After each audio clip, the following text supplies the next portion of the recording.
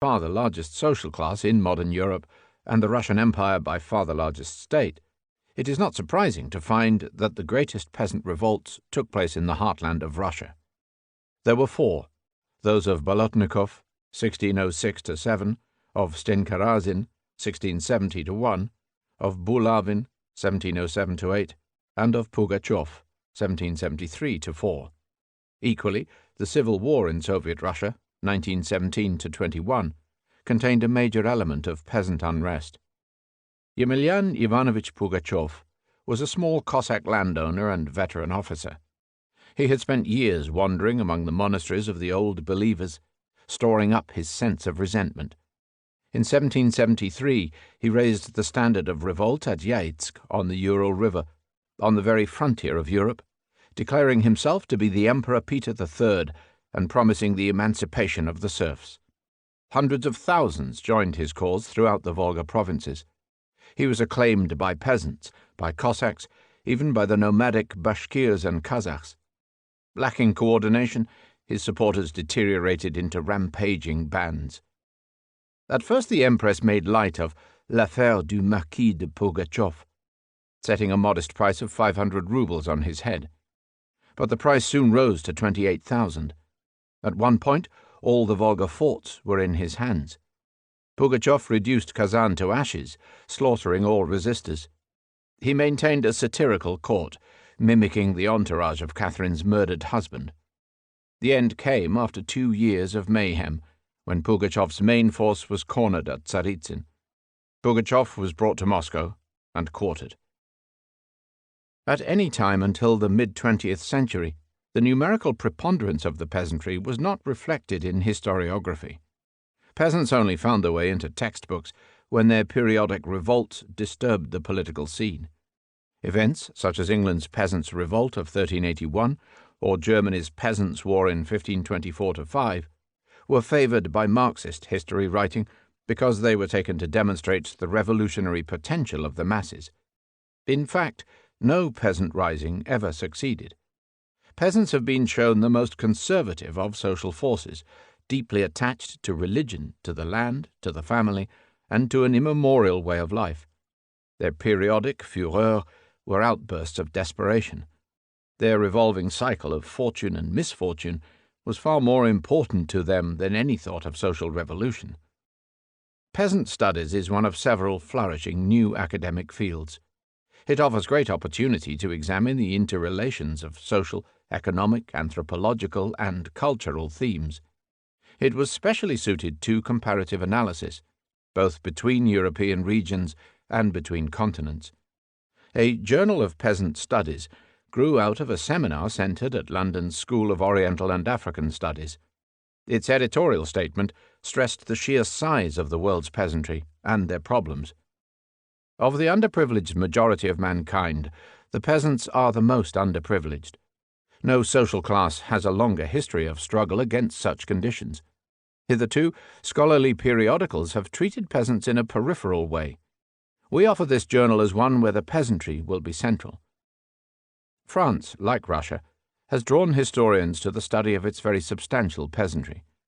A multi-volume Economic and Social History of France was to inspire the second generation of the Annales team. The key volume was written by Leroy-Ladurie, whose analysis combines the thematic factors of territory, demography, and economy with chronological periodization over 4 centuries. The rural renaissance of the late 15th century followed the earlier destruction of the full world and preceded the trauma of civil wars and the drift, reconstruction, and crisis of a 17th century ecosystem which would survive the revolution. Numerous studies have been made of revolts in the French countryside, the tithe strikes of the 16th century, the revolt of the Pito against the salt tax in Guyenne, the Croquants and Nouveaux Croquants in the Limousin Périgord, the Gautier and Nu-Pieds in Normandy, the enigma of the rural Fronde, and the repeated insurrections in Provence. Attempts have been made to link the rhythms of peasant unrest in France to those in Russia and even China. The historian of insurrections in Provence demonstrates that peasant revolts were interlaced with other forms of social unrest. He proposes a typology of 5 categories of revolt. 1. Factional struggles within the nobility or bourgeoisie. 2. Struggles between the menu peuple and the well-to-do. 3. Popular action by the peasants against one of the political factions. 4. Struggles between different peasant action groups. 5. United struggle of the whole community against outside agencies. Anthropological studies are specially fruitful. They reveal the universal, immemorial qualities of peasant life. Sicilian reapers sing as peasants sang for centuries from Galway to Galicia. Fly, fly, sharp sickle. The countryside is all full with goods, for the joy of the landlords. How sweet is the good life. Tutru-tu, tutru-tu. The pig was 4 scudi. Rich and poor, we are all cuckolds. Sonata. In origin, sonata referred to music that was sounded, not sung. But in the 18th century, it was applied to a particular form of composition that came to dominate almost all instrumental music. Sonata form occupies a central place in the work of the classical composers, from Haydn to Mahler. It is to be contrasted with the polyphonic style of the preceding era, and it embodied the conventions against which later modern styles were to react. It has 2 aspects: the division of compositions into a formal sequence of movements, and the elaboration of homophonic harmony. Sonata form had no single starting point. An early manifestation was Gabrielli's Sonata Pianoforte, for violin, cornet, and 6 trombones. But its codification into 4 set movements did not occur until the work of Arcangelo Corelli of Bologna. It was developed in the keyboard compositions of C.P.E. Bach and was brought to perfection by Haydn and Mozart. Its theoretical foundations were foreshadowed in J.P. Rameau's Traité d'Harmonie, but were not fully expounded until Karl Czerny's School of Practical Composition, 20 years after the death of its greatest exponent, Beethoven. Conventional sonata form divides the musical work into 4 contrasting movements. The opening allegro, in fast tempo, has parallels with the operatic overture. The slow second movement grew out of the Baroque aria da capo. The third movement, usually minuet and trio, was based on the dance suite. The finale returns to a key and tempo reminiscent of the opening. Each of the 4 movements follows a standard pattern consisting of the exposition of melodic subjects, their harmonic development, and at the end their recapitulation, sometimes with a related coda or afterthought. Homophony is the opposite of polyphony. It is characterized by music based, like hymn tunes, on a progression of chords, whose constituent notes do not possess either melodic or rhythmic independence. Classical harmony, therefore, is the opposite of polyphonic counterpoint. The scene of J.S. Bach composing his Art of Fugue in an empty church in Leipzig symbolizes the passing of the polyphonic era. The scene of Beethoven, weary but sublimated, struggling to complete his 5 last quartets, may be taken as the summit of homophony. Beethoven considered his Quartet in C-sharp minor, opus 131, to be his finest work. In it, he expounds each of the elements from which sonata form had grown: an opening fugue, a single-theme scherzo, a central aria with variations, and a sonata within a sonata on the inverted fugue. It has been called a cycle of human experience and a microcosm of European music. In that span from 1750 to 1827, Haydn, Mozart, and Beethoven composed between them over 150 symphonies, over 100 piano sonatas, over 50 string quartets, and numerous concertos, all in sonata form. These works form the core of the classical repertoire. Strad. La Messie, the Messiah, bears the most prestigious of all labels. Antonius Stradivarius Cremonensis faciebat anno 1716. It was one of 10 violins, still in the workshop of Antonio Stradivari, almost 40 years after his death, and was sold by his sons to Count Cozio di Salabue in 1775. Apart from a dozen years in the possession of the French music teacher Delphin Allard, Il Salabue belonged exclusively to dealers, Tarisio, Vuillaume, and W. E. Hills. Tarisio was always promising to show it to his friends, but never actually did so. "It's like the Messiah," one of them said. "Always promised, never produced." The instrument, rarely played, sits in virtually mint condition in its humidified case in Oxford's Ashmolean Museum. It is nothing remarkable to look at. Unlike the long strads of earlier date, it has the standard body length of 356 millimeters. It has a straight-grained belly, angular corners, plain purfling, slanting F-holes, and a two-panelled back in flamed walnut.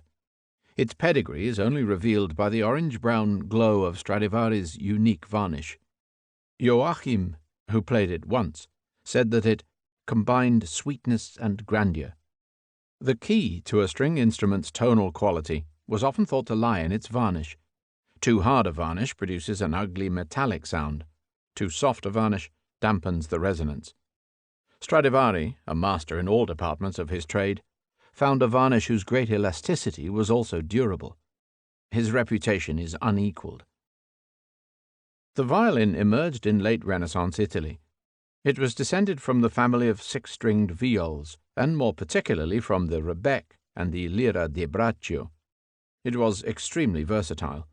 Its fine melodic quality suited it for solo purposes, whilst it was the natural leader of the string group of violin, viola, cello, and double bass. As the common fiddle, it was easily adopted for dance music. Small, portable, and relatively inexpensive, it soon became the universal workhorse both of Europe's popular and of its classical music. With the exception of Jacob Stainer in Tyrol, all the master violin makers, from Maggini of Brescia to Amati and Stradivari of Cremona, and Guarneri of Venice, were Italian. The art of violin playing was greatly advanced by the development of systematic teaching methods, including those of Leopold Mozart and of G. B. Viotti. The Paris Conservatoire, from 1795, was the predecessor of similar institutions in Prague, Brussels, Vienna, Warsaw, London, St. Petersburg, and Berlin. A striking feature of violin playing from the mid-19th century to the mid-20th centuries was the marked predominance of East Europeans. The phenomenon may possibly reflect the traditions of fiddle playing among Jews and Gypsies, and, more probably, the special status of music-making in politically repressed cultures. At all events, Niccolò Paganini was for a long time the first and last of the greats who was not either East European or Jewish or both. Joseph Joachim of Vienna and Henryk Wieniawski, a Pole from Lublin who helped launch the St. Petersburg School, were founders of the magnificent line which ran through Kreisler, Isai, and Szigeti to Heifetz, Milstein, Oestrach, Schering, and Isaac Stern. All played their strads. The Messiah is one of the very few Stradivaris which, sadly, was destined to be seen but not heard. Modern craftsmen pay special attention to the choice of timber, variations in thickness and curvature, and effect of aging. Eros. It has been stated that he left no stone unturned. Friedrich Augustus, Elector of Saxony and King of Poland, is said to be the father of some 300 children, including Maurice de Saxe, Marshal of France. His wonderful amours attested both to his Catholic taste and his phenomenal stamina. Apart from his wife, Eberdina of Bayreuth, he cultivated the favours of a covey of concubines, official, confidential, and top secret. Maurice de Saxe was the son of the Swedish Countess Aurora of Königsmark. His half-brother, Count Rotowski, was the child of Fatima, a Turkish girl captured at Buda. His half-sister, Countess Orzelska, of Henriette Duval, daughter of a Warsaw wine merchant. On the official list, the Countess d'Estelle was followed by Madame Teschen, Madame Hoym, Madame Cosel, Maria, Countess Denhof, but not, exceptionally, by the ex-mistress of the British ambassador in Dresden. Friedrich Augustus would have been a great king if only his political ventures had been half as well aimed as his spermatozoa. Spoilsports estimate his progeny at 8. Euler. In 1765, The Russian ambassador at Berlin was authorized to invite a one-eyed man to St. Petersburg and not to spare the cost. Leonhard Euler accepted on condition that he received the directorship of the Russian Imperial Academy, a vast salary of 3,000 rubles, a pension for his wife, and high appointments for his 4 sons. His conditions were met without demur. 5 years earlier, when the Russian army had vandalized his farm at Charlottenburg, the Tsar had compensated him richly. For Euler was the supreme mathematical wizard of the age. By common accord, his only peer in the history of mathematics was C.F. Gauss, who was born in Brunswick 10 years after Euler left Berlin. It was said that Euler calculated as other men breathe or eagles soar. Son of a Swiss pastor and educated at Bâle, he possessed a phenomenal memory. He could recite the whole of Virgil's Aeneid, including the numbers of the lines and pages. He first went to Russia as a young man in the company of the Bernoulli brothers, before being head-hunted by the agents of Frederick the Great. His output was as prolific as it was original. He wrote 886 scientific works and approximately 4,000 letters, at an average rate of 2 printed pages per day over 5 decades. The Russian journal, Commentarii Academiae Scientiarum Imperialis Petropolitanae, was still publishing the backlog of his articles 45 years after his death. He discovered any number of theorems, invented the calculation of sines, completed the search for the numerical evaluation of pi, and posited the existence of transcendental numbers. Euler's theorem demonstrated the connection between exponential and trigonometric functions. E to the ix equals cosine x plus I times sine x. Euler's prestige brought the Russian Academy into the mainstream of European science. The brilliant school of mathematics at St. Petersburg long outlasted him. But he was reluctant to talk about it. When pressed on the matter at Potsdam by Frederick the Great's mother, he replied, "Madam, in that country they hang those who talk." Such, however, was Euler's authority, that the symbols employed in his textbook, Introductio in Analysis Infinitorum, were to provide the basis for standard mathematical notation. He was instrumental in promoting for mathematicians a universal medium of communication of a type which, for the purpose of everyday life, Europeans never developed. Market. Dr. Adam Smith was the ultimate absent-minded professor. He once brewed an infusion of bread and butter and pronounced it a very bad cup of tea.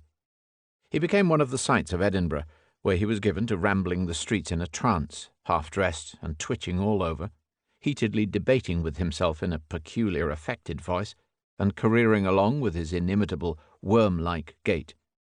He once walked straight into a tanning pit in full discourse. Virtually unmarriageable, he always lived with his mother.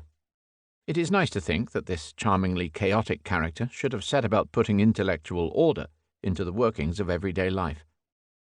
Together with his friend David Hume, Smith was one of the stars of the Scottish Enlightenment in an era when English academic life slumbered. He was in close touch with Johnson, Voltaire, Franklin, Quesnay, Burke. When the elderly professor was received by the King's ministers, they all rose to their feet. "We all stand, Mr. Smith," said William Pitt, "because we are all your scholars." Smith's career started at the age of 28 with the chair of moral philosophy at Glasgow, where he published his Theory of Moral Sentiments.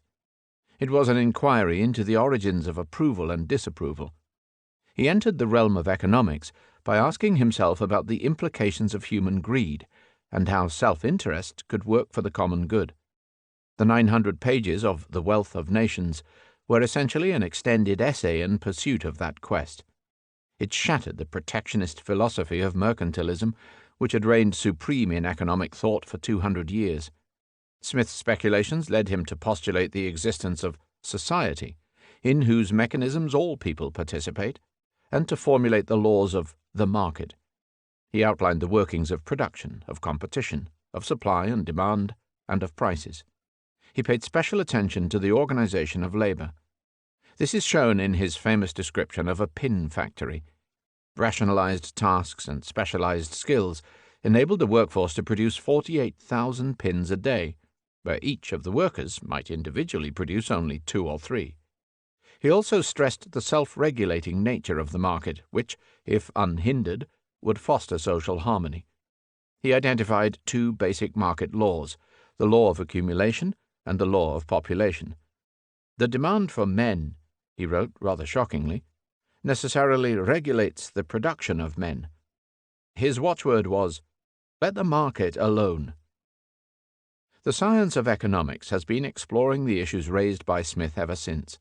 The trail leads from Ricardo, Malthus, and Marx, via Hobson, Bastiat, and Marshall, to Veblen, Schumpeter, and Keynes. In Smith's hands, it was a branch of speculative philosophy, and its greatest practitioners have recognized the fragility of their conclusions. In the popular mind, however, economics has greater pretensions. It has moved into the void left by the decline of religion and the moral consensus, and it is increasingly seen as the main preoccupation of public policy, a panacea for social ills, the source even of private contentment. From being a technical subject, explaining human society in the way that medicine explains the human body, it threatens to become an end in itself, laying down goals, motives, incentives. Smith, the moralist, would have been appalled. Comenius. When Jan Amos Komensky died in Amsterdam on the 15th of November, 1670, he was generally thought to have been the chief crank of a totally lost cause. He was the last bishop of the sect of Czech Brethren. He had been in exile for nearly 50 years, and his grand œuvre, setting forth a pansophic vision of universal peace and culture, remained unfinished. His prophecies regarding the overthrow of the Pope, or the end of the world in 1672, had only excited ridicule. Born in Moravia in 1592, Komensky had spent a lifetime fighting the tide. Widely travelled and educated at Heidelberg, he had hoped to remain headmaster of the Brethren's school at Fulneck. But the Habsburg triumph in Bohemia drove him in 1621 to Poland, and the persecution of pro-Swedish Protestants in Poland in 1657–8 drove him on to the Netherlands. He spent much of his energies publicizing the fate of Bohemia, writing on pedagogics, or acting as an itinerant educational consultant. In this latter capacity, he paid extended visits to England, Sweden, and Transylvania.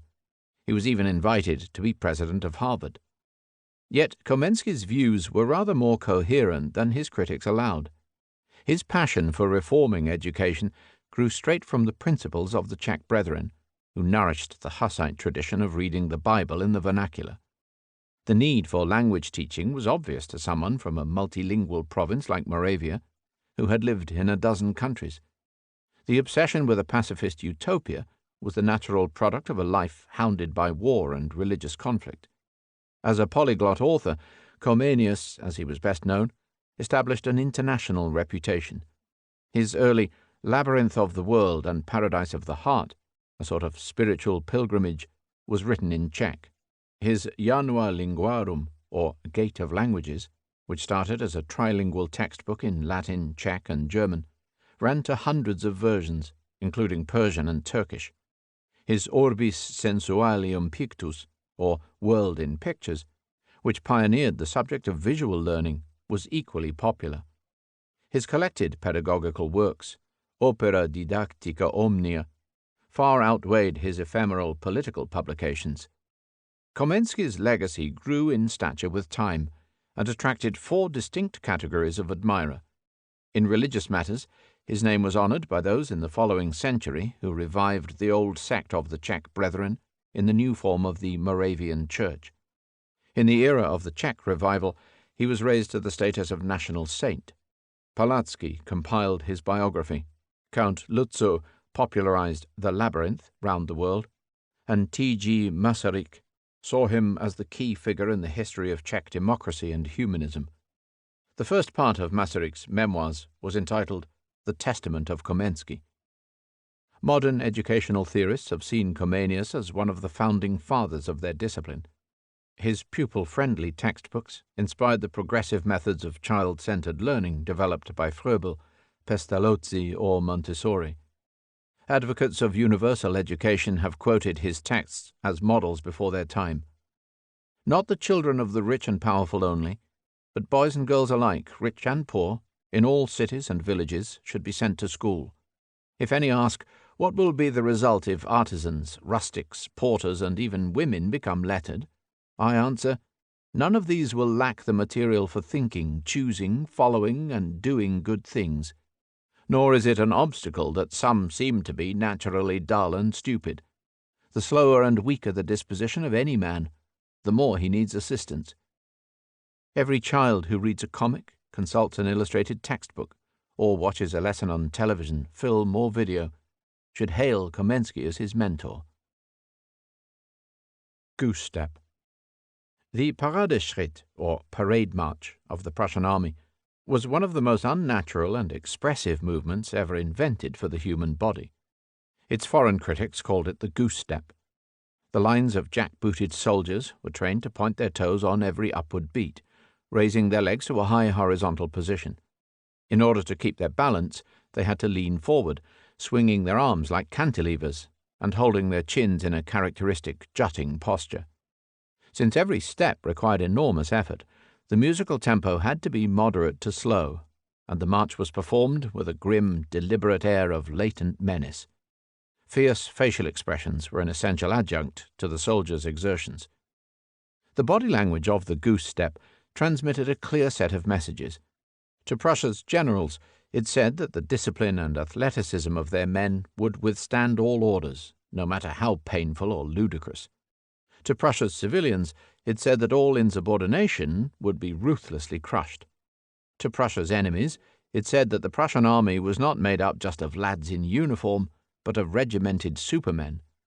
To the world at large, it announced that Prussia was not just strong, but arrogant. Here, quite literally, was the embodiment of Prussian militarism. The ethos of the goose step contrasted very sharply with the parade ground traditions of other armies. The French army, for example, took great pride in the highly accelerated marching tempo of its light infantry, which, with bugles blaring, exuded the spirit of élan, or dash, that was so much cultivated. The headlong charge of the Polish cavalry, who used to stop 1 foot short of the commander's saluting base, demonstrates an exhilarating mixture of horsemanship and showmanship. In London, the magnificently slow march of the Royal Foot Guards, with its instant of frozen motion in the middle of each stride, exuded a temper of serenity, confidence, and self-control that was quintessentially British. The career of the goose step has been a long one. It was recorded in the 17th century and was still alive at the end of the 20th. It was a standard feature of all military parades in Prussia and Germany until 1945. It was exported to all the armies of the world which were trained by Prussian officers, or which admired the Prussian model. In Europe, it was adopted by the Russian army, later by the Red Army and by all the Soviet satellites. It was rejected by West Germany's Bundeswehr, but was kept in being by the Army of the German Democratic Republic until 1 month before the DDR's collapse in November 1990. In 1994, it was still being performed in Moscow by the special squads of KGB troops who had been high-stepping in slow motion round Lenin's mausoleum for the past 70 years. Cravat. The French word cravate, necktie, has been taken into almost every European language. In German it is cravata, in Spanish corbata, in Greek gravata, in Romanian cravata, in Standard Polish kravat, in Krakow, eccentrically, kravatka. In English, it acquired the special meaning of a linen or silk handkerchief passed once or twice round the neck outside the shirt collar. In the standard French litré, it is given 2 alternative meanings. 1. Cheval de Croatie. 2. Pièce d'étoffe légère que les hommes et quelquefois les dames mettent autour du cou. All sources agree that it derives from an old form of the adjective for Croat, or, as a Croat would say, Hrvati. Exactly how an East European adjective became permanently attached to one of the commonest items of European clothing is a matter for conjecture. One theory holds that Napoleon admired the scarves worn by captive Habsburg soldiers. This is clearly a misattribution, since Littré cites Voltaire using the word long before Napoleon was born. Vous figurez-vous ce diable habillé d'écarlate? Un serpent lui sert de cravate. Do you see this devil dressed in scarlet? He's wearing a snake in place of a cravat. Louis XIV is perhaps nearer the mark. Croat mercenaries in the French service at Versailles are the likeliest source of the fashion which spread all over the world. At all events, people who deny the influence of Europe's smaller nations should remember that the Croats have the rest of us by the throat. In Croatia, as it happens, men can choose to adorn their necks either with the native mashna or with the re-imported cravata. Alsace. One day in 1670, the French army seized the Rhine bridge at Strasbourg and burned it. This was the signal that the French were not content with the part of Alsace acquired by the Treaty of Westphalia, and would not rest until Strasbourg itself was theirs. At the time, Strasbourg was the second city of the Holy Roman Empire, entirely German in character, its language the same Alemannic dialect spoken on the other side of the Rhine. But Louis XIV was implacable. Thanks to the dubious stratagem of the Réunion, Strasbourg would soon be absorbed, together with the whole of Alsace. Though the local dialect would survive, the province would become the touchstone of French unity. German restorations in 1870 to 1918 and 1940 to 5 would not last. On the other eastern flank of the empire, in Silesia, the great city of Breslau was ruled on behalf of the Austrian Habsburgs by the last prince of the Silesian Piasts. Silesia's origins were no more Austrian than Alsace was French. Silesia's first connections were Polish and, until 1526, Bohemian. Just as the native language and culture of Alsace were to resist every attempt to Frenchify them completely, so the Silesian Slavs would hold out against the waves of Bohemian Germans, Austrians, and Prussians, who came to dominate their province over the centuries. On the other eastern flank of Poland, in the province of Red Ruthenia, the great city of Lvov had been ruled by Poland for over 300 years. It was far more Polish than Strasbourg was French or Breslau Austrian. Its Jewish community, too, had enjoyed great continuity. Yet the origins of Lvov, or Lviv, were not Polish but Ruthenian. In 1670, its career as a premier centre of Uniate Ukrainian culture was in its infancy. On the other eastern flank of Ruthenia, the great city of Kiev on the Dnieper had just been conquered by Moscow. The Russian Orthodox Church was establishing its supremacy over central Ukraine and launching the myth that Kiev was the cradle of Russian civilization. Strasbourg, Breslau, Lvov, and Kiev had more in common than they knew. All were cosmopolitan capitals of multinational provinces or countries, for whom exclusive national claims would prove particularly destructive. By 1945, each had been relaundered many times. Alsace had changed hands between France and Germany 4 times over. Silesia, alias Schlansk or Schlesien, had been fought over regularly by Austria, Prussia, Germany, and Poland. Red Ruthenia, alias East Galicia, Western Ukraine, or Eastern Małopolska, had been disputed by Austrians, Poles, and Ukrainians at least 6 times. Central Ukraine had been torn apart by Russians and Germans, Ukrainians and Poles, Reds and Whites, Nazis and Soviets, at least 20 times. When Strasbourg was made capital of the Council of Europe in 1949, the Iron Curtain shut out the city's eastern counterparts. Indeed, since the German population of Breslau had been forced to leave, since Breslau had just become Wrocław through the mass influx of Polish refugees from Lvov, and since Lviv was swamped by an influx of Russians, resentments were running high. The internal frontiers of the Soviet bloc were every bit as impermeable as the Iron Curtain. The process of reconciliation, which started in the West, could not reach the whole of Europe for almost 50 years. Grote Markt. In 1695, the Grote Markt, or Grande Place, of Brussels, was reduced to cinders when one of France's more inept marshals, the Duke of Villeroy, bombarded the city with red-hot shot. In that one engagement, when the armies of Louis XIV advanced into the Spanish Netherlands, they destroyed 16 churches, 4,000 houses, and a civic square which has been described as a perfect image in stone of our European political culture at its finest. Laid out in the decades after 1312, when Brussels was granted its charter, the expanse of the Grote Markt had seen the jousting tournaments of the Dukes of Brabant and of Burgundy. On the south side, the Gothic City Hall supported a slender, soaring belfry 160 feet high, surmounted by a gilded statue of St. Michael. Opposite, the Renaissance Maison du Roi had housed many dukes, but never a king. On either flank rose the tall guild houses of the 9 Nations, among them the Baker's Dome of Le Roi d'Espagne, the statued facade of the Archer's House, La Louve, and the poop-shaped upper story of the boat builders. In front of them, the cobbled pavement had witnessed the hanging of Egmont and Horn. In 1795, it would resound to Dumourier's declaration of the French Republic, and in 1830 to skirmishes with Dutch troops. Nowadays, it is the setting for the annual Omergang procession, headed by actors playing out the court of Charles V. Otherwise, it has been taken over by flower sellers, the Sunday bird market, and, until recently, by parking lots. Brussels was handsomely restored under Austrian rule after 1713, and extensively renovated when it became capital of the Kingdom of Belgium in 1830. In the 19th century, linked by a pentagon of boulevards, the new districts spread over the nearby hills. The Coudenberg received the royal palace, the government ministries, and the parliament.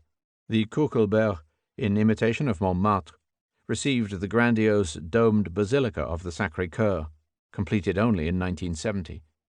The gleaming metallic molecule of the atomium recalls the Universal Exhibition of 1958. The modern Cité de Berlaymont houses the headquarters of the European Commission, Zaventem the headquarters of NATO. Since 1971, Brussels has formed a bilingual region within Belgium's 3 linguistic cantons, equal in legal status to its Flemish-speaking, French-speaking, and German-speaking counterparts. Originally a predominantly Flemish city, it now displays the most complicated linguistic patterns, including French, Turkish, and even English sectors. Sentimental observers have seen Brussels as a fitting capital for the future Europe, because it has supposedly overcome its own and its neighbours' nationalism. It has been described as the mouth of a tunnel of history, reaching back under the dark mountain of modern nationalism to the wonderful model of multicultural, polyphonic Burgundy. It may be so, but extravagant intellectual pretensions do not fit the local style.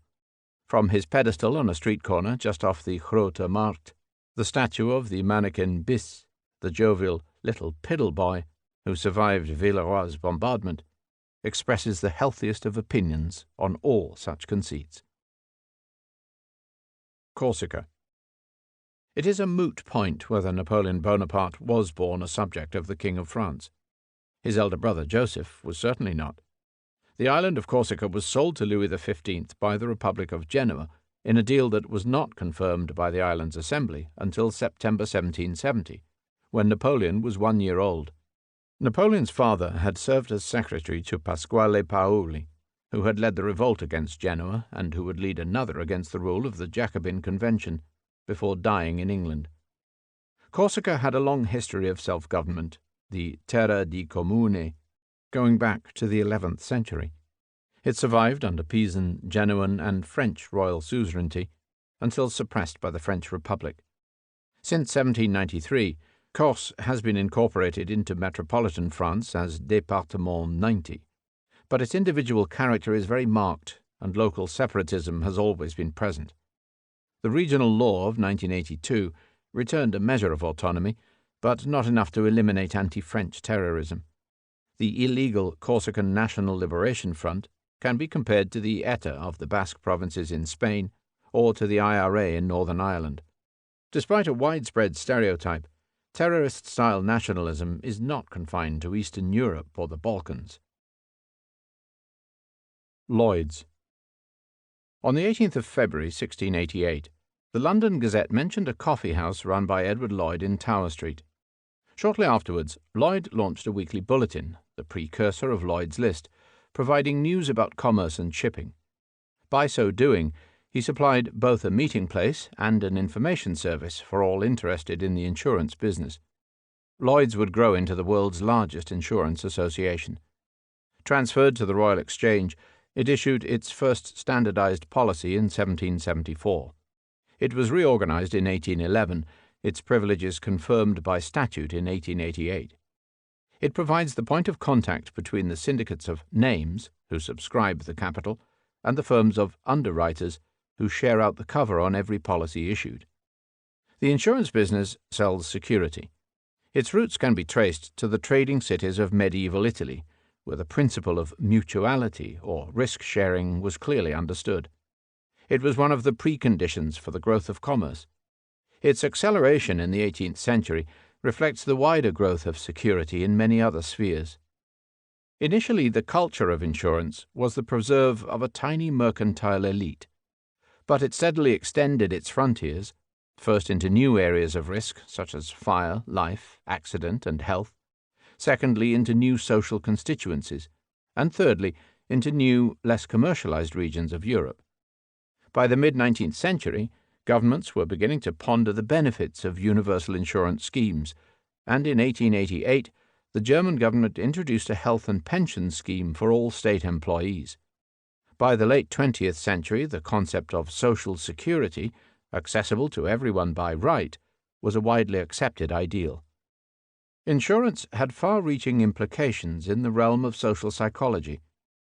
If chronic insecurity had encouraged traditional beliefs in religion and magic, the advance of material security was bound to have its effect on popular responses to the great imponderables of luck and death. In 1693, the Royal Society commissioned Edmund Halley to prepare a statistical report on the degrees of mortality of mankind. It was worried by a recent financial disaster resulting from annuities sold without reference to age. Halley found that the only suitable data came from Breslau, now Wrocław, in Austrian Silesia, where the registration of deaths included the age of the deceased. By analyzing 6,193 births and 5,869 deaths in Breslau for the years 1687 to 91, he was able to draw up a table showing the age cohorts of the population, the estimated population totals in each cohort, and the annual number of deaths at each age. From this, he demonstrated the principle of life expectancy and the varying probabilities of death. Halley's Breslau table was the pioneer of all actuarial calculations. It robbed Providence of its monopoly on human mortality. Mason. On St. John Baptist's Day, 1717, representatives from London's 4 existing Freemasons' lodges met at the Goose and Gridiron alehouse to form a Mother Grand Lodge of the World, and to elect their first Grand Master. Though the minutes did not survive, historians of Freemasonry do not question that the meeting took place, or that London's Grand Lodge was henceforth the nerve centre of an international movement. The earlier history of Freemasonry is murky. The story of a 13th-century papal bull creating a society of church builders is pure fiction. Connections with the medieval Comessine or Steinmetzen, still more with an underground association of ex-Templars, are quite unproved. A report of 1723 contained the jingle, "If history be no ancient fable, Freemasons came from the Tower of Babel." The earliest reliable references point to 17th-century Scotland and to contacts with England made during the Civil War. Elias Ashmole, the antiquary, astrologer, and founder of the Oxford Museum, made a note of his own initiation in his diary. 1646, October 16th, 4:30 p.m. I was made a Freemason at Warrington in Lancashire with Colonel Henry Mannering of Cheshire. The names of those who were then of the lodge: Mr. Rich Penkett, Warden; Mr. James Collier; Mr. Rich Sankey; Henry Littler; John Ellam; Richard Ellam; and Hugh Brew. The air of mystery surrounding Freemasonry is deliberately cultivated. It is attractive to sympathizers, offensive to opponents. Non-initiates are left guessing about its rituals, its hierarchy, its pseudo-Oriental jargon, its signs and symbols, and its purposes. The compass and square, the apron and gloves, and the circle on the floor are obviously designed to encourage belief in the movement's medieval guild origins. But it is the alleged oath of secrecy which has caused the greatest controversy. According to one account, the blindfolded initiate was asked, "In whom do you put your trust?" and answered, "In God." "Where are you travelling?" and answered, "From west to east to the light." He was then required to promise on the Bible not to reveal the society's secrets, under no less penalty than having my throat cut across, my tongue torn out, and my body buried in the rough sands of the sea.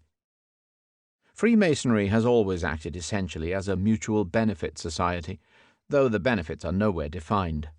Its enemies have often maintained that it is anti-feminist, since it does not admit women, and anti-social as well as anti-Christian, since its members supposedly help each other with political, commercial, and social contacts to the detriment of others.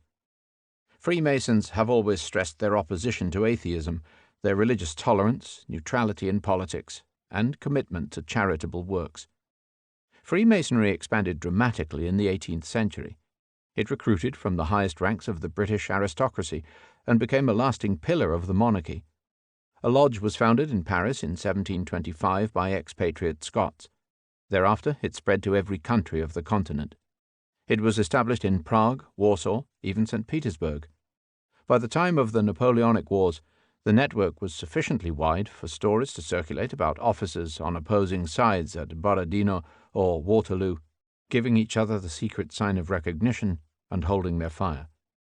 In the Catholic countries, Freemasonry took an anti-clerical turn and played an important role in the radical Enlightenment. Its members were often deists, philosophers, critics of church and state. In Austria, for example, where the papal bulls denouncing it were not published, it was extremely active in the promotion of the arts until its suppression in 1795. In France, it contributed to the pre-revolutionary ferment. In the 19th century and beyond, it would be strongly associated with the cause of liberalism. The response of the Catholic Church was unequivocal. The Vatican regarded Freemasonry as evil. From the bull In Eminenti to Ab Apostolici, the popes condemned it on 6 separate occasions as conspiratorial, wicked, and subversive. Loyal Catholics could not be Freemasons, who were often classed in ultra-Catholic circles as a public enemy alongside Jacobins, Carbonari, and Jews. Totalitarian regimes of the 20th century were still more hostile. Freemasons were consigned to concentration camps by both fascists and communists. In many parts of Europe they could only rebuild their activities after the fall of fascism, or in the East, after the collapse of the Soviet bloc. Controversy about the role of Freemasonry continues, but the most impressive document about Freemasonry is its membership list, which is said to include Francis I of Austria, Frederick II of Prussia, Gustav IV of Sweden, Stanisław August of Poland, and Paul I of Russia. Wren, Swift, Voltaire, Montesquieu, Gibbon, Goethe, Burns, Wilkes, Burke, Haydn, Mozart, Guillotin, and Marat, Generals Lafayette, Kutuzov, Suvorov, and Wellington, Marshals MacDonald and Poniatowski, Talleyrand, Canning, Scott, Trollope, O'Connell, Pushkin, Liszt, Mazzini, Garibaldi, and Kossuth, Leopold I of Belgium, William I of Germany, Eiffel, Tirpitz, Scharnhorst, Masaryk, Kerensky, Stresemann, and Churchill, and all British kings except one from George IV to George VI, which shows that the greatest of international secret societies was not completely secret. Philibeg. In 1727, the chief of the Clan MacDonald of Glengarry entered the iron-smelting business. He leased the forest of Invergarry to a Quaker forge-master from Barrow in Lancashire, Thomas Rawlinson, and raised the workforce to cut the timber and man the furnace. Rawlinson, who visited regularly, noticed that the clansmen's traditional attire, the long brecon or belted plaid, was hampering their labour. So, consulting the garrison tailor at Inverness, he designed a shorter, pleated, knee-length garment, which would soon be known as the fairly beg, the philibeg, or small kilt. In this way, the central item of Scotland's supposedly ancient Highland costume was invented by an Englishman. Soon afterwards, the second Jacobite rising was defeated, and the Westminster Parliament banned all Highland dress. For 40 years the kilt could not be worn in public, except by the Highland regiments which the British Army was busy recruiting, the Black Watch, the Highland Light Infantry, the Seaforth Highlanders, the Camerons, the Argyll and Sutherlands, and the Gordons. In those same decades, whilst the Highland Society in London campaigned for the return of the kilt, male civilians in the Highlands took permanently to trousers. In 1822, George IV paid the first royal visit to Edinburgh since the Union. Sir Walter Scott, the novelist, acted as a master of ceremonies. The Highland regiments, who had covered themselves in glory at Waterloo, were paraded in full kilted splendour. All the clan chiefs of Scotland were urged to attend in traditional costume. They too wore kilts, each in a distinctive tartan. Checkered plaid had been woven for centuries by a thriving industry, which supplied the trews or tapered breeches of the well-to-do. But its colourful sets, or patterns, had been loosely associated with regions, not with clans, and it had not been used by ordinary folk. The most famous of the sets, the black and green tartan of the Campbells, which would be given to the Black Watch, had been known in the trade as Kid No. 155, after a Caribbean planter who ordered it for his slaves. Yet the Highland regiments and the gathering of 1822 combined to establish the custom of linking each set with one particular clan name. They were greatly assisted by the later publication of a finely illustrated but spurious work, the Vestiarium Scoticum, written by two charlatan brothers, the self-styled Sobieski Stewarts, who held romantic court on the island of Eilenegus near Inverness. The allocation of tartans completed a remarkable process of cultural invention which had been evolving over 2 centuries. In the first stage, after the founding of the Presbyterian colony in Ulster, the obviously Irish origins of Highland civilization were neglected, then repudiated. A new, exclusively Scottish history and literature were compiled, not least by the brilliant fake poetry of James Macpherson's Ossian. Supposedly ancient and original Highland customs, like the kilt, proved attractive, since they met the demand for an unambiguous national pedigree. In the final stage, which started with the Act of Amnesty, masses of Highland refugees crowded into the lowlands, and the new traditions were adopted by Scots of all ilks as a mark of their non-Englishness. This highly romantic game was abetted by Queen Victoria, who acquired the estate of Balmoral in 1848, and invented a Balmoral tartan for her own very un-Scottish consort and family. The MacDonalds of Glengarry did not see the end of this revolution.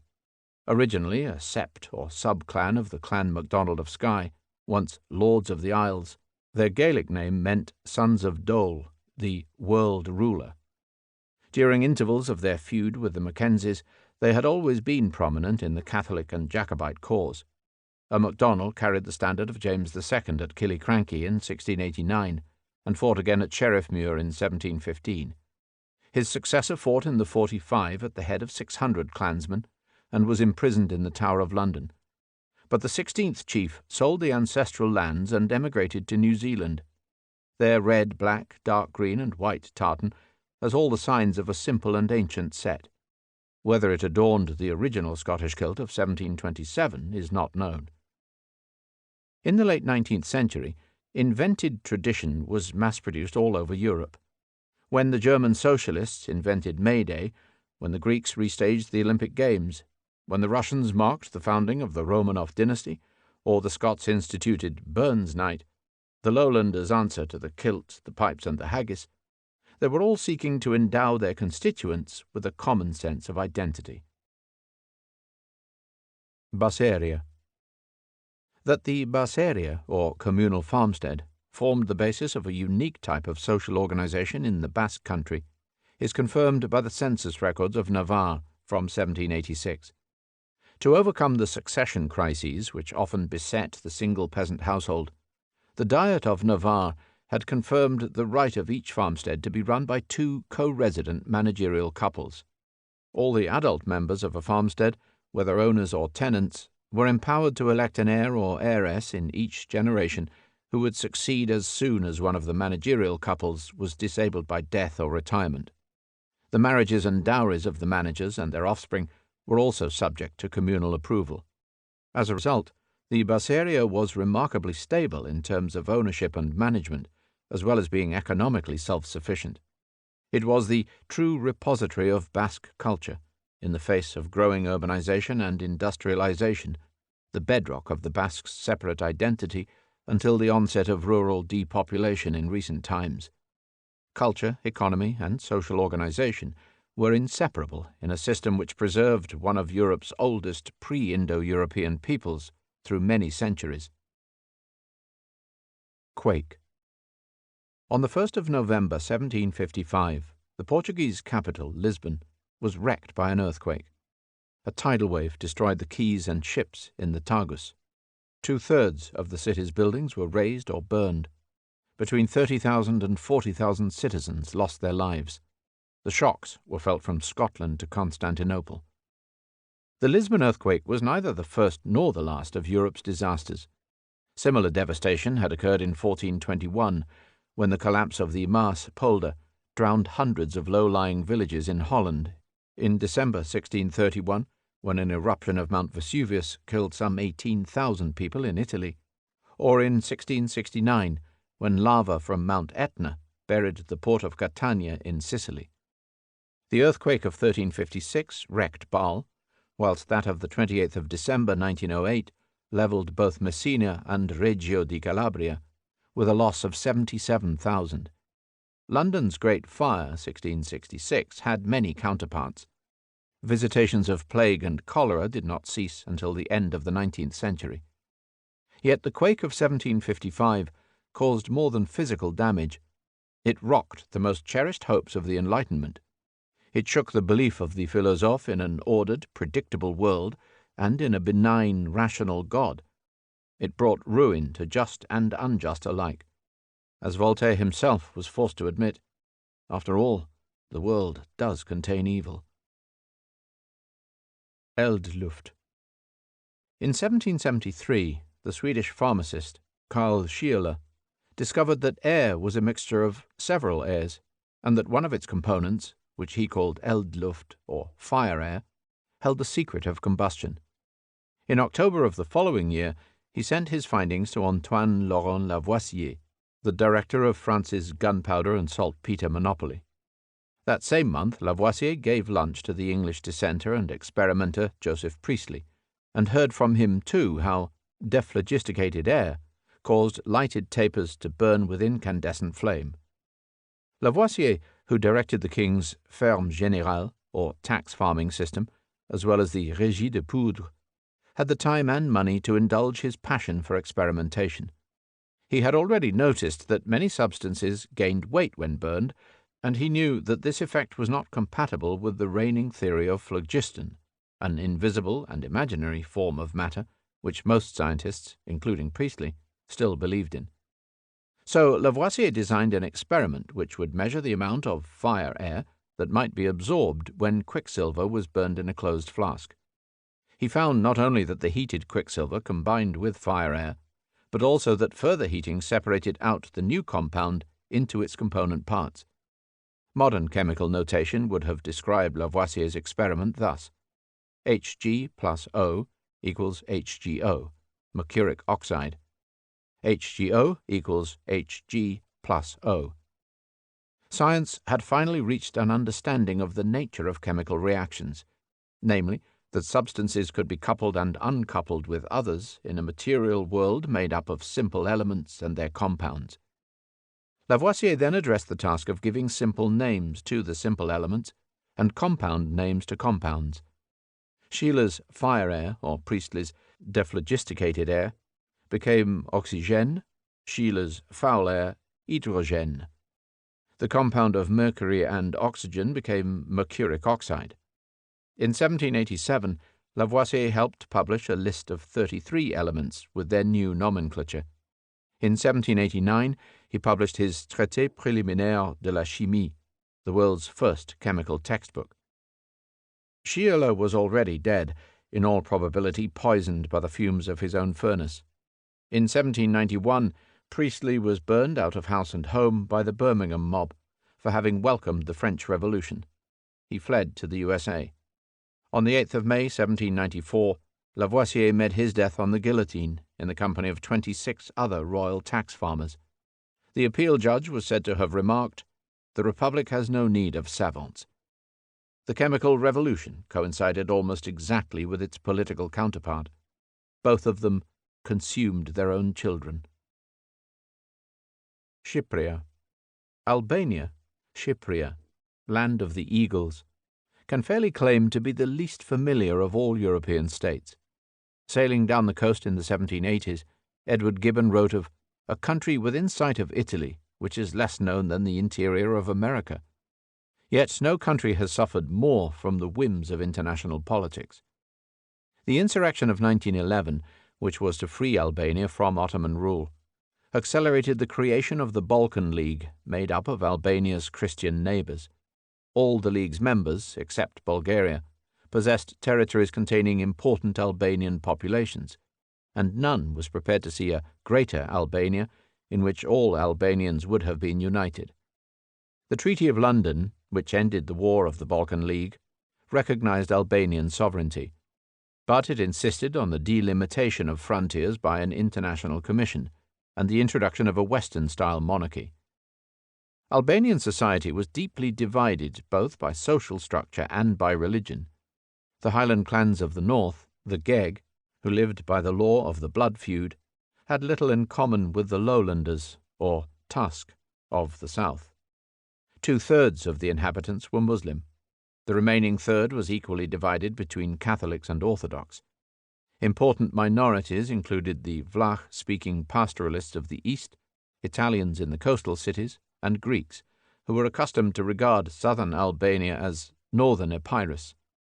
During the First World War, Albania was invaded both by Serbia and by Greece. By the Second Treaty of London with Italy, the Allied powers secretly promised to turn Albania into an Italian protectorate. The Albanian monarchy suffered a checkered fate. The first umbret, or king, Wilhelm von Wied, landed in March and fled in September.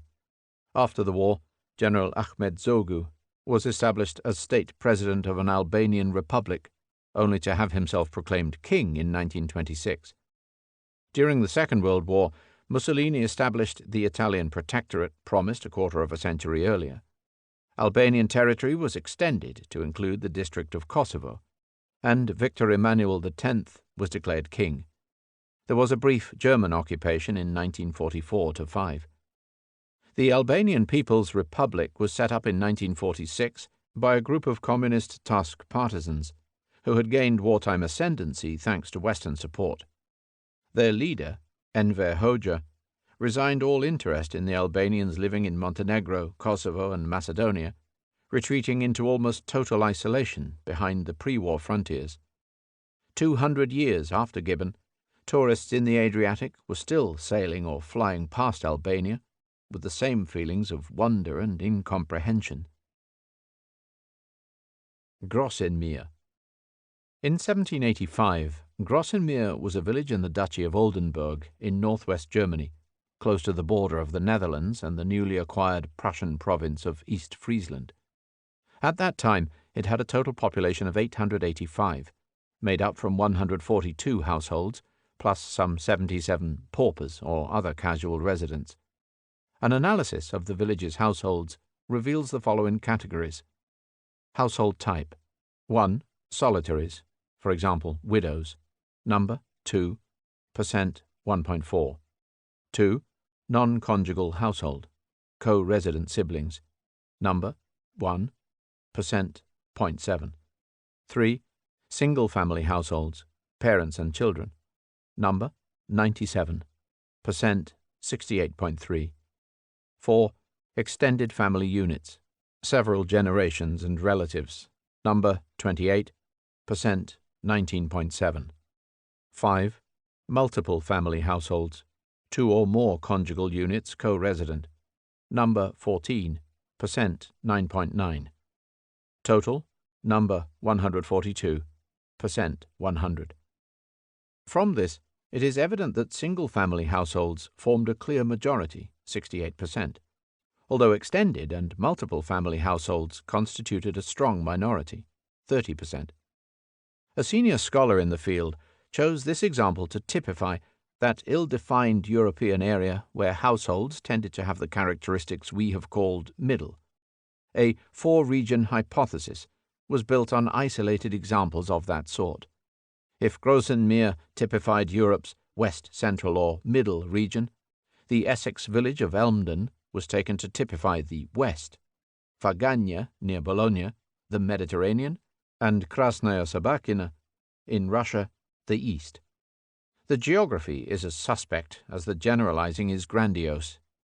The hypothesis was presented as the refinement of an older scheme, taken to be universally accepted, which had presumed to divide the traditional European family into two still simpler types, west and east. Grossenmeer was taken to be a variation on Elmdon, where no less than 73% of households conformed to the simple type, whilst Faganya was taken as a variation on Krasnaya Sabakina, where 86% of households were of extended or multiple type. Comparative social history is an extremely fruitful subject, but it is an absolute principle that like must be compared with like. To compare a village in pre-industrial Germany with one at the industrializing height of Victorian England is dubious.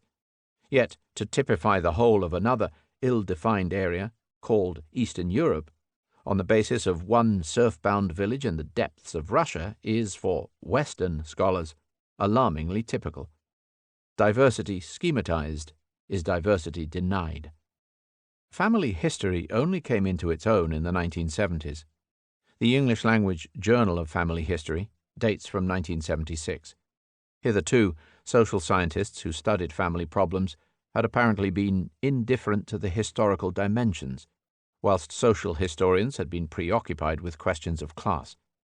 Many scholars had assumed that a large, traditional, patriarchal form of household had existed in Europe since time immemorial, and hence that there was not much to study until the onset of modernization. The work of pioneers such as Frédéric Leplay, whose Organisation de la Famille introduced a typology of families, was not widely known.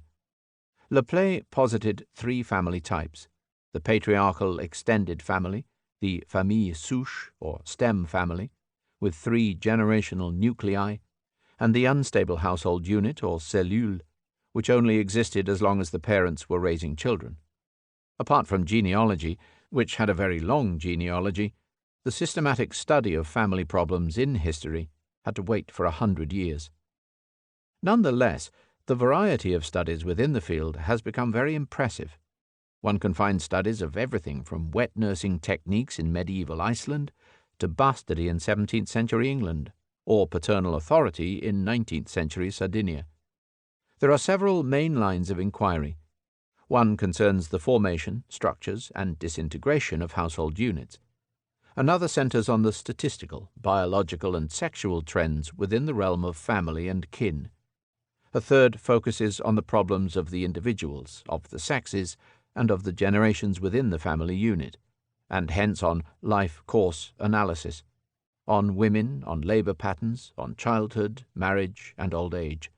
A fourth anthropological focus highlights family customs, ceremonies, and rituals. A fifth is legal, examining the evolutions of family law and government policy. A sixth is economic, examining family budgets in varying agrarian, urban, or industrial contexts. All modern family problems, from single parenting to unemployment, child discipline, and juvenile crime, have historical roots. Nor has genealogy been forgotten. What was once the passion of a noble elite has recently become the most popular of pastimes. To some extent, historians' interests reflect the nature of available sources. The households of the medieval nobility, for example, or of Renaissance merchants, had long been accessible because both left copious records. The households of the peasantry or plebs were much less accessible. Yet the application of sociological and quantitative techniques and the exploitation of visual, literary, statistical, and oral sources has opened up a wealth of information. No period or location has escaped. Family history has universal appeal, for everyone has either been or has missed being the member of a family. Rus. On the 6th of September 1749 in St. Petersburg, the imperial historian, Dr. Gerhard Müller, rose to read a paper in Latin on the name and origin of Russia. He was to expound his theory that the ancient Kievan state had been founded by Norsemen. But he was shouted down. His patriotic Russian audience was not willing to hear how Russia had not been founded by Slavs. After an official inquiry, Dr. Müller was ordered to abandon the subject, and his existing publications were destroyed. He at least escaped the fate of the French scholar Nicolas Frère, who had died that same year, and who had once been cast into the Bastille for writing that the Franks were not descended from Trojans. Historians of Russia have been arguing about the Normanist theory ever since. Owing to state censorship, Russian history has been subjected to a peculiar degree of political interference and teleological argument. The story of the Kievan state has been made to serve the interests of modern Russian nationalism, or else, in reaction to the Russian version, the interests of modern Ukrainian nationalism. It has proved impossible to deny, however, that Norsemen were in some way involved. The name of Rus has been variously ascribed to red-haired Vikings, compare Russet in English, to Ruotsi, a Finnish name for Swedes, to a Scandinavian tribe called Ros, unknown in Scandinavia, and even to a multinational mercantile consortium based at Rodez in Languedoc. According to this last ingenious and unlikely hypothesis, Rodez Inc. used Norse seamen to penetrate the Khazarian slave market via the Baltic-Dnieper route, and approximately AD 830, to oust the rival Jewish Radania consortium, which had controlled the slave trade from the Black Sea to North Africa from Arles. Having established a Khaganate of Rus over Khazaria, the Rhodesians supposedly changed from a ruling foreign elite, centered on Tumutarakan, Tamartarka, on the Volga, into the native princes of a predominantly Slav community centered on Kiev. Where firm conclusions prove impossible, the re-examination of sources is essential. Yet the most forbidding aspect of Kievan scholarship lies in the vast range of its source materials. Apart from the Slavic and Byzantine chronicles, scholars must examine Old Norse literature, comparative Germanic and Turkic Khazarian mythology, runic inscriptions, Scandinavian and Frisian law codes, Danish and Icelandic annals, Arab geographies, Hebrew documents, even Turkic inscriptions from Mongolia. Archaeology, too, is vital. One rare element of hard evidence in the puzzle lies with Arab coins that are found in hoards all over Eastern Europe. The earliest mention of Kiev, in the form of Kayyab, occurs in a Hebrew letter now in Cambridge University Library, which was written by Jews in Khazaria to the synagogue of Fustat Misr near Cairo. Yet, from Dr. Müller's time to 1991, the main obstacle to scholarship lay in the fact that no one in Russia or Ukraine was free to pursue independent research. The emergence of a free Ukraine and of a free Russia may or may not improve the academic climate. Potemkin. In 1787, Field Marshal Prince Gregory Potemkin, governor of New Russia, organized a river journey down the Dnieper for the Empress Catherine and her court. His aim was to prove his success in colonizing the province, recently wrested from the Ottomans. To this end, he assembled a number of mobile villages, each located at a strategic spot on the riverbank. As soon as the imperial barge hove into sight, Potemkin's men, all dressed up as jolly peasants, raised a hearty cheer for the empress and the foreign ambassadors. Then, as soon as it turned the bend, they stripped off their caps and smocks, dismantled the sets, and rebuilt them overnight further downstream. Since Catherine was Potemkin's lover at the time, it is not possible to believe that she was ignorant of the ploy. The principal dupes were the foreign ambassadors. Potemkin villages has become a byword for the long Russian tradition of deception and disinformation. Force and fraud are the stock in trade of all dictatorships. But in Russia, Potemkinism has been a recurring theme. On this subject, the views of a professional deceptionist may not be entirely irrelevant. According to a senior KGB defector, Western opinion has been skillfully and systematically duped ever since Lenin's NEP. The control of all information, combined with selective leaks and plants, enabled the Soviet Security Service to feed the West with an endless stream of false impressions. The de-Stalinization of the 1950s was only a modified form of Stalinism. The Sino-Soviet split of 1960 was jointly engineered by the CPSU and the CPC. Romanian independence was a myth invented for the convenience both of Moscow and Bucharest. Czechoslovak democratization in 1968 was orchestrated by progressive elements in the KGB. Euro-communism was another sham. Even Solidarity in Poland was run by Moscow's agents. Published in 1984, before Gorbachev's rise to power, this exposé of the KGB by an insider is obligatory reading for anyone pondering the ambiguities of glasnost and perestroika, or the mysteries of the 1991 putsch. The problem is, when do professional deceivers stop deceiving? Apart from his villages, Prince Potemkin is most often associated with the battleship named after him, whose mutinous crew sailed out of Odessa during the Revolution of 1905. People inevitably wonder whether that mutiny, too, was a fake.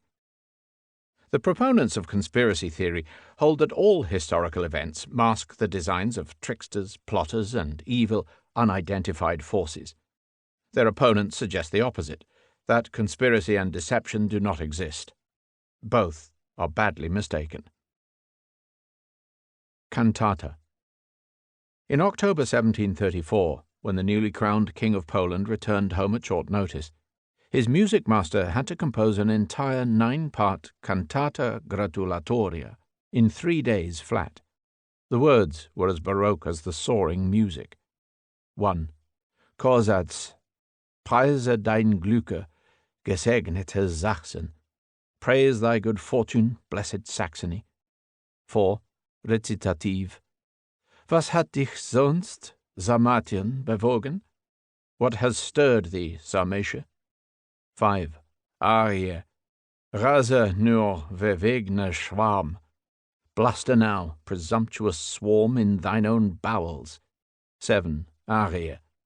Durch die von Eifer entflammeten Waffen. To punish one's enemies with weapons inflamed by zeal. 8. Recitativ. Lass doch, O teurer Landesvater, zu. Grant then, O Father of our country, that the Muses may honor the day when Sarmatia elected thee king. 9. Chorsatz. Stifter der Reiche, Beherrscher der Kronen. Founder of empires, Lord of crowns. The events which prompted the cantata have been long forgotten, but the music could be reworked into later compositions and became immortal. Number 7 became number 47 in the Christmas oratorio. Number 1 now forms the Hosanna of the B minor Mass. For the King of Poland was also the Elector of Saxony, and his music master was Johann Sebastian Bach. Dessin. When the second edition of the Duc de Sully's memoirs were prepared for publication in 1742, a great deal of re-editing was done. In particular, a large number of the Duke's scattered and often contradictory comments on foreign relations was simplified and consolidated into one single chapter entitled The Political Scheme Commonly Called the Grand Design of Henri the Great. In this way, Sully's Grand Dessin was reconstructed, not to say invented, more than a century after his death. Critics have argued that it was a product more of the 18th than of the 17th century. It must be said that Maximilien de Béthune, Baron de Rosny, and Duc de Sully had little to do with foreign policy during his decade as Henri IV's chief minister. He had been superintendent of the royal finances, Grand Voyer, from Viarius, Master of the Roads, of France, Grand Master of Artillery, and then of Fortifications, and Governor of the Bastille. His thoughts on international relations date from his first years in retirement after 1610, and then, with major amendments, from the 30 Years' War. He had published them all, unsorted, in the 2 volumes of his Mémoires des Sages et Royale Économie d'État. Sully's immediate purpose was to reduce the preponderance of the Habsburgs. From this essentially opportunist purpose, however, he drew up a plan which envisaged both a new map of Europe and the machinery for maintaining a perpetual peace. The map was to consist of 15 equal states that would be created by confining Spain to Iberia, by separating the House of Austria from the Empire, and by redistributing their possessions. The Spanish Netherlands, for example, were either to be divided between England and France, or to be given to the United Provinces.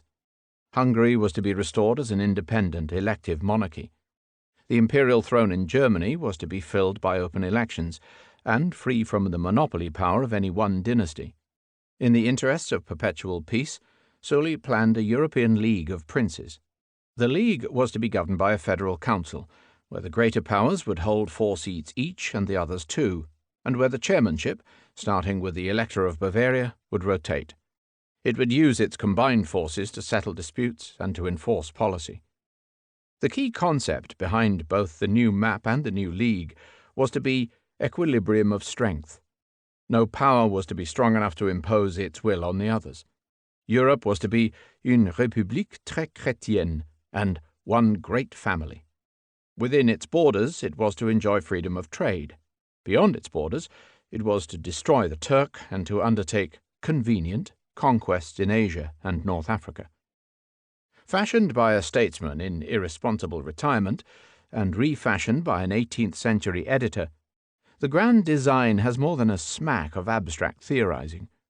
It may have been influenced by Émeric Crousset's Nouveau Ciné, with its plan for a worldwide peace assembly to be chaired by the Pope at Venice, which in turn may have owed something to the League of Perpetual Union, proposed by a Bohemian king as long ago as 1458. It certainly belonged to the long tradition of theoretical writing from Dante's De Monarchia to Erasmus and Campanella. But, popularized in the age of the balance of power, it attracted great attention. In the 2 centuries which separated its relaunch from the League of Nations and the European Community, its basic thoughts on international stability, on free trade, on pooled sovereignty, and on joint enforcement have not ceased to appeal. Above all, it recognized what many ignored, that peace is a function of power.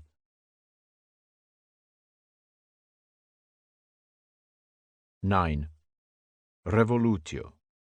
A continent in turmoil. Approximately 1770 to 1815.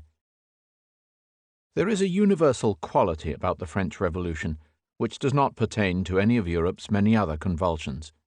Indeed, this was the event which gave the word revolution its full modern meaning. That is, no mere political upheaval, but the complete overthrow of a system of government, together with its social, economic, and cultural foundations. Nowadays the history books are filled with revolutions. There have been attempts, for example, to turn England's civil war into the English Revolution, and still more attempts to upgrade the Russian Revolution into the 3rd round of a universal series.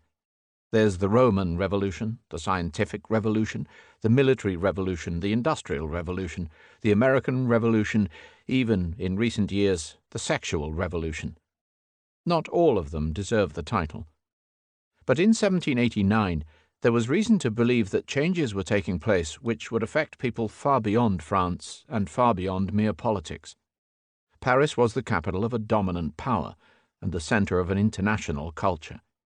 Their revolutionaries had inherited the Enlightenment's belief in the universal abstraction of man. They felt that they were acting on behalf of all people everywhere, pitting themselves against universal tyranny. Their most noble monument was not some parochial pronouncement on the rights of the French, but a ringing declaration on the rights of man.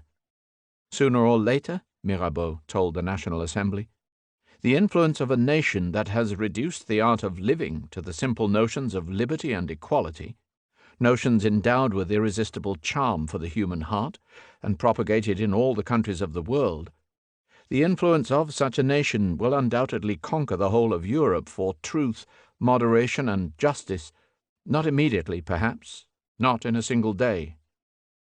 This was the sort of sentiment which has inspired the label of Europe's First Revolution, in place of something that was exclusively French. Foreigners shared the same vivid sense of involvement. A young English enthusiast, later to repent, was to write ecstatically, "Bliss was it in that dawn to be alive." An elder statesman could bewail, "The age of chivalry is gone. That of sophisters, economists, and calculators has succeeded, and the glory of Europe is extinguished forever. Here and now, remarked the leading writer of the age, having watched the Battle of Valmy, a new era in the world begins. Historians, whether for or against, have invariably resorted to strong words. Thomas Carlyle, appalled by what he dubbed sans-culottism, called the French Revolution the frightfulest thing ever born of time. Jules Michelet, harbouring the opposite feelings, began, "I define the Revolution, the advent of the law, the resurrection of right, and the reaction of justice." The French Revolution plunged Europe into the most profound and protracted crisis which it had ever known. It consumed an entire generation in its tumults, its wars, its disturbing innovations. From the epicentre in Paris, it sent shock waves into the furthest recesses of the continent. From the shores of Portugal to the depths of Russia, from Scandinavia to Italy, the shocks were followed by soldiers in bright uniforms with a blue, white, and red cockade in their hats, and with Liberté, Égalité, Fraternité on their lips. For its partisans, the Revolution promised liberation from the traditional oppressions enshrined in monarchy, nobility, and organized religion. For its opponents, it was synonymous with the dark forces of mob rule and terror. For France, it spelt the start of a modern national identity. For Europe as a whole, it provided an object lesson in the danger of replacing one form of tyranny with another. It began with hopes of limited peaceful change. It ended amidst promises of resistance to any form of change whatsoever. In the short run, it met defeat. In the long run, in the realm of social and political ideas, it made, and continues to make, a major and a lasting contribution. The pageant of the Revolution contains personalities and clichés that are known to every European schoolchild. The central parade of revolutionary leaders, Mirabeau, Danton, Marat, Robespierre, and Bonaparte, is complemented by the long line of their opponents and victims, by scenes of Louis XVI and Marie Antoinette on the scaffold, of Charlotte Corday, the peasant girl who murdered Marat in his bath to save 100,000 men, of the émigré Duc d'Enghien, seized and executed on Bonaparte's orders. It is surrounded by a host of auxiliary figures of colour and enterprise, by radical Tom Paine, the exiled English philosopher who saw revolution on 2 continents, by the inimitable Charles de Talleyrand-Périgord, ci-devant bishop, the irreverend Reverend of Autun, survivor supreme, by Antoine Fouquier-Tinville, the ice-cold prosecutor general. In every European country, it is accompanied by a vast gallery of heroes and villains, ranged for or against. In Britain by Nelson dying on the deck of HMS Victory, in Germany by Scharnhorst and Gneisenau, in Austria by the patriot martyr Andreas Hofer, in Poland by the noble Marshal Poniatowski, riding his white horse to a watery grave, in Russia by the indomitable Kutuzov, trudging doggedly through the snow. In European art and literature, it is enriched by a series of unforgettable tableaux in words and paint, from Goya's Désastres de la Guerre, or Davies' portraits of Napoleon, to Stendhal's La Chartreuse de Parme, Dickens's A Tale of Two Cities, Mickiewicz's Pan Tadeusz, or Tolstoy's War and Peace. Any account of the revolutionary era must look successively at the causes, at the revolutionary events themselves, and at the consequences. Every chronological narrative must begin with the prelude of pre-revolutionary ferment. It must examine how moderate demands led to extreme changes, and how the conflict in France led to continental wars. The crisis starts with the first waning of the Enlightenment in the 1770s, and closes with the Congress of Vienna, which opened in 1814. Prelude. The causes of the French Revolution are the subject of endless debate. One can distinguish the setting, which sometimes threatens to become the whole of previous history, the profound causes or deep-laid sources of instability, and the immediate events or sparks which ignited the barrel. The setting, in the last quarter of the 18th century, consisted of a generalized but deepening climate of unease right across Europe. The changes that generated the unease were not concentrated in France, but France was both a participant and a witness. France, facing political paralysis and financial stress, proved less capable of standing the stresses than her neighbours. The revolution was imminent in almost all of Europe. It broke out in France because there the Ancien Régime was more worn out, more detested, and more easily destroyed than elsewhere. On the political front, the major earthquake occurred across the Atlantic. Great Britain, which the philosophes had always regarded as the most stable and moderate of countries, was plunged into a war with its American colonists who, with French help, determined to break free of British rule. But the War of American Independence had important repercussions in Europe. For one thing, it pushed France's financial crisis towards the brink. It also made Frenchmen and others consider their own predicament. If poor old bumbling George III was to be classed as a tyrant, how should one classify the other monarchs of Europe? If the Americans could rebel against a threepence duty on tea, what possible justification could there be for the massive imposts under which most Europeans groaned? If the USA had to be created because Americans had no representation in the British Parliament, what should all those Europeans think whose countries did not even possess a parliament? American constitutional thought was magnificently simple and universally relevant. We hold these truths to be sacred and undeniable, that all men are created equal and independent, that from their equal creation they derive rights inherent and inalienable, among which are the preservation of life and liberty and the pursuit of happiness. Europe's participation in the American Revolution is formally acknowledged with statues and monuments. The American factor in Europe's revolution is not always acknowledged so readily. But in the dozen years which separated the Declaration of Independence on the 4th of July 1776 from the inauguration of the first President, George Washington, on the 29th of April 1789, it was the creation of the USA which brought debates about a modern government to a head. Tom Paine, a Norfolk Quaker from Thetford, was the living link between Europe and America. Radical Tom devoted himself to the American cause after being outlawed from England. His Common Sense was the most effective tract of the American Revolution. His The Rights of Man was to be one of the most radical responses to the French Revolution. He was to sit in the French Convention and to escape the guillotine by a whisker. His The Age of Reason, a deist tract written in firebrand prose, caused a scandal. "My country is the world," he wrote, "and my religion is to do good." In Eastern Europe, the three great empires were digesting the first partition of Poland. There was relief that war had been avoided, but the clouds of propaganda could not conceal the facts of violence. What is more, in Poland-Lithuania itself, the partition only inflamed resentments against Russian hegemony. The strains of Polish enlightenment were leading inexorably to a confrontation with the Tsarina. The Russian sphere of influence was moving in parallel with that of France towards a collision between the tyrants and the friends of liberty. It was no accident that the revolutionary era would eventually culminate in a titanic clash between France and Russia. Beyond or beneath everyday politics, there were indications that deep forces invisible on the ordered surface of late 18th century Europe were somehow getting out of control.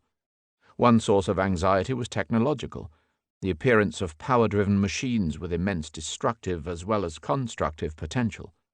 The second source was social, a growing awareness of the masses, the realization that the teeming millions, largely excluded from polite society, might take their fate into their own hands.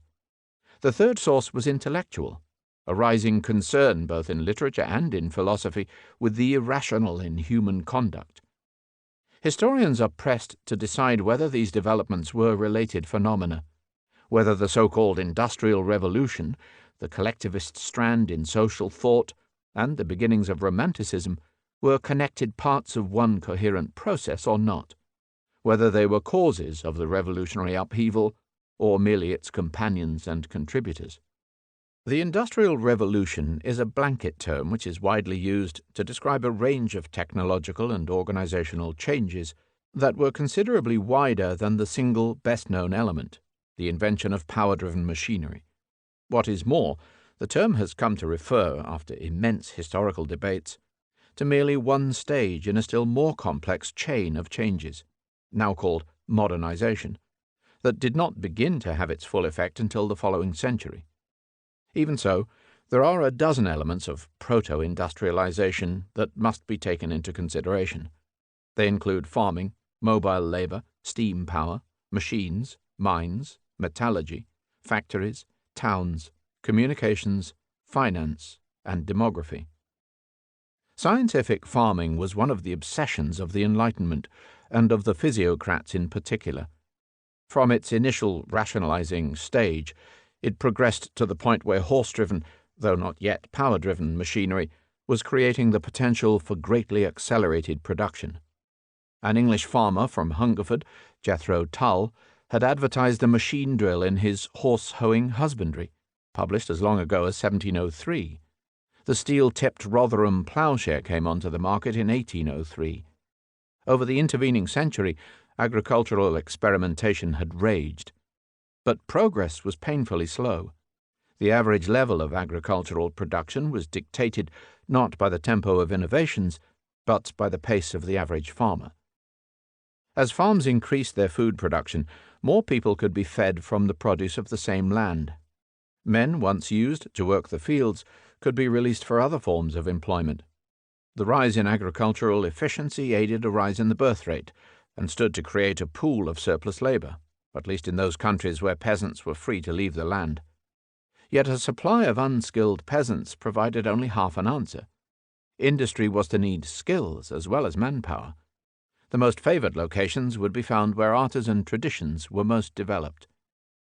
Steam power had been known since antiquity, but it had never been given any practical application until it was harnessed in 1711 by Thomas Newcomen to a clumsy great engine for pumping floodwater from a mine in Devon. The steam engine was immensely improved by James Watt, a Scots instrument maker from Glasgow, who in 1763 was called in to repair a model of Newcomen's monster and perfected the condenser.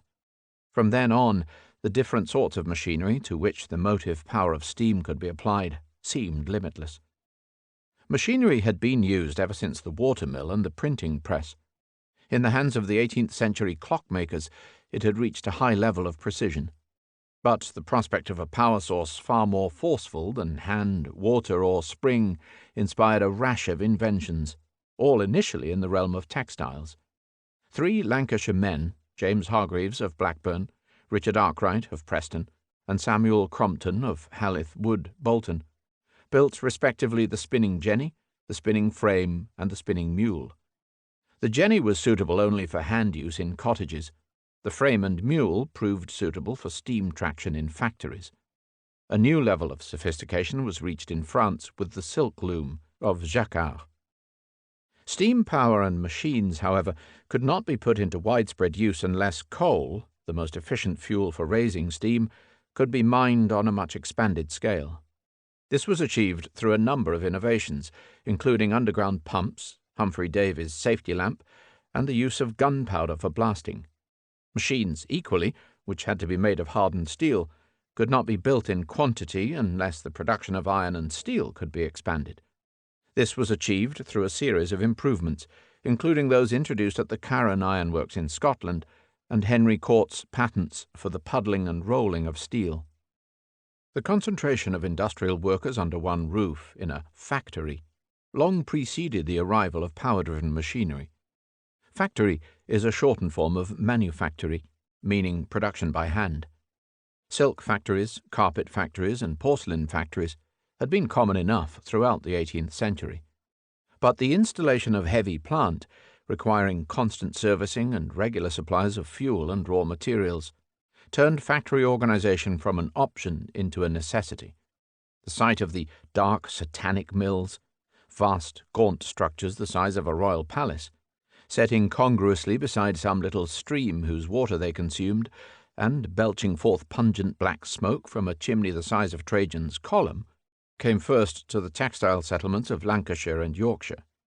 The appearance of factories caused the sudden growth of new urban centres. The archetype lay in Manchester, capital of Lancashire's cotton industry. The first British census of 1801 showed that Manchester had grown tenfold in a quarter of a century, from the proportions of a single parish to a town of 75,275 registered citizens. If population was drawn to new factory towns, it is also true that factories were drawn to the few large centres of existing population. Cities such as London or Paris, with a large pool of artisans and paupers, were attractive targets for employers seeking labour. Inland communications were critical. They had to be rendered as cheap and as effective as maritime trade. Huge loads of coal, iron, and other commodities, such as cotton, wool, or clay, needed to be moved from mines and ports to the factory. Manufactured goods needed to be delivered to distant markets. River, road, and rail transport were all involved. Once again, the greatest incentives arose in Britain. In 1760, the Duke of Bridgewater's engineer, James Brindley, improved the scope of earlier canals by building a marvellous waterway that crossed Lancashire's River Irwell on the Barton Aqueduct. In 1804, at Merthyr Tydfil in South Wales, the Cornish engineer, Richard Trevithick, coaxed a high-pressure steam locomotive into pulling coal wagons along a short railway. It proved more expensive than horses. In 1815, J.L. Macadam gave his name, universally misspelled, to a system of road construction using a chipped stone base and a tar surface. Nothing could happen without money. Immense amounts of money were needed from investors willing to take immense risks to make immense but uncertain gains. Such money could only be forthcoming in countries where other forms of pre-industrial enterprise had accumulated a ready store of venture capital. Demographic factors were also critical. It is not hard to understand the workings of the demographic motor where the processes of the Industrial Revolution generated an increase in population, and an increasing population encouraged the processes of the Industrial Revolution. The difficulty is to see how the motor was initially primed and fired. Certainly, in France, there was a long period of demographic impotence where La Grande Nation of Europe, 20 million strong, proved incapable of increasing the population levels of the last 3 centuries. Great Britain, in contrast, enjoyed many advantages: prosperous farmers, mobile labourers, skilled artisans, ready supplies of coal and iron, an extensive network of trade, small internal distances, commercial entrepreneurs, a rising population, and political stability. It was decades before anyone else could begin to compete. Collectivism, the conviction that society as a whole may have rights and interests, was not well articulated in this period. It ran contrary to the individualism which had been strongly emphasized since the Renaissance and the Protestant Reformation. But it was an important development. It was implicit both in the idea of the modern state, which stressed the commonality of all its subjects, and in the discussions of the physiocrats and economists about the workings of the socio-political organism. It was explicit in Rousseau's concept of the general will, and was a cardinal principle with the utilitarians. It may well have been encouraged by the mobs and crowds in Europe's growing cities, by the sight of industrial workers pouring through the factory gates. At any rate, the power of the collective, whether ruly or unruly, could impress the imagination not just of philosophers, but of generals, rabble-rousers, and poets. Romanticism thrived on the growing tensions. After the initial inroads in Germany, the next generation was swelled by poets and publicists in England, notably by the trio of young Lakeland poets, Samuel Taylor Coleridge, William Wordsworth, and Robert Southey, and by the astonishing William Blake, poet, engraver, illustrator. German Romanticism was still productive. Goethe's friend, Friedrich von Schiller, published his historical dramas Wallenstein, Maria Stuart, and Wilhelm Tell at a time when Goethe had moved off in another direction. But by the time that Wordsworth climbed the cliffs at Tintern in 1798, it was the English romantics who were taking the lead. Europe was already plunged into the horrors of war and revolution. Mankind seemed to be irrational to the point of self-destruction. The world was ever more incomprehensible. The untrammeled rule of logic and reason had come to an end. Ah, well a day! What evil looks had I from old and young! Instead of the cross, the albatross around my neck was hung. O Rose, thou art sick. The invisible worm that flies in the night hath found out thy bed of crimson joy, and his dark secret love doth thy life destroy. Here, if ever, were Freudian verses almost 100 years before Freud. Defiant young rebels were staking out the frontiers of Romanticism still further. In 1797 in Germany, Friedrich von Hardenberg composed the mystical Hymnen an die Nacht, in which, like Dante for Beatrice, he sublimated his passion for a long-lost love. In 1799, Friedrich Schlegel, younger brother of the translator of Shakespeare, Dante, and Calderon, wrote the scandalous novel Lucinda, which suggested that love of beauty should be the supreme ideal. In France, François-René Chateaubriand published the Essai sur les Révolutions and his Génie du Christianisme in the teeth of contemporary conventions. In 1812 in England, the outrageous Lord George Byron published Childe Harold's Pilgrimage, which was to launch a Europe-wide cult. Important, too, were the salons and centres which propagated the new ideas. The Jena circle of the Schlegel brothers was influential in Germany. But pride of place must go to Germaine Necker, daughter of Louis XVI's chief minister and one of the most effective purveyors of romantic ideas. An author in her own right, Madame de Staël held court, first on the Rue du Bac in Paris and then in exile, to all the literati of the day. Her novel, Delphine, had feminist leanings. Corinne was a manifesto of passion. De l'Allemagne was a tract that made the world of German romanticism accessible to France. Reason was not tamed, however, until the philosophers themselves turned against it. Vico's earlier divergences from the Enlightenment were pursued in the unlikely setting of East Prussia. Immanuel Kant, undoubtedly a giant among philosophers, bridged the gap between reason and romanticism. A pietist, a bachelor, and a creature of pedantic routine, he was peculiarly insulated from the stirring events of his lifetime. He never once left the environs of his native Königsberg, and made himself all the more inaccessible by writing dense, contorted, professorial prose. Coleridge's Kantian phase, writes one commentator, did not improve his verse. Nonetheless, Kant's 3 critiques presented a body of ideas to which almost all subsequent philosophers claim to be indebted. The Kritik der reinen Vernunft denies that rationalist metaphysics can be accepted as a perfect science like mathematics. It insists that every phenomenon existing outside time and space has its own inscrutable source of being. Each such source was called das Ding an sich, the thing in itself. I had to abolish knowledge, he wrote apologetically, in order to make room for faith. Reason is to be complemented by belief and imagination. The Kritik der praktischen Vernunft is a treatise of moral philosophy, elaborating Kant's theory of the categorical imperative. It is sympathetic to traditional Christian ethics and stresses duty as the supreme criterion of moral conduct.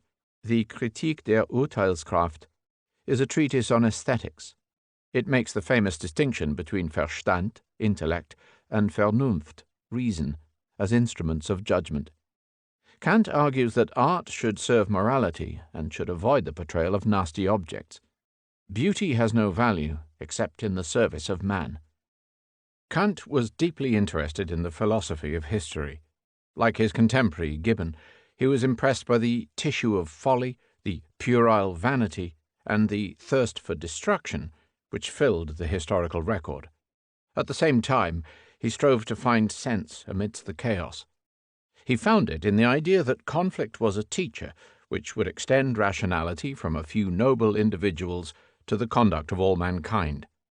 He wrote in his Concept of Universal History, "Men may wish for concord, but nature knows better what is good for the species. Nature wants discord." Kant's politics advocated republicanism. He welcomed the French Revolution, though not the Terror, denouncing both paternal government and hereditary privilege. In Zum ewigen Frieden, on perpetual peace. He called for the creation of a Weltbürgertum, or world community, which would commit itself to universal disarmament and bury the balance of power. None of these views was particularly fitting for a subject of the King of Prussia. J. G. Herder, born at Moeringen, started his career as an enthusiastic reader of Rousseau, giving up a job at Riga in order to sail to France. He later settled in Weimar under Goethe's patronage. His fertile mind produced a whole crop of original thoughts about culture, history, and art. He made an anti-rationalist contribution to the epistemological debate, propounding the idea that perception is a function of the total personality. In his Ideen zur Philosophie der Geschichte der Menschheit, he developed Vico's cyclical concept of the birth, growth, and death of civilizations, but conceiving of progress as something more complex than mere linear advancement. In his own estimation, however, his most important undertaking lay in a lifelong devotion to the collection and study of folklore and folk song, both German and foreign. Here was a subject that would play a central role not just in Romantic literature, but in the whole story of national consciousness. All the arts responded to the shifting climate. In music, both Mozart and Haydn stayed devoted to the classical canon of orderly form, delicacy, and harmony. But Beethoven, who had quickly mastered the classical conventions, moved steadily on into the musical equivalent of revolutionary storm and stress. He had already reached it by the time of his Symphony No. 3, the Eroica, originally dedicated to Napoleon. Carl Maria von Weber, sometime opera master at Dresden, was to become a stereotype of the Romantic artist. His first successful opera, Das Waldmädchen, presented the touching story of a dumb girl communing with the mysteries of the forest. The melodic genius of Franz Schubert was cut short, like his unfinished symphony, by disease and an untimely death, but not before he had compiled a matchless oeuvre of over 600 songs.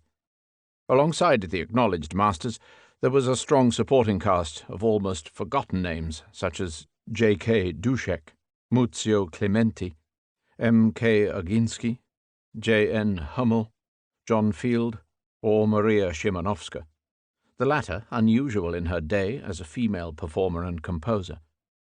In painting, the appeal of neoclassicism was only partially overtaken. The most influential of French painters, Jacques-Louis David, never ceased to address classical subjects. But Romantic pathos crept into even early pictures such as Saint-Roch, inspired by the plague at Marseille, and it furnished an important element in his heroic portrayal of the Napoleonic saga. Yet the most radical innovations appeared elsewhere. In Germany, the portraitist P. O. Runge sought symbols of the eternal rhythm of the universe. In England, the animals of George Stubbs passed from their classical pastures of utter calm and restraint to agitated scenes such as the much-admired horse attacked by a lion. J. M. W. Turner took the first steps along the road which would lead him all the way to Impressionism. He visited Switzerland for the first time in 1802 and painted the Rachenbach Falls. From the start he was drawn to the tempestuous powers of nature, especially at sea. His contemporary, the landscapist John Constable, brought a gentler temperament, but no less talent to the study of nature's moods. William Blake, as illustrator, entered the world of fantasy and the supernatural. His illustrations of Dante pointed to a romantic taste that spread across Europe. In Spain, Francisco Goya, royal painter from 1789, found his métier recording all the nightmares and horrors of war and civil strife. The sleep of reason, he said about one of his pictures, engenders monsters. For a long time, historians sought the roots of the revolution primarily in the intellectual and political conflicts of the preceding age. The philosophes were seen to have undermined the ideological foundations of the Ancien Régime, whilst the ministers of Louis XVI, Turgot 1774-6, Necker 1776-81, and 1788-9, Calonne 1783-7, and Archbishop Léomenie de Brienne 1787-8, led France to national bankruptcy. Historians saw the calling of the Estates General and the subsequent storming of the Bastille as the straightforward consequence of popular grievances, of excesses perpetrated by court, church, and nobility, and of reform pursued too little, too late. Burke suspected a conspiracy of the swinish multitude. Thiers, writing within memory of the Revolution, stressed the injustices of absolute government. Michelet stressed the miseries of the people. An important finesse to the debate was provided by Alexis de Tocqueville. In his Ancien Régime et la Révolution, he showed that the dynamic of reform and revolution was no straightforward matter. Many aspects of government were actually improving under Louis XVI, who had always been genuinely committed to reform. The social order destroyed by a revolution, he wrote, is almost always better than that which preceded it, and experience shows that the most dangerous moment for a bad government is generally that in which it sets about reform. The slightest acts of arbitrary power under Louis XVI seemed harder to endure than all the despotism of Louis XIV. More recent research has given precision to many of these assertions. It has revealed the role of the Paris Parlement in blocking the king's reforms, of the Parlement's pamphleteers in spreading the ideas of the philosophes, and of ideology as a force in its own right. One study even claims that Necker had succeeded in balancing the budget during his first ministry. This would suggest that the financial crisis following the War of American Independence, which precipitated the calling of the Estates General, was the result not of systemic collapse, but of simple mismanagement. At one stage in the debate, prime emphasis was placed on the economic and social problems, which were judged to underlie the political upheaval. Marx had been an historical sociologist who belonged to a vintage for whom the French Revolution remained the focus of all historical discussion, and many Marxists and quasi-Marxists followed suit. In the 1930s, C. E. Labrousse published quantitative evidence both for cyclical agrarian depressions in late 18th century France and for an acute food shortage and price catastrophe in 1787-9. In the 1950s, a long interpretive war between the followers of Lefebvre and Cobben only served to give prominence to their sociological preoccupations. A consensus appeared to emerge about the primacy of bourgeois interests. The revolution was theirs, concluded Cobben, and for them at least, it was a wholly successful revolution. The French Revolution, wrote another participant, constitutes the crowning point of a long social and economic evolution which made the bourgeoisie the mistress of the world. But then the bourgeois theory was challenged, and investigations shifted to the artisans and the sans-culottes. Much of this class analysis retains a strong Marxian flavor, especially with those who deny any Marxist connections. In one view, the bagarre des profs over the French Revolution has become the divine comedy of the modern secular world. As always in a crisis, psychological factors were paramount. The king and his ministers did not have to be told that disaster loomed, but, unlike historians, they did not have 200 years in which to study it. Indeed, with no popular representation in place, they had no reliable means of gauging public attitudes. Similarly, in the depths of a serf-run countryside, or of proletarian Paris, there was no means of regulating the waves of poverty-led fear and of blind anger. The combination of indecision at the centre and of panic amidst large sections of the populace was a sure recipe for catastrophe. Above all, violence bred violence. From the very beginning, violence was the motor of revolution. There is much to be said for exploring the revolution's international dimensions from the very earliest point. When one considers the mechanisms which transformed generalized ferment into explosive revolution, political and military logistics have to be taken into the equation. There were several casks in the European cellar which were ready to blow their corks, and which actually did so. But in the case of the lesser casks, the corks could be swiftly replaced. It was only when one of the bigger barrels threatened to explode that the cellar as a whole was in danger. It is for this reason that historians have paid almost exclusive attention to events in Paris. Yet in terms of chronology and precedence, several other centres of ferment have to be brought into the reckoning. Extremely important, though not always mentioned, were developments in the Netherlands, first in the United Provinces and later in the Austrian Netherlands. Important, too, was the advanced disaffection of several French provinces, notably in the Dauphiné.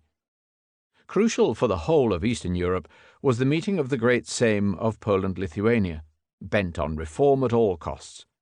Each of these stress points acted to some degree on the others. Together, they showed that the revolutionary ferment had assumed transcontinental proportions before the explosion occurred. In the United Provinces, the ancient conflict between the stadtholder and his opponents reached a new boiling point in October 1787, when the Prussian army was invited in to maintain the status quo. The Dutch had suffered acutely from their adherence to armed neutrality during the American War of Independence, and from the resultant naval war with Great Britain. By the late 1780s, old established commercial and republican interests were in revolt against the stadtholder Willem V and his British and Prussian allies. They began to call themselves patriots in the American style, and claimed to be the champions of the people against the princes. They caused an international outcry when, in the course of their campaign against the government, they kidnapped the stadtholder's consort, Wilhelmina. It was Wilhelmina's misfortune which spurred the Prussians into action and provided the pretext for the pacifications which followed in Amsterdam and elsewhere. But the appeal to force was not lost on those who were watching on the sidelines. It undoubtedly strengthened the resolve of the patriots in the Austrian Netherlands, who were engaged in a trial of strength of their own, and it caught the attention of the French at the very time when relations between monarch and his subjects were coming under intense scrutiny. French dissidents had looked to Holland as a haven of liberty ever since the days of Descartes. From 1787, the Dutch dissidents were looking again to France as the only realistic source of a rescue. The Estates of Dauphiné met in the Salle du Jeu de Paume in the Château de Vizille near Grenoble on the 21st of July, 1788. The meeting, which was illegal, had been conceived by local prominents as a means of defending the provincial Parlement against the royal decrees which it had recently been ordered to register. It was the first assembly of its kind since 1628, when Richelieu had suspended many provincial institutions, and it was prompted by a riotous demonstration in support of the Parlement which had taken place in Grenoble on the 7th of June. It started a process of escalating demands which anticipated many of the events in Paris a year later. The Parlement of Dauphiné had been defying royal authority for more than 20 years.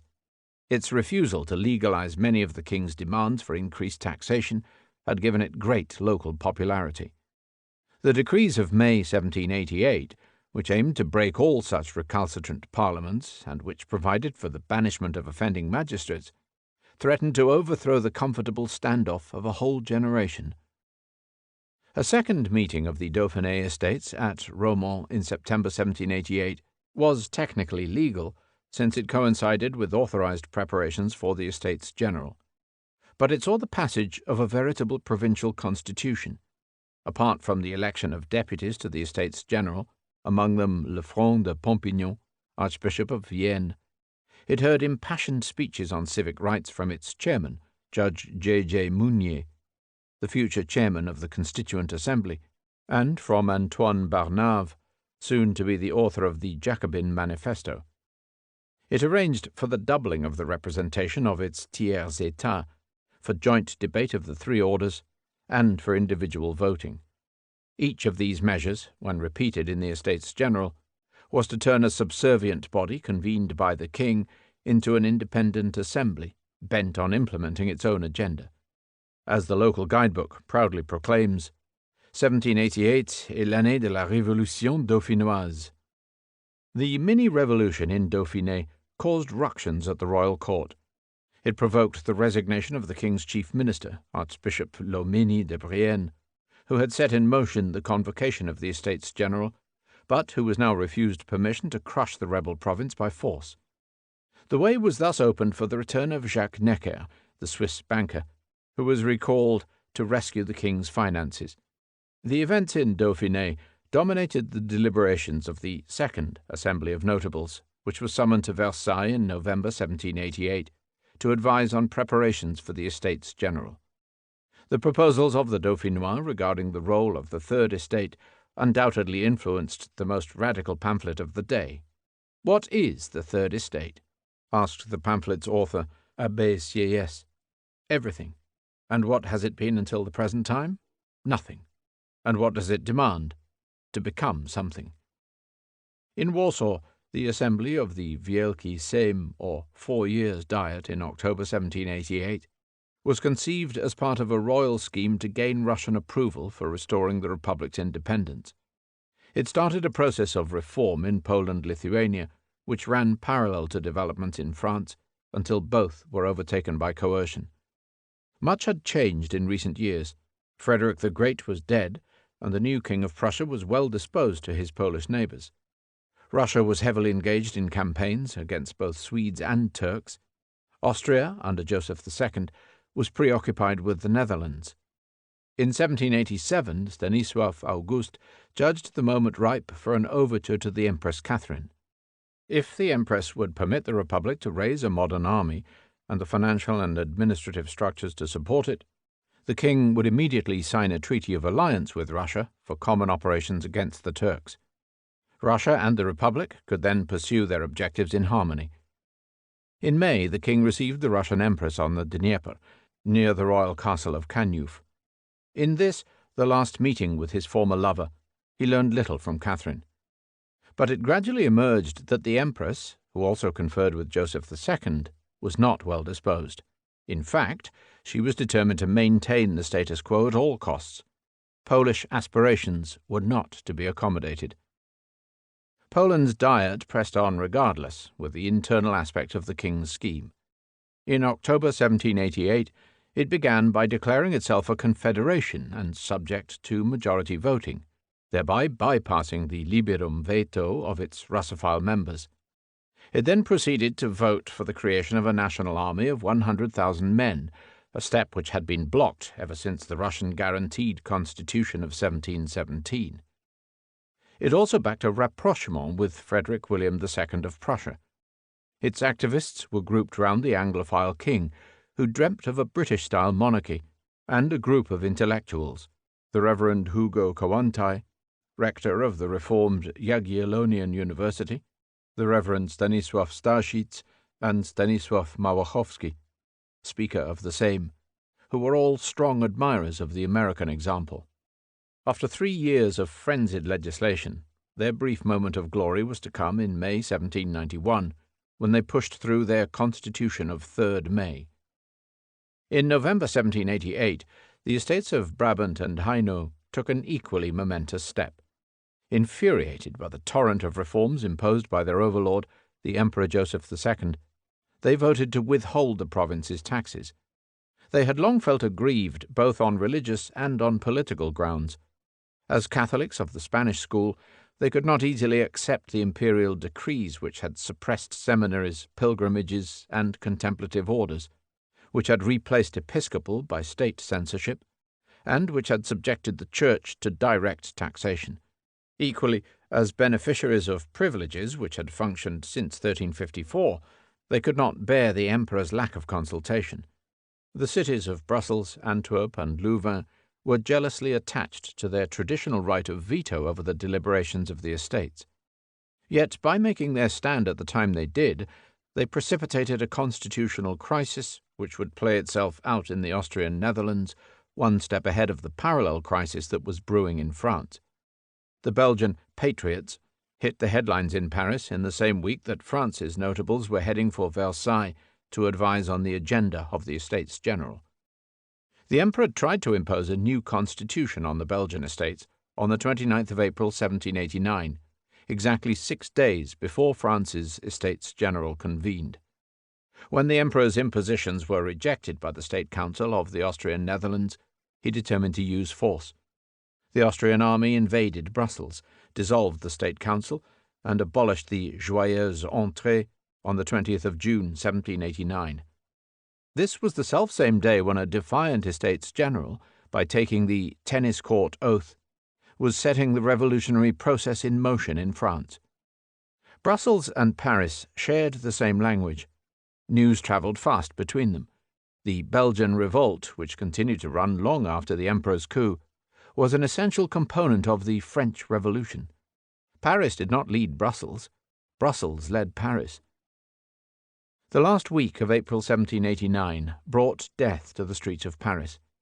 An exceptionally cold winter had added to the hardships inflicted by a bankrupt government, rising prices, and lack of work. Hunger stalked the poorer districts, and raids on bakeries were frequent.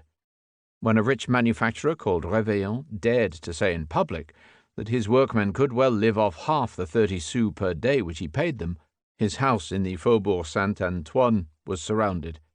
On the first day, the angry crowd demolished several buildings amidst cries of "Vive le Thiers" and "Vive Necker." On the second day, when soldiers of the Régiment du Royal Cravate were brought in, they were pelted with missiles, and someone fired a shot. The soldiers responded with volleys of musket fire that left at least 300 dead. This was the news which awaited the members of the Estates General when they converged on the capital at the weekend from all ends of France. Revolution. In France, as in England 149 years before, the general crisis came to a head when a bankrupt king summoned a long-neglected parliament to his aid. The expectation on all sides was that financial relief for the royal government would be granted in return for the redress of grievances. By prior arrangement, therefore, all the delegations elected by the provinces and cities came to the Estates General armed with cahiers de doléances, or catalogues of complaint. These cahiers were intended by the king's ministers, and are widely used by historians, as a prime instrument for assessing the nature and proportions of popular discontent. Some of the complaints were less than revolutionary. That the master wig-maker of Nantes be not troubled with new guild brethren, the actual number of 92 being more than sufficient. The opening scene in Paris on Sunday the 4th of May, 1789, was painted in one of Carlyle's memorable word pictures. Behold, the doors of St. Louis Church flung wide, and the procession of processions advancing to Notre Dame. The elected of France, and then the court of France, are marshalled, all in prescribed place and costume.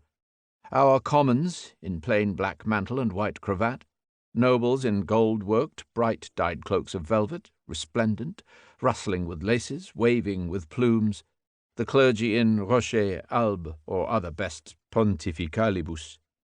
Lastly comes the king himself and the king's household, also in the brightest blaze of pomp, some 1,400 men blown together from all winds on the deepest errand. Yes, in that silent marching mass there is futurity enough.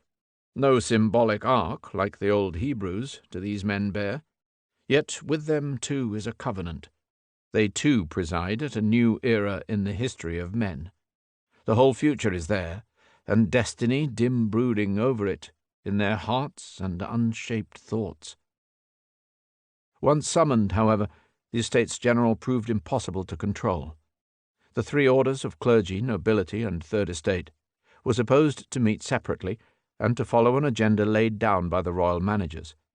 But the third estate, which had been granted double representation as in Dauphiné, soon realized that it could bend the proceedings to its own desires if the three chambers were permitted to vote as one. The clergy and nobility, who included many sympathizers, offered no concerted opposition. So on the 17th of June, having invited the two other estates to join them, the third estate broke the existing rules and declared itself to be the sole National Assembly. This was the decisive break.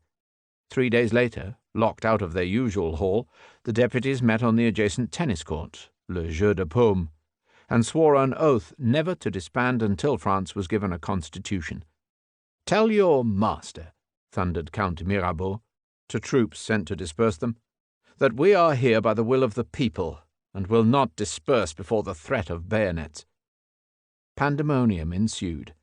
At court, the king's conciliatory ministers fell out with their more aggressive colleagues. On the 11th of July, Jacques Necker, who had received a rousing welcome at the opening of the Estates General, was dismissed. Paris exploded. A revolutionary headquarters coalesced around the Duc d'Orléans at the Palais Royal. The gardens of the Palais Royal became a notorious playground of free speech and free love. Sex shows sprang up alongside every sort of political harangue. "The exile of Necker," screamed the fiery orator Camille Desmoulins, fearing reprisals, "is the signal for another St. Bartholomew of patriots." The royal garrison was won over. On the 13th, a committee of public safety was created, and 48,000 men were enrolled in a National Guard under General Lafayette. Bands of insurgents tore down the hated barrières, or internal customs posts in the city, and ransacked the monastery of Saint-Lazare in the search for arms. On the 14th, after 30,000 muskets were removed from the Hôtel des Invalides, the royal fortress of the Bastille was besieged. There was a brief exchange of gunfire, after which the governor capitulated. The king had lost his capital. At that point, at the centre of affairs, there was still hope of an orderly settlement. On the 17th, to much surprise, Louis XVI drove from Versailles to Paris and donned the tricolour cockade in public. In the provinces, in contrast, news of the fall of the Bastille triggered an orgy of attacks on 40,000 other Bastilles. Castles and abbeys were burned. Noble families, indiscriminately attacked by hungry peasants, began to emigrate. Cities declared for self-rule. Brigandage proliferated. France was dividing into armed camps. It was the season of la grande peur, the great fear, a summer of unprecedented social hysteria, fired by rumours of aristocratic plots and peasant atrocities across the country. From then on, the revolution acquired its own momentum, its rhythms dictated by tides of uncontrolled events. It passed through three main phases. In the first 5-year phase, 1789 to 94, the French Revolution accelerated through ever-increasing degrees of radicalism until all the institutions of the previous social and political order had been swept away. For more than 2 years, the National Assembly, the Constituante, laboured over the design of a constitutional monarchy. In one full night, 4th to the 5th of August, 1789, 30 separate decrees abolished all the apparatus of serfdom and noble privilege. The Declaration of the Rights of Man was followed by the abolition of the provinces and the civil establishment of the clergy. It appeared that stability and consensus might have been achieved when, on the anniversary of the fall of the Bastille, on the 14th of July, 1790, the whole of France joined in a grand festival of federation. In Paris, the king attended Mass in the presence of the leaders of the Assembly, and the commander of the National Guard, General Lafayette, swore a solemn oath of allegiance proffered by the Bishop of Autun, Talleyrand. In the Austrian Netherlands, the revolution was moving still faster. In August 1789, the powerful Archbishopric of Liège was seized by patriots in a bloodless coup. In August, a patriotic army was raised by General de Mersch to confront the Austrians. In November, demonstrations in Ghent ended in bloody massacres. And finally, in December, Brussels expelled its Austrian garrison. By the end of the year, an independent Union of Belgian states had been declared. It lasted for 13 months, before the re-entry of the Austrians in force in February 1791. In France, the introduction of a consolidated constitution called for elections which swept the original moderate leaders aside.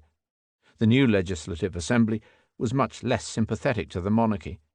It struggled to get a grip for 12 months, until it too was overtaken by the declaration of a republic and the opening of the Republic's National Convention.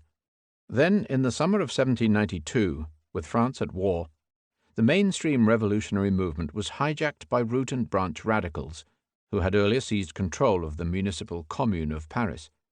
Hence, if the Estates General and the National Assembly were dominated by Mirabeau's constitutionalists, and the Legislative Assembly by Republican Girondins, the National Convention took its orders from Robespierre's extremist Jacobins.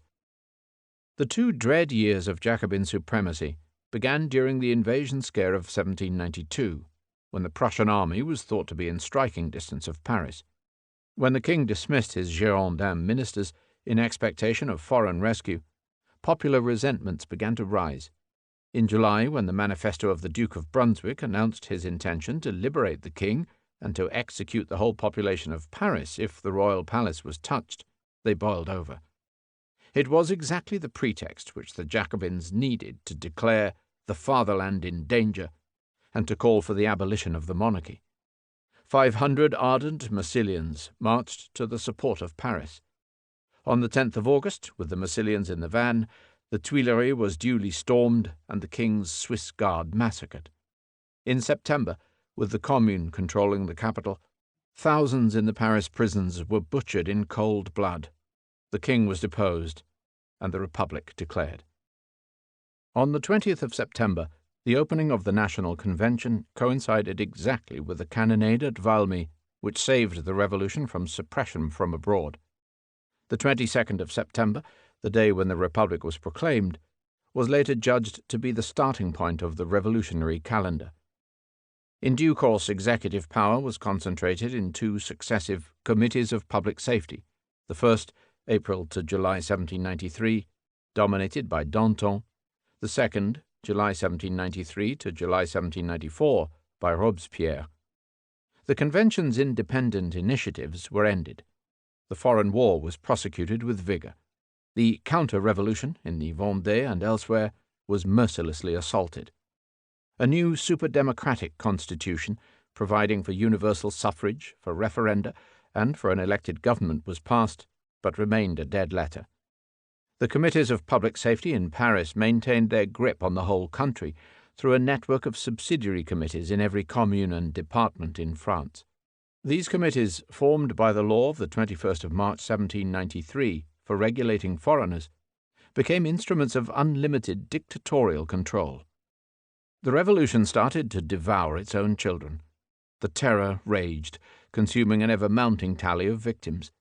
Danton and his associates were denounced and executed in April 1794 for questioning the purposes of the terror.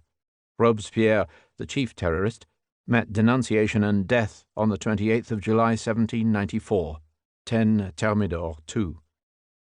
The fate of the monarchy mirrored these developments. In October 1789, after a women's march of protest to Versailles, Louis XVI had been brought with his family to their palace of the Tuileries in Paris. He was already the butt of indecent humour.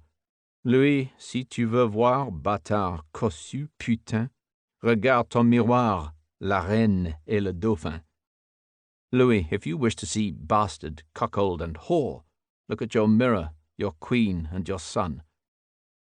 In June 1791, after repudiating all concessions made since the days of the tennis court oath, he had fled in disguise to the eastern frontier, only to be caught at Varennes in Champagne. Returned to Paris in disgrace, he then signed the first constitution as prepared by the National Assembly, becoming the hereditary agent of the people. In August 1792, when the Tuileries was stormed, he was arrested and suspended. In September, he was deposed. On the 21st of January 1793, he was tried and executed as a traitor. On the 16th of October, Marie Antoinette suffered the same fate. The 10-year-old Dauphin, Louis XVII, was handed to plebeian foster parents and subsequently died from neglect and tuberculosis. In Poland-Lithuania, events followed the same progression from constitutional reform to revolutionary terrorism. In the Constitution of the 3rd of May 1791, in one short document of 11 clauses, all the obvious abuses of the old system, including the liberum veto, were abolished. The Rzeczpospolita Obojga Narodu, the Commonwealth of Two Nations, was established as a modern constitutional state. The monarchy was declared hereditary, though the king was an aging bachelor. The bourgeoisie was admitted to the franchise previously limited to the nobility. The peasants were brought within the realm of public law, from which they had been excluded.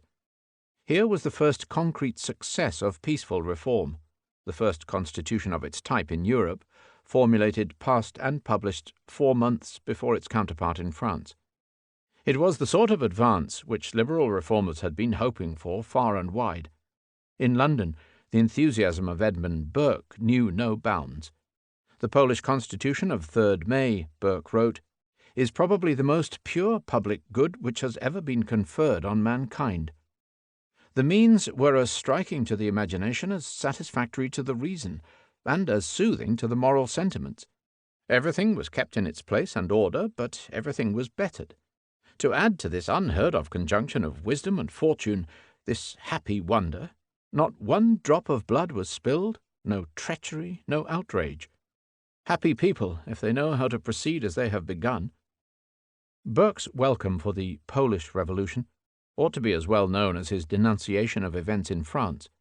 In Holland, the Leiden Gazette wrote, "If there are miracles in this century, one has happened in Poland." The happy wonder lasted for little more than a year. Russia was not prepared to tolerate a constitutional, let alone an independent, Poland on its doorstep. Just as Poland-Lithuania experienced the first round of revolutionary reform, it was also due to experience the first round of revolutionary war. As in France, the Polish reformers were driven from moderation to desperation. After the Constitution of 1791 was suppressed by Russian intervention and the Second Partition, the national rising of 1794 took the field with still more radical proposals, only to see itself disintegrate amidst violence and terror. In France, the revolutionary process was contained by its own internal reactions. In Poland, it was destroyed by foreign force.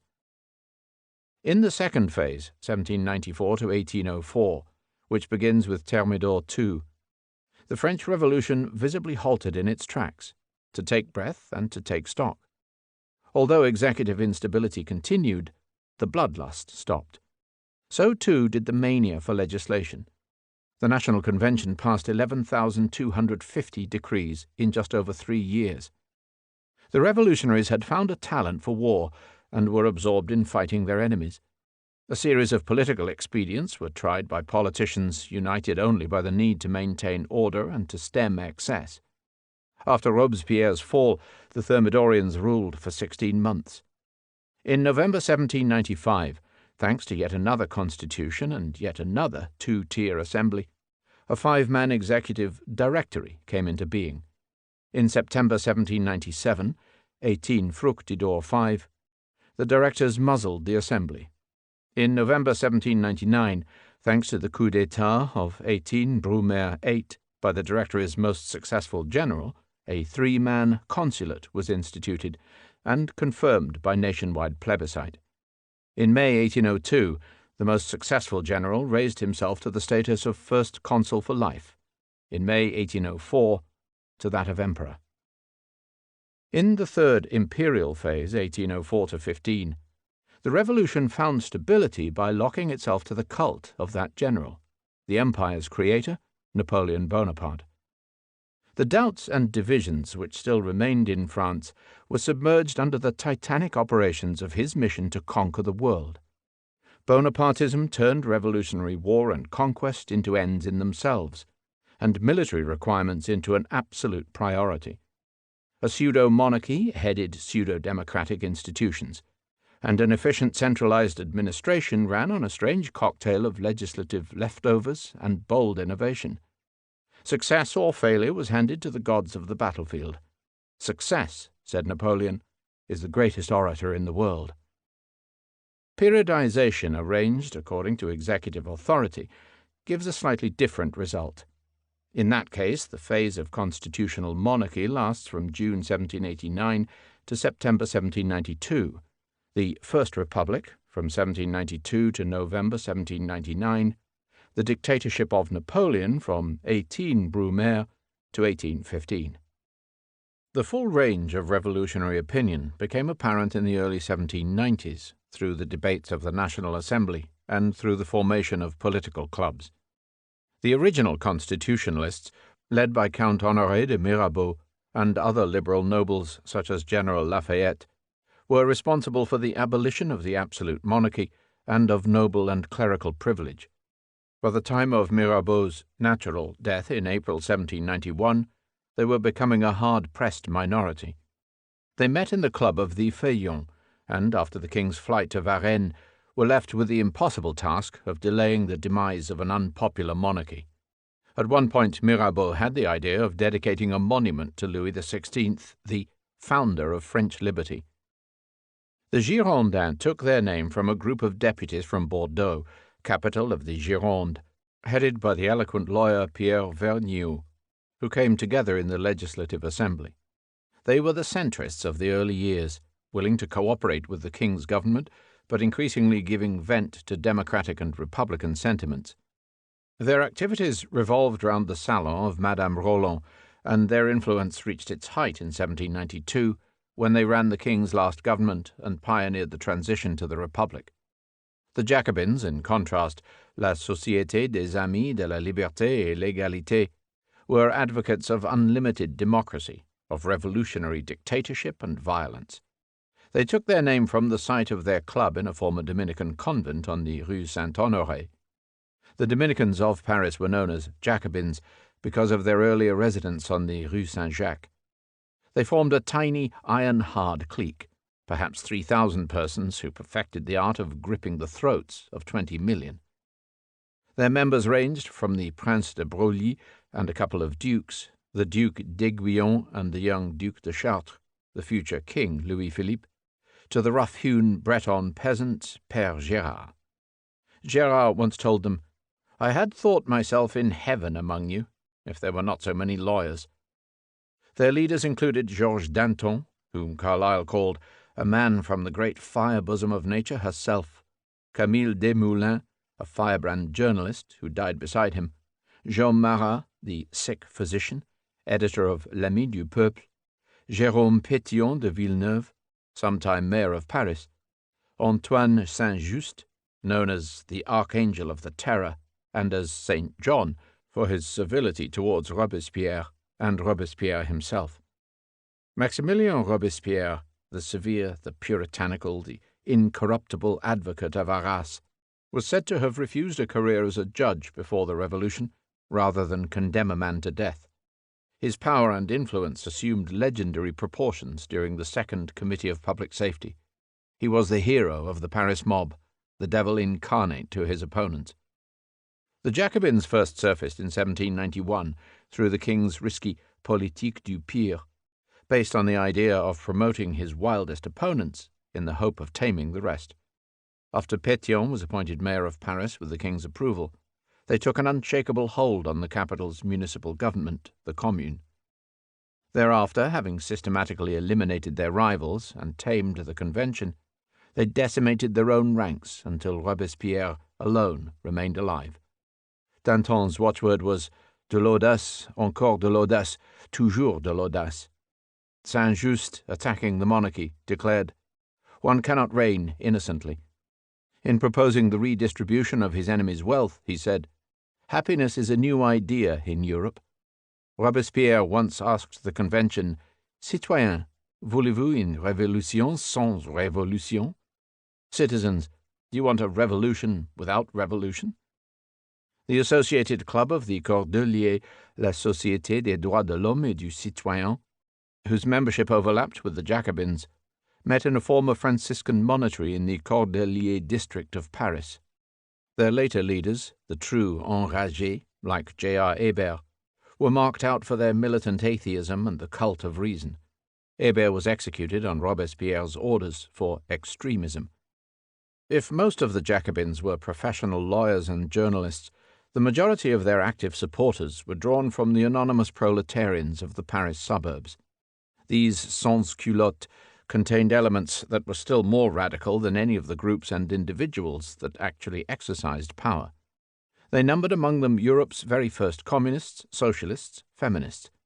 Organized in meeting houses in each of the Paris sections, obscure formations such as the Société patriotique de la section du Luxembourg or the Société fraternelle des deux sexes du Panthéon français exercised an influence that has not always been properly assessed. Indeed, in terms of revolutionary motive power, they may well have been more effective than the bourgeois, who are usually given the credit. They supplied many of the revolutionary commissars of the Jacobin period. They forged a lasting tradition, which contested established authority in each of the revolutions of the 19th century. Opposition to the revolution came in many forms and from all quarters. It can be classified as political, social, ideological, and regional. Initially, it focused on the royal court, where the ultras, led by the Count of Provence, later Louis XVIII, aimed to restore the status quo ante.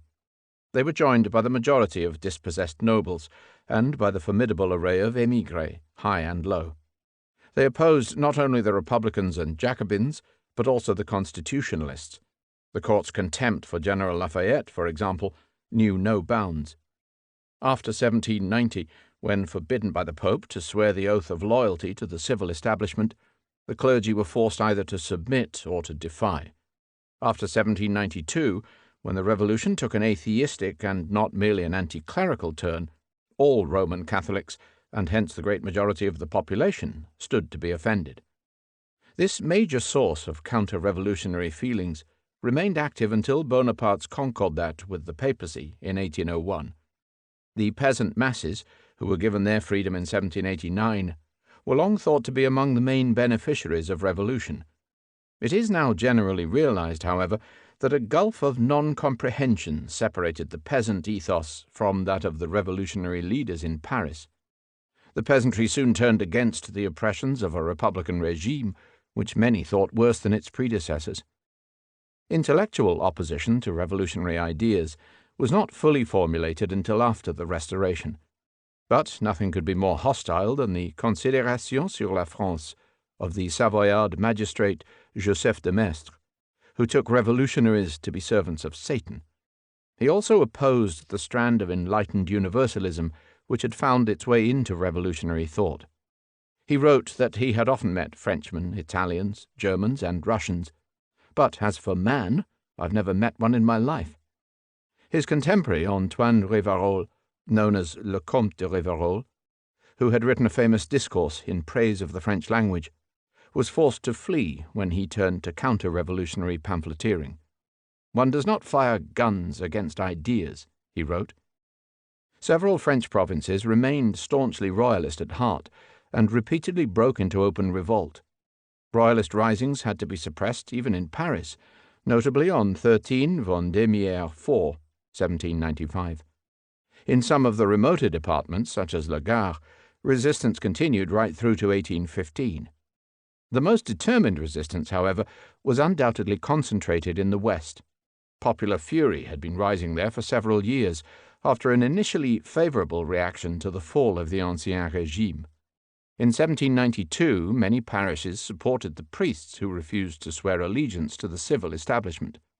They were often rewarded by gangs of urban republicans who toured the countryside, smashing churches and assaulting the refractories.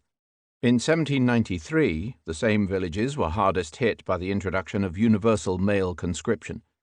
They were specially offended by the exemptions that were frequently granted to the sons of republican administrators and professionals. It seemed that Catholic peasants were being ordered to die for an atheist republic, which they had never wanted in the first place. In May 1792, Danton was informed of a plot supposedly being hatched by the Marquis de la Rouerie in Brittany.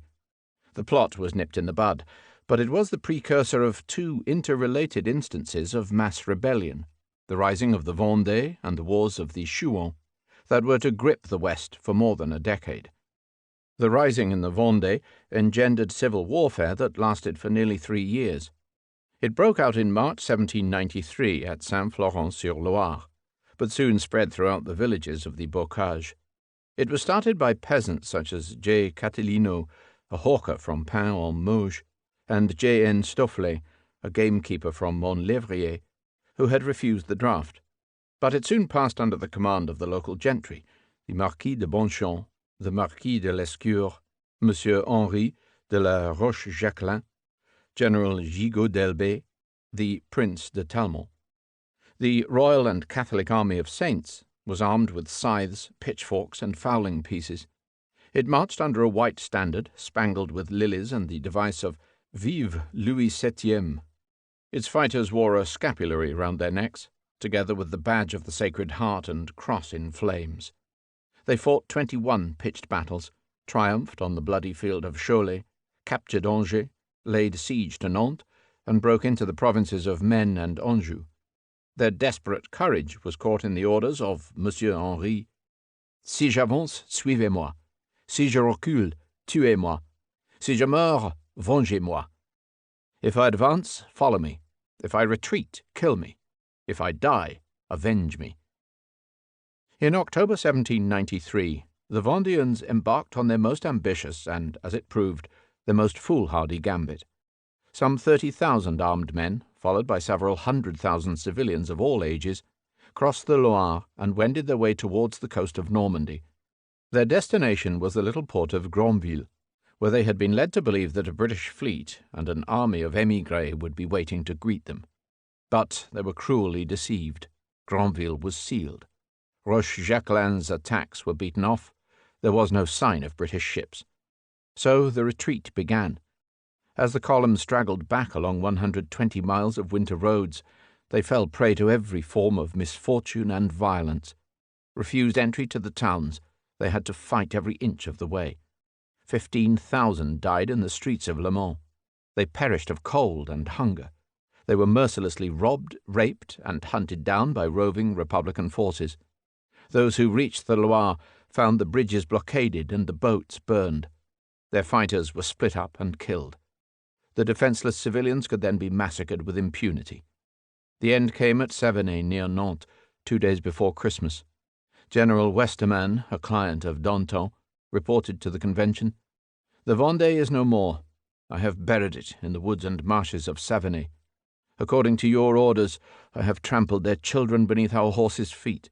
I have massacred their women, so they will no longer give birth to brigands. I do not have a single prisoner to reproach me. I have exterminated them all. The roads are sown with corpses.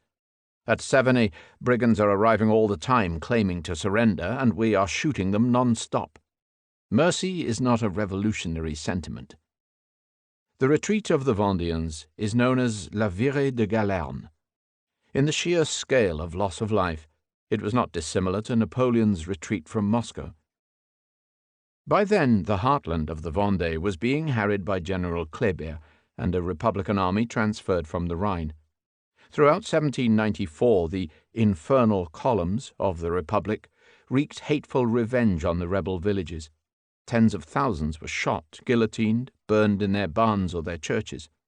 At the harbour of Rochefort, several thousand non-juror priests were slowly starved to death on the decks of prison hulks. At Angers, thousands of prisoners were shot out of hand. At Nantes, thousands more were systematically drowned. Later, to contain resistance, a huge military fortress was planted in the centre of the troubled region with a garrison of 20,000. First named Napoleon Vendée when completed in 1808, it was renamed Bourbon Vendée in 1815 and is now called Roche-sur-Yon. Nearby, in the open fields, stands a cross to the memory of the last stand of the last commander of the Vendéens, the Chevalier de la Charrette de la Contrie, who, expiring before the firing squad at Nantes, uttered one last cry of "Vive le Roi!" Thanks to the propaganda of the victorious Republic, Vendéism has been widely identified with peasant ignorance, religious superstition, and the rule of tyrannical priests. This picture is unfair. It is true that some of the Vendéens were driven in extremis to forms of mystical martyrdom, and also to excesses of their own. But their rebellion was not irrational. They had been subjected to many real assaults and humiliations, including the fashion for public mockery of religion. In any other country of Europe, their devotion to their traditional way of life would have been widely admired. Their moral integrity was well illustrated when the dying Bonchamp pardoned all his 5,000 prisoners. Their tragedy was to have taken up arms during the phase of extreme Jacobin fanaticism. Their enemies did not hesitate to employ genocidal measures, and then to cover the victims with calumny. Napoleon called them giants. It has taken the best part of 200 years for France to come to terms with this terrible story of populicide, of génocide franco-français.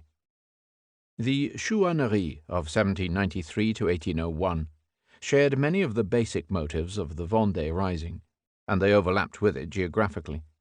On the other hand, they were much more widespread, embracing the greater part of Brittany, Normandy, and Anjou, and, since they took to guerrilla warfare, they were much more prolonged. The Chouans took their name from the chat-huant, or cat-calling, which was the favourite means of communication between peasant lads in the woods. Their first recognized leader, Jean Cottereau, a ranger from Saint-Douan-des-Tois near Le Mans, took the sobriquet of Jean Chouan. To the Republican authorities they were simply brigands, but they sustained 3 lengthy campaigns against all the forces which the Republic could muster. The first campaign, October 1793 to April 1795, was sparked off by the passage of the Vendéens through western Normandy, where 5,000 Chouans joined their ranks. It was eventually suspended by a truce whereby the Directory ordered an end to the prosecution of non-juror priests. The second campaign, June 1795 to April 1797, began with a daring raid on a Republican arsenal at Pont-de-Buis in Brittany. It promised to become a war of regular armies when a royalist force was landed from British ships on the nearby Quiberon Peninsula. But General Hoche proved more than equal to his task. After annihilating the landing force, he gradually pacified the countryside by combining religious tolerance with ruthless military measures. The third campaign, September 1797 to July 1801, was provoked by the Directory's decision to annul the electoral results in all the départements of the north and west, where monarchist candidates had swept the board. It was marked by the renewed persecution of non-juror priests, and by a series of murderous local conflicts between Chouans and Bleus. In 1799, under Georges Cadoudal of Kerleano in Morbihan, the insurgents were able to coordinate their activities and briefly to occupy several cities, including Redon, Le Mans, Nantes, and Saint-Brieuc. But their successes came to an end with the consulship of Napoleon, who followed a similar strategy to that of Hoche. General hostilities ceased after the religious settlement introduced by the Concordat of 1801, but local bands of rebels continued to roam the backwoods until Cadoudal was caught and executed in 1804. No accurate account of the counter-revolution can fail to take note of the rapidly shifting benchmarks. Constitutionalists who led the revolution in 1789 were already counted among the reactionaries by 1792. One of the most determined waves of resistance, which sparked insurrections in Lyon, Marseille, Bordeaux, and elsewhere in June 1793, was launched in support of the Girondins, who until recently had been the Jacobins' closest partners. Even the sans-culottes, who won the right to a vote and to cheap bread, turned in time against their Jacobin patrons. Bonaparte, who was seen to have betrayed both the Bourbons and the Republic, attracted the hatred of both whites and reds. The explosion of an infernal machine in Paris on the 24th of December 1800, which aimed to assassinate Bonaparte on his way to the opera, was the work of royalist émigrés, but it was used to justify the execution of Jacobin and Republican opponents. Any unsuccessful opponent could be condemned as reactionary. Violence is the one feature of the revolution which its critics have always found most repulsive. It took many forms. Mob rule and lynching occurred from the start on the 14th of July 1789, when the heads of the Bastille's governor, Delaunay, and of fellow victims were paraded round Paris on pikes. Wanton attacks against the persons and property of priests and nobles were commonplace. There were random massacres, such as the slaughter in the Paris prisons in September 1792. There were many assassinations, such as that of Marat, and there were terrible revenge killings, such as were perpetrated in Marseille after the fall of the Jacobins. None of these events was unique. But 2 aspects of revolutionary violence had no precedent. One was the sheer scale of military casualties that arose from the use of mass conscript armies. The other was the cold-blooded reign of political terror unleashed by the Jacobins. In the realm of mass psychology, both these phenomena were connected to the vast energies which sent a despondent and bankrupt nation on a 20-year spree of enthusiastic conquest. They were both avoidable. The Reign of Terror was conceived by the Second Committee of Public Safety and carried out as a deliberate instrument of policy. It was not confined to the destruction of the revolution's active opponents. It was designed to create such a climate of fear and uncertainty that the very thought of opposition would be paralyzed. Its twin weapons were to be found on the one hand in the law of suspects of Prairial and, on the other, in the Revolutionary Tribunal. The former required all citizens to denounce anyone who might be suspected of harboring ill will towards the authorities. Linked to the law of maximum prices, which turned the whole economic sphere into a source of potential crime, it exposed every French family to the possibility of sudden, baseless catastrophe.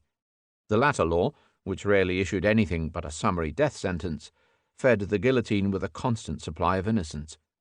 The total tally in Paris ran into tens of thousands. In the provinces, it was backed by military force.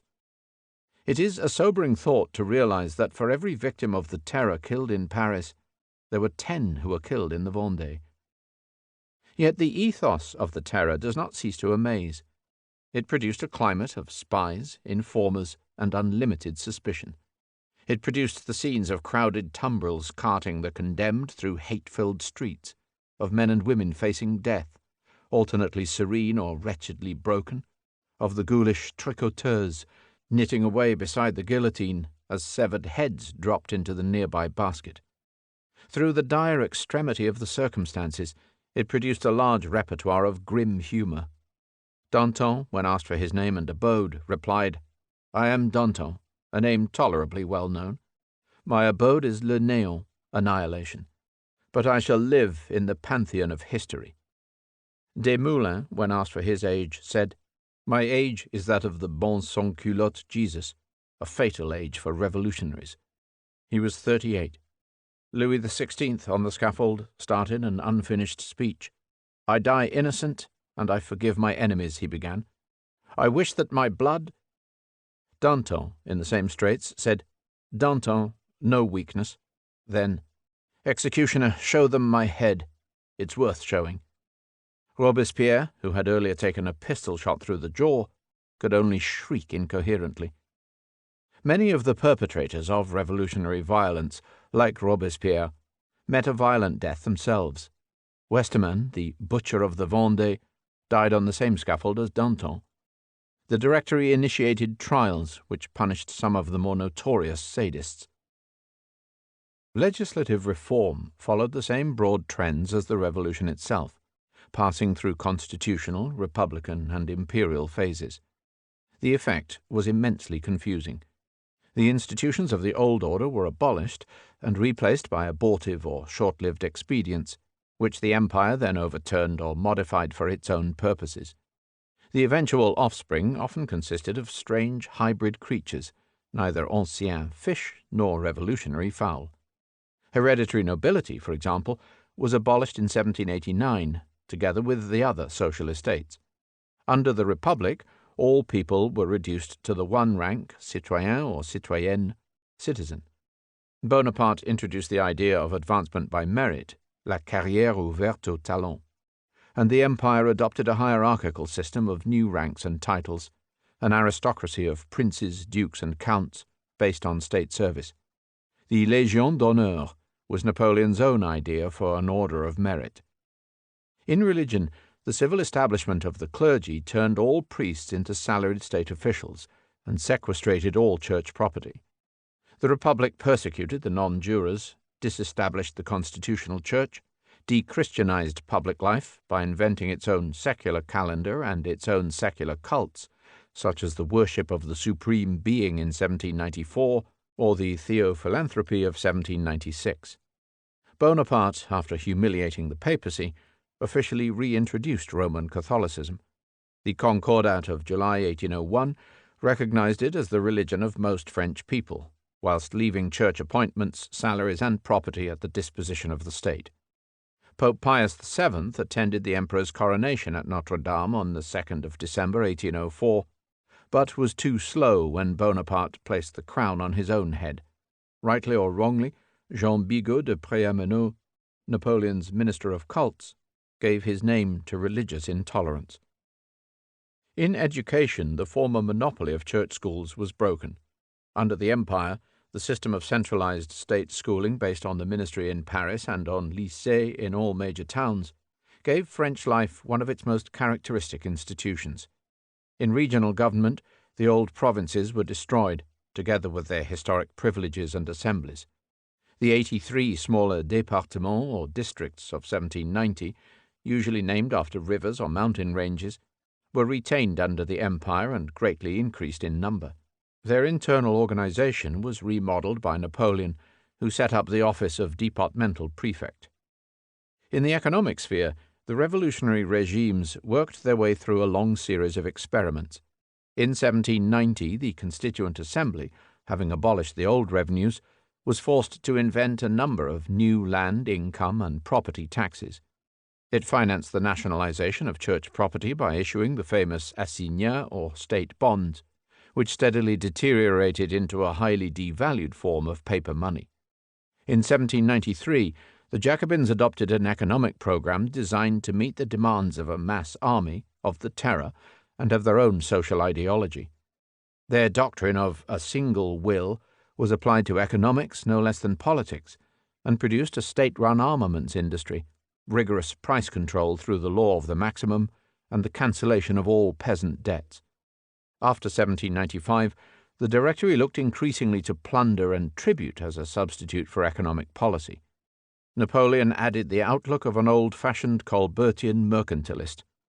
Grandiose public projects were made possible by the priority given to the regular inward flow of cash.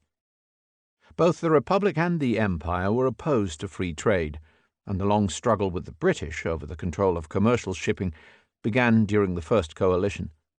In November 1806, Napoleon's Berlin decree formally declared the British Isles to be in a state of blockade. "I wish," he said, "to conquer the sea by the power of the land." The British response came in the Order in Council of 1807, forbidding all neutrals to trade with France, except under license. This in turn provoked Napoleon's Milan decree of December 1807, threatening dire retribution on anyone following the British rules. The resultant continental system was enforced in all countries occupied by the French, and was made a condition for Napoleon's cooperation with other countries such as Denmark, Sweden, and Russia. It gave Europe its first taste of a united economic community, but it also generated much of the resentment which undermined the French position. Taxation endured many vicissitudes. The old hated taxes and exemptions disappeared. The constitutional regime aimed at equitable and universal taxation for all, whilst the Jacobins excised the requirement whereby the franchise was limited to taxpayers. The Directory moved back towards a democracy of property owners. Under the Empire, although centralized land taxes were more efficiently run, the tax burden, especially on the peasants, was enormous. The torrent of legislation in the 1790s caused a logjam which could only be sorted out by systematic review and codification. Work started by the Convention in 1792 culminated in the towering Civil Code, soon to be renamed the Code Napoleon. The code replaced the 360 local codes in force in 1789, and drove a middle path between the Roman law of the South and the customary law of the North, between the egalitarian principles of 1789 and the authoritarian, propertied reaction of the Directory. Common law lost its place in the civil sphere. The universal rights of citizenship and of equality before the law were confirmed. In family law, civil marriage and divorce were retained, but the equal division of property was limited to male heirs. Married women were judged incapable of making contracts. This code has profoundly influenced the social development of at least 30 countries. In the long run, the Revolution probably had its greatest impact in the realm of pure ideas. Much of this detailed legislation was due for further revision after 1815, or was applicable only in France. But many of the basic ideas and ideals remained in existence for all the world to contemplate, even where they found no immediate form of practical expression. Republicanism, for example, was defeated in France long before the restoration of the monarchy in 1814–15, but it remained alive to feed a tradition which reasserted itself in 1848–51 and took permanent hold of the country after 1871. Since monarchy was still the predominant mode of government in 19th-century Europe, the memory and example of the First French Republic of 1792–9 could not fail to offer powerful attractions. The idea of revolution itself was irrepressible, even where particular revolutionary movements were repressed. Prior to 1789, most Europeans held a static view of the political and social order, where change could at best be limited and gradual. After 1789, everyone knew that the world could be turned upside down, that determined men could mobilize the social forces and psychological motors which underlay the surface of the most tranquil society. This realization aroused widespread panic and, in some quarters, hope. It also gave a powerful spur to the growth of the social sciences. Henceforth, revolution was to be distinguished from all lesser forms of rebellion, jacquerie, or putsch. Counter-revolution, too, took flight. Henceforth, revolutionary creeds were to be balanced by their opposite numbers. Burke's Reflections in the English-speaking world and Goethe's in the German world were to have lasting influence. The theocentric Considérations of de Maistre, who saw the revolution as the wrath of God, were to have a long progeny, stretching through the generations to Alexander Solzhenitsyn. All of them would share Burke's instinctive reaction against the antagonist world of madness, discord, vice, confusion, and unavailing sorrow. The concept of human rights, if not invented by the French revolutionaries, was certainly given its strongest modern impetus. The Declaration of the Rights of Man and the Citizen carried forward constructs contained in England's Bill of Rights of 1689 and the fundamental declarations surrounding the independence of the USA. Battered and bruised, it survived as a lasting monument to the early idealism of the Revolution. Passed on the 26th of August, 1789, in the presence and under the auspices of the Supreme Being, it consisted of a preamble in the style of its American predecessor, and of 17 articles listing mankind's natural, inalienable, and sacred rights. 1. Men are born and remain free and equal in rights. Social distinctions can only be founded on public utility. 2. The purpose of every political association is the preservation of the natural and imprescriptible rights of men. These rights are liberty, property, and safety from, and resistance to, oppression. 3.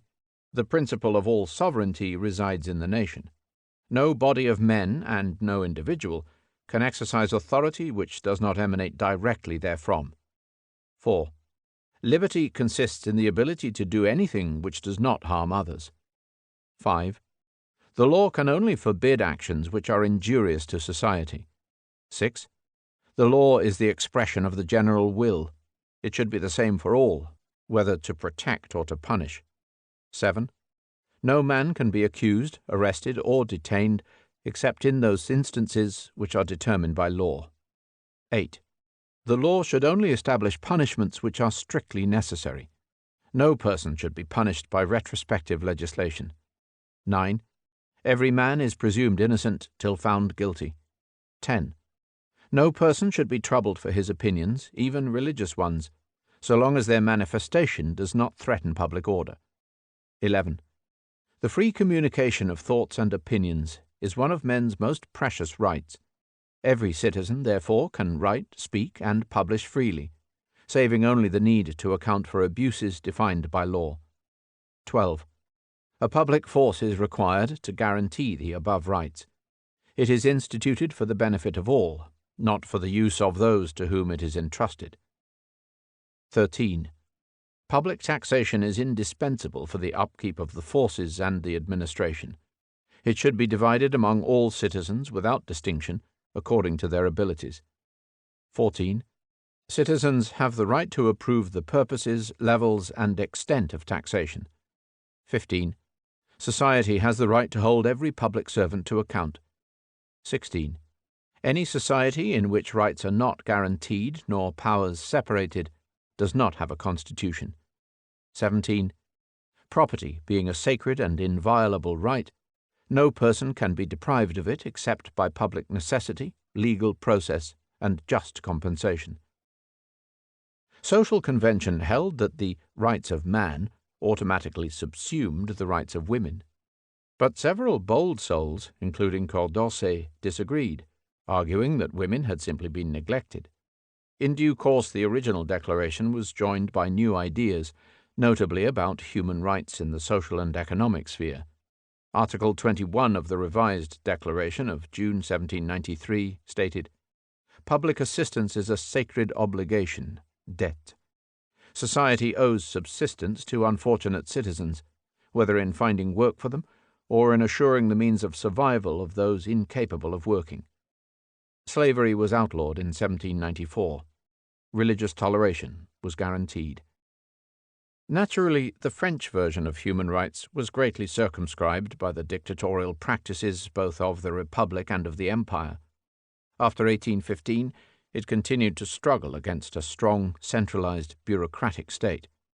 But its influence across Europe was far greater than the Anglo-Saxon version, partly because French culture in general was more influential at this time, and also because French soldiers had carried it all over the continent in their knapsacks. Not for the first time did the agents of repression scatter the seeds of another liberation.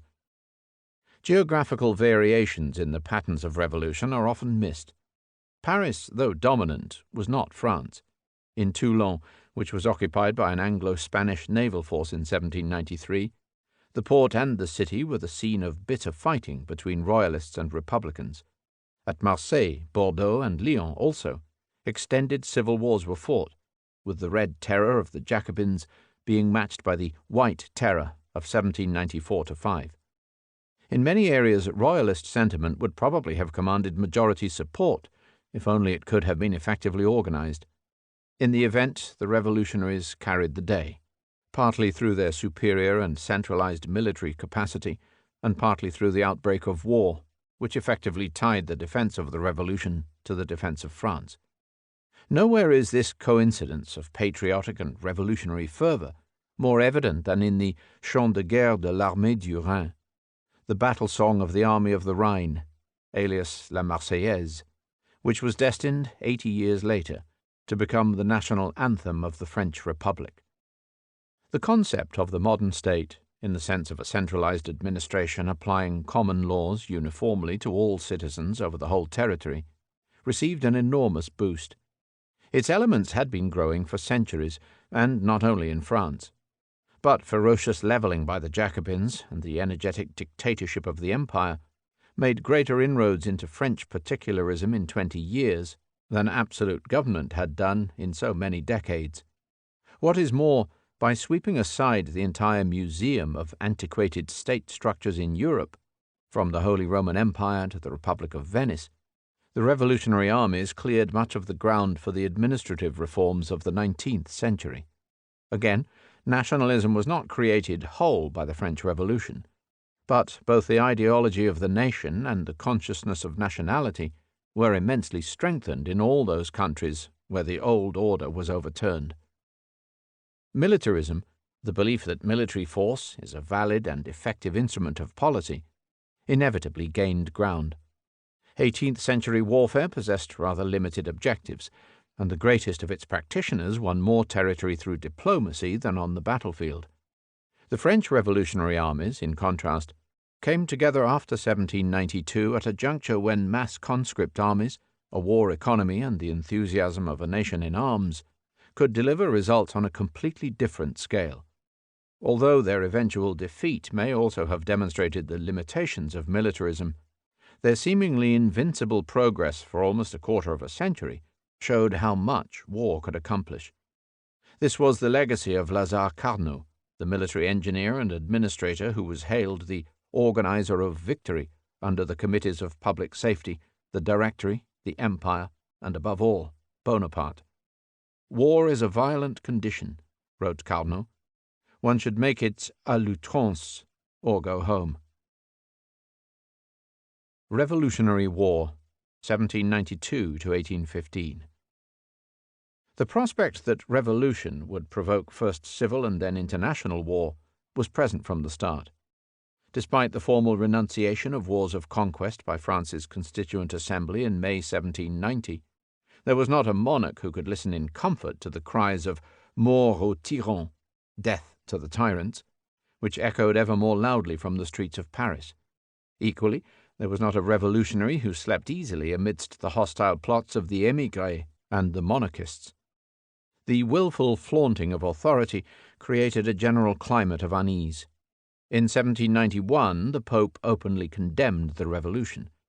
The challenge was taken up on the one hand by the Girondin J.P. Brissot, who called for a people's crusade against the despots, and on the other by the Emperor Leopold, Marie Antoinette's brother, who, after meeting the Prussian and Saxon monarchs at Pillnitz, called for a league of princes to restore the honor of His Most Christian Majesty. The rulers of Russia, Austria, Sweden, Prussia, Saxony, and Spain were all in favor of active intervention. Their plans were strongly encouraged by Catherine the Great, who expressed the view that the affairs of France were the concern of all crowned heads. Their ringleader, Gustavus III, masterminded the ill-starred flight to Varennes. He was already receiving subsidies from Russia when he was assassinated at a masked ball in Stockholm on the 16th of March 1792. Yet their greatest obstacle lay in the ambiguous position of Louis XVI, whose public pronouncements contradicted his secret correspondence, and who was simultaneously opposing and cooperating with the revolution. In the event, the divided counsels of Louis's would-be rescuers caused sufficient delay for the revolutionaries to take the initiative into their own hands. In April 1792, with the king's acquiescence, they declared war on Austria and Prussia. The descent into war must be traced to one of the most dire decisions of Louis XVI's politique du pire. In the spring of 1792, it so happened that the court party and the extreme radicals were both bending the king's ear in favor of war. The Queen wanted war so that revolution could be defeated by her brother's international rescue force. The radicals wanted war so that the Brissotin faction might exploit a military triumph. So Louis took them at their word, spurning the advice both of his more moderate Girondin ministers and of the Jacobins. On the 20th of April 1792, ill-prepared French troops were ordered to cross the frontier and to invade the Austrian Netherlands. The results of Louis's gamble were not as any of its promoters had hoped. There was no immediate military confrontation. The Queen's rescue force was slow to materialize. The Brissot faction did not gain any lasting advantage, being overtaken during the summer by the Jacobins. Europe gradually lost all hope of a peaceful settlement. The king himself lost all credibility. His deposition was in progress before the first major battle took place at Valmy in September. Russia alone showed no hesitation. The Empress Catherine was cramped by her Turkish war, which did not end until the Treaty of Yassy in January 1792. But after that she immediately turned her gaze to the west. Her contribution to the anti-revolutionary crusade was to be directed against the Polish constitution, which she could not for 1 minute accept. The Polish constitution was in no sense Jacobinical, but to Catherine there was not, in spring 1791, much to choose between revolutionary Poland and revolutionary France. She sensed the revolutionary undercurrent in Poland, and she crushed the revolution where she could most easily reach it. Summoning a bogus confederation of traitorous Polish notables to St. Petersburg, and pressing the King of Prussia to drop his Polish sympathies or else, she ordered the Russian army to march at precisely the time that Louis XVI was ordering the French army to do the same. Thus the revolutionary wars began simultaneously in East and West. 20 years were to pass before the initiators, France and Russia, were to meet in the decisive trial of strength. The Russo-Polish War of 1792-3, therefore, was an integral part of the revolutionary panorama. It largely determined the balance of forces which were later to be waiting for Napoleon in the East. The outcome was not a foregone conclusion. Commanded by the king's nephew, Józef Poniatowski, and by the veteran of the American Wars, Tadeusz Kościuszko, founder of West Point Academy, the fledgling Polish army acquitted itself with distinction. A masterly victory was achieved at Zielence in Podolia on the 18th of June 1792, 1 month after Russian forces had crossed into Polish Ukraine. The Polish position continued to look tenable until surrounded by the Prussians from the rear. In the end, the matter was resolved by the king's capitulation rather than by force of arms. Joining the Russian-backed Confederation of Targowice to end the shedding of blood, Stanisław August accepted the terms of the second petition, signed in St. Petersburg on the 4th of January 1793, and undertook to put them into effect. 6 months later, the last Sejm of the Republic's history met at Grodno in Lithuania, under the shadow of Russian guns. Representatives of the nobility, threatened with sequestration, gave legal form to their country's humiliation. The Constitution of 3rd May, duly reviled, was annulled. Russia annexed a swathe of territory half the size of France. Prussia took Danzig, which promptly rebelled.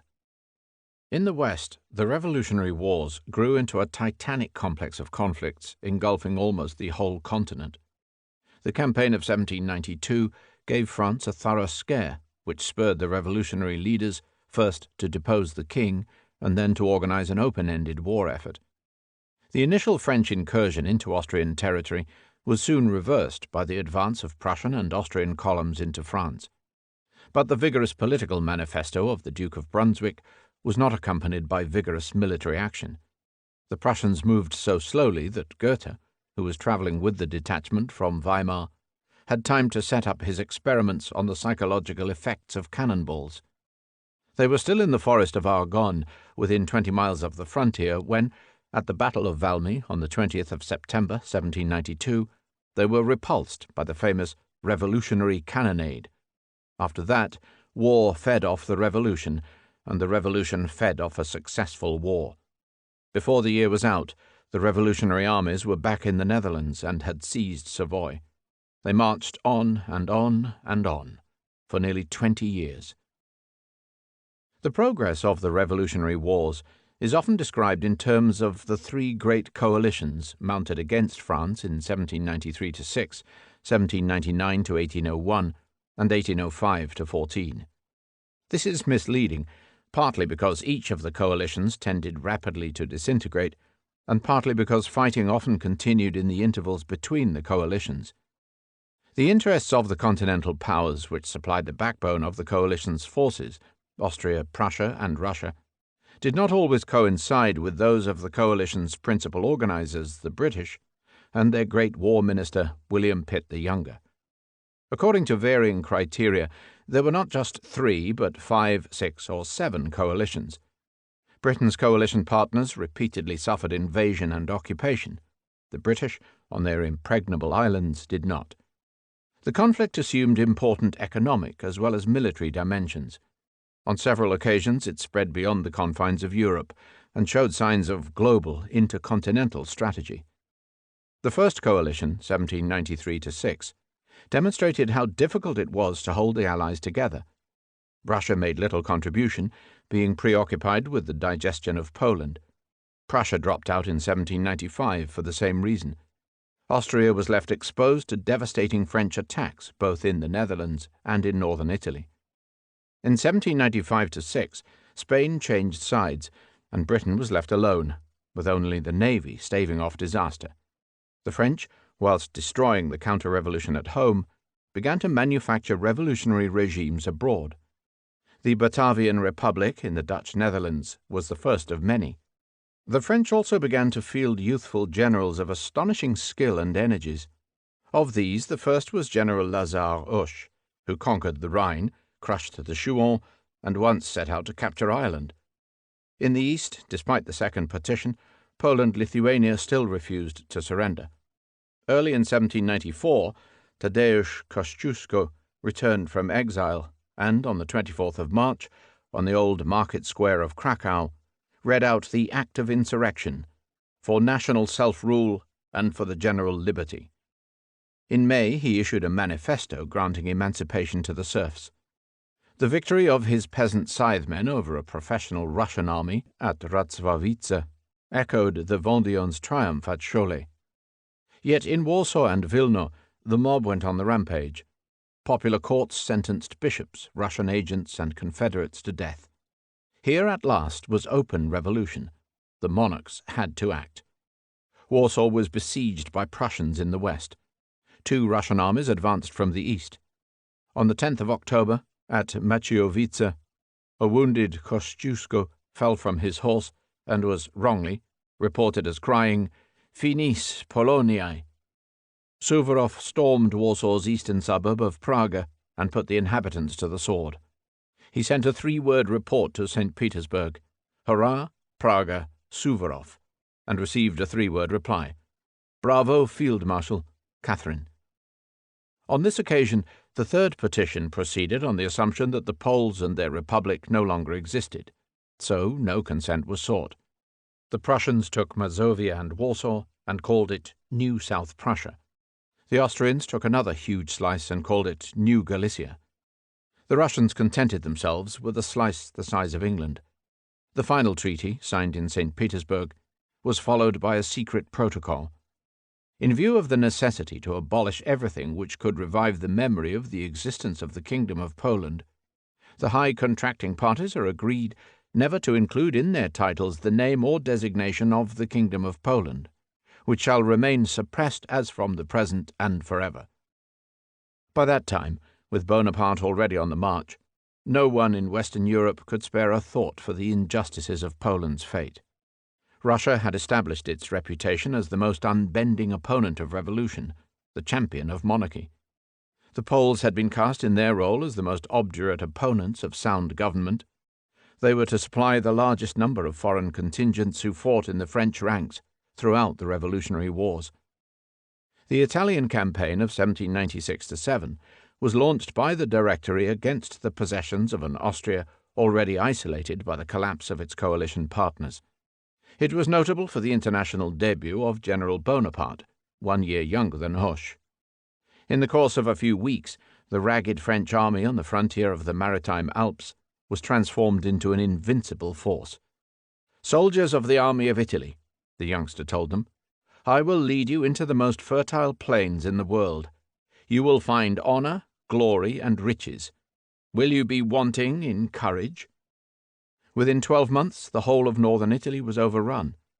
Bonaparte's tactical mastery, first demonstrated on the 10th of May 1796 at the bridge of Lodi, delivered him strategic domination.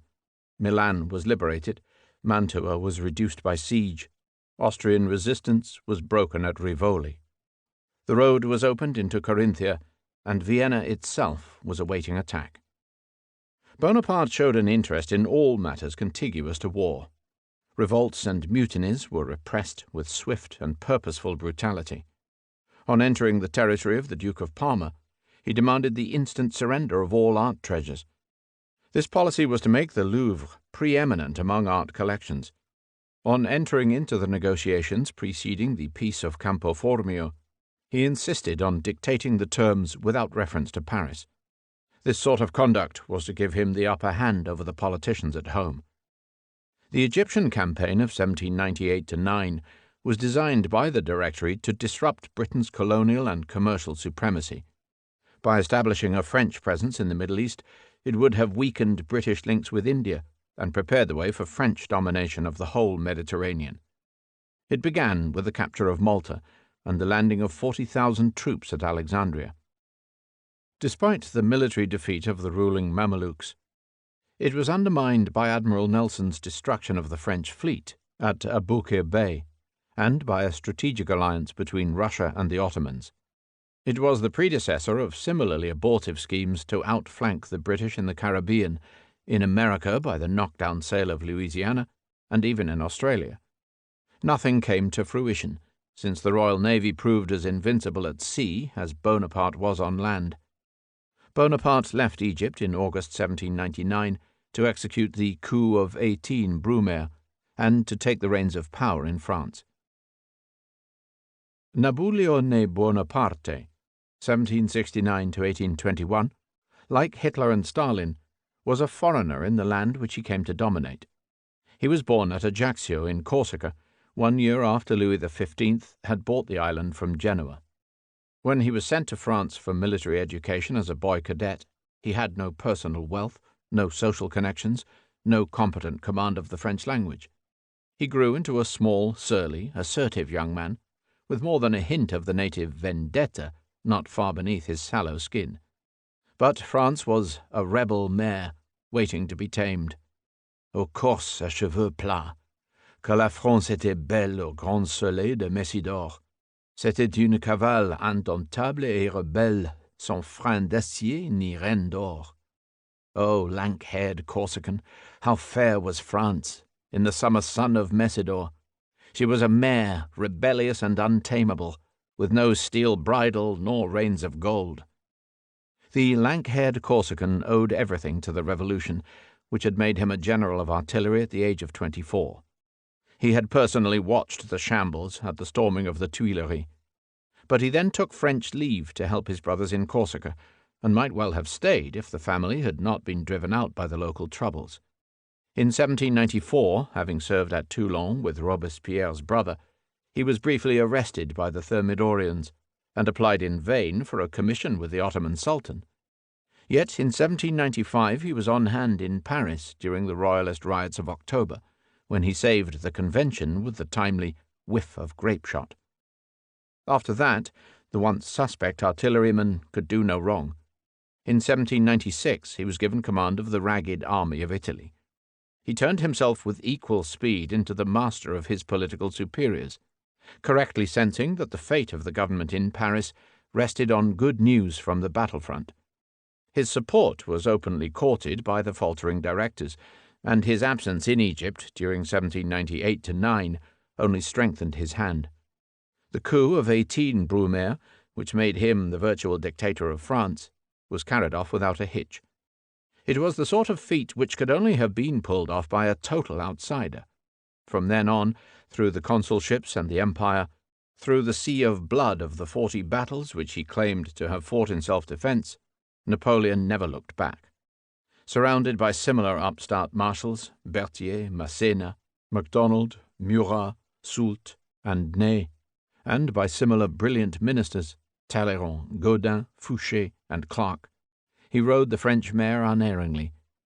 And when France had been bridled by its Corsican rider, he saddled her by the rules of Corsican kinship with the whole tribe of Bonapartes, with Joseph, King of Naples and Spain, with Lucien, Prince of Canino, with Louis, King of Holland, with Jerome, King of Westphalia, with Elisa, Pauline, and Caroline, Duchess, Princess, and Queen. He only stumbled on his own dynastic path.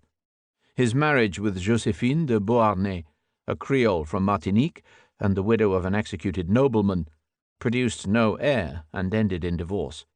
His Polish mistress, Maria Walewska, produced a son who was not recognized. His second wife, Marie-Louise of Austria, gave birth in 1811 to Napoleon II, King of Rome. By that time the clouds were gathering over the son of Messidor. The first ruler of all Europe was already considering the invasion of Russia. According to Tocqueville, Napoleon was as great as a man can be without virtue. The Second Coalition, 1799-1801, was made possible by a new Tsar, Paul I, who was eager to play a more active role. Suvorov's Russian army recovered most of Austrian Italy before Bonaparte reappeared to restore the balance. But Paul I was assassinated, the Continental Allies lost heart, and again Britain was left facing France alone. The Allies' Treaty of Lunéville was matched by Britain's Peace of Amiens. After the collapse of the Second Coalition, Bonaparte could take stock from a position of strength. He made further conquests in Italy, including Piedmont, Parma, and Piacenza. He sent an unsuccessful expedition to crush the revolt of Haiti. He invaded Germany, provoking the demise of the Holy Roman Empire, and he began collecting the Armée de l'Angleterre at Boulogne. He even began to scheme once again for the strategic encirclement of his principal adversaries. On the 30th of March 1805, he wrote to the Shah of Persia, "Bonaparte, Emperor of the French, to Fatali, Shah of the Persians, greeting. I have reason to believe that the Jinn who preside over the destinies of states wish me to support the efforts which you are making to uphold the strength of your empire. Persia is the noblest country in Asia, France the premier empire of the West. But there also exist upon the earth empires where men are by birth restless, greedy, and envious. Tired of their deserts, the Russians trespass on the fairest parts of the Ottoman realm. The English, who are cast on an island that is not worth the smallest province of your empire, are establishing a power in India that grows more redoubtable every day. Those are the states to watch and fear." Napoleon's high regard for the countries of Asia was not entirely insincere. During the Egyptian campaign, he had once said, "Europe is a molehill. All great empires and revolutions have been in the Orient." But European affairs soon intervened. The Third Coalition, 1805-14, Pitt's final diplomatic masterpiece, was organized with the intention of a decisive showdown. Yet the showdown was slow in coming. At sea, The British victory off Cape Trafalgar ensured the total naval supremacy which would deny the French any chance of invading Britain. On land, in contrast, Napoleon utterly destroyed each of his enemies in turn. In 1805, Austerlitz ensured the total defeat of Austria and the retreat of Russia. In 1806, Jena and Auerstadt ensured the total crushing of Prussia. In 1807, Eylau and Friedland ensured the total withdrawal of all Russian troops. Within 18 months, Vienna, Berlin, and Warsaw were all occupied. By the time that Napoleon made his peace with Russia and Prussia, aboard a raft on the river Niemen at Tilsit, Britain stood alone for the third time. Britain's activities, however, were more than enough to keep the wars alive. Through the Royal Navy's blockade, Britain was waging commercial war against all the countries recruited to Napoleon's continental system. What is more, by sending an army to northern Spain in 1808, thereby opposing Napoleon's recent takeovers, both of Spain and Portugal, she internationalized the civil wars of the Iberian Peninsula, creating an Iron Duke from the young Arthur Wellesley, and an important diversion that Napoleon could never muster the time or resources to subdue. One by one, and with painful delays, each of the members of the moribund coalition began to revive. In 1808, parts of Italy joined Spain in rebelling against French rule. In 1809, Austria repudiated its agreement with Napoleon, only to be comprehensively crushed once more at Wagram, within sight of Vienna. In 1810-12, Prussia started to stir, initially through secret underground resistance. In the same period, Russia grew tired of the French connection, fearful of Napoleon's plans for Poland-Lithuania, and irked, like everyone else, by the strictures of the continental system. Napoleon was approaching the peak of his power. In the 20 years from 1792 to 1812, the map of Europe and the system of states was widely remodeled. The French revolutionary armies introduced territorial and political changes of three sorts. First, and at various times, they vastly extended the territory of France itself by directly annexing large parts of the Netherlands, Germany, Switzerland, and Italy.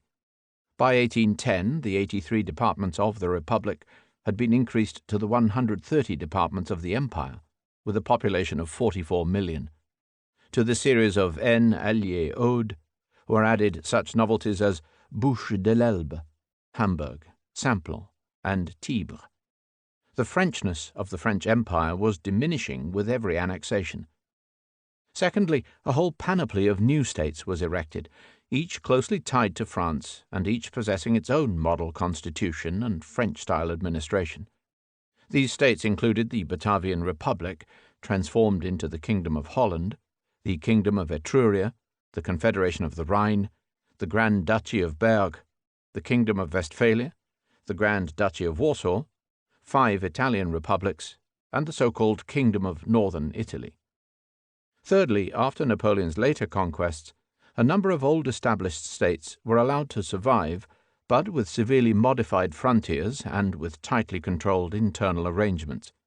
These included Austria, Prussia, Spain, Naples, and Portugal. The only parts of Europe to escape the revolutionary remodeling of Napoleon's enlightened despotism were the British Isles, Scandinavia, Russia, and the Ottoman domains. With those exceptions, the whole of Europe was subject to radical changes that swept away the traditional order, giving its people, however briefly, a taste for something entirely different. The degree to which the local population either welcomed or initiated the changes is a matter of some complexity. In some places they obviously rejoiced. There were deep-rooted republican elements in Holland and in Switzerland, for example, who had sought French intervention in advance, and there were good reasons why certain cities, such as Brussels, Milan, or Warsaw, should have manifested great enthusiasm. Elsewhere, the reception of the French must be graded from mixed to hostile.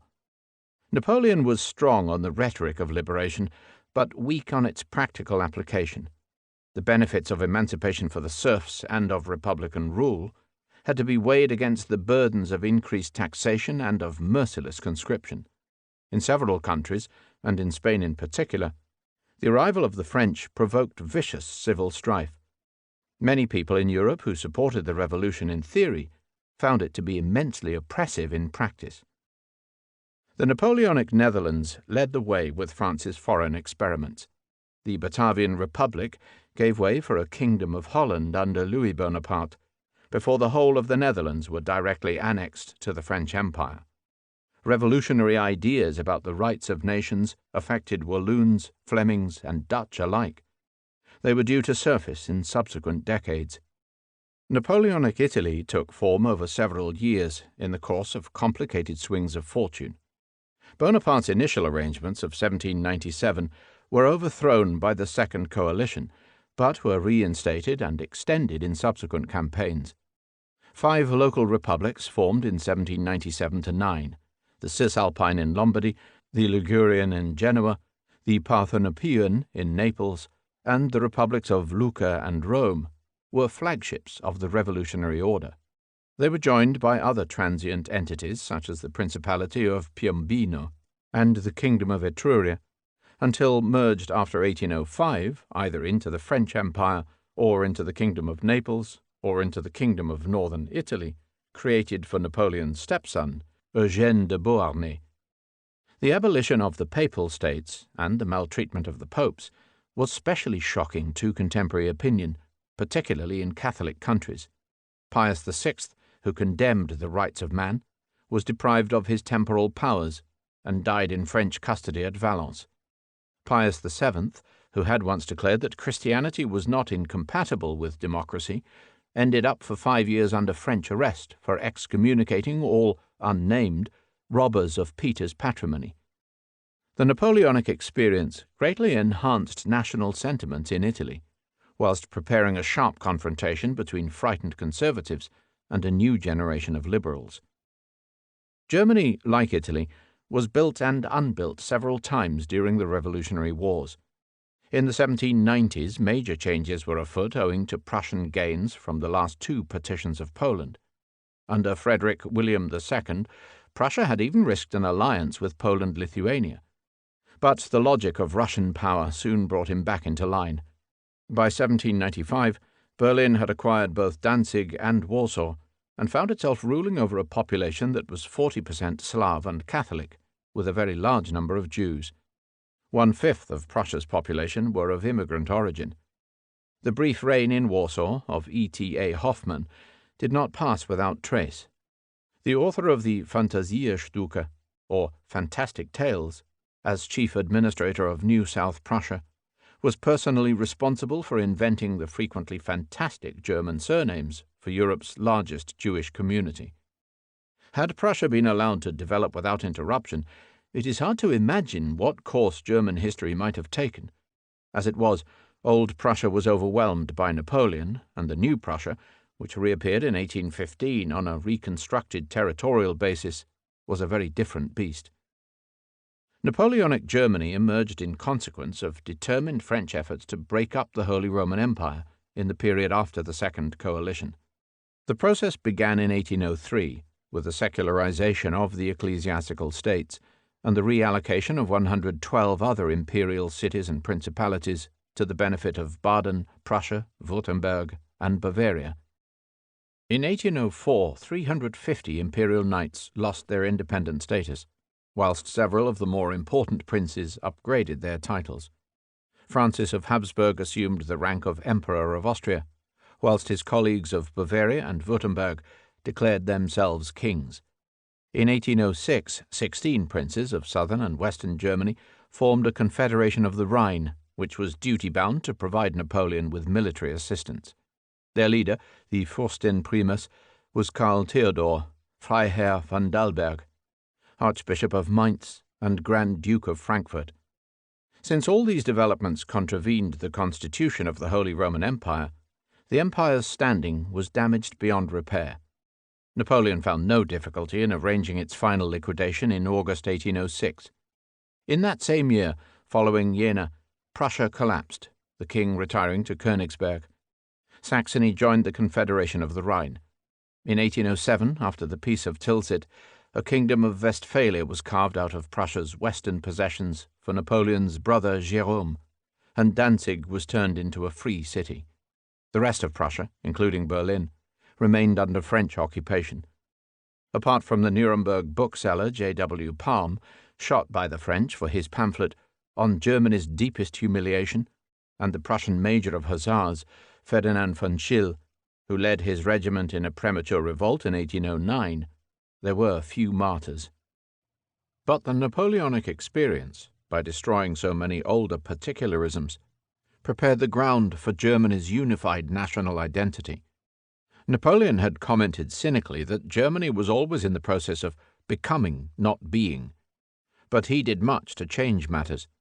The University of Berlin, founded in 1810 during the French occupation, nourished the new thinking. Its first rector was the philosopher J.G. Fichte, author of the patriotic Reden an die deutsche Nation. The War of Liberation of 1813–14 proved specially exhilarating.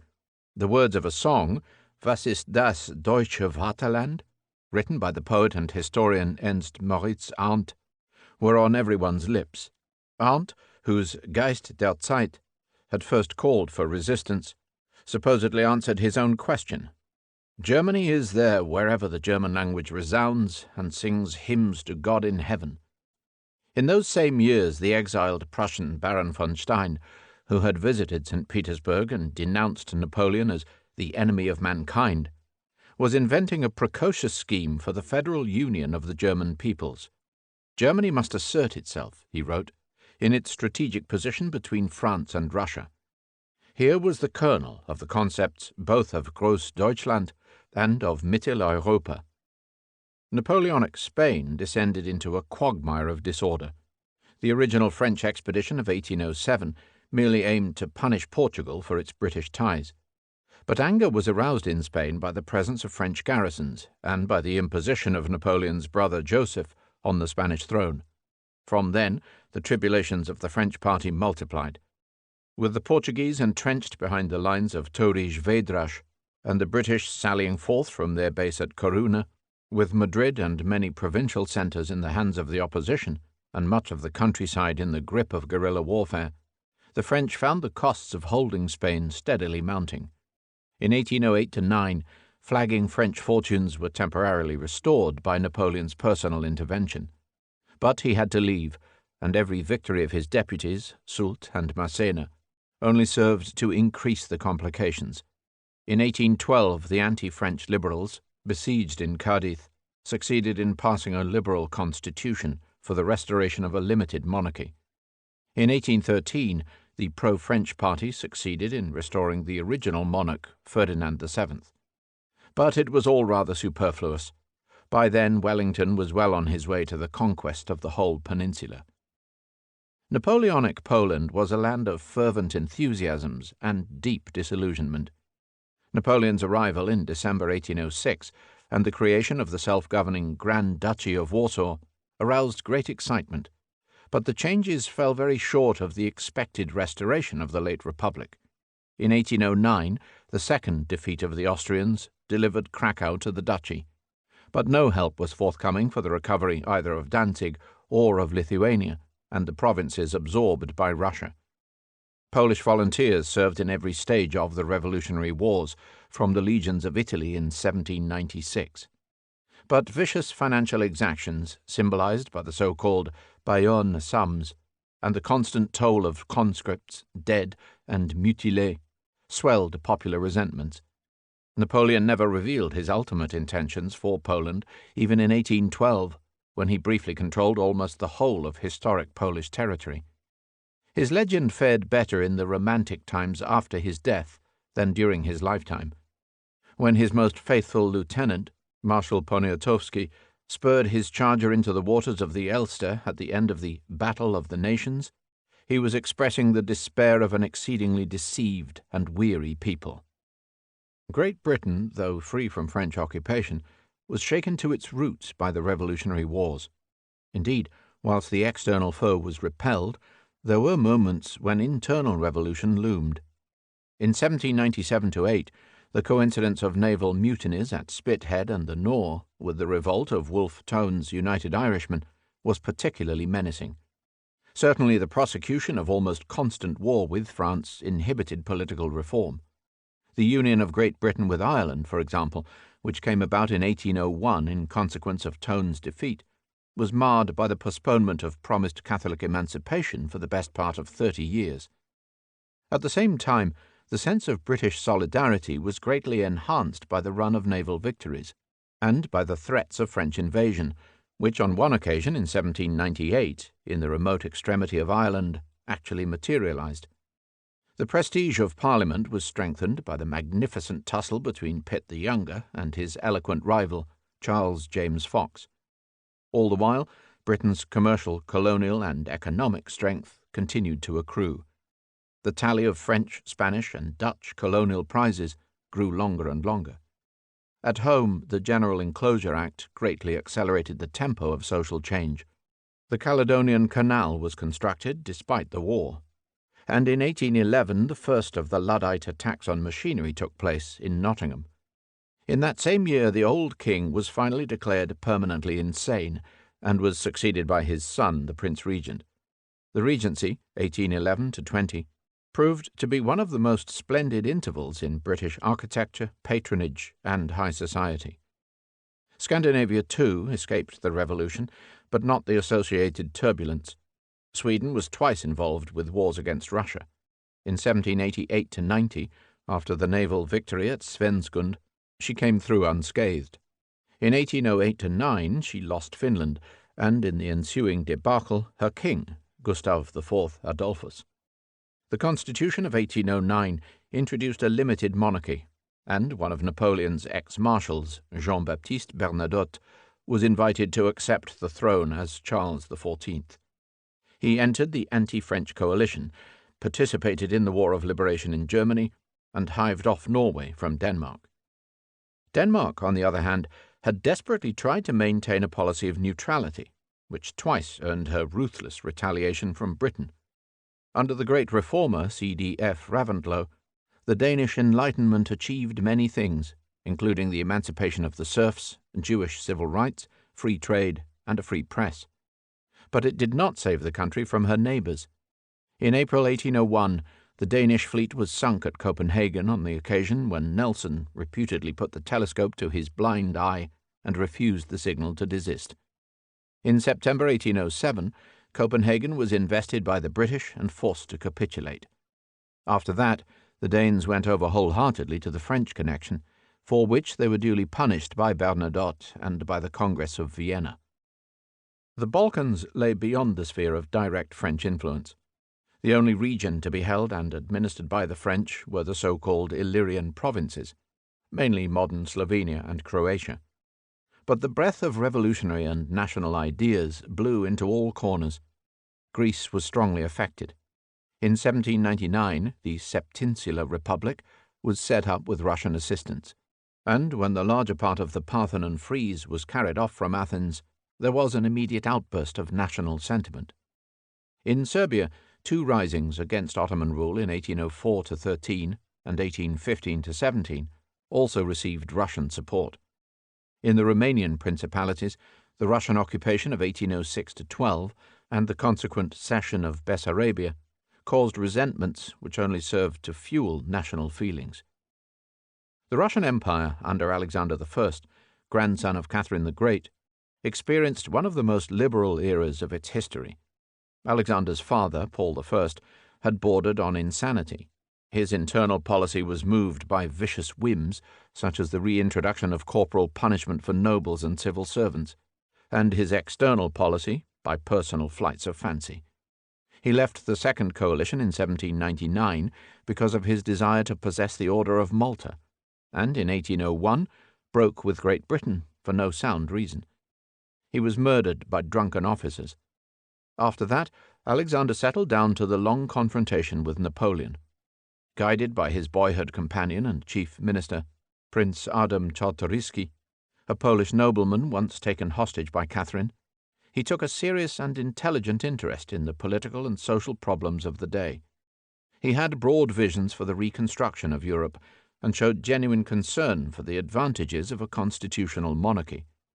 He incorporated Finland as an autonomous Grand Duchy, liberated the landless serfs of the Baltic provinces, and for a couple of decades turned the western region annexed from Poland-Lithuania into the scene of a liberal social and cultural experiment centered on the university and educational district of Vilno. He was responsible for the foundation of a state school system and of the advisory Council of State, which remained a central organ of Tsarist government thereafter. Russia was hardly amenable to the application of radical ideas, but a generation of Russian soldiers who were brought into direct contact with Poland, Italy, and eventually Paris itself could not fail to be a source of ferment. The Napoleonic Wars did not hinder Russia's territorial expansion eastwards. From 1801, the 60-year conquest of the Caucasus began with the annexation of Georgia. In 1812, at the very time that Napoleon was approaching Moscow, a Russian expedition planted the tiny colony of Fort Ross on the coast of northern California, more than 30 years before American pioneers had reached the area. With time, the strains of France's continental system began to tell, as did the effects of the British blockade. They underlay the Tsar's alliance in March 1812 with Sweden and the deployment by Napoleon of a grande armée of some 600,000 on the Tsar's western frontier. They equally provided the main bone of contention for the inglorious War of 1812–14 between Britain and the United States. American shipping was long trapped between the contradictory regulations of the British and the French, and in 1807 the boarding of the USS Chesapeake by a party from HMS Leopard gave grave offence. President Jefferson introduced his own regulations regarding peaceful coercion and non-intercourse, but then gave way to the demands of the war hawks of the 12th Congress. American forces failed to win any significant territory in Canada, and the British failed to reassert control over their former colonies. From a later perspective, it is ironic to reflect that the continental system led both to the burning of the Executive Mansion in Washington, from 1814 known as the White House, and to the burning of Moscow. The Russian campaign of 1812 was, as he later admitted, Napoleon's greatest mistake. He called it his Polish War, since most of the action took place on traditional Polish territory, and since a successful outcome would inevitably have raised the question of restoring Poland-Lithuania. The frontier which the Grande Armée crossed on the 22nd of June 1812 had only recently become the frontier of the Russian Empire. In the eyes of the local inhabitants, it was the historic border linking Poland with Lithuania. Napoleon was faced with a clear choice between a political campaign, in which he could have used the army to liberate the serfs and to mobilize the anti-Russian sentiments of the population, or a purely military campaign, in which the outcome was left exclusively to the fortunes of war. He noticed that the Poles of Lithuania were rather different from the Poles of Warsaw. So, like Charles XII before him, and Hitler later, he chose to ignore local conditions and paid the price. Keeping all thoughts of the political future to himself, he pressed on through Lithuania to the heart of Muscovy. At Borodino, at the gates of Moscow, he suffered the most costly of all his victories. Moscow was occupied, but burned together with much of its stores. The Tsar simply refused to negotiate, and ordered his army to avoid any major engagement. In November, with starvation pending, the retreat was sounded. The columns of the Grande Armée, stretched out over 500 miles, fell victim to the Russian winter, to marauding Cossacks, and to the unseasonal floods of the Berezina. Napoleon fled by sledge to Warsaw and on to Paris. As for his men, of the 600,000 who had crossed the Niemen in June, barely 1 in 20 survived to tell the terrible tale. As the Emperor once remarked, all empires die of indigestion. The terminal campaigns of 1813 and 1814 were decided as much by logistics as by performance in battle. Although Napoleon's forces were comprehensively overwhelmed at the 3-day Battle of the Nations near Leipzig in October 1813, he continued to win the great majority of subsequent engagements. But he was facing the collective will of peoples whose sense of nationality he had helped to arouse, as well as the determination of the dynasts to restore their supremacy. The advance of the Russians, Prussians, and Austrians from the east, and of Wellington from the south, could not be stemmed. The toll of young French lives was inexorable. In those last 2 years, Napoleon lost over 1 million men, even though he had failed to trap his foes into another concerted combat. The moment came when the emperor was told that the soldiers would fight no more. In April 1814, with the British, Russians, and Prussians encamped in Paris, Napoleon abdicated. The Revolutionary Wars and the Revolution were over. Or so it appeared. One might have thought that the result of the Revolutionary Wars was plain enough. Yet in the eyes of the historian who studied the subject most exhaustively, the Allies did not achieve outright victory. The European coalition did triumph in the end over the French armies, he wrote, yet one cannot say that France was defeated by the struggle. He was thinking no doubt of the maintenance of France's territorial integrity, of the continuing force of revolutionary ideas, and of the surprises still to come. Everyone accepted that the fate of a whole continent had been at stake. Napoleon loved to talk of Europe. When he mentioned it at Tilsit, the Tsar had picked it up. "Europe?" asked Alexander I. "What's that?" Then he gave his own answer. "Europe is us," meaning presumably the ruling princes. In the spring of 1814, when he was riding towards Paris, he said, "I have come to reconcile France with Europe." That reconciliation took rather longer than expected. Wednesday, the 20th of April, 1814, Fontainebleau. Napoleon Bonaparte, King of Elba, was bidding farewell to the Imperial Guard before leaving France for his new kingdom. In the lobby of the chateau he greeted the members of his remaining entourage and the gaggle of allied commissioners. From there he passed to the doorway at the head of the horseshoe staircase, whose marble balcony overlooked the spacious courtyard of the White Horse.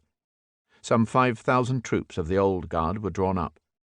The senior officers stood at the front in a semicircle with the colour party and the orchestra. The carriages for his journey were waiting by the gate. As he appeared on the parapet, cavalry trumpeters sounded the fanfare de l'Empereur.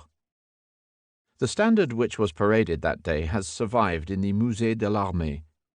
It is a square tricolour with vertical stripes of blue, white, and red, embroidered in gold. The front border was adorned with the imperial emblems, 2 crowns in the top corners, 2 circles with the monogram N on the sides, 2 eagles in the bottom corners, a sheaf surrounded by bees in the upper centre.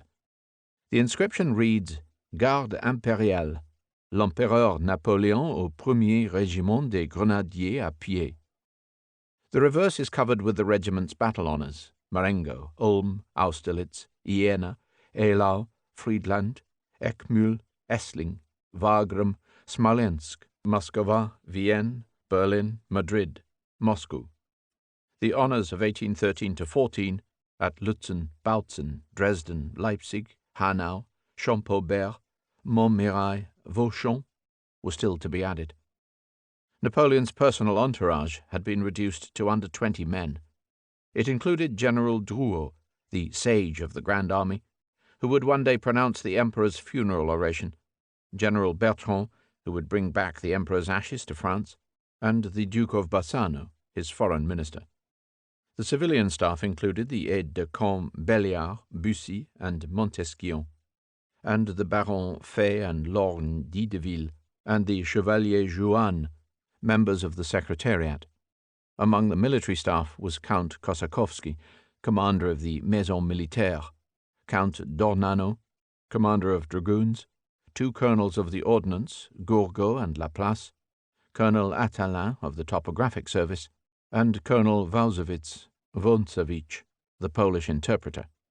The commander of the Old Guard, Marshal Lefebvre Desnoettes, Duke of Danzig, waited on horseback at the head of the cavalrymen who would accompany his carriage to Briare. Apart from him, none of the marshals of the Empire was present, nor a single representative of the imperial family. General Petit, heading the colour party, ordered the presentation of arms.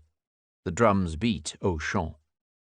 Napoleon descended the staircase and plunged into the midst of the assembled troops. The Emperor's exact words were not recorded, but General Petit was well placed to remember. "Officiers, sous-officiers, soldiers of my old guard, I am bidding you farewell. For 20 years I have been pleased with you. I have found you always on the path of glory. The Allied powers have armed the whole of Europe against me. Part of the army has betrayed its duties, and France itself. With you and with other brave men who have remained faithful, I could have carried on the war for another 3 years. But that would have made France miserable, and would be contrary to my declared aims. So be faithful to the new sovereign which France has chosen. Do not abandon this dear patrie, so long unhappy. Do not regret my fate. I shall always be content if I know that you are content also. I could have died, but no, I chose the honourable way. I shall write of everything that we have done." At this point General Petit raised his sword and shouted, "Vive l'Empereur!" to a thunderous echo. "I cannot embrace you all, so I shall embrace your general. Approchez, Général Petit." Having enveloped the general, he then said, "Bring me the eagle." He kissed the hem of the standard 3 times, with the words, "Dear eagle, may these kisses reverberate in the heart of all the brave." Finally, "Adieu, mes enfants." Those grizzled warriors, who many a time had watched unmoved while their own blood ran, could not hold back their tears. Napoleon strode to the carriage, took his seat briskly, and was driven off. The chateau of Fontainebleau, 37 miles to the southeast of Paris, was Napoleon's favourite residence. Built by Francis I round the tower of a medieval hunting lodge, it dated from 1528 and represented one of the earliest breaths of the Renaissance in France. Surrounded by the oaks and pines of its dense forest, it offered true escape and relaxation. Less forbidding than Versailles, it was free of the shades of anyone else's glory. Its buildings were arranged round a series of courtyards: la Cour Ovale, la Cour des Princes, la Cour de la Fontaine, la Cour des Offices, le Jardin de Diane. La Cour du Cheval Blanc, which has been known since the events of April 1814 as la Cour des Adieux, was realized under Louis XIII. The interior, which contained artistic treasures such as Rosso's frescoes in the Galerie François Ier, was designed with a touch of splendor, but not on a gigantic scale. The decorations and fittings, mainly of the 16th and 17th centuries, had been supplemented by Napoleon's own collection of empire furniture. The chateau had been used as a gilded cage for Pope Pius VII, but had also seen the happiest days of Napoleon and Josephine. "The Forêt de Fontainebleau is my English garden," he once said. "I want no other." To leave it was no small wrench. The Imperial Guard embodied the essence of 2 military terms, corps d'élite and esprit de corps. Formed in November 1798 as the Consular Guard, it was steadily expanded until it became an army within the army. In 1805 it numbered some 5,000 men from all 4 arms: infantry, cavalry, artillery, engineers. In 1809 it was split into the Old Guard, an elite of veterans within the elite, and the Young Guard, drawing on recruits and transferees. By 1813, at its height, it possessed nearly 60 different regiments, almost 50,000 men. The Guard accepted only the finest applications. They had to be 1.78 meters, 5 foot 10 inches tall, 25 years old, literate, and had to have fought in 3 campaigns. They were given resplendent uniforms, generous pay, special training, and top commanders with direct access to the Emperor. They had the right to be addressed as Monsieur by all other soldiers. Every week, when possible, their tendu, the shorn one, would inspect his moustache and his grognards, his invincibles and immortals. In due course, the corps of veterans, the oldest of the old, had served 17, 20, or even 22 years. Joking with the Emperor was accepted form. One trooper once called out to ask why he had not yet received the Légion d'honneur. "Why so?" "Because I gave you a melon in the Egyptian desert." "A melon? No, no." "Yes, a melon, and 11 campaigns and 7 wounds, at Arcola, Lodi, Castiglione, the Pyramids, Acre, Austerlitz, Friedland." Before he had finished, he was a Chevalier of the Empire with a payment of 1,200 francs. The Guard included many exotic foreigners. 2 of the 4 regiments of grognards were Dutchmen. There were whole Velite formations of Italians. The cavalry included a regiment of scimitar-wielding Mamelukes, the German Lancier de Berg, the Tartar horse from Lithuania, and the 3 regiments of Polish lancers, the truest of the true. For many years Napoleon had been notoriously reluctant to sacrifice his guardsmen in battle, except for lightning strikes at critical points. At Borodino he had held them back with the words, "I will not have the Guard destroyed 300 leagues from Paris." But then, in the later campaigns, as the supply of trained men dwindled amidst the floods of raw recruits, he spared them nothing. In the brilliant fighting retreat of 1814, they had marched and bled every step of the way. Napoleon had reached Fontainebleau 3 weeks before, still confident of defeating the Allied armies. From his defensive position in Champagne, he had planned to turn in his tracks and to strike deep into the enemy's lines of communication. But marauding Cossacks had captured one of his couriers and had discovered his intention of drawing the enemy from Paris.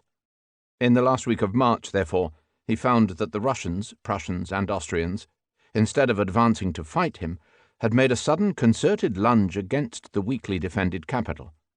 The Russians advanced on Romainville. The Prussians set up batteries on Montmartre. The Austrians advanced up the Seine to Charenton.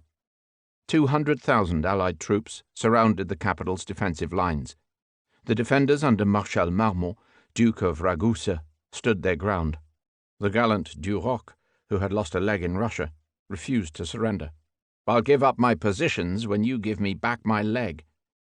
But the politicians had little stomach for a siege. The citizens feared to share the fate of Moscow. Talleyrand had put out feelers to the Tsar. Napoleon's brother Joseph left the city with the Empress on the 30th. Racing back from Saint-Dizier in his flying barouche, Napoleon covered the 120 miles in a single day.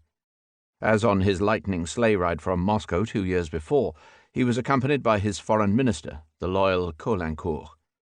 At 11 p.m. on the 31st, he was changing horses at the Cour de France Inn at Juvisy-sur-Orge, only 8 miles from Notre-Dame, when he met a French officer and heard that Paris had capitulated. The news was premature. The Emperor set off on foot in the direction of Paris, but then, meeting more men in retreat, he saw that he was too late to intervene. He withdrew to Fontainebleau to regroup, arriving exhausted at 6 a.m. 3 days later, on the 3rd of April, Palm Sunday, he reviewed the guard at Fontainebleau. 10,000 infantrymen and 4,600 sabres heard him say, "In a few days I shall march on Paris. Am I right?" They roared in approval. "À Paris! Vive l'Empereur!" However, the reeling emperor was soon forced to abandon all active plans. The first blow was to learn that the Imperial Senate had approved a provisional government without him, and was proposing to restore the Bourbons. Then he learned that Marmont's corps had defected, thereby rendering further resistance almost impossible. The French language received a new verb, recuser, to betray. The third blow was to hear from his marshals that they advised abdication in favor of his infant son. Marshal MacDonald had told him that to draw the sword against fellow Frenchmen was unthinkable. Marshal Ney announced, "The army will not march. The army will obey its chiefs." The bravest of the brave had lost the will to fight. Finally, the Emperor found that the Allies would no longer accept the terms of his first abdication, effected on the 4th of April. For a terrible week, he writhed under the growing realization that exile alone would suffice. The dégringolade, the disintegration, was complete. The bitterest cup was handed him by his wife, Marie-Louise. Ignoring his tender and courageous letters, the Empress repaid all his earlier neglect and disloyalties with interest. She responded with indecision, and then with callous disregard. The initial assumption was that she would join him either at Fontainebleau or perhaps at some stage on their road to a shared exile. Then it was agreed that she should travel to meet her father, the Emperor Francis, to plead her husband's cause. It emerged that she had no such intentions. She was going to Vienna, but to break with her husband forever. The army had to be released from its oath of allegiance. The formula chosen by Marshal Augereau was specially wounding. "Soldiers," he declared, "you are released from your oaths by the abdication of a man who, after sacrificing millions of victims to his cruel ambition, did not have the courage to die the death of a soldier. The tricolour was replaced by the white cockade. The one fixed point in all these shifting sands lay with the Imperial Guard. On the night after the first abdication, they massed in the streets of Fontainebleau, torches in hand, to cries of "Vive l'Empereur!" He had to order them to barracks. He also received a heartwarming letter from Count Vincenza Krasinski, the senior general of the Polish contingent. "The marshals are deserting. The politicians betray you, but your Poles remain." But even the Polish regiments were divided. 1/3 of the chevaux légers lanciers stayed on, but another third, mainly Frenchmen, broke up. The remaining 1,384 set off for Poland, led by the hero of Somosierra. Resplendent and perfumed on his black Arab charger, Kosciuszko took leave of the Emperor for the last time. "Sire, we lay at your Imperial Majesty's feet the arms which no man could take from us by force. We have served as Poles the most amazing man of the century. Accept, sire, the homage of our eternal loyalty to an unfortunate prince." The politicking in Paris was led by Talleyrand, chairman of the Senate, who emerged as the president of the provisional government. Talleyrand was behind the anonymous signals that had urged the Allied armies to attack, and he was now entertaining the Tsar in his own house. Royalist émigrés were streaming back, and the stock of the Bourbons was rising daily. The Comte de Provence, Louis XVIII., now 59 years old, was returning home. He had spent 23 years in exile, at Koblenz, Verona, Blankenberg, Kalmar, Mitau in Courland, Warsaw, and the last 5 years in England. He was packing his bags at Hartwell in Buckinghamshire in the same week that Napoleon was packing at Fontainebleau. He was determined to underline his hereditary right by rejecting a constitution prepared by the Senate, but also to grant a liberal constitutional charter of his own making. Dubbed punningly Louis des Huîtres, the oyster-eater, from his gourmet reputation, he was a man of conciliation who had no intention of replacing the entire imperial establishment. Napoleon's marshals and ministers awaited the restoration with equanimity. The Russians were camped in the Champs-Élysées. The Emperor Francis was at Rambouillet, Frederick William of Prussia at the Tuileries. The Parisians went out to see the exotic sights: veteran Prussian grenadiers in pigtails, colourful Croats and Hungarians, Circassians in chainmail, mounted Bashkir bowmen.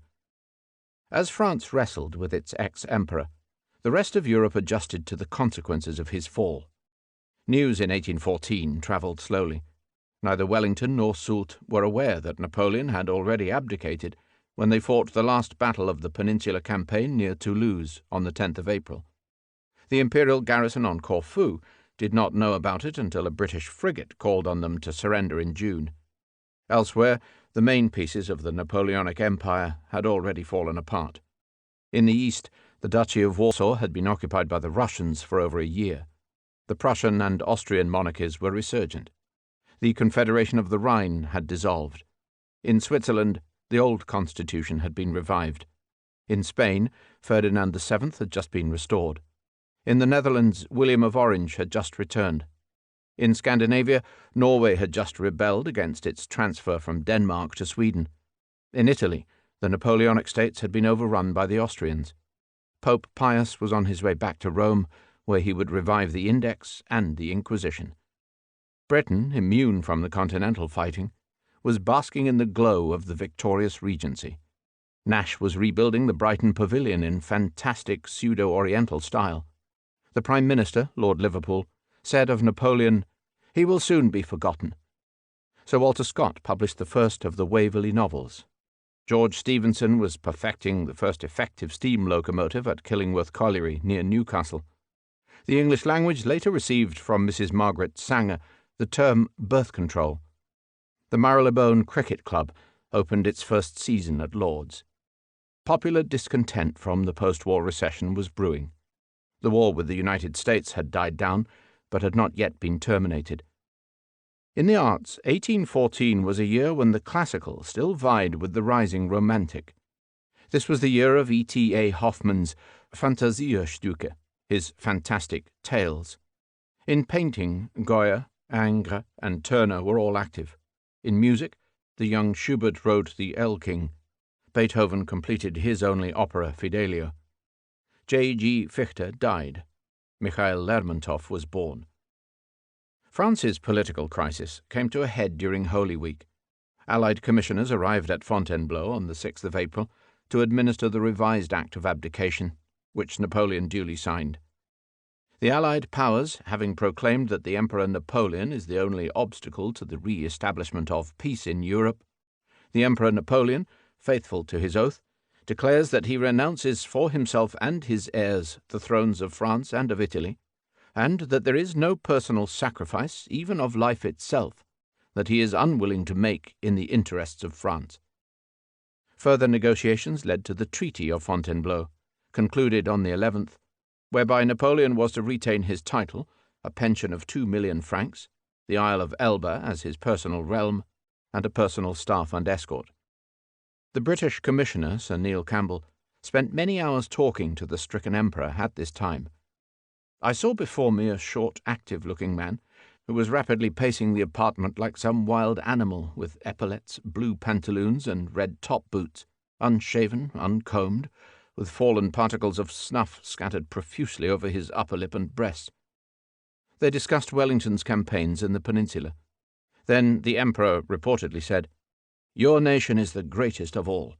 I have tried to raise up the French nation, but my plans have failed. It is fate." The ex-emperor's psychological crisis came to a head when the negotiations were completed. He was convinced that he was deserted by his family as well as by the marshals. Giving command of the guard to Marshal Ney, he had been assured, "We are all your friends," to which he replied bitterly, "Aye, and Caesar's friends were also his murderers." His messengers to the Empress had the greatest difficulty crossing the Allied lines. At Orléans, when the young guard stood at her side, the imperial paymaster was hiding the remains of the Emperor's treasure under a pile of horse manure in the bishop's stables. On the 11th, Napoleon ate a desultory evening meal with Caulaincourt, who had been acting as his go-between with the senators in Paris. He found that his valet had emptied the powder from the brace of pistols which he always kept by his bed. But he still had a phial of opiate that he had carried ever since his near capture by Cossacks in Russia 2 years before. He retired to his room and swallowed the contents. The poison had faded. It was strong enough to set him screaming from stomach cramps and convulsions, but not to kill him. Caulaincourt brought a doctor. The emperor recovered by the morning. He said, "How difficult it is to die in one's bed."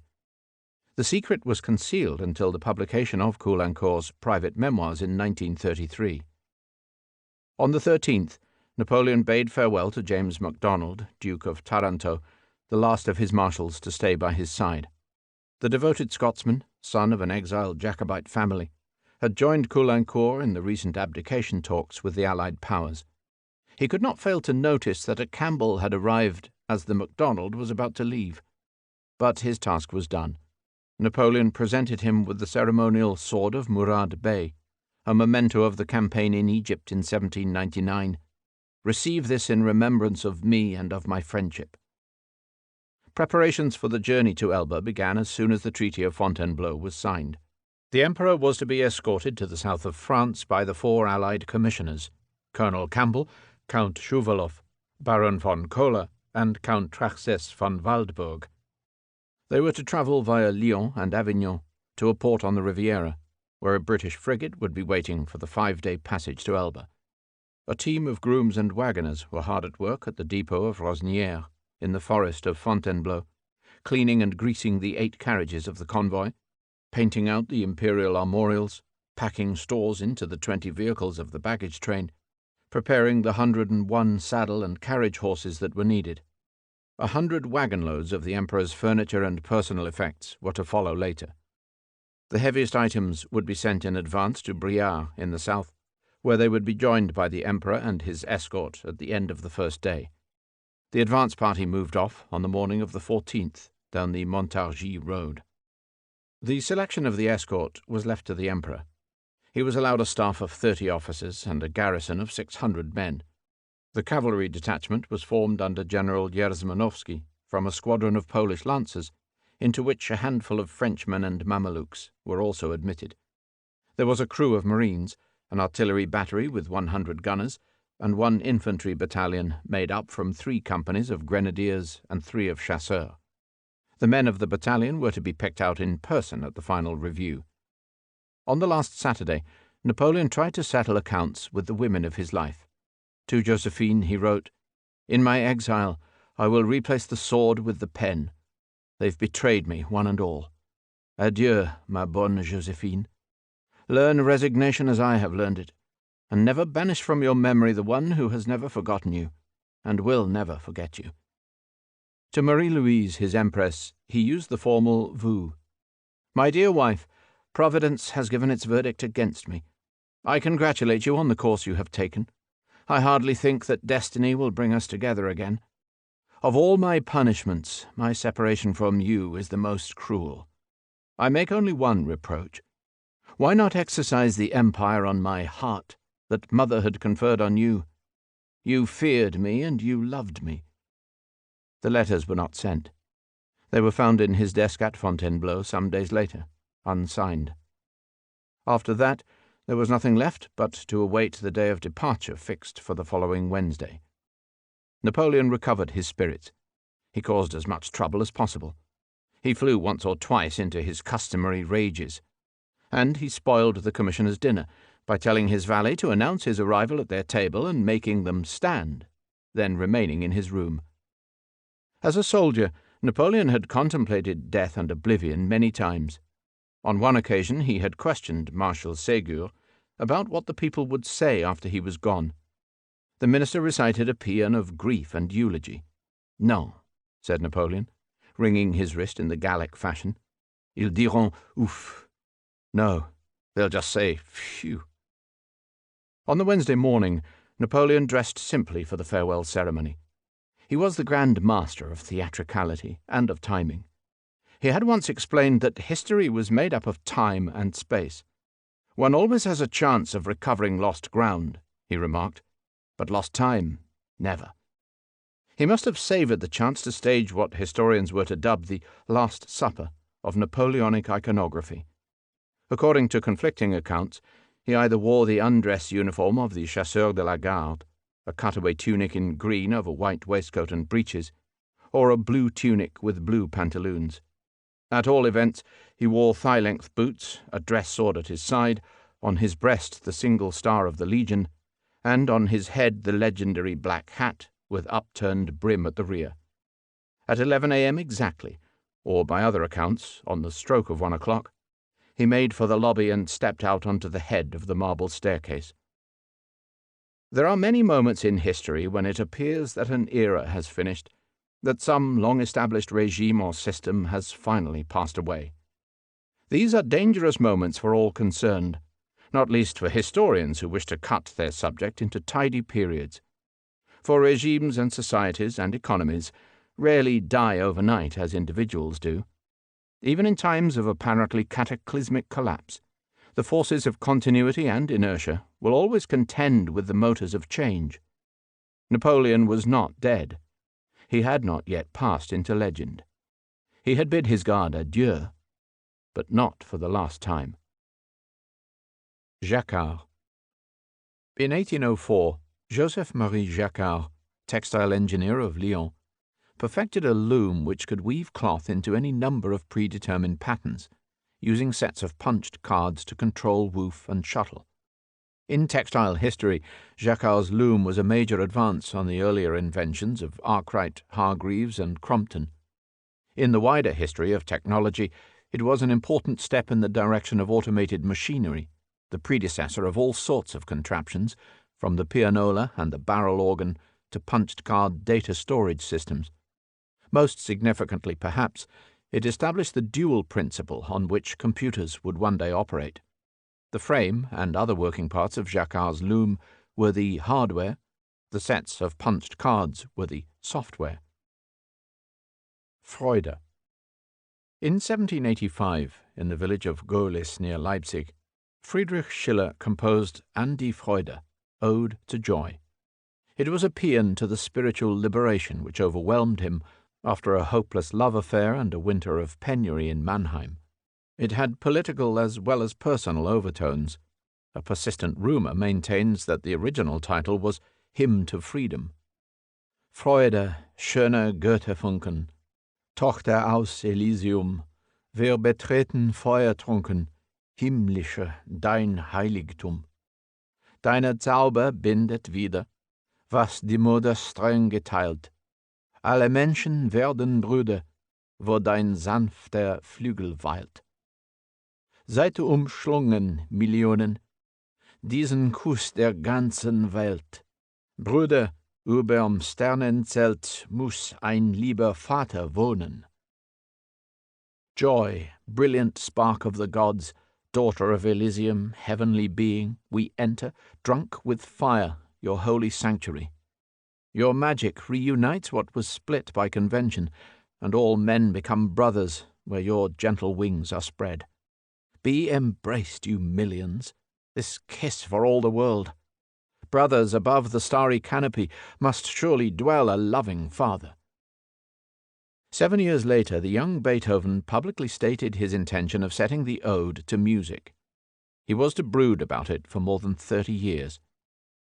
Beethoven conceived the idea of a grandiose German symphony sometime in 1817. He felt that it might culminate in a choral finale. His early notes mentioned an adagio cantique, a religious song in a symphony in the old modes. In the adagio, the text to be a Greek mythos or cantique ecclésiastique. In the allegro, a Bacchus festival. Only in June or July 1823 did he turn definitively to the ode, and then with constant misgivings. During those years, bitter and despondent from advancing deafness, he triumphed over his adversity through the Missa Solemnis and the wonderful run of piano sonatas, Op. 109 through 11. Yet the Symphony No. 9, Chorale in D minor, Opus 125, was to scale the heights of intellectual invention and emotional daring still further. After a brief, whispering prologue, the first movement, Allegro ma non troppo, is launched by the extraordinary sound of the whole orchestra playing the descending chord of D minor in unison. The second movement, Molto vivace, the most divine of scherzos, is punctuated by moments when the music stops completely, only to restart with redoubled energy. The third movement, Adagio, is built round two intertwined melodies of great nobility. The transition to the finale was contrived by bracketing a disjointed recital of the preceding subjects within two outbursts of the famous cacophony or clamour. This, in its turn, is interrupted by the ringing appeal of the bass voice, O Freunde, nicht diese Töne. O friends, no more of these tones. Let us sing something full of gladness. Shortly, a new motif steals in from the wind section, repeated in the triumphant key of D major, the key of trumpets. It is the simplest and yet most powerful of all symphonic melodies. In a line of 56 notes, it possesses only 3 which are not consecutive. It is the tune which will carry Beethoven's rearrangement of Schiller's stanzas. The dazzling complexities which follow drive performers and listeners into the outer realms of effort and imagination. An augmented orchestra is joined by a full choir and 4 soloists. The quartet sings the theme with 2 variations. The tenor sings Glad, glad as suns through either wending, to the strains of a military march with Turkish percussion. An orchestral interlude in double fugue leads to the thundering chorus, O ye millions, I embrace you. The soloists converse with the chorus over Schiller's opening lines before another double fugue pushes the sopranos to sustain a top A for 12 endless measures. The coda sees the soloists blending into a sort of universal round, a passage of florid polyphony, and a last dash into a diminished version of the main theme. At the end, the words, Daughter of Elysium, joy, O joy, the god descended, are repeated maestoso, before the final affirmative drop from A to D. Despite a commission from the London Philharmonic Society, the Ninth received its first performance in the theatre of the Concertgebouw in Vienna on the 7th of May 1824. The composer conducted. Unhearing, he totally lost control. He was still conducting when the music ceased. He was turned round by one of the players so that he could see the applause. Beethoven was always seen as a universal genius. During the Second World War, the opening bars of his Fifth Symphony were used to announce BBC broadcasts to Nazi-occupied Europe. A century and a half after his death, his rendering of An der Freude was adopted as the official anthem of the European community.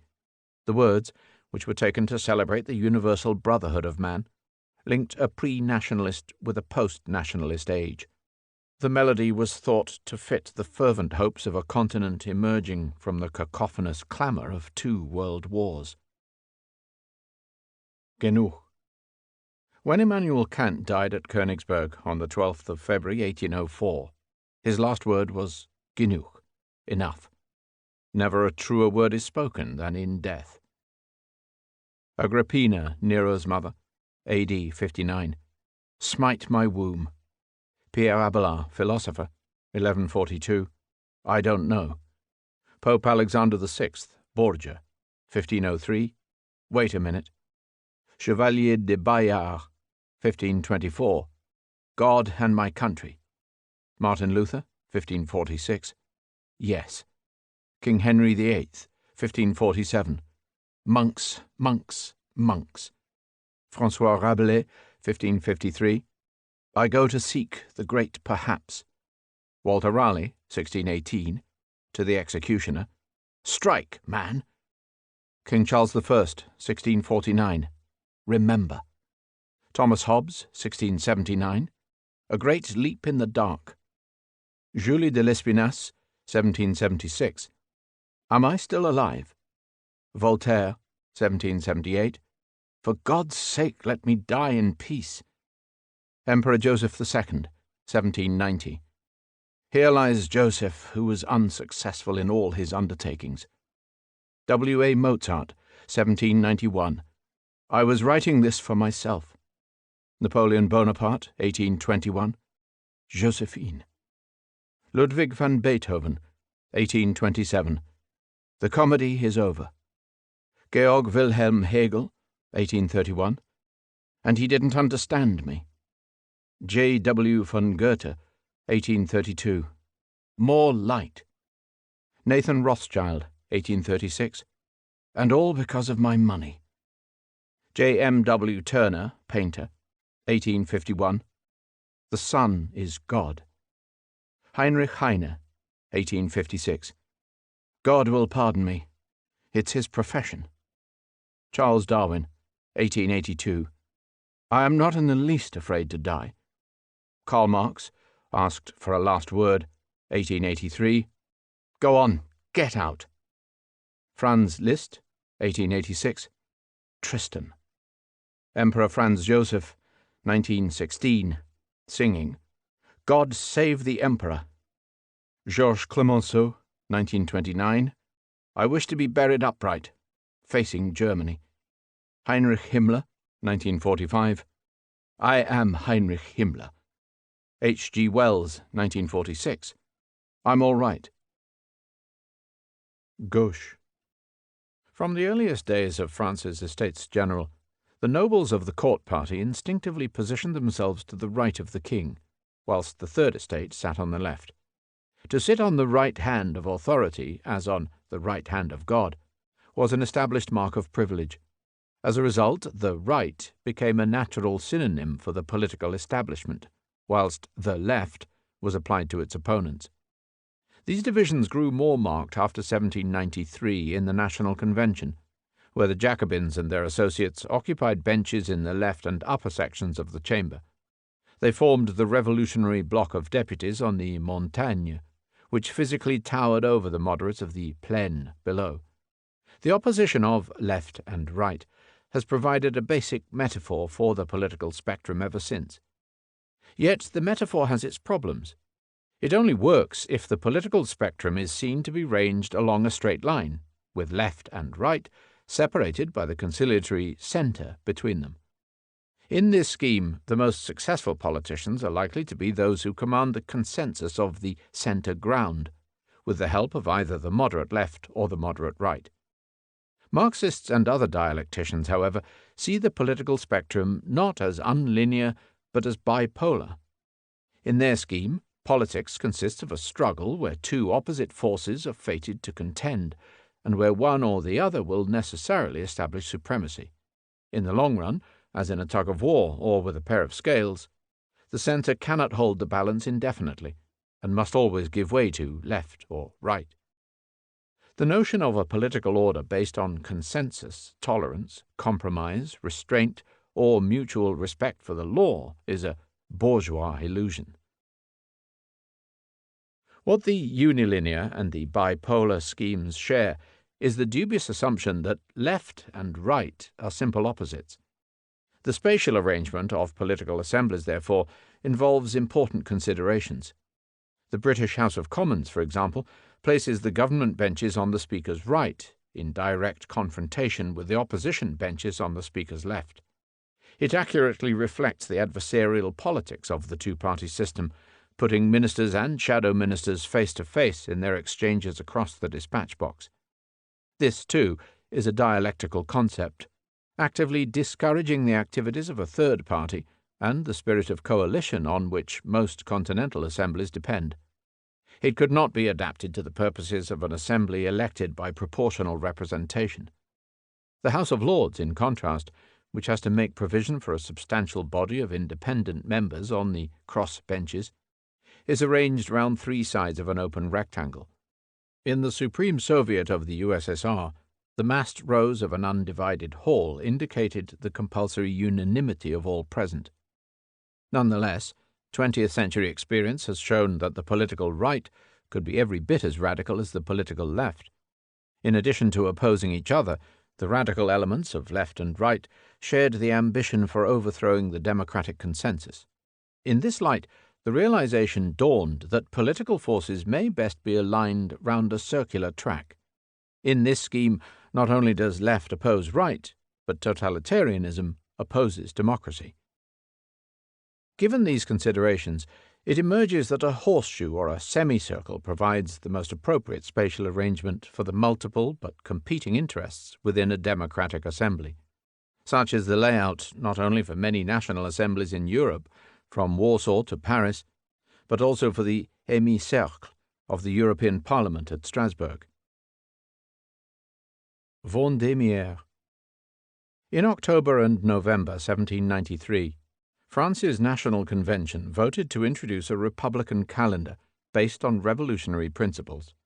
In a series of decrees, it was decided that the year should begin at midnight on the autumnal equinox of the 22nd of September, and that year one of the Republican era should be judged to have begun on the day of the proclamation of the Republic, the 22nd of September 1792.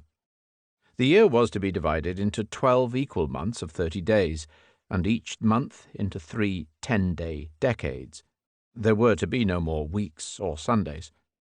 Months: Vendémiaire, month of harvest; Brumaire, month of mist; Frimaire, month of frost; Nivose, month of snow; Pluviose, month of rain; Ventose, month of wind; Germinal, month of seeds; Floréal, month of flowers; Prairial, haymaking month; Messidor, month of reaping; Thermidor, month of heat; Fructidor, month of fruits.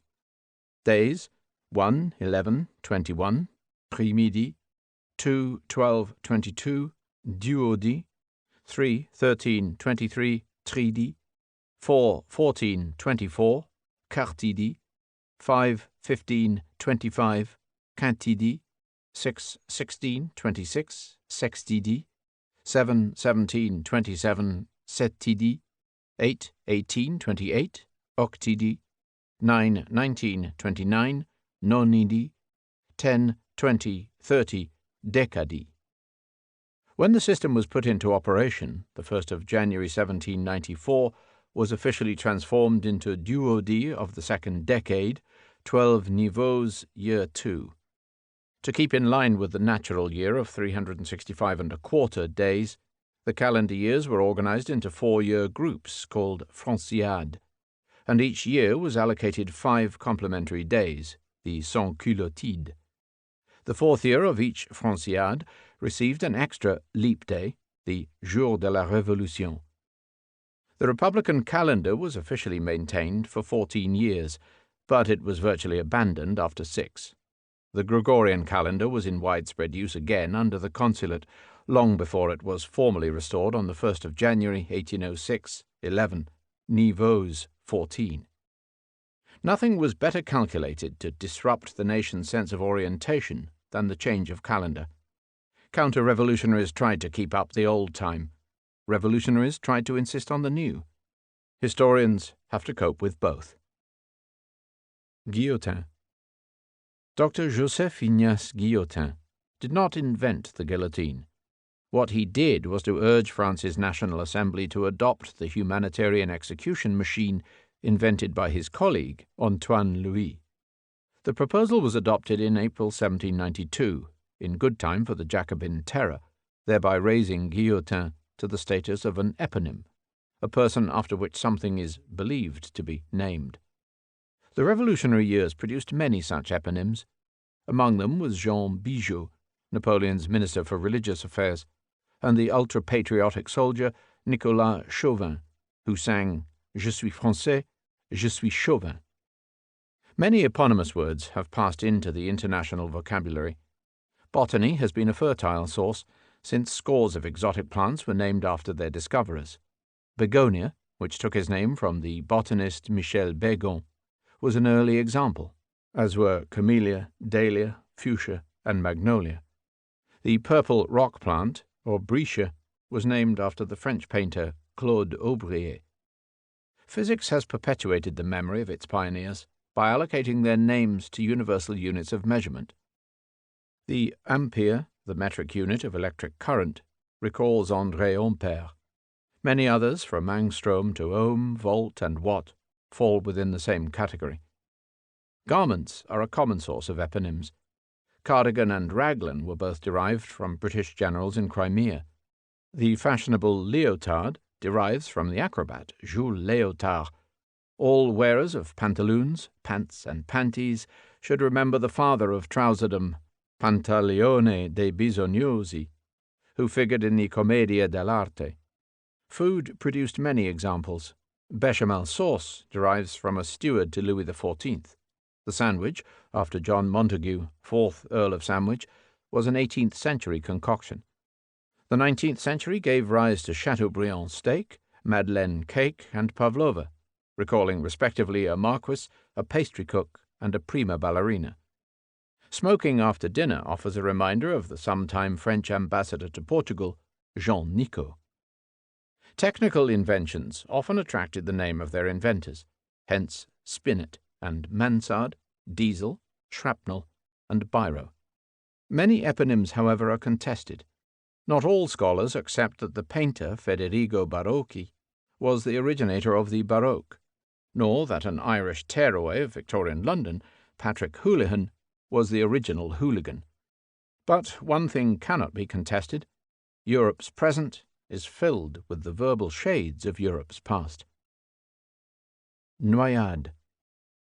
In the spring of 1794, French Republican officers in Nantes had so many rebels from the Vendée to kill that they didn't know how to do it.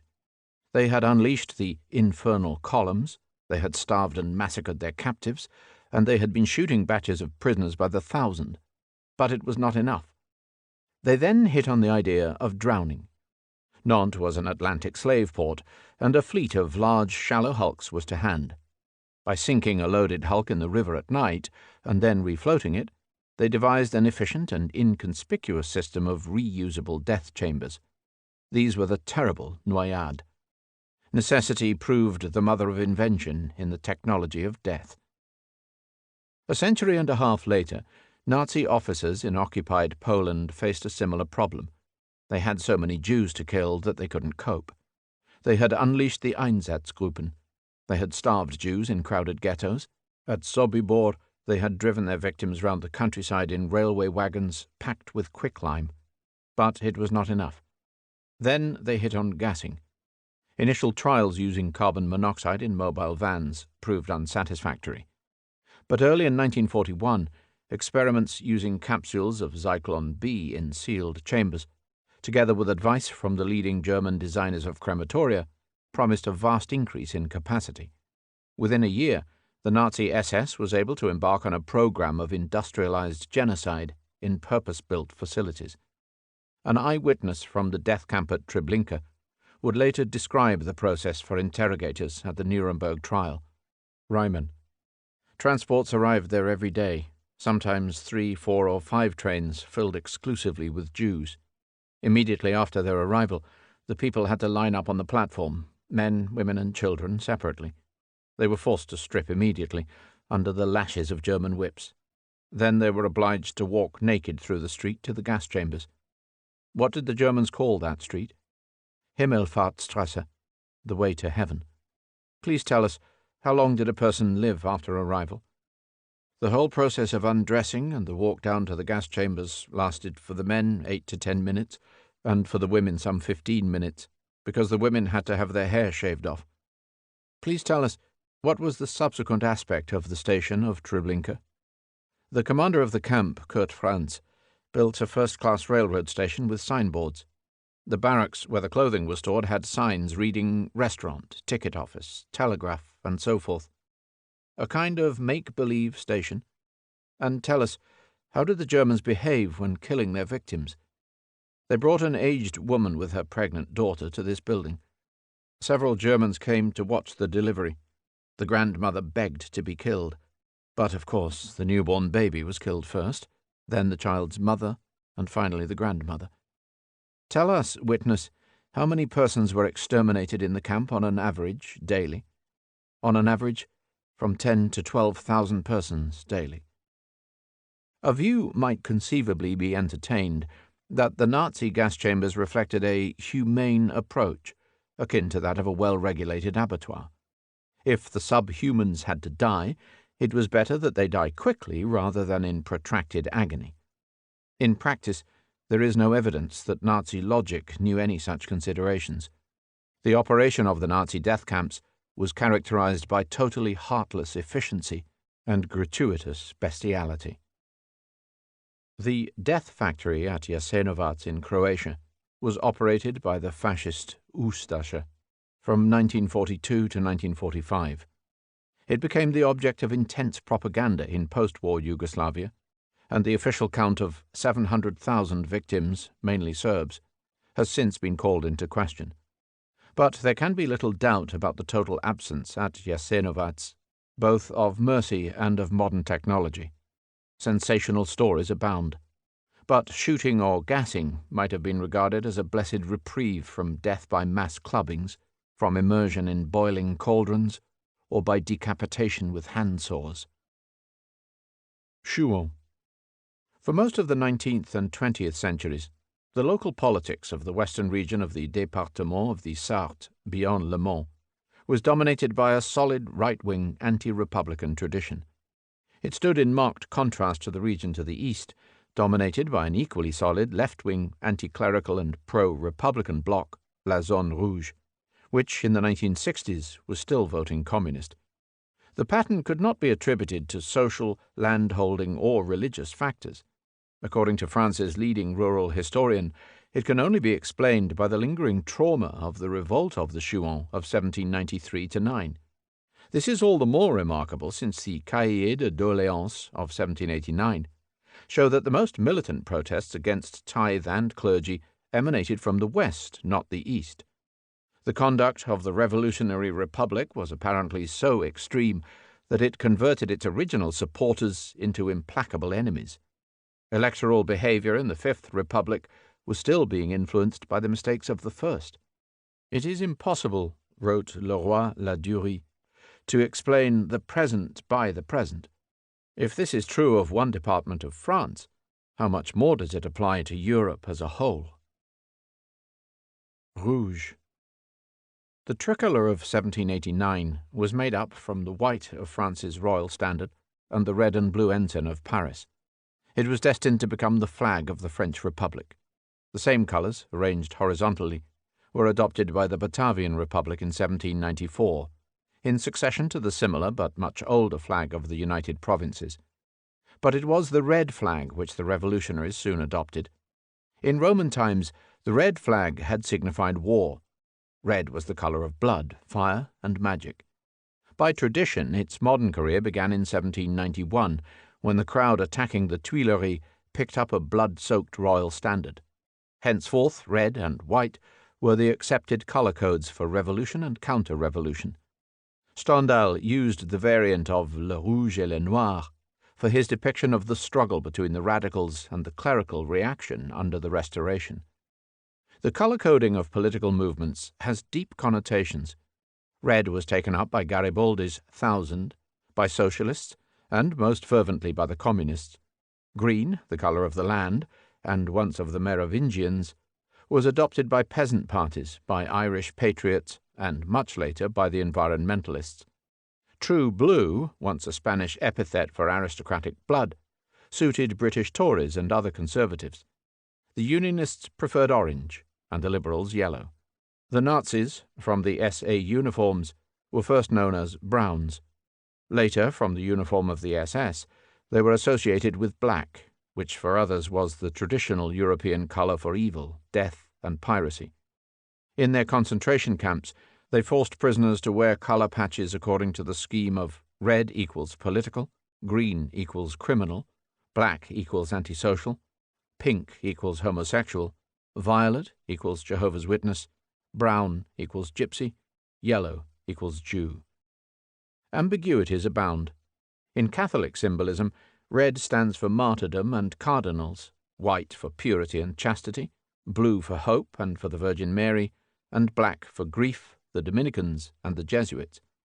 In the age of racial consciousness and political correctness, black is beautiful. Whites are as unwelcome as dead males. Redskins have to be changed to cardinals, and the favorite metaphor is the rainbow. Femme. Olympe de Gouges, a butcher's daughter from Montauban, came to Paris as a young widow. Born Marie Gauzès, she refused to accept her married name and invented her pen name when she aspired to a literary career. She was writing plays and political pamphlets from the earliest days of the Revolution. Incensed by the exclusion of women from the Constitutional Assembly, she published Les droits de la femme et du citoyen as a counterblast to the rights of man. 1. Woman is born free and remains equal to man in rights. 2. The aim of all political associations is to preserve the natural and inalienable rights of woman and man. These are liberty, ownership, safety, and resistance to oppression. 3. The principle of sovereignty resides in essence in the nation, which is nothing other than the conjunction of woman and man. 4. The exercise of woman's natural rights has no limit other than the tyranny of man's opposing them. 5. The laws of nature and reason forbid all actions harmful to society. 6. The law must be the expression of the general will. All citizens, female and male, should concur in its formation. All citizens, being equal in its eyes, must be equally eligible for all honors, positions, and posts, with no distinction other than those of their virtues and talents. 7. Women obey the rigors of the law as men do. 8. No one may be punished except by virtue of a law which was promulgated prior to the crime, and which is applicable to women. 9. Any woman found guilty will be dealt with in the full rigor of the law. 10. No one should be persecuted for fundamental opinions. Woman has the right to mount the scaffold. She must equally have the right to mount the rostrum. 11. Any citizen may freely say, "I am the mother of your child," without any barbarous prejudice forcing her to hide the truth. 12. The guarantee of women's rights entails absolute service. 13. The contributions of woman and man to the upkeep of public services are equal. 14. Female and male citizens have the same right to ascertain the need for taxes. 15. All women, united by their contributions with all men, have the right to demand an account of their administration from all public officials. 16. Any society in which rights are not guaranteed and powers not separated has no constitution. 17. Property is shared or divided equally by both sexes. This text, the founding charter of feminism, remains little more than a curiosity. After publicly daring to oppose Robespierre's terror, its author met the guillotine. Anne-Joseph Théroigne de Méricourt, the Amazon of Liberty, came to Paris from Liège to advocate a more militant brand of feminism. She held that women should fight for the revolution, to which end she organized a ferocious legion of female militia. "Needles and spindles," she wrote in Les Françaises Devenues Libres, "are not the only weapons which we know how to handle." Mary Wollstonecraft came to Paris from London, where in her Vindication of the Rights of Man she had attacked Burke's Reflections. Her Vindication of the Rights of Women enlarged on the rationalist position of Olympe de Gouges. She was married to the political writer William Godwin, and died giving birth to a daughter who grew up to be the wife of the poet Shelley. The views of these radical feminist pioneers evoked little sympathy in leading revolutionary circles. Rousseau, who had set the tone, proposed a gender role combining the self-denying heroism of Roman matrons with a femininity that would encourage men to be more manly. The likes of de Gouges, Théroigne de Méricourt, Madame Roland, Charlotte Corday, or Cécile Renaud no more impressed Robespierre than the March of the Women to Versailles had impressed the king. In June 1793, women were expressly excluded from citizenship. Strasbourg. On the 24th of April 1792, news reached the French army at Strasbourg that war had been declared against the First Coalition. That night, during revels in the house of the mayor of Strasbourg, a captain of engineers from the Jura, Claude-Joseph Rouget de Lille, improvised both the words and the music of Le Chant de Guerre pour l'Armée du Rhin, the battle song for the Army of the Rhine. Its rousing stanzas would soon be sung wherever the revolutionary cause was in danger. Allons, enfants de la patrie, le jour de gloire est arrivé. Contre nous de la tyrannie, l'étendard sanglant est levé. Entendez-vous dans les campagnes mugir ces féroces soldats? Ils viennent jusque dans nos bras égorger nos fils et nos compagnes. Aux armes, citoyens, formez vos bataillons. Marchons, marchons, qu'un sang impur abreuve nos sillons. Forward, children of the fatherland. The day of glory has arrived. Tyranny's bloody standard has been raised against us. Do you hear those ferocious soldiers bellowing in the countryside? They are coming right into our embrace, to slaughter our sons and daughters. To arms, citizens! Form up in your battalions. Come on, let's march, to water our furrows with tainted blood. To be sung in Strasbourg, the song had to be translated into German as the Strasburger Lied. By the summer, as La Strasbourgeoisie, it had reached the Midi. On the evening of the 22nd of June, it was sung at a banquet in Marseille by a medical student from Montpellier, François Miroir. It proved so seductive that it accompanied a battalion of volunteers from Marseille all the way to Paris. When they entered the capital on the 30th of July, singing their song, it was immediately called the Hymn of the Marsilians, or simply La Marseillaise.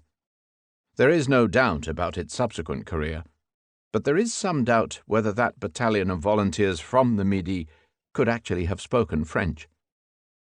La Marseillaise quickened the step of the revolutionary armies as they marched round Europe. It was translated and sung in many languages, from Italian to Polish.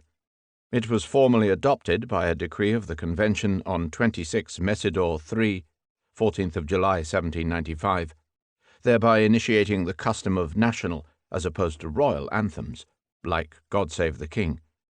La Marseillaise, Napoleon used to say, was the Republic's greatest general. As for Rouget de Lille, he was arrested in 1793 for royalist sympathies, survived, and died in poverty. His monument stands in Lons-le-Saunier. Tor. The Brandenburger Tor was built as one of the 19 gates of Berlin's old walled city in 1793, the year that the Kingdom of Prussia entered the Revolutionary Wars. Its elegant Doric colonnade was modelled on the Propylaea in Athens. Surmounted by its auriga, a group of giant bronze figures portraying the Chariot of Victory, it was destined to preside over Germany's modern tragedies and triumphs. It saw Napoleon's grand entry into Berlin in 1806, and all the other military parades which crashed and boomed their way along the avenue of Unter den Linden for King, Kaiser, President, and Führer. In 1871, it welcomed the victorious troops returning from the Franco-Prussian War to a city still described as insanitary and irreligious, an event which spurred the first rebuilding of Berlin as Germany's imperial capital. In 1933, it hosted Chancellor Hitler. During the battle for Berlin in April to May 1945, it stood on the dividing line between the rival Belarusian and Ukrainian fronts, commanded by Marshals Zhukov and Konev. On the day when 2 Russian sergeants from Zhukov's army planted a red banner atop the nearby Reichstag, its ruins received a red and white pennant from soldiers of the 1st Polish Army fighting under Konev. In 1953, it towered over the fatal protest march of East German workers. From August 1961 until November 1989, it formed the captive centerpiece of the Berlin Wall. Across the centuries, the Auriga has been seen as an unwitting weathercock of the political climate. In 1807 it was carried off to Paris. Restored in 1814, it was re-erected with the chariot facing west. In 1945, it was destroyed only to be replaced in 1953 with new sculptures cast from the original molds. This time the communist authorities allegedly set the chariot facing east. At all events, as the third rebuilding of Berlin began in 1991, in preparation for the government of a reunited Germany, the Auriga was firmly facing westwards. Its stance marked the condition not only of relations between the two halves of Berlin, but of the two halves of Europe. Symbolic gestures in bronze or stone can be found in many places. In Zagreb, for example, the statue of the Croatian champion, General Jelačić, was first erected in the late 19th century, with his accusing finger pointing unmistakably towards Budapest. In 1991, it was realigned to point towards Belgrade. In 1993, reports stated that it had been turned once more to point towards Knin, the capital of the self-styled Serbian Republic of Krajina. Metrica. In 1795, after suppressing the Republic of Poland-Lithuania, the Russian army carried off the state archives of the conquered countries to St. Petersburg. Their hall included the Metrica Corona, or Crown Register, of the Kingdom of Poland, containing copies of all acts, statutes, and charters issued by the Royal Chancery since the Middle Ages, together with similar collections from the Grand Duchy of Lithuania and the Duchy of Mazovia. Since the catalogues and indexes were also taken, no one in Warsaw knew exactly what was lost. Polish historians could not study the history of their country in the way that Prussians or Russians were doing throughout the 19th century. The impression was created abroad that Poland's place in European history was as marginal as its role in the present. Attempts to identify, to reconstitute, and, if possible, to recover Poland's lost archives have been in progress for 200 years. Some parts were returned after 1815, and more after the Treaty of Riga in 1921. Other parts were pieced together from copies scattered far and wide. The Soviet Army reappropriated everything of interest in 1945, and only released selected items in the 1960s. No independent researchers were ever allowed to search for themselves unsupervised through the Tsarist or Soviet archives. A detailed account of the fate of the Lithuanian register, the Metrica Litevska, which dates from 1440, was only established by an American scholar in the 1980s. Working on an authorized survey of the Soviet archives for the benefit of Western scholars, and armed with a partial copy of the catalogues made in Warsaw by the invading Swedes in the 17th century, she painstakingly traced most of the constituent collections which Russian archivists had repeatedly relabeled, reassigned, and relocated.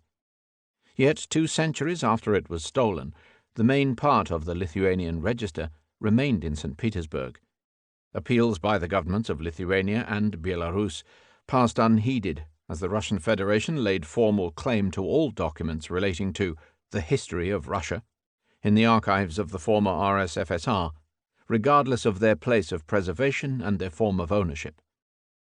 Western historians have been trained to stress the principle of consulting documentary sources. This is sound advice wherever the documentary sources are accessible. They forget a still more important principle which the Russian authorities have well understood for centuries, namely, whoever controls the documents can also control their use and interpretation. Grillenstein. In 1797, a son was born to a family of peasant weavers in the village of Grillenstein, parish of Gmünd, in Austria's Waldviertel district. The name of the family is not given, but their life cycle has been reconstructed from the parish records. In 1817, at the age of 20, the son married a woman 6 years older than himself, and by December at the latest, the newlyweds had a baby son of their own. At that point, the household appeared to constitute a perfect example of the classic stem family, as posited by Le Play, a patriarchal three-generational unit headed by the 51-year-old grandfather. Very soon, however, the picture changed. In the following year, 1818, the grandfather went into retirement, Ausnahme, taking his wife and 2 unmarried teenage daughters with him and handing the headship of the household to his son. He continued to live somewhere on the farm for a further 12 years until, following his wife's death, he himself remarried and left. From 1818, therefore, the household bore very little resemblance to the stem family model. For a dozen years the son took charge, free of parental authority, but with his retired parents in the background. His family was increased by the births of 3 more children, but afflicted by the deaths of his elder son, his mother, and his younger newborn daughter. After the departure of his father and unmarried sisters, he could only cope with the losses by taking in a series of weavers and their families, plus a number of servants. By 1841, when his eldest surviving child reached 21, the household contained 3 separate, unrelated families, the head's family and the families of 2 older weavers, who had just replaced 2 single women and their illegitimate sons. One can imagine the troubles. This one example was chosen by historians who wished to demonstrate the danger of generalizing from standard sociological models, whilst observing the dynamic changes which occur over time. The family life cycle, which reveals the ebb and flow of fortune, is a vital concept for understanding peasant life throughout Europe and throughout the ages. Slavkov. Slavkov, place of fame, is a small town 15 miles east of Brno in Moravia. On the 2nd of December 1805, under its German name of Austerlitz, it provided the setting for the Battle of the Three Emperors, the most dramatic of Napoleon's victories. Napoleon, falling back before the advance of the combined forces of Austria and Russia, had drawn them on. 3 Allied columns marched against the French right in the dawn mists. "Whilst they march to turn my right," Napoleon had proclaimed, "they present me with their flank." Marshal Davout, whose men had just covered the 90 miles from Vienna in 48 hours, held off the main attack throughout the day against 4 times their number. At 10 a.m. the mist lifted, and the famous Soleil d'Austerlitz began to shine. The French seized the commanding height of the Pratzen Plateau, from which they could rake all sectors of the field with cannon and cut the enemy forces in 2. After the French Imperial Guard repulsed their Russian counterparts, the retreat began. By breaking the ice on the lakes in the valley, the French artillery cut the main line of escape. Amidst 20,000 dead from 150,000 and as many prisoners, Napoleon savoured his finest hour. "Il vous suffira de dire," he told the survivors, "J'étais à Austerlitz." It will be enough for you to say, "I was at Austerlitz." The battle was painted by Gros, Vernet, Caillet, Gérard. It was exalted in poetry. But no description matches that of Leo Tolstoy in Book 3 of War and Peace. When the sun broke through and the fields and mist were aglow with dazzling light, he drew the glove from his shapely white hand, made a signal with it to his marshal, and ordered the action to begin. Nowadays Austerlitz, like Waterloo, is a railway station, serving France's southwest. Military historians are less concerned to recount the plans of the generals than the emotions and experiences of the soldiers. Nonetheless, It was the great battles which decided who was to be the master of all sorts of other things which constitute the past. Violets.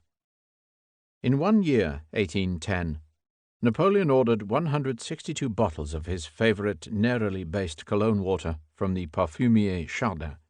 In a famous letter, he once begged Josephine not to bathe for 2 weeks before they met, so that he could enjoy all her natural aromas. When she died, he planted violets on her grave, and wore a locket made from them for the rest of his life. He was an unabashed odourman. Smell, the mute sense, the olfactory dimension, was present throughout history, though much ignored by historians.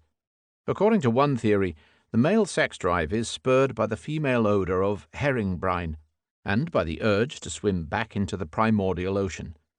Natural perfumes, such as ambergris, castoreum, civet, and musk, formed one of the most expensive sectors of the luxury trade from ancient times. The Middle Ages were filled with perfumed rushes and with incense, by the 165 petals of the rosary, the Virgin's flower. The French Revolution was pervaded by the whiff of the open sewers of Paris, the 20th century by the stench of corpses in the trenches and the camps, the age of modernism by industrial pollution, and by the arrival of the first artificial aldehyde, Chanel No. 5, in 1922. Illyria. Like many of the ephemeral creations of the Napoleonic era, the Illyrian provinces of 1809 to 13 continued to exert their spell long after their formal disbandment.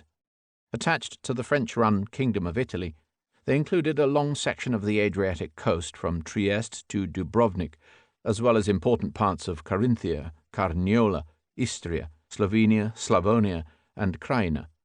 Their French governor resided in the capital city of Ljubljana, Laibach. The brief interval of freedom from Habsburg rule was sufficient to fire both a long-lasting Illyrist movement among the Slovenes and Croats and a long-running Italian irredentist campaign for the return of Trieste and Fiume, Rijeka. After 1815, the special character of the region was underlined when Habsburg rule was restored within a separate Kingdom of Croatia-Slavonia.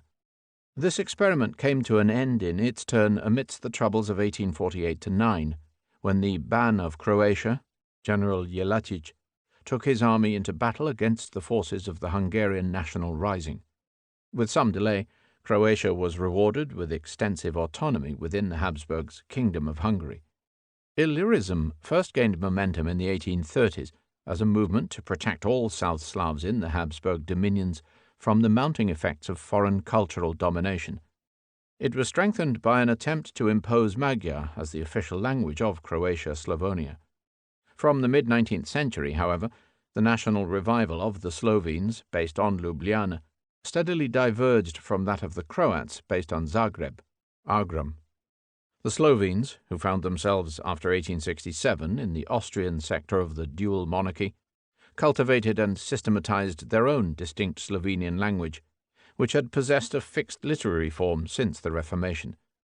The Croat leaders, in contrast, chose to join a group of Serbian cultural activists, and with them to create a common literary language known as Serbo-Croat. They based it on the so-called Štokavski dialect, which uses sto as opposed to ca or kai as the word for what. At the same time, they fortified their separate national identity by emphasizing their attachment to Roman Catholicism, as opposed to Serbian Orthodoxy, and by writing Serbo-Croat in the Latin alphabet.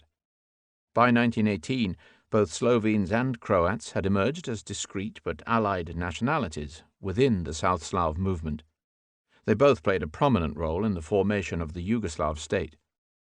After 1945, though the reconstructed Federation of Yugoslavia was completely subordinated to Tito's communists, Slovenia and Croatia aspired to autonomous status within the Federation alongside Serbia, Montenegro, Bosnia, and Macedonia. Slovenia, the smallest and wealthiest component, possessed a per capita GNP similar to that of Austria. In 1992, it led the field in gaining its independence. Croatia was less fortunate. Despite the support of the European Union, Its declaration of sovereignty precipitated first a war with the Serbian-led rump of the Yugoslav Federation, and then the violent fragmentation of Bosnia. Only time will tell whether the fledgling republics of Slovenia and Croatia will prove any less ephemeral than the long-forgotten Illyrian provinces to which they had once belonged. Bubulina. In 1801, a young widow from the island of Hydra near Athens married Dimitrios Buboulis, a shipowner from the neighbouring island of Spetses. Her father had been arrested by the Ottomans after the Russian-backed rebellion of Count Orlov, and she herself was to be connected with the secret Filiki Eteria, or Company of Friends, based in the Greek suburb of Fanari in Istanbul. She came from a group of islands where Albanian was spoken, but where the Orthodox Church gave a sense of Greek identity. When Buboulis was murdered by pirates, Laskarina Bubulina became a wealthy businesswoman in her own right, and a prominent patron of the Greek national movement. During the War of Independence, Bubulina plunged into the fray in person. She built a battleship, the Agamemnon, which took part in many actions. Dubbed the Captain, she fearlessly rode her white horse onto the battlefields, dispensing bullets, food, and encouragement. At the siege of Nafplion, she led the force which blockaded the castle and massacred the Ottoman garrison. But she has not escaped criticism. Unsympathetic historians have suggested that this idol of bourgeois nationalism ordered Turkish and Jewish women to be slaughtered for their jewellery, and that she melted down the cannons of Nafplion for profit. Greece's national struggle produced many stories of women's patriotism. The village of Souli in Epirus is specially venerated. After their menfolk were taken prisoner by the Ottomans in 1801, the women and children of the village gathered on the edge of a cliff to perform the dance of Zalongos. Each of the women led the swirling circle in turn, before leaping over the cliff to her death, till none were left. Modern Greek schoolgirls reenact the dance, leaping off the stage onto a pile of mattresses and singing the Zalongos song. Fish can't live on land, and flowers can't blossom on sand. The women of Souli can't understand life without freedom. National heroines like Bubulina have many counterparts. Her Polish contemporary, Emilia Plater, a noblewoman, died fighting the Russians disguised as a man. Such figures are now seen as a diversion from the main feminist concerns. Bubulina did not live to see Greek independence.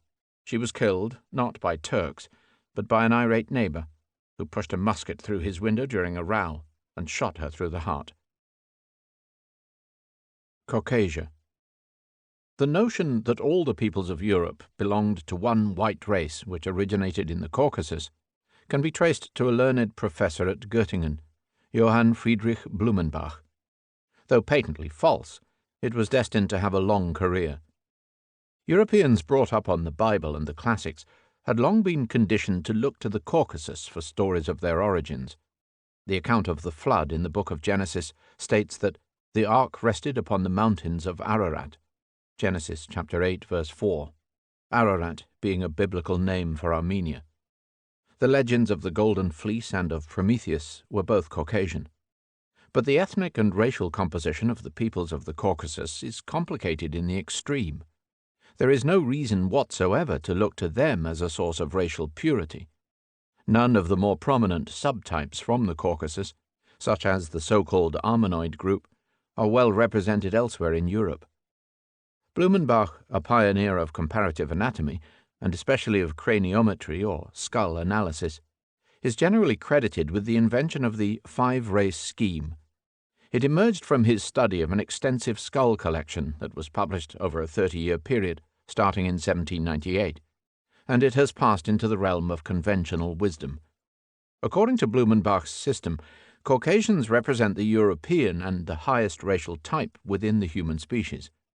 Whilst the professor was studying ethnology, he was supplied with a skull from the Caucasus region and considered it the finest standard of the human type.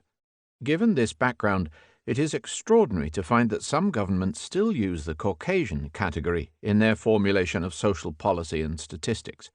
In South Africa, the spurious concept of a white race informed the oppressive and discriminatory legislation of apartheid until 1991.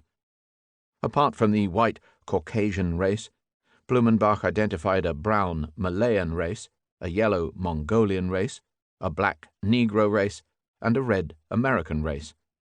His fivefold classification gained wider acceptance than the simpler white, brown, and yellow scheme of Baron G. L. Cuvier, another comparative anatomist working at the Collège de France.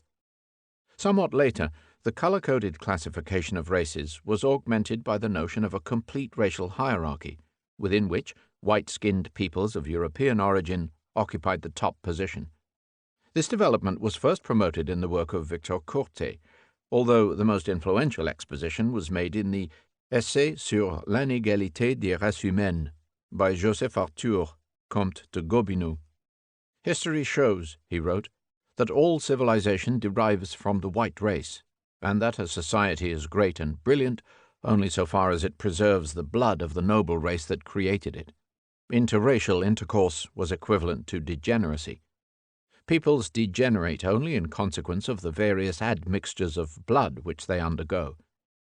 Gobineau, who wrote a history of Persia, was also responsible for propagating the mistaken coincidence between the white race, which he saw as the progeny of the ancient Aryans or Iranians, and the Indo-European linguistic family.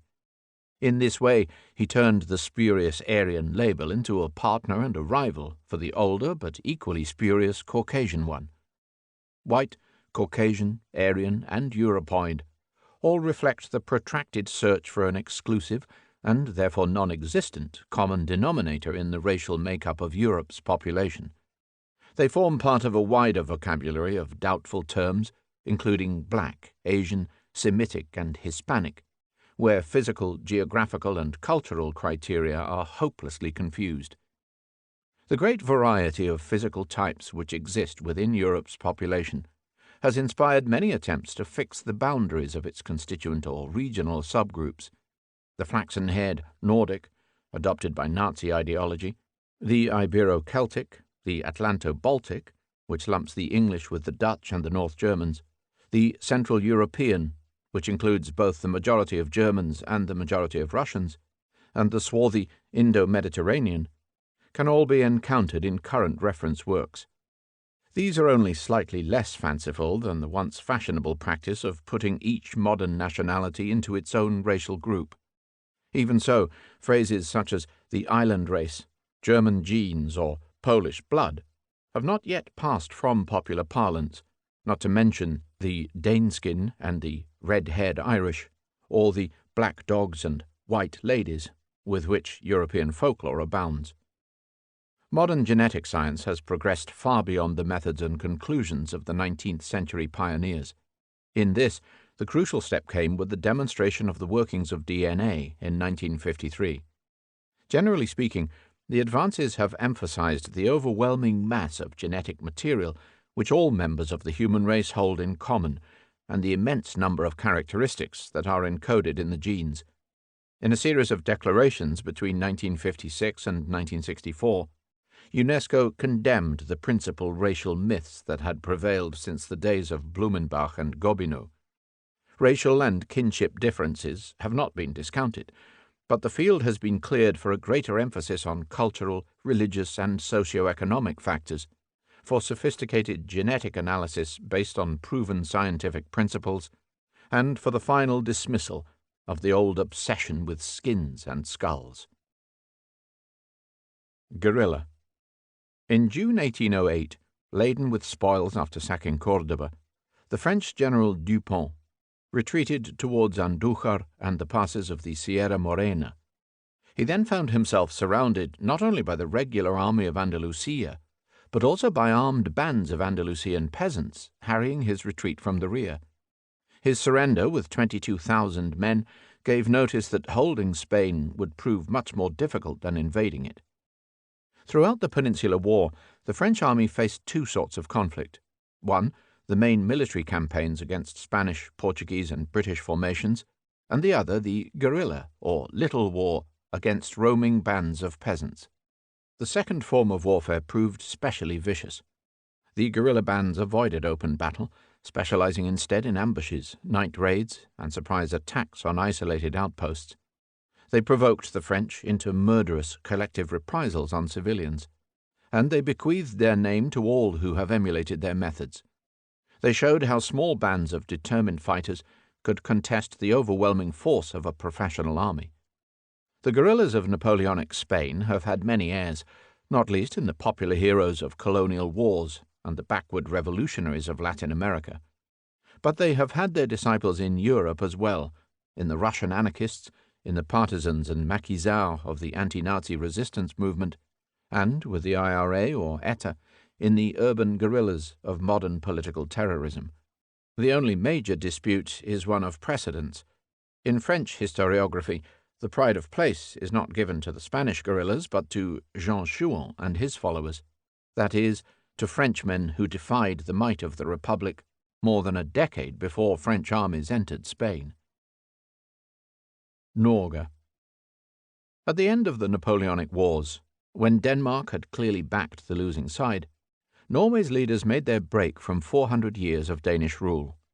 On the 17th of May, 1814, an assembly was convened at Eidsvold, near Christiania, to declare Norway a sovereign constitutional monarchy. The constitution was largely modelled on that of Spain. The Danish governor of the country, Prince Christian Frederick, was unanimously acclaimed Norway's first king since 1389. The assembly at Eidsvold, however, had not reckoned either with Sweden or with the King of Denmark. Ever since their loss of Finland in 1809, the Swedes had sought to acquire Norway in compensation, and the Danish king had unilaterally conceded their claim. Moreover, the Swedish army, under the heir to the throne, Bernadotte, was already on the march to enforce the agreement. After a fortnight's war, the Norwegians were obliged to accept a bargain whereby they could retain their constitution and their separate Storting or parliament, but not their king, within a joint Swado-Norwegian realm. This settlement was enshrined in an Act of Union and confirmed at the Congress of Vienna. Henceforth, Norway's national movement was directed in the cultural sphere against Danish domination, but in the political sphere against the union with Sweden.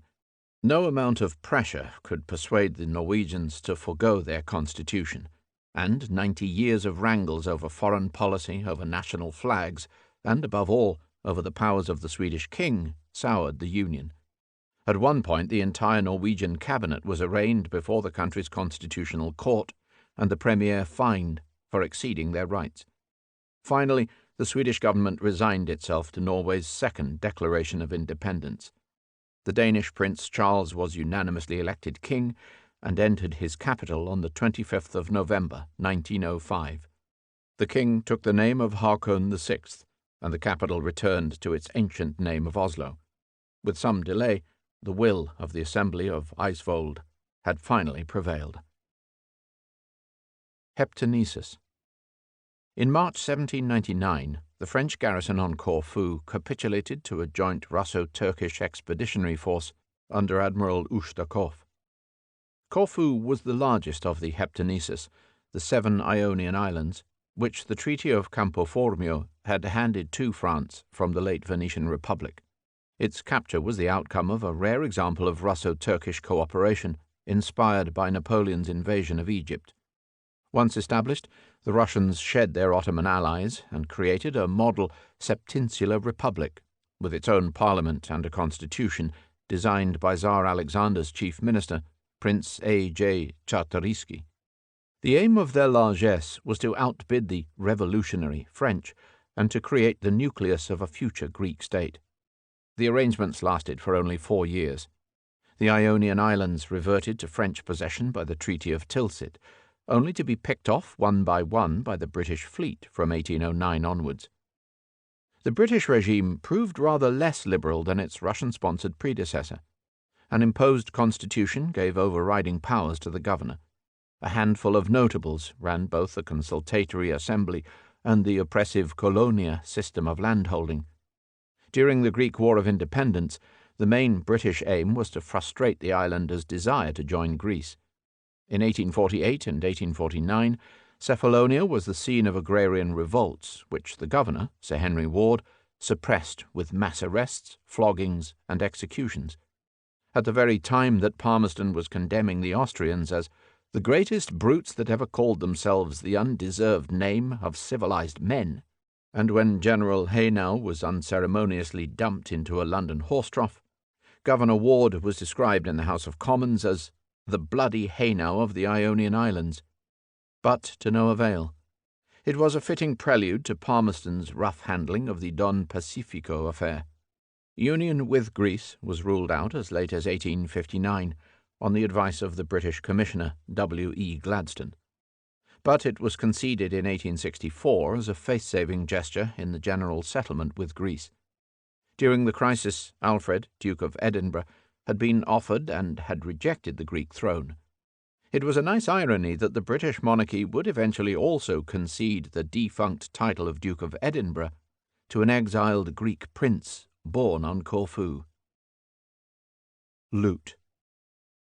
In 1799, the British ambassador to the Ottoman Porte, Lord Elgin, visited Athens and acquired the finest sections of the Parthenon frieze. The Parthenon had been used as an arsenal. Much of it had been demolished by an explosion, and no one was trying to repair it. Elgin could argue that his deal with the Ottoman authorities was both legal and public-spirited, but the Athenians objected. One of the Greek leaders opposed to Ottoman rule had warned against selling Greece's treasures to the Europeans. After all, he wrote later, that is what we fought for.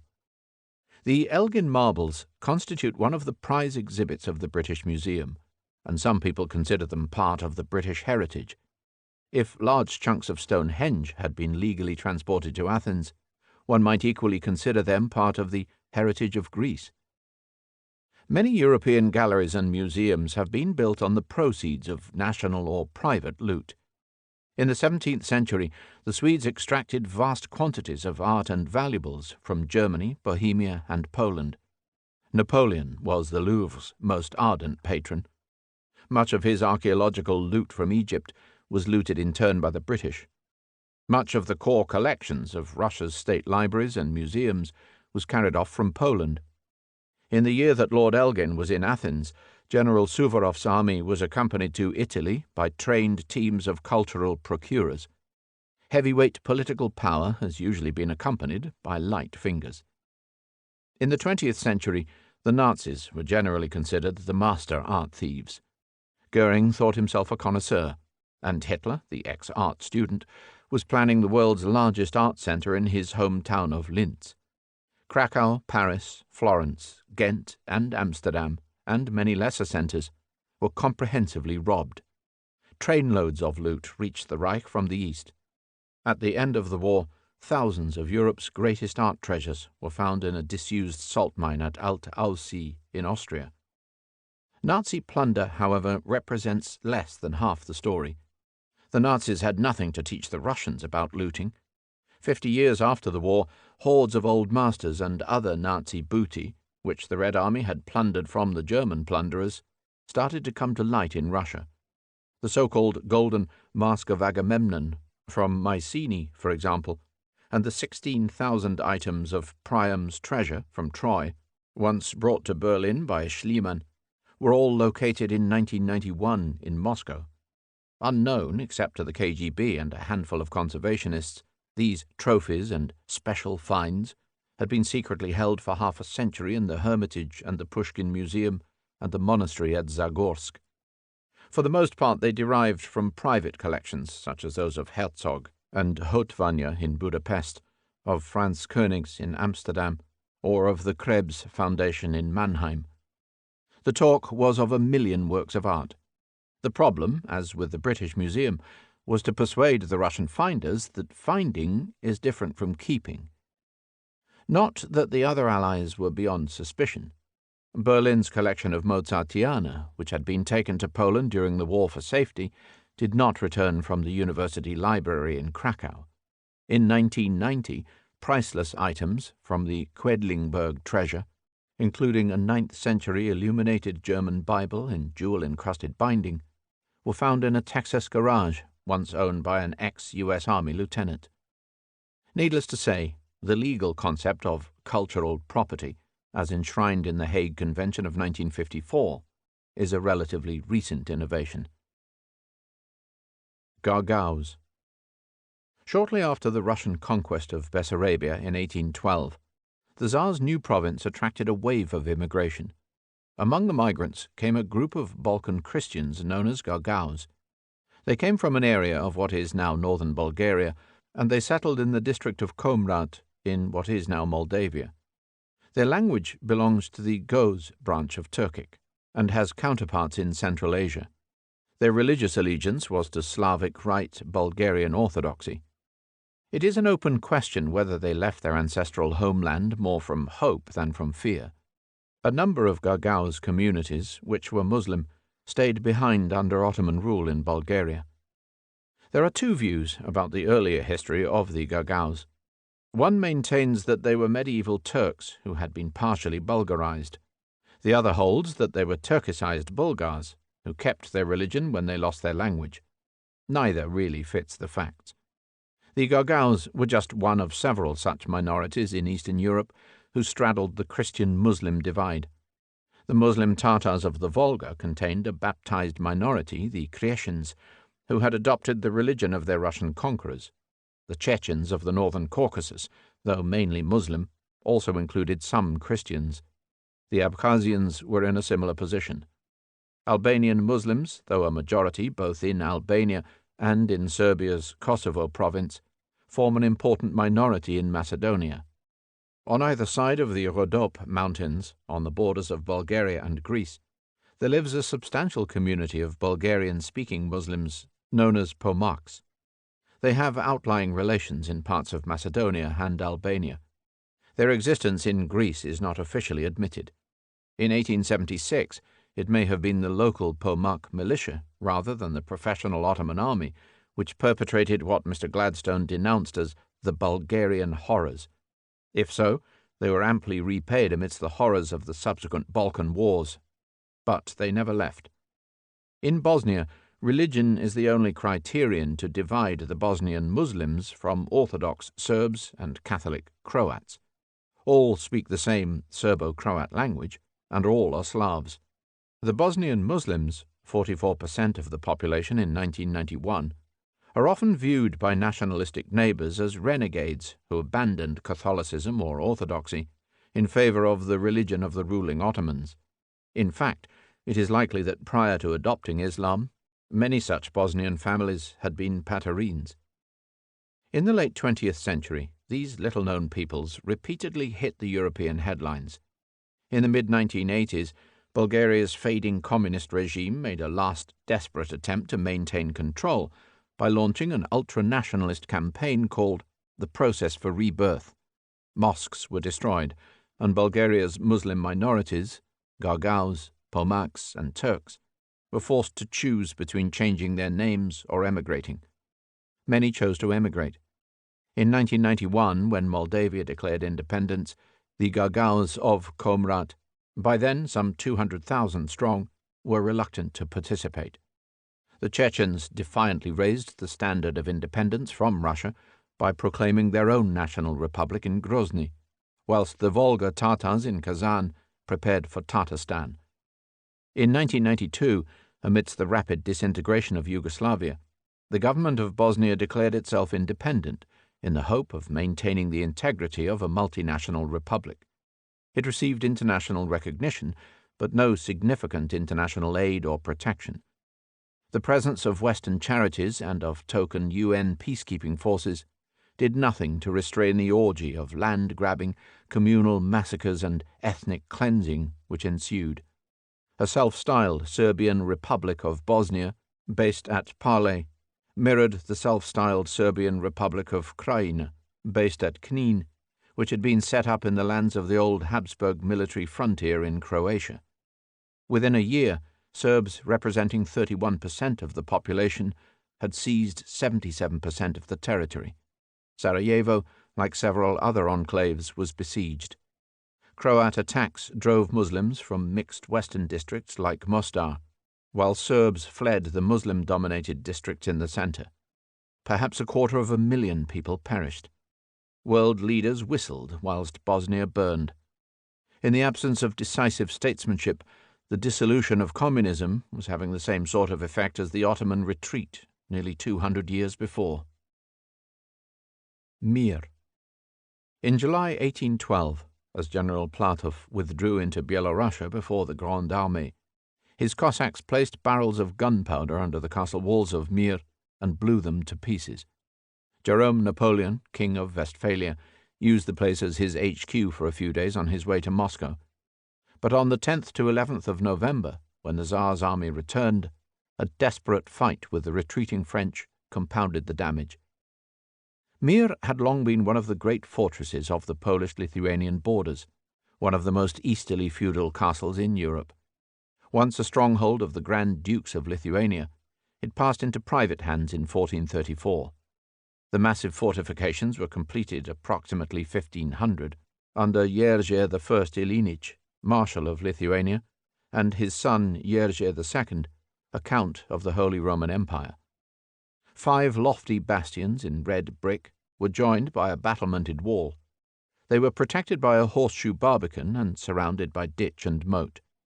From 1569, the central keep was turned by Prince M.K. Radziwiłł into a grand Renaissance palace in finished stone. Until 1812, it served with neighbouring Neshwej as one of the Radziwiłł's 2 principal seats. In its long life, Mir saw many military actions.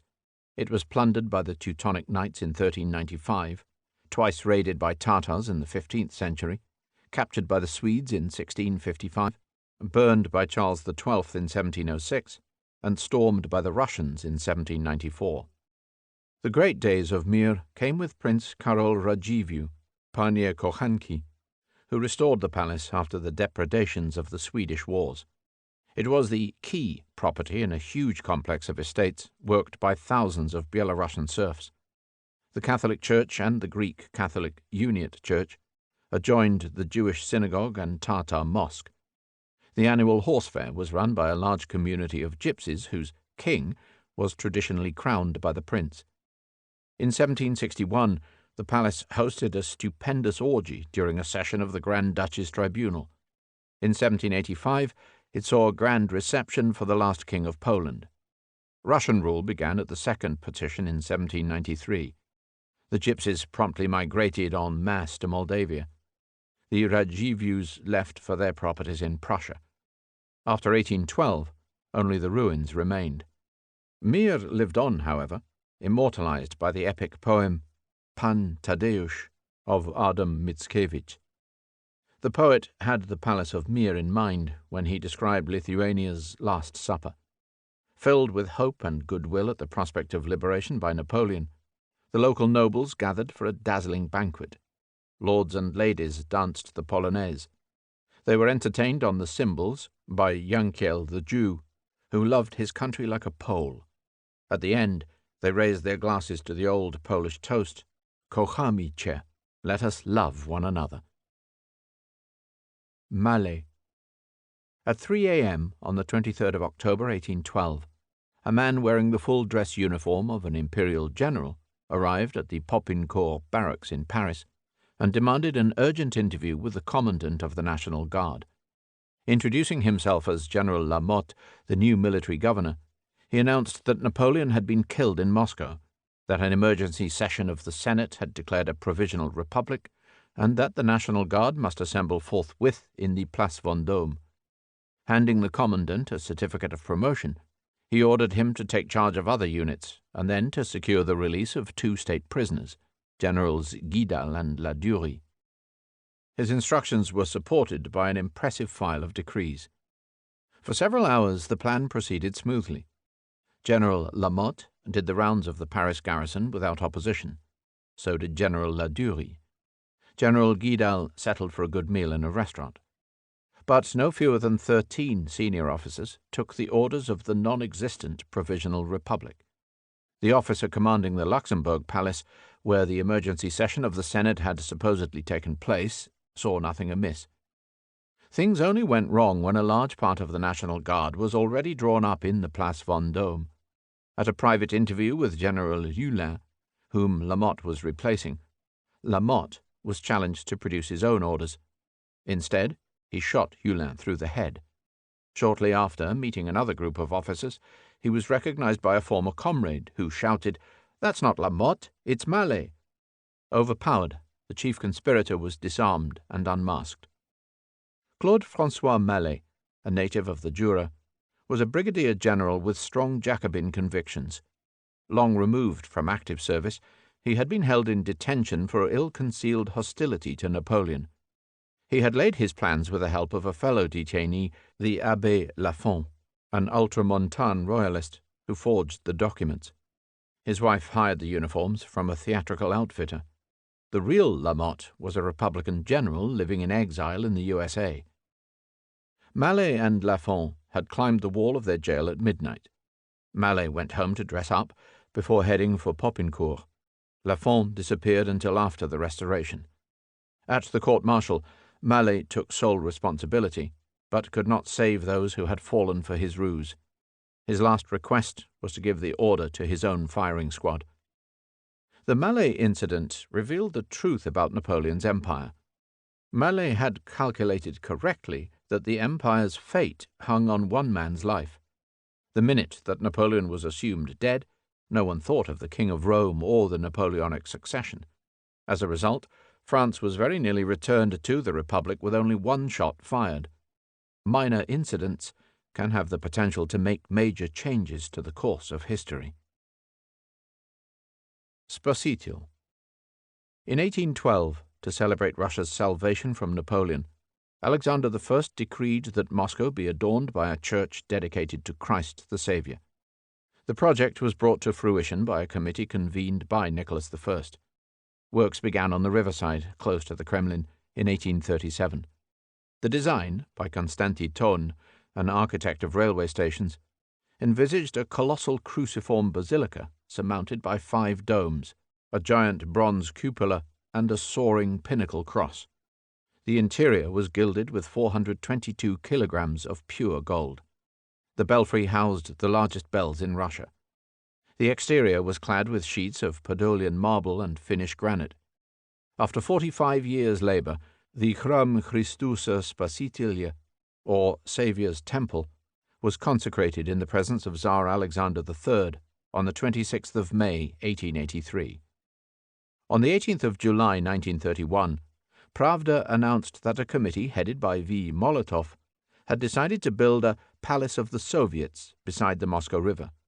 5 months later, the Saviour's Temple was dynamited. In 1933, Stalin commissioned a design by Yofun and Shchusev, which envisaged an edifice 415 meters high and 6 times more capacious than the Empire State Building. It was to be surmounted by a figure of Lenin 3 times taller than the Statue of Liberty, with an index finger 6 meters long. The palace was never built. The marble slabs from the demolished temple were used to decorate Moscow subway stations. After 30 years' delay, Nikita Khrushchev decreed that the hole by the river be turned into an open-air, all-weather swimming pool. Inevitably, after the fall of communism, plans reappeared to redevelop the site once again and to restore the Saviour's Temple to its former glory.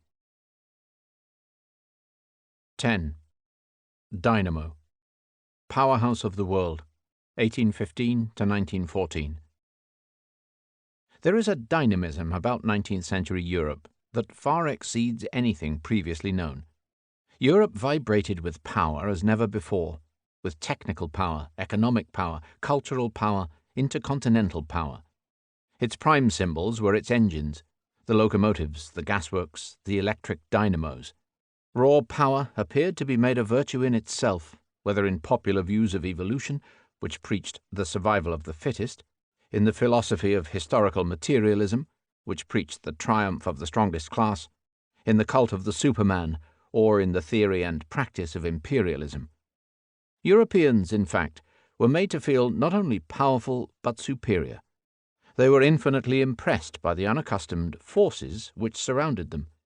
They saw new physical forces, from the electric current to dynamite, new demographic forces which accompanied an unprecedented growth of population, new social forces which brought the masses to the forefront of public concern, new commercial and industrial forces that thrived on the unparalleled expansion of markets and technology, new military forces that could mobilize millions of men and machines, new cultural forces which spawned movements of mass appeal, new political forces, which won unchallenged supremacy throughout the world. Here, indeed, was Europe's triumphant power century. Its leaders were, in the first instance, Great Britain, the workshop of the world, and in the later decades, Germany, whose failure to find a place in the sun helped reduce the whole edifice to ruins. Its losers and victims consisted of all the people and peoples who could not adapt or could not compete: the peasants, the hand-weavers, the urban poor, the colonial peoples, the Irish, the Sicilians, and the Poles, who were forced to migrate in their millions, the three great empires of the East: Turkey, Austria-Hungary, Russia. The century began in the aftermath of one revolution in France and ended in the prelude to another revolution in Russia. It began with one would-be master of all Europe, Napoleon, proclaiming that power was his mistress. It ended with another, Lenin, proclaiming communism his Soviet power plus the electrification of the whole country.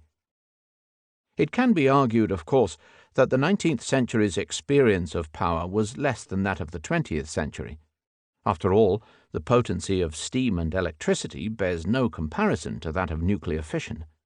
The marvelous speed of a railway train cannot compete with that of aeroplanes or intercontinental rockets. The oppressive capacity of imperialism and colonialism, great though it was, can hardly be likened to the totalitarian tyranny of fascism and communism.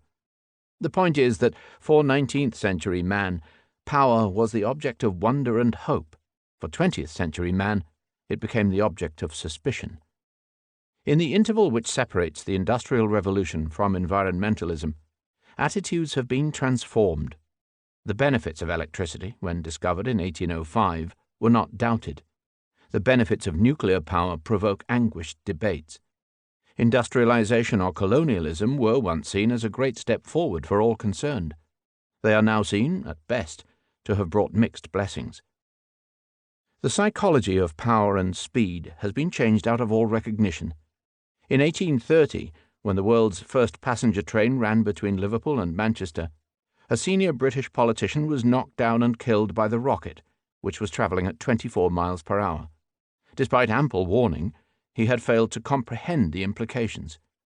In 1898, when motor vehicles were first allowed onto public roads in Britain, they were restricted to 4 miles per hour, so that a man might walk ahead with a red flag.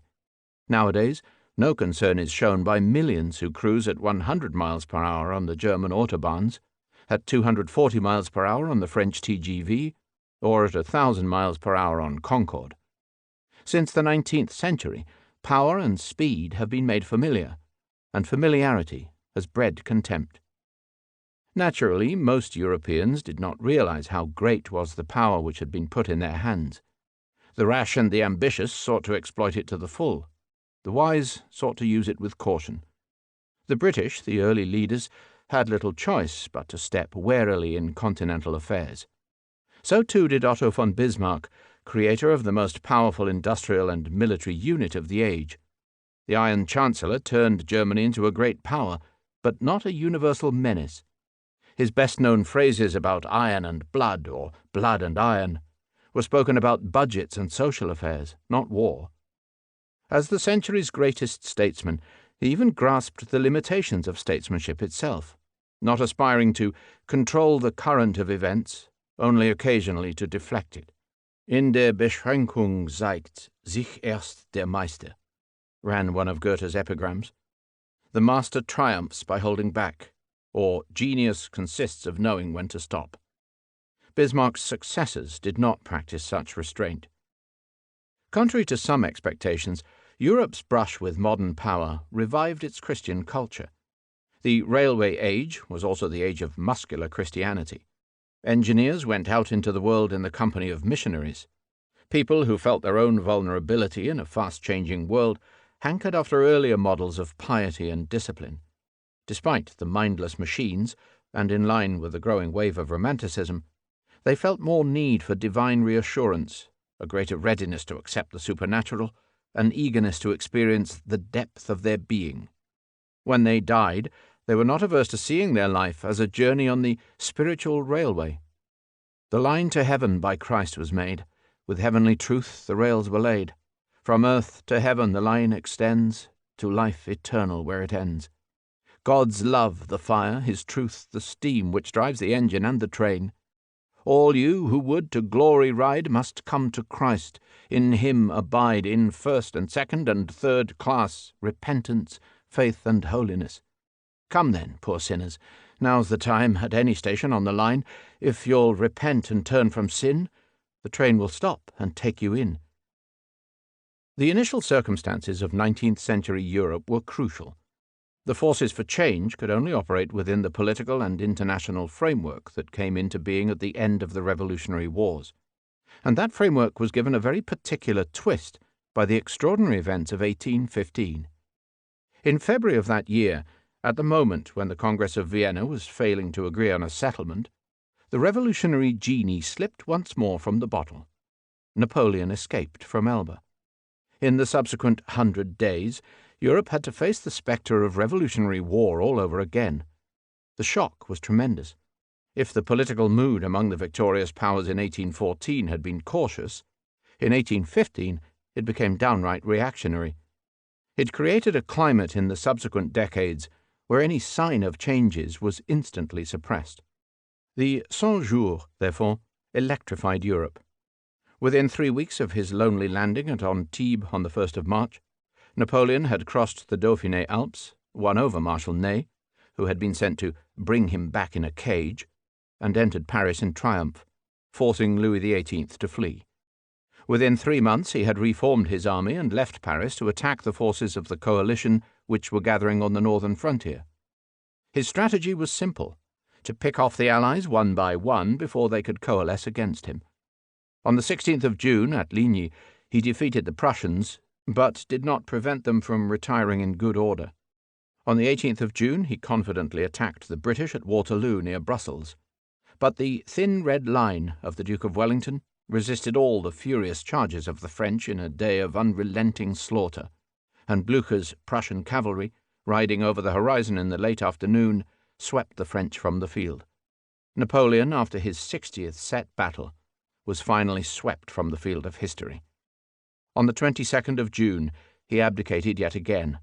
On the 15th of July, a fugitive at Rochefort, he surrendered to Captain Maitland of HMS Bellerophon.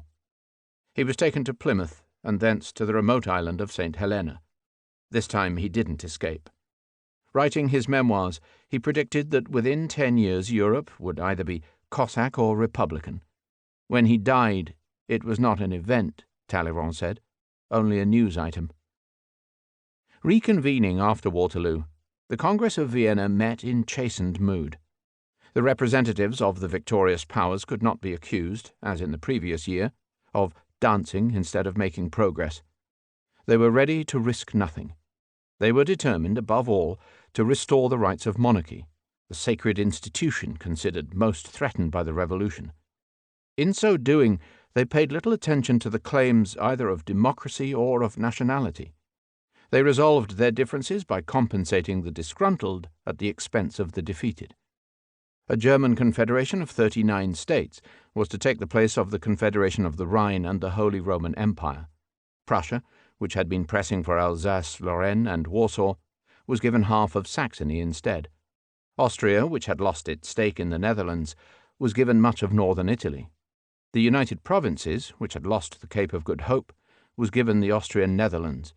Sweden, which had lost Finland, was given Norway.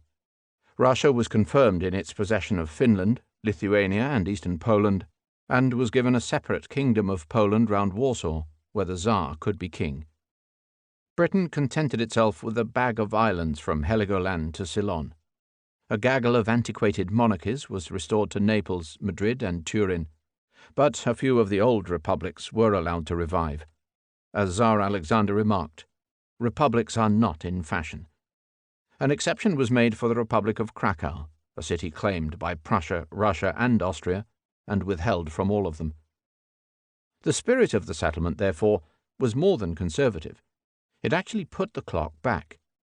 It was designed to prevent change in a world where the forces of change had only been contained by a whisker.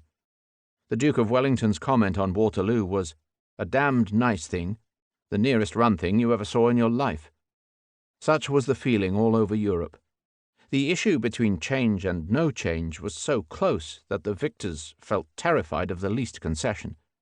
Even limited, gradual reform was viewed with suspicion.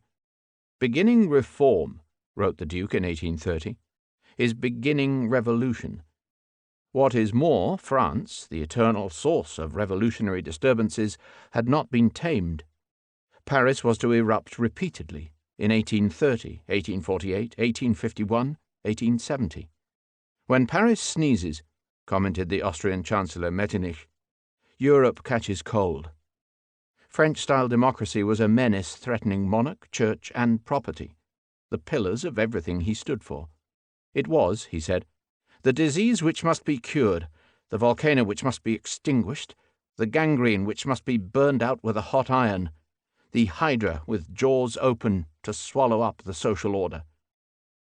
In its extreme form, as embodied by Metternich, the reactionary spirit of 1815 was opposed to any sort of change which did not obtain prior approval.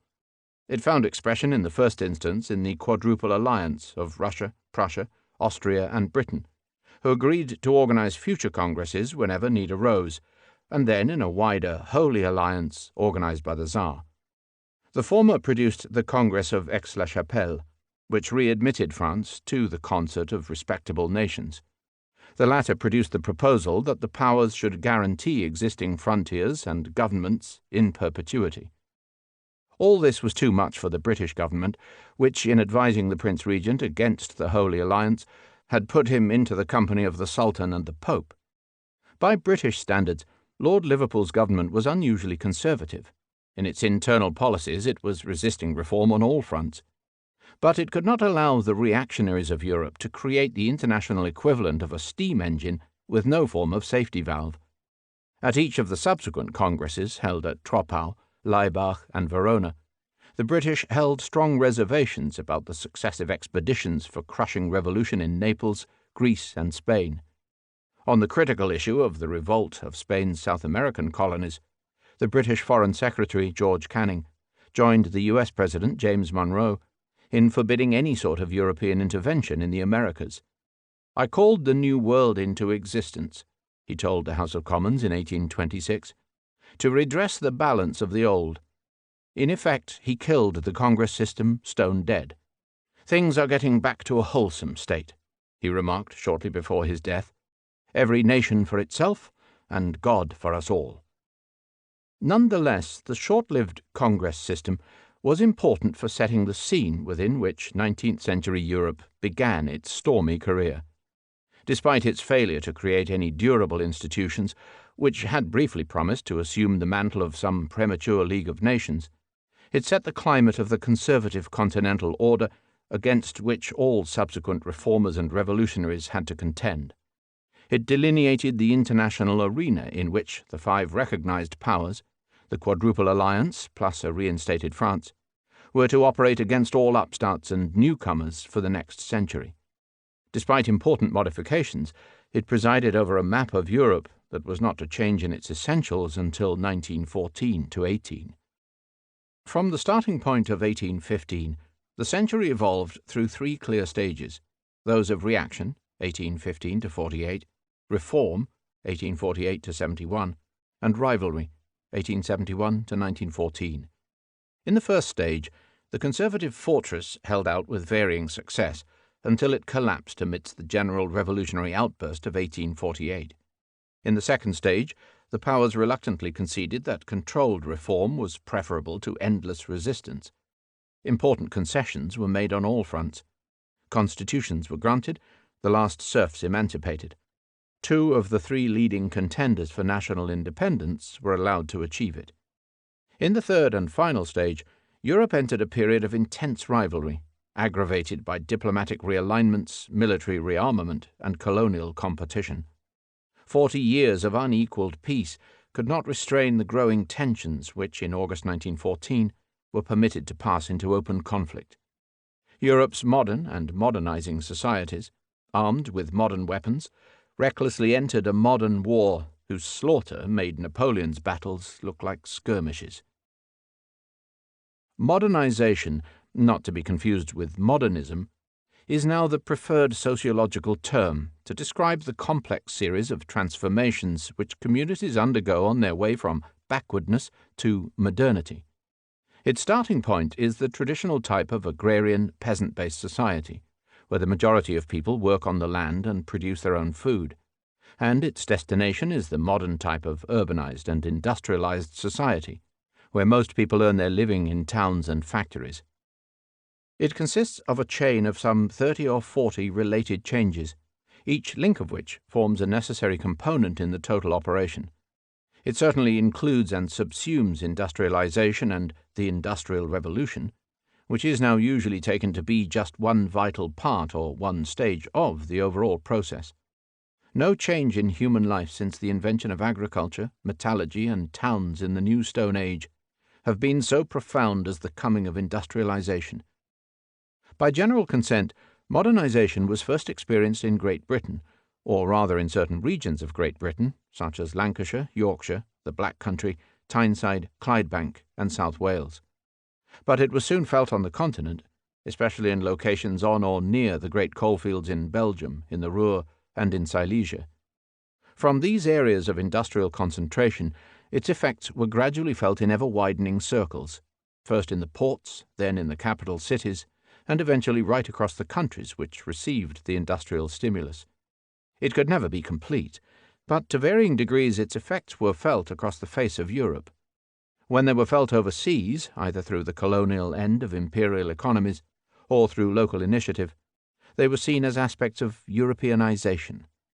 In this way, modernization became the focal point not only of a worldwide economic system, but equally of the distinction between developed and developing countries. Modernization, above all, must be seen as a motor of change, not as the static sum of its component parts. This motor, or engine, needs first to ignite, then to accelerate, and finally to reach the critical point of takeoff, when it passes into an entirely different mode of motion. It can best be likened to the 20th century phenomenon of flying, although the example of the early 19th century locomotive is perhaps more fitting. There is the long period of preparation, when the boiler is lit and a sufficient head of steam accumulated. There is the dramatic moment of departure, when steam pressure is applied to the pistons and the wheels begin to move. There is the phase of consolidation as the engine picks up speed amidst an array of groans and judders, and there is the glorious state of cruising, when it purrs sweetly along the track with maximum speed and efficiency. Throughout the 19th century, most European governments were striving to foster the conditions that would take their countries from economic ignition to social takeoff. Some succeeded, some did not. Some had no chance of success in the first place. After Britain's lonely start, most of the countries of northwestern Europe followed suit in the middle of the century. First Belgium and Holland, then Prussia, Piedmont, and France. By the end of the century, Britain's lead was being rapidly overhauled by the superior resources and dynamism of a united Germany. Most countries showed marked contrasts between modernized metropolitan regions and their outlying provinces. Within the United Kingdom, England began to look very different from the outlying highlands and islands. Highly developed regions began to appear along the Paris-Lyon-Marseille axis in France, along the Lille-Liège-Rotterdam axis in the Low Countries, along the Rhineland-Ruhr-Berlin-Saxony-Silesia axis in Germany, in the Bohemia-Vienna-Budapest core of Austria-Hungary, in Lombardy within the United Italy. Provinces such as Ireland, Brittany, Galicia, or Sicily were highly underdeveloped. The Russian Empire, despite regional contrasts of the most extreme degree, was accelerating rapidly towards modernization in the last years before 1914. Owing to differential developments both between states and within states, the existing economic contrasts within Europe were greatly accentuated. Indeed, in the course of the 19th century, two distinct economic zones emerged, an advanced, predominantly industrialized and modernized zone in the north and west, and a backward, industrializing but largely unmodernized zone in the south and east. The former participated in the worldwide maritime economy, still dominated by Great Britain, and, like Britain, was able to boost its performance by the acquisition of overseas colonies. The latter could only act as a dependent source of food, raw materials, and cheap migrant labor, and as a captive market for manufactured goods. The one major discrepancy lay with Germany, which, though it became the most dynamic country of the industrialized zone, was prevented, for reasons of politics and timing, from acquiring a commensurate collection of colonies. As a result, once Germany was unified in 1871, it forged close economic links with the countries of Eastern Europe, thereby compensating itself for its colonial failures. Whereas in former times the divide between Western and Eastern Europe had largely been religious and political in nature, it now assumed strong economic overtones. Industrialization in Eastern Europe was confined to localized areas, which stood out like islands in a sea of rural backwardness. Such islands grew up in northern Bohemia, in the triangle of Lodz, Warsaw, Dąbrowa, in the cotton mills of Nizhny Novgorod and St. Petersburg, in the Donbass, and in the oil fields of Galicia, Romania, and the Caspian. What is more, these islands were not just geographically isolated. Even at the end of the century, they generated insufficient momentum for driving the economy as a whole to the point of takeoff. The consequences, both social and strategic, were considerable. The mass of the peasant population suffered mounting distress. They were freed from former obligations on the land, but were given no adequate opportunity for betterment in the towns. They could benefit neither from modern agriculture nor from any significant degree of industrial employment. What is more, in a poor society, the state had to tax its poverty-stricken subjects mercilessly. Here were the makings of social and political revolt. Seeing this, and fearing the dynamism of Germany, the Western powers decided to bolster their political rapprochement with Russia with a campaign for massive investment. In 1890 to 1914, French, British, and Belgian investment in Russia mounted mightily, fueling a massive increase in Russia's railway mileage, industrial production, and foreign trade. The question remains whether an all-European economy existed or not. The answer is probably not. But if it did, and those massive Western investments in Russia heralded growing economic integration, then the pivotal position clearly came to be occupied by Germany. By 1900, Germany combined a major stake in the industry and commerce of the West with a dominant role in the economics of the East. Given the contrast between Germany's economic precocity and her political retardation, it is not surprising that modernization's leading theorists were both Germans. Yet Friedrich List, whose National System of Political Economy was published in 1841, derived very different conclusions from those of Karl Marx. For Marx, the motor of change was to be found in the class struggle. For List, it was to be found in the economic policy of the state, which could foster development by protectionist tariffs and by heavy investment in infrastructure and education. List was the most coherent advocate of what others have called the Prussian road to capitalism, an example which excited the imagination of many, especially in Eastern Europe, who longed to follow in Prussia's steps. At the time, few Europeans bothered to ask the fundamental question why this modernization occurred in Europe rather than elsewhere. The answer would seem to lie in a particular coincidence of ecological, economic, social, cultural, and political circumstances, which other more ancient and highly sophisticated civilizations did not possess. The emphasis lies on coincidence, in other words, on the European miracle. Seen in detail, the process of modernization can be broken down into an apparently endless chain of sub-processes and new developments, each interacting with the others. Apart from the dozen factors which contributed to the initial Industrial Revolution, some 30 others have to be taken into account as change fueled change in the economic, social, cultural, psychological, political, and military spheres.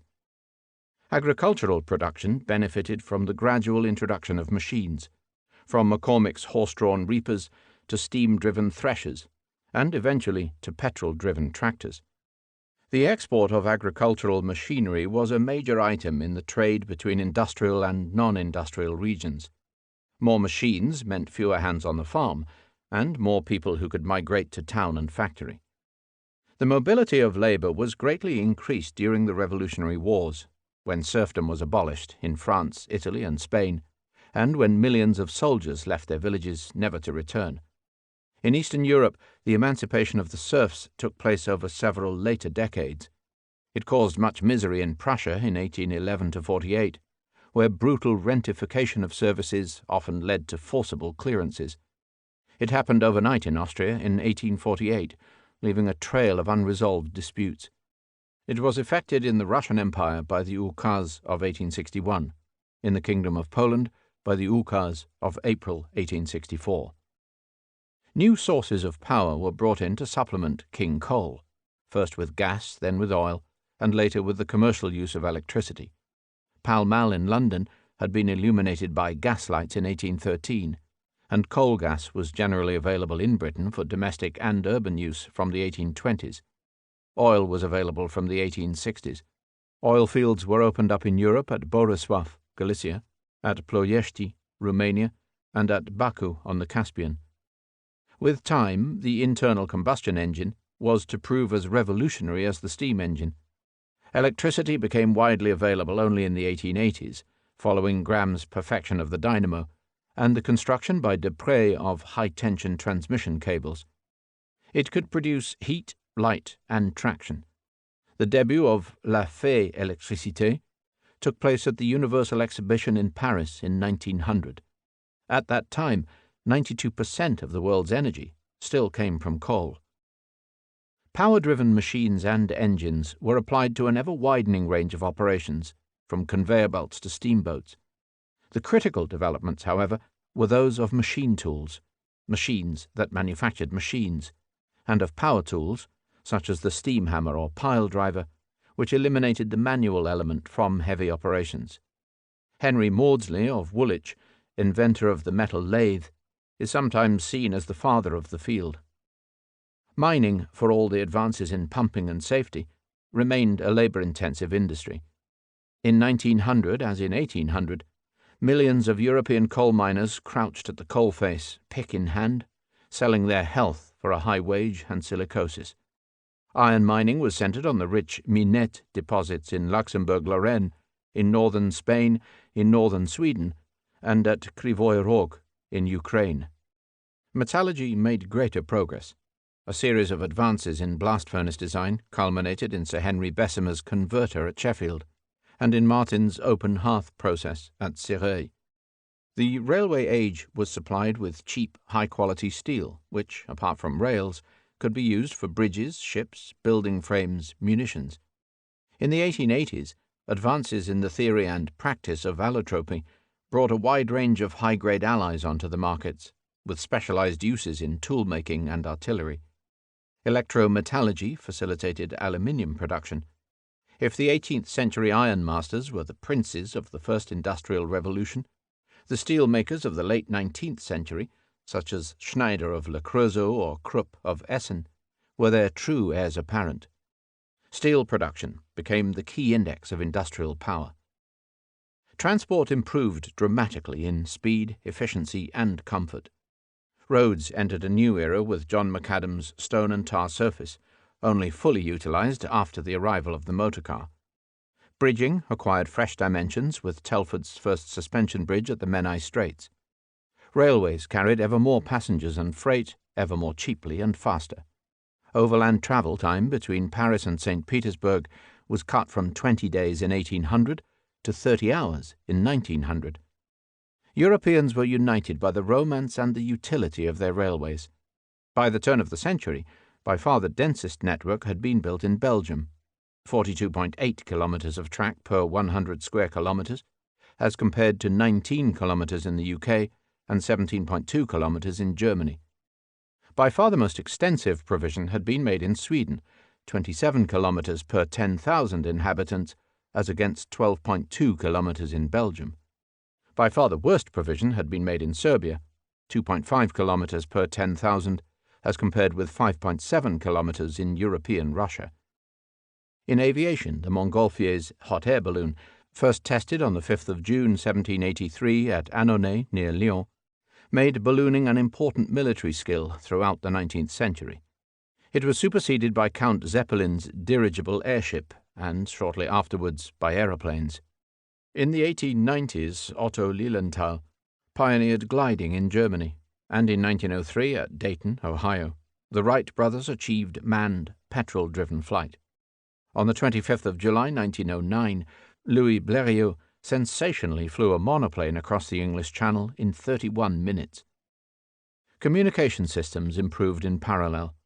The creation of unified postal services made rapid correspondence available to all. Postage stamps made their appearance with Great Britain's penny black on the 1st of May 1840.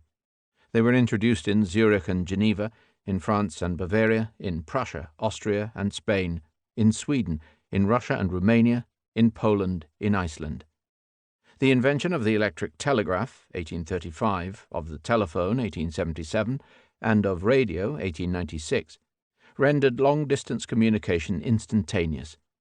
The most famous demonstration of the value of superior communication was staged on the 19th of June 1815, when Nathan Rothschild made a record killing on the London stock market, having used a special yacht to bring news of Waterloo many hours in advance of his rivals.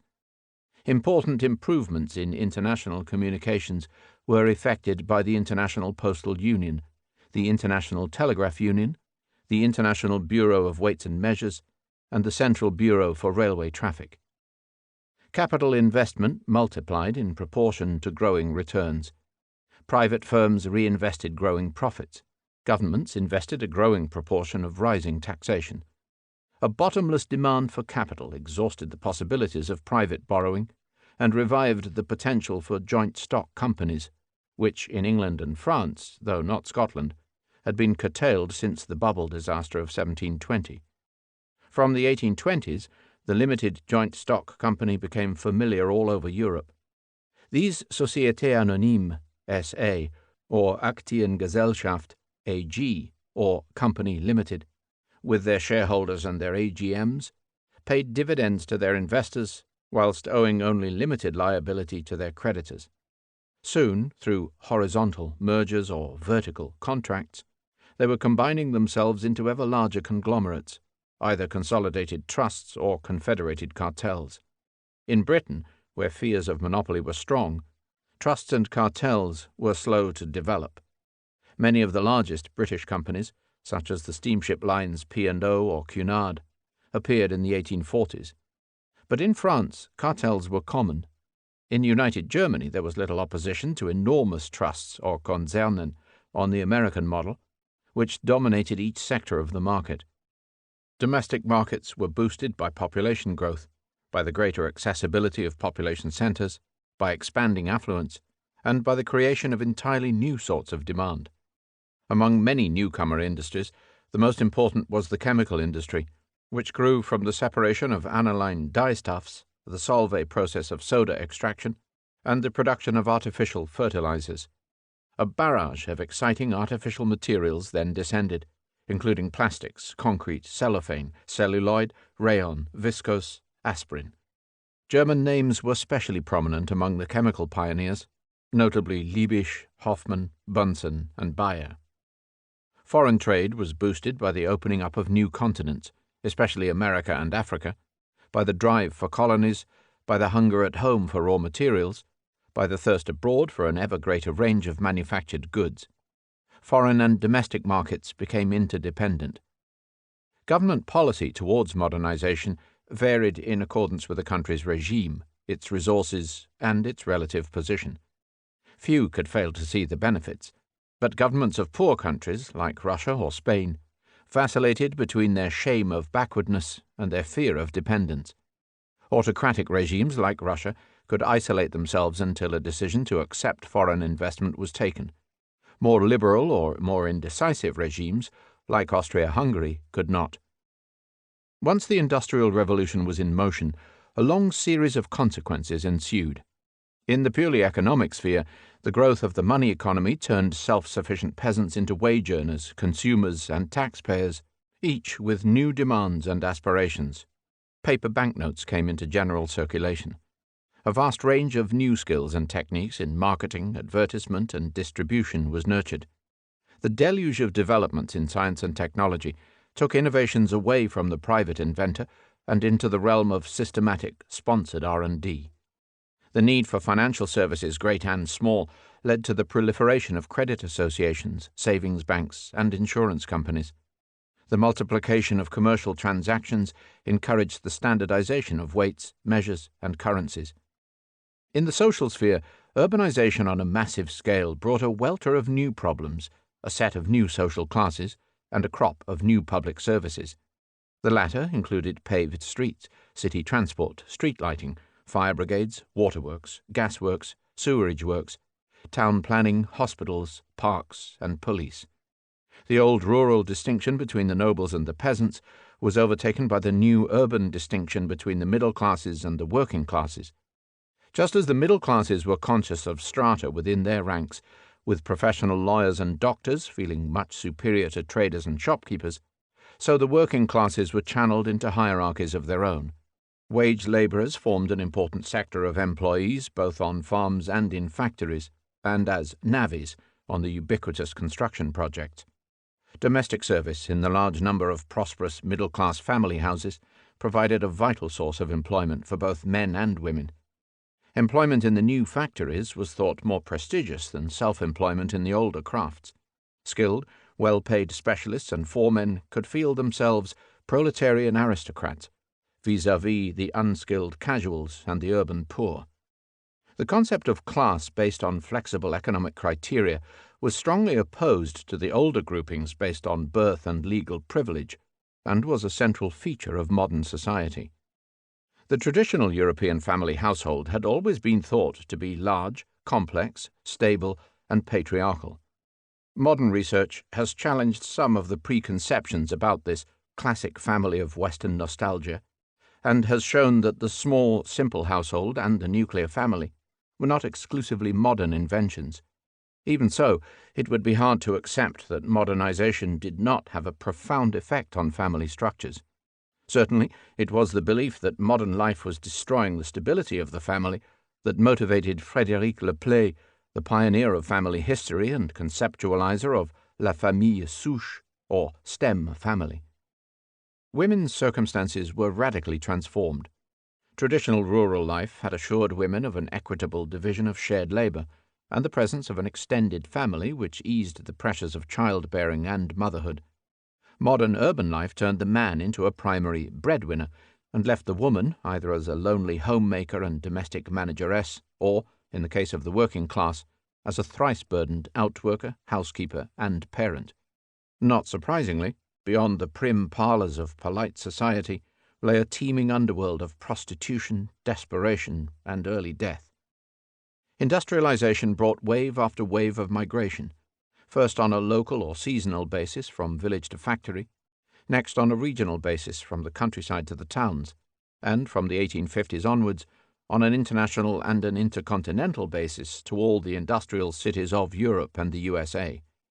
Unregulated migration brought in its turn urban overcrowding, vagrancy, housing shortages, homelessness, epidemics of typhus and cholera, unemployment amidst prosperity, persistent and irremediable poverty. With much delay, the worst epidemics, such as the Europe-wide outbreaks of cholera in 1830-5, 1847-8, 1853-6, 1865-7, 1869-74, 1883-7, and 1893-5, provoked a revolution in public and private hygiene and the institution of communal health services. Medical progress eventually resulted in a startling drop in the death rate and in infant mortality. Rising population, however, compounded the evils of overpopulation in the villages, and of sweatshops, child labour, inhuman working hours, female exploitation, and unspeakable sorrow in the slums. Organized crime thrived on poverty and the psychopathology of urban living. It spawned a new underclass of committed criminals, the new idea of professional police forces modelled on Scotland Yard, a new profession of detectives, a new rash of prison building, and, with the memoirs of Sherlock Holmes, a new literary genre, the crime thriller. The terrible contrast between rich and poor has never been better described than by Benjamin Disraeli, novelist and Prime Minister. In Sybil, Disraeli wrote of two nations between whom there is no intercourse and no sympathy, who are as ignorant of each other's habits, thoughts, and feelings as if they were inhabitants of different planets. The description was accurate enough, but the accusation was not altogether fair. The 19th century also saw a huge explosion of private charities. In the cultural sphere, education vastly expanded its frontiers. Town dwellers could no longer function without basic literacy and numeracy. Universal primary education became necessary for children of both sexes. Technical education was required for the army of fitters, technicians, and apprentices. Higher scientific education for the corps of engineers and researchers. Government and business leaders called for secondary schools of a new type to train the executive cadres of the civil service, the colonial departments, and industry. Women's education was launched. Mass literacy, however, opened the way for new forms of mass culture: popular magazines, trash novels, romances and whodunits, comics, self-help almanacs, family reference works. Regular incomes created the possibility of new forms of leisure and recreation: musical associations, family holidays, tourism, mountaineering and sport, football for the workers, golf for the bosses. The mania for physical pursuits, which was a product of cramped urban living, combined with the mania for education to create a number of hybrid youth movements, such as the widespread Sokol associations in Central Europe, or Scouting for Boys and Guiding for Girls. Religious culture responded in tune. Literate children could not be expected simply to learn their catechism by rote. The church halls of urban parishes became the focal point of social, charitable, and temperance activities. In the Protestant countries, evangelical fundamentalism, Sunday schools, and Bible reading classes proliferated. In the Catholic countries, the Church organized the first industrial parishes, worker priests, and private Catholic primary schools. In the universities, with scholars struggling to comprehend the changing world about them, a whole new range of social sciences made their appearance: economics, ethnography, anthropology, linguistics, sociology. Each of the new disciplines were to have a profound influence on the recognized fields of study: philosophy, science, history, and literature. In the psychological sphere, urban and industrial life fostered attitudes that were entirely foreign to country dwellers. The factory hooter, the railway timetable, the need for punctuality and sobriety were all innovations that a peasant might find strange and irksome.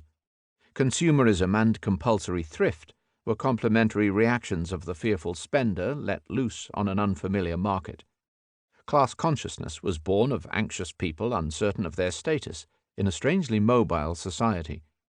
National consciousness was bred in newly educated generations who in their rural villages had never given a moment's thought to their identity or their language. Political consciousness was aroused in generations who were no longer helpless serfs, and who could cultivate personal opinions about the rights and wrongs of political events.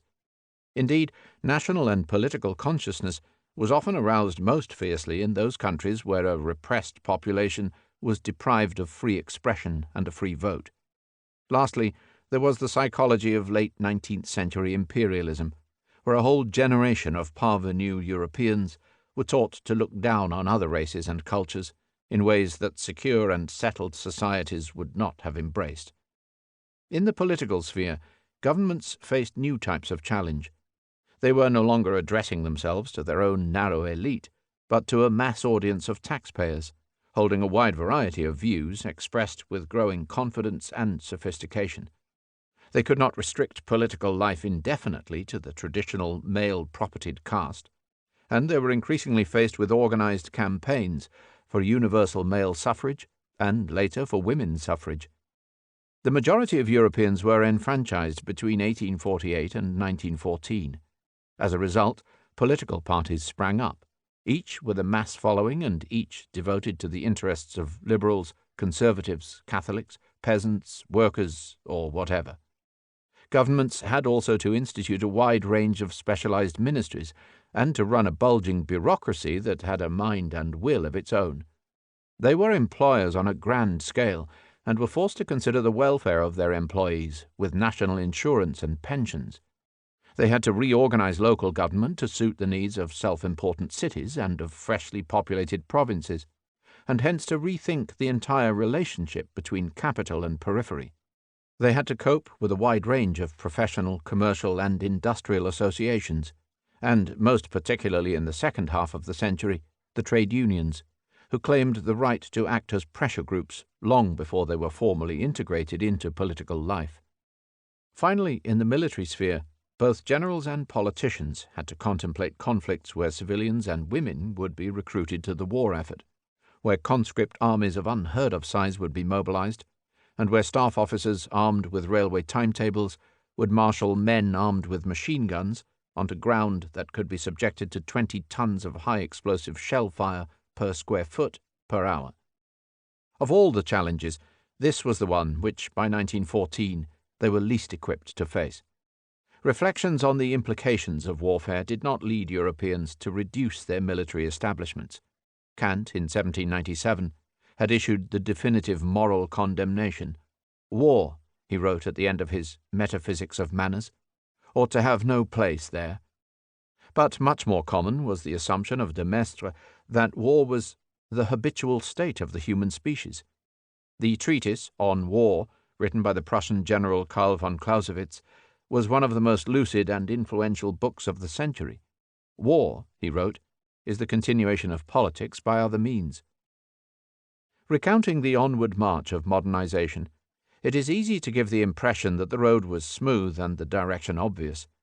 But such an impression would be false. The territory was often hostile, the obstacles enormous, the accidents unremitting.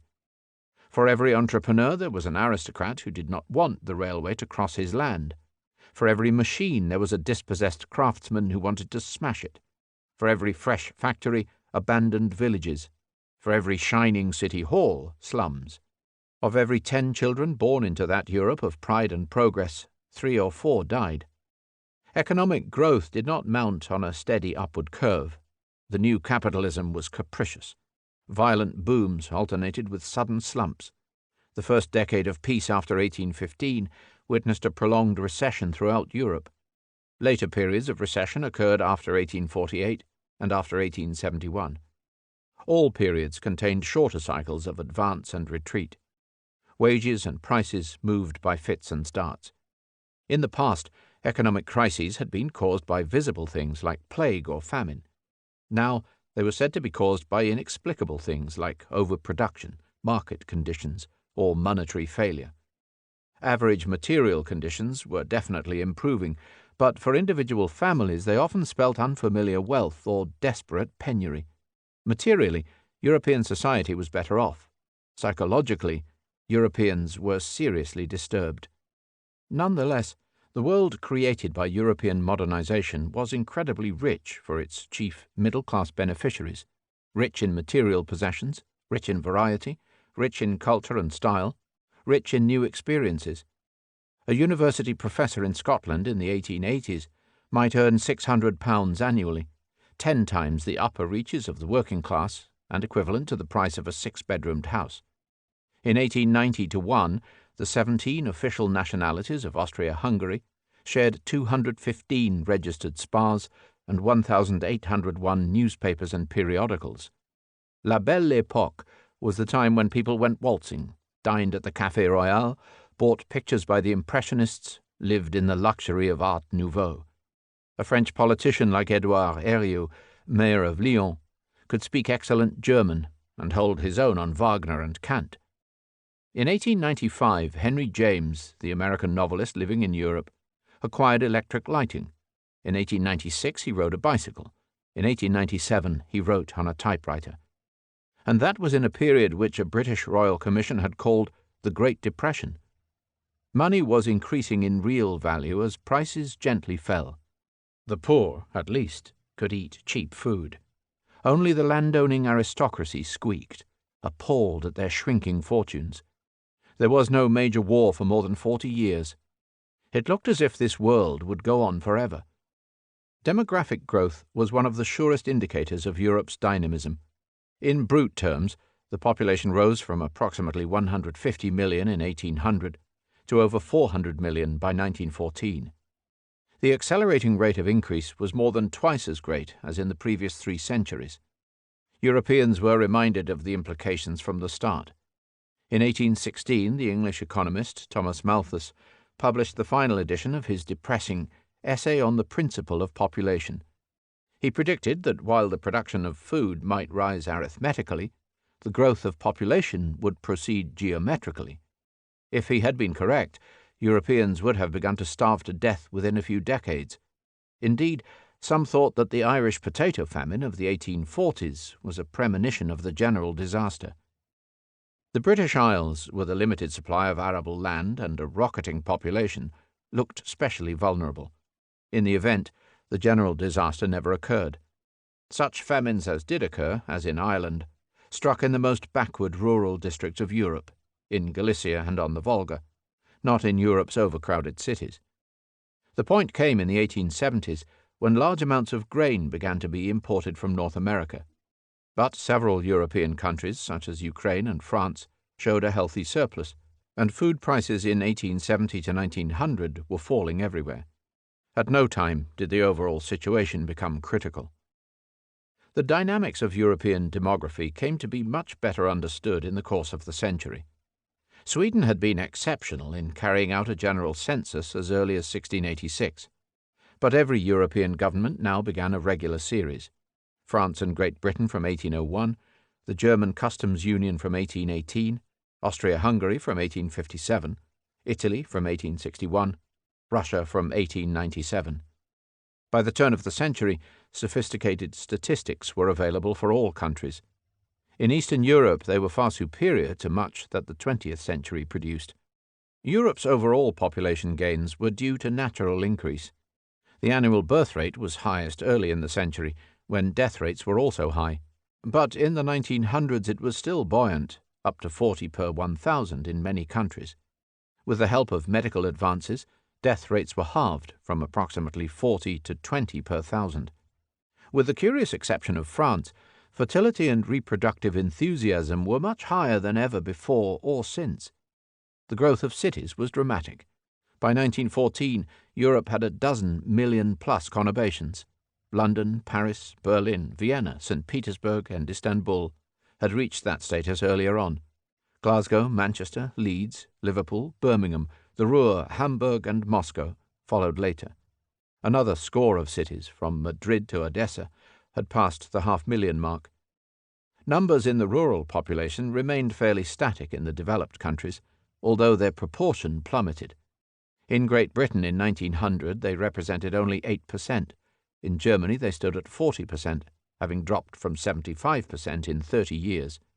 In the underdeveloped countries, where they could represent up to 80%, as in Russia, they were rising alarmingly. Europe lost 25 million emigrants to the USA in the last quarter of the century. 1/4 of the population of Galicia emigrated in the 2 decades before 1914. Historians disagree whether the stunning social and economic changes of the 19th century should be regarded merely as the background to cultural life or its determinant. Marx, for example, was a determinist. In his view, all forms of thought and consciousness are determined by the class struggle, which in turn is determined by the underlying economic relations. If this is true, then Marx himself was not so much an original thinker as the product of his time. At the other extreme, there are those who maintain that culture has a life of its own. Nowadays, most people would at least accept the midway proposition that culture cannot be properly understood without reference to its political, social, and economic context. Romanticism, which became a dominant intellectual trend in many European countries in the second quarter of the 19th century, is seen by some historians essentially as a reaction to the Enlightenment. By others, it is seen as an emanation of attitudes generated by the Industrial Revolution and the Napoleonic Wars. Actually, it was all of these things. The circumstances of its origins in the 1770s were closely connected indeed to the fading appeal of the Enlightenment.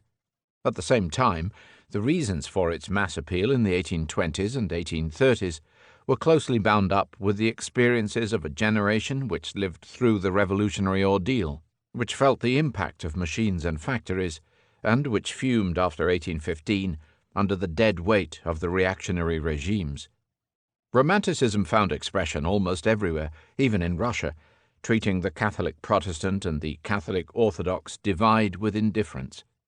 It affected all the arts, but especially poetry, painting, and music, and all branches of the humanities. It grew very strong in Germany.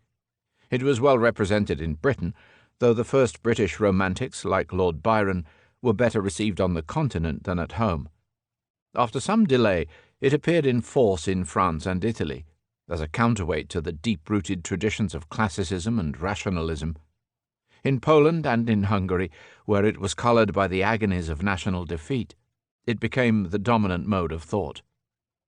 The main tenets of the Romantic movement opposed everything which the Enlightenment had stood for. Where the Enlightenment had stressed the power of reason, the Romantics were attracted by all in human experience that is irrational, by the passions, by the supernatural and paranormal, by superstitions, pain, madness, and death. Where the Enlightenment had stressed man's growing mastery over nature, the Romantics took delight in trembling before nature's untamed might, in the terror of storms and waterfalls, the vastness of mountains, the emptiness of deserts, the loneliness of the seas. Where the Enlightenment had followed the classical taste for harmony and restraint, and for the rules which underlay civilized conventions, the Romantics courted everything which defied establishment convention, the wild, the quaint, the exotic, the alien, the deranged. Where the Enlightenment had sought to expound the order underlying the apparent chaos of the world, the Romantics appealed to the hidden inner spirits of everything that lives and moves. Where the Enlightenment was either unreligious or anti-religious, the Romantics were profoundly religious by temperament, even where they scorned conventional Christian practice. Where the Enlightenment catered for an intellectual elite, the Romantics catered for the newly liberated and educated masses. The Europe-wide appeal of Romanticism can be illustrated in many ways, but nowhere better than in its poetry.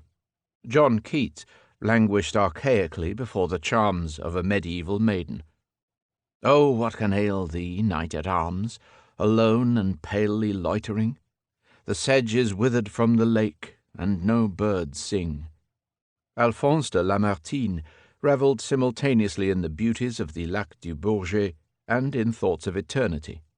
"Ô temps, suspends ton vol, et vous, heure propice, suspendez votre cours. Laissez-nous savourer les rapides délices des plus beaux de nos jours.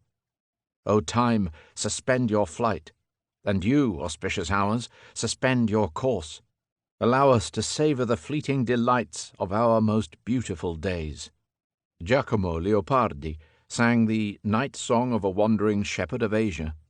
"Pur tu, solinga, eterna peregrina, che si pensosa sei, tu forse intendi, questo viver terreno, il patir nostro, il sospirar, che sia questo morir, questo supremo scolorar del sembiante, e perir dalla terra, e venir meno ad ogni usata, amante compagnia."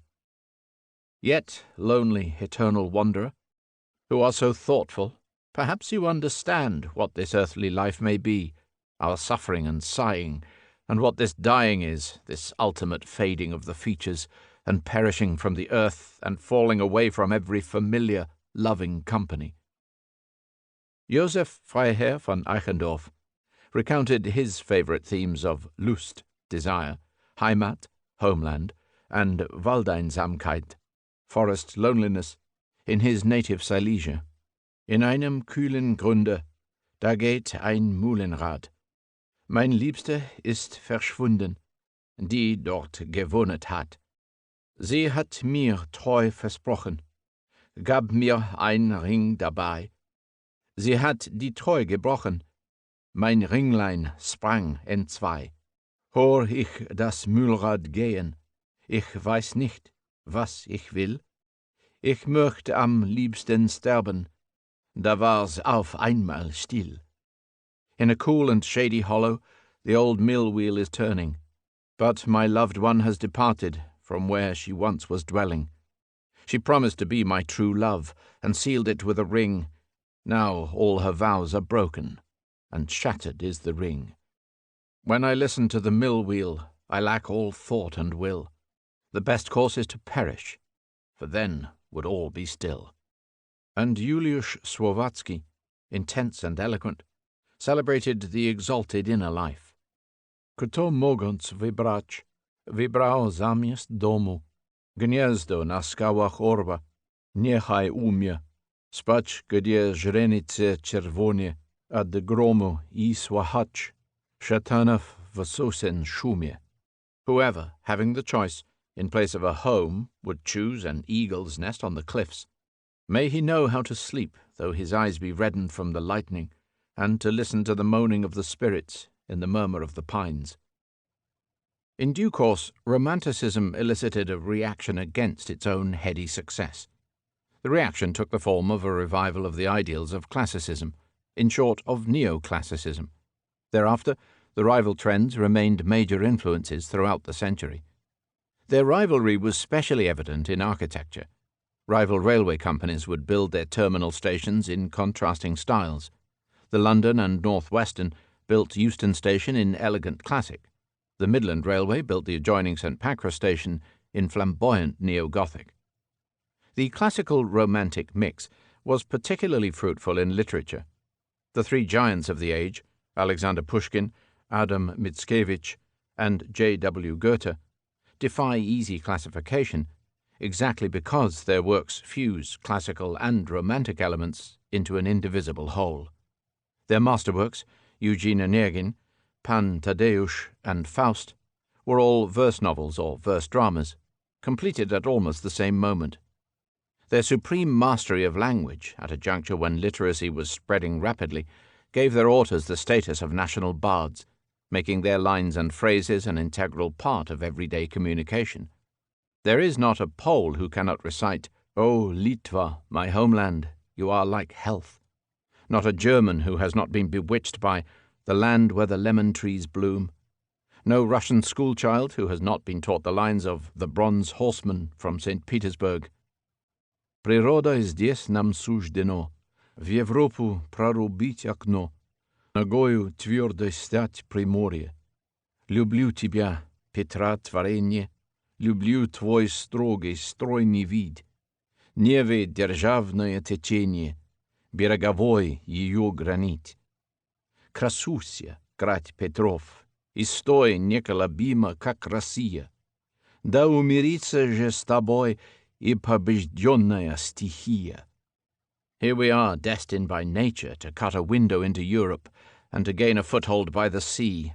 I love you, Peter's creation. I love your severe, graceful appearance, the Neva's majestic current, the granite of her banks. City of Peter, stand in all your splendor, stand unshakable as Russia. May the conquered elements, too, make their peace. Johann Wolfgang von Goethe, however, was not merely a national bard. He was an Olympian who bestrode almost all intellectual domains. The variety of genres in which he excelled, his awareness of a rapidly changing world, and the numerous evolutions through which his creativity passed, gave him a claim to be the last universal man. Born in Frankfurt am Main, educated in Leipzig and Strasbourg, and resident for half a century in Weimar, he was poet, dramatist, novelist, philosopher, scientist, traveller, lawyer, administrator. His initial romantic proclivities faded in the 1780s. His classical phase, strengthened by his friend Schiller, continued until approximately 1820. The vast psychological panorama of Faust embraced a lifetime's reflections on the human condition. When he died, he was the greatest personality of Europe's greatest cultural era, endlessly reaching for the unreachable. Alles Vergängliche ist nur ein Gleichnis. Das Unzulängliche, hier wird's Ereignis. Das Unbeschreibliche, hier ist's getan. Das ewig Weibliche zieht uns hinan. All transient things are only a parable. The inaccessible here becomes reality. Here the ineffable is achieved. The eternal feminine draws us on. The later phase of Romanticism acquired a specially morbid flavour. It has been related to the tuberculosis from which many artists suffered, and to the opium which was routinely prescribed to cure it. A seminal figure was Thomas de Quincey, who ran away from Manchester Grammar School and who lived as a homeless stray before becoming an Oxford drug addict. His Confessions of an English Opium Eater exercised a formative influence on the American writer of the grotesque, Edgar Allan Poe, and on Baudelaire. The strange, mystical outpourings of Słowatsky's last years belong to this same story, as do the verses of Gérard Labruni or de Nerval, a schizophrenic, the super-romantic, the most romantic of them all. Où sont nos amoureuses? Elles sont au tombeau. Where are our lovers, our girls? They are in their tomb. In the apparent derangement and the interest in visions and hallucinations, it is not difficult to see the early seeds of the symbolism, Freudianism, and decadence which were to form such important elements of modernism.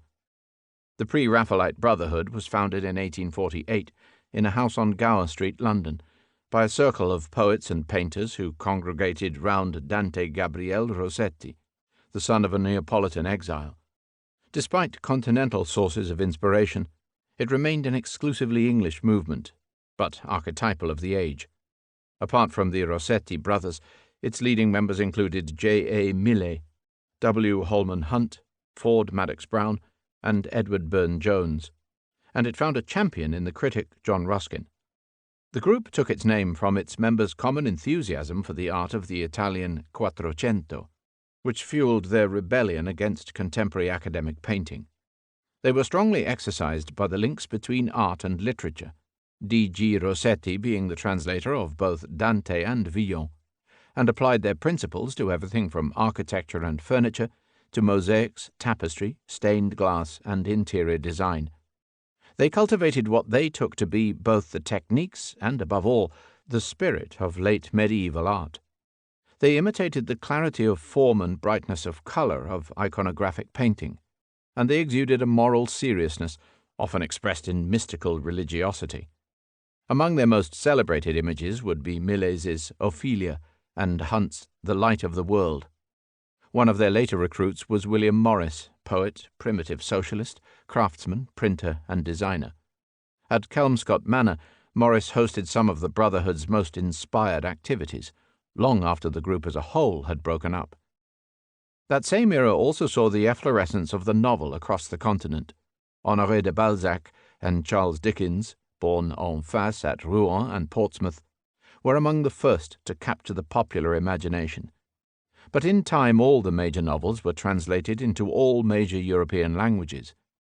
Critics differ in their estimations, but the parade of the Premier Division should certainly include I Promessi Sposi, The Betrothed, by Alessandro Manzoni, Balzac's Le Père Goriot, Dickens' Oliver Twist, Mikhail Lermontov's A Hero of Our Time, Charlotte Bronte's Jane Eyre, W. M. Thackeray's Vanity Fair, Madame Bovary by Gustave Flaubert, Victor Hugo's Les Miserables, Leo Tolstoy's Anna Karenina, Fyodor Dostoevsky's Crime and Punishment and The Brothers Karamazov, and Lalka by Boleslav Prus. Through the analysis of social and psychological problems, fiction had become a central feature of Europe's common culture. Authors adopted the convention of projecting their own most intimate observations into their fictional creations. Flaubert was reported to have said, "Madame Bovary, c'est moi." In the realm of music, as in literature, the 19th century assembled a vast and varied corpus of works which greatly extended the repertoire founded by the classical and early Romantic masters. Johannes Brahms, born in Hamburg, must surely be rated the central figure. He combined an intellectual concern for classical form with a romantic passion for lyricism and emotional intensity, thereby earning the title of true heir to Bach and Beethoven.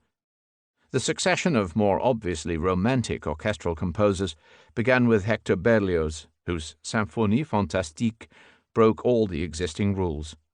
Berlioz relied heavily on romantic literature for inspiration. It was said, Victor Hugo is a romantic, but Berlioz is romanticism itself. The romantic list continued with the languid Polish exile Frédéric Chopin, the supreme master of the piano, with the indefatigable Hungarian virtuoso Franz Liszt, with Robert Schumann, and Felix Mendelssohn Bartholdy. It contained most of the names who are often classed as leaders of national schools, and it continued later in the century with the magnificent Russians Anton Rubinstein, Peter Tchaikovsky, and Sergei Rachmaninoff, with the German Protestant Max Bruch and the Swiss Jewish Ernst Bloch, and with a strong contingent of Austro-German neo-romantics led by Anton Bruckner, Gustav Mahler, Richard Strauss, and the songwriter Hugo Wolf. Throughout the century, the French school produced a series of brilliant talents marked by great delicacy and originality, from César Franck and Camille Saint-Saëns to Gabriel Fauré, Claude Debussy, and Maurice Ravel.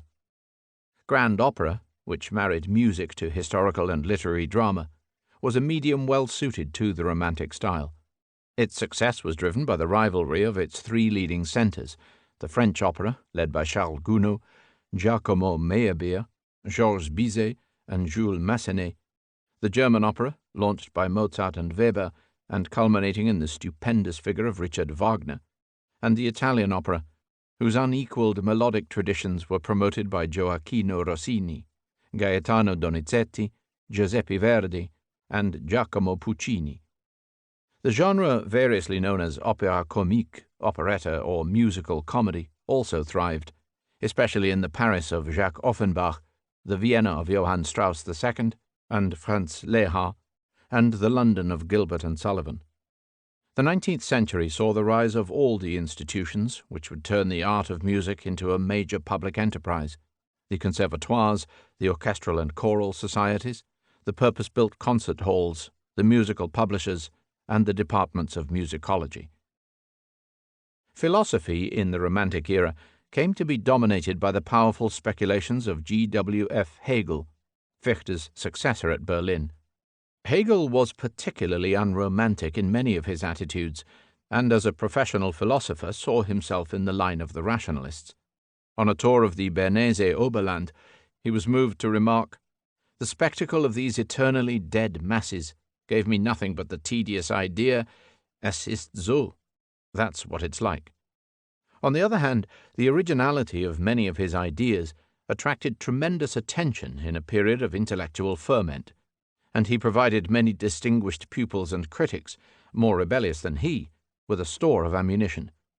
Having brushed close to Napoleon in Jena in October 1806, on the day he finished his Phenomenology of Mind, he wrote admiringly of the Emperor's world soul. Two of Hegel's favourite ideas were to prove specially fertile. One of these was the dialectic, the productive clash of opposites. The other was the Geist, or spirit, the essence of pure identity, which in his philosophy of history he assigns to every political state and to each stage of developing civilization. The dialectic, which Hegel confined to the realm of pure ideas, turned out to have many further applications which endowed the whole concept of progress with a dynamic and universal explanation. It seemed to make sense out of turmoil, to promise that good could emerge from conflict. The historical spirit, on the other hand, which Hegel used for the glorification of the state, turned out to be a weapon in the hands of national movements struggling against the powers of the day. Hegel's views were intensely Germanocentric, and would seem to rationalize the Protestant and Prussian supremacy that was coming to the fore in his own lifetime. He praised war and military heroes, and gave the leading role in modern civilization to the Germans. The German spirit is the spirit of the New World. Its aim is the realization of absolute truth as the unlimited self-determination of freedom. Americans may or may not be flattered to learn that this po-faced purveyor of mystical metaphysics awarded America the final embodiment of the absolute idea, beyond which no further development would be possible. This may help explain the deep-seated Germanophile traditions in American academia. Scientific thought provided one of the strands which furthered the traditions of the Enlightenment rather than of Romanticism. Pushed to extremes in the work of Auguste Comte, however, it led not just to the branch of philosophy called positivism, but to a new pseudo-religion replete with its own rites, dogmas, and priesthood. Comte held that all knowledge passed through three successive stages of development: where it is systematized according to, respectively, theological, metaphysical, and positive or scientific principles. This law of the three states, first expounded in the Système de politique positive, provides the key to his elaborate classification of the sciences and to his outline of a new science of society, which he presented in the Philosophie positive. The discipline of social physics would permit the reordering of human society along scientific lines. The corps of social engineers was armed with the slogan "Savoir pour prévoir, prévoir pour prévenir," to know in order to foresee in order to prevent. Comte must be regarded as one of the fathers of modern sociology, which he placed at the top of the hierarchy of sciences. At the same time, by insisting on the necessity of institutionalized spiritual power, and by launching what was in effect a scientific church, he ended up in the paradoxical position of turning science into the object of a mystical cult. In the eyes of one of his critics, T.H. Huxley, Comte's positivism was equivalent to Catholicism minus Christianity. In this same period, science and technology forged ahead as never before. Although the nature of scientific discovery was perhaps less fundamental than that of Copernicus, Newton, or Einstein, whole new continents of knowledge were mapped out. Science moved into the forefront of public concern. The most distinguished names belonged to the fields of physics, chemistry, medicine, and biology. Above all, Faraday, Mendeleev, Pasteur, Mendel, Hertz, and Darwin. The list of major discoveries and inventions began to be counted not in the scores or hundreds, but in thousands. With the exception of one or two Americans of genius, it was entirely dominated by Europeans. The Great Exhibition of 1851, which took place in London under the patronage of Prince Albert, and whose profits were given over to the science museums and to the Imperial College of Science and Technology, attracted millions of visitors from all over the world. The growing scientific challenge to traditional religious assumptions culminated in a major dispute over Darwin's Origin of Species and the associated theory of evolution. Christian fundamentalists, schooled in the literal truth of the Book of Genesis, where God created the world in 6 days and 6 nights, saw no way to reconcile a theory that mankind had slowly evolved over millions of generations. It was odd that this particular row between science and religion did not break out much earlier. After all, the pioneering treatise of paleontology on the antiquity of fossils had been written by the Dane, Niels Steno, as long ago as 1669. The first scientific computation of the age of the Earth, G. Buffon's Époque de la Nature, which arrived at the figure of approximately 75,000 years, had been published in 1778, and the nebular hypothesis of Laplace, ascribing the origin of the universe to an expanding cloud of gas, had been in circulation since 1796. The French naturalist J.B. Lamarck had presented a theory of evolution based on the inheritance of acquired characteristics in 1809. Ever since Steno's time, scientific geologists had been locked in battle with the so-called Diluvians, who ascribed all physical landforms to the effects of the Great Flood.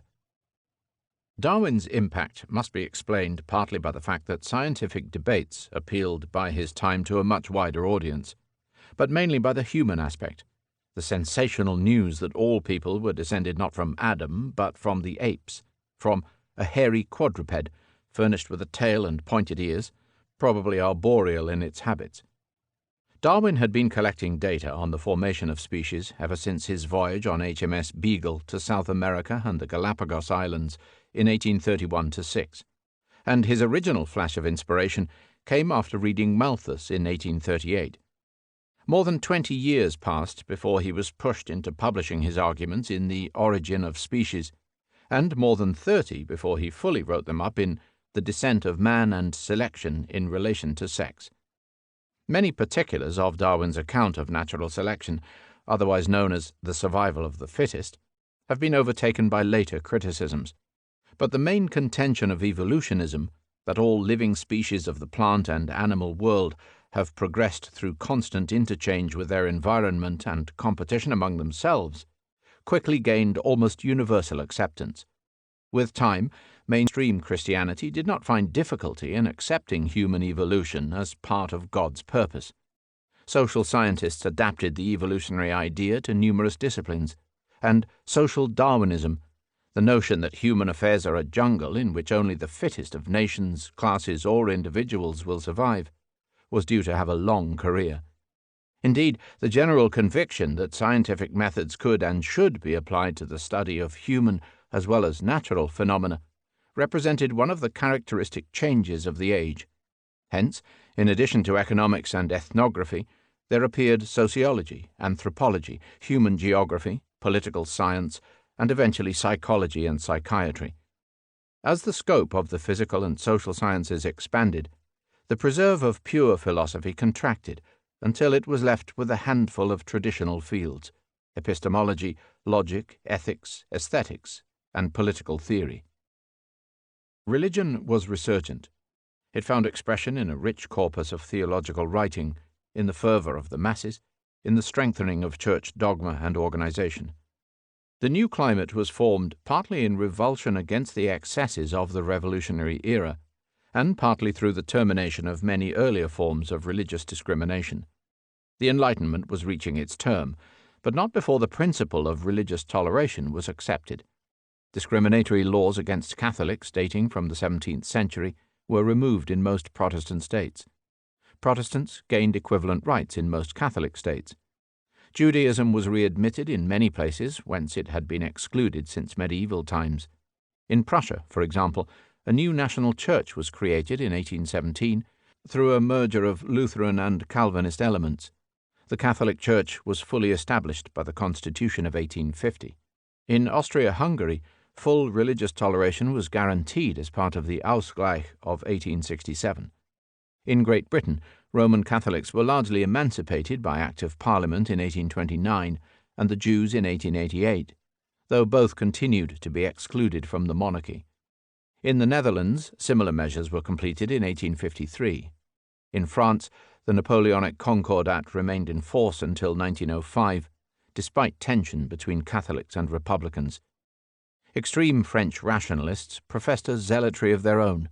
At Limoges, they staged a festival of mathematics to compete with the Feast of the Assumption. In Russia, in contrast, the Orthodox establishment enforced severe restrictions on religious diversity. Although the Protestants of the ex-Swedish provinces of the Baltic, the native Christians of the Caucasus, and the Muslims of Central Asia enjoyed a large measure of autonomy, the Jews, Roman Catholics, and Uniates of the ex-Polish provinces were subject to state control, harassment, and discrimination. The Jews were legally required to reside in the so-called Pale of Settlement, beyond which they could only live by special license. The Roman Catholic Church was run via the so-called Holy Synod, and was deprived of all direct contact with the Vatican. St. Petersburg refused all official ties with Rome until it succeeded in arranging the Concordat of 1849 on its own terms. The Uniates were forcibly converted to Orthodoxy, in the Empire in 1839, and in the ex-Congress Kingdom of Poland in 1875. Theological debate was stimulated across Europe by three separate developments: by the interchange of Protestant and Catholic viewpoints that were now emerging from their isolation cages, by the profound interest of the Romantic period in exotic religions, especially Buddhism and Hinduism, and by the growth of scientific attitudes. In the course of the century, many theologians acquired an interdenominational and an international reputation. These included the Silesian Friedrich Schleiermacher, a Calvinist and professor at Berlin, the radical Breton Abbé Hugues Lamennais, the Bavarian Catholic J. Ignaz von Dollinger, rector at Munich, the Anglican convert to Roman Catholicism, John Henry Newman, and the gloomy Dane, Søren Kierkegaard, whose works were not understood till decades after his death. Schleiermacher, who was influential in the Prussian Union of Churches, brought theological rigor to an integrated view of human art and culture. His Über die Religion taught the Romantic generation that their outward contempt belied profound sympathies. His major work, Der christliche Glaube, is the standard summary of Protestant dogmatics. His Kurze Darstellung, or Brief Outline of Theology, was still being cited in 1989 as the best introduction to the subject. The Abbé Lamennais set out to reconcile the Church to those parts of the revolutionary tradition which he judged to be compatible with Christianity. Under the device of Dieu et Liberté, he gradually pushed Rome to disown him. Scandalized by the outcome of the Revolution of 1830, by the Vatican's betrayal of Catholic Poland, and by the Church's disinterest in social justice, he became a scourge of the establishment. Faith was not to be confused with loyalty to the Church, nor patriotism with loyalty to the state. The titles of his books speak for themselves: Paroles d'un croyant, Les affaires de Rome, Le livre du peuple, L'esclavage moderne. Lamennais' work has had a profound impact on the dissident tendency within European Catholicism, where a critical mind was no obstacle to profound belief. Derlinger led the resistance to the doctrine of papal infallibility. His Der Papst und die Konzil was described as the severest attack on the Holy See in 1,000 years. Newman, sometime vicar of the University Church of St. Mary the Virgin in Oxford, is particularly interesting since his career illustrates the interaction between Protestants and Catholics. He came to prominence in the 1830s as a leader of the Tractarian or Oxford movement within the Anglican Church. The polemical series of Tracts for the Times, which he prepared in the company of Edward Pusey and John Keble, sought to reconcile the Anglican and the Roman Catholic traditions. But attacks on his Tract 90, which linked the 39 Articles with the views of the early Church Fathers, destroyed his faith in Anglicanism and provoked his resignation. His Apologia pro vita sua examines his spiritual struggle with great candor. As he records, his entry into the Catholic fold occasioned much bleating. He later clashed with his fellow convert and Cardinal H.E. Manning on the issue of papal infallibility, but he did not push his dissent to the point of disobedience. Kierkegaard's writings were aimed first at the philosophy of Hegel and secondly at the cosy practices of the Church of Denmark, but they penetrated far beyond, into intellectual regions otherwise unexplored. His Fear and Trembling, the concept of dread, and Sickness unto Death enter and explore the psychology of the unconscious. His unscientific postscript is often taken as the lead text of existentialism. All his works constitute a devastating offensive against rationalism. Subjectivity, according to Kierkegaard, is truth. The history of Christendom, he wrote, is the history of the subtle disregarding of Christianity. In a passage strangely prescient of the tragedy of the Titanic, he once likened Europeans to the passengers of a great ship, passing the night in revels as they sailed towards the iceberg of doom. In the course of these debates, theology and biblical scholarship began to adopt many of the methods and values of literary and historical criticism. The most daring foray in this direction, The Life of Jesus, by Ernest Renan, led to its author's suspension from the Collège de France. Even so, modernism continued to make headway, especially when solemnly denounced by the hierarchy. Religious fervor is not easily measured, but there is no doubt that the Christian faith now aroused greater passions among greater numbers of people than in the previous century. The general trend towards literacy strengthened religious as well as secular education, and missionary campaigns were targeted as much on the poor and lapsed souls of the new industrial towns as the pagans of distant continents. Especially in the Protestant countries, the churches provided a measure of social leadership and social discipline that was previously unknown. The revivalist movements, such as German Pietism or English Methodism, now gripped whole districts, whole sections of society. In other countries, as in Ireland or parts of Poland, popular piety became associated with national resistance. Everywhere there occurred a great outpouring of religious art, often inspired and infused by medieval models.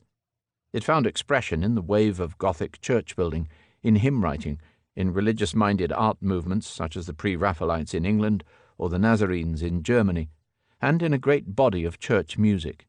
According to C.F. Schinkel, the neo-Gothic architect, art itself is religion. Composers from Berlioz to Franck worked to meet the demands for ever new settings of the Mass. The Roman Catholic Church was by no means immune from the changes.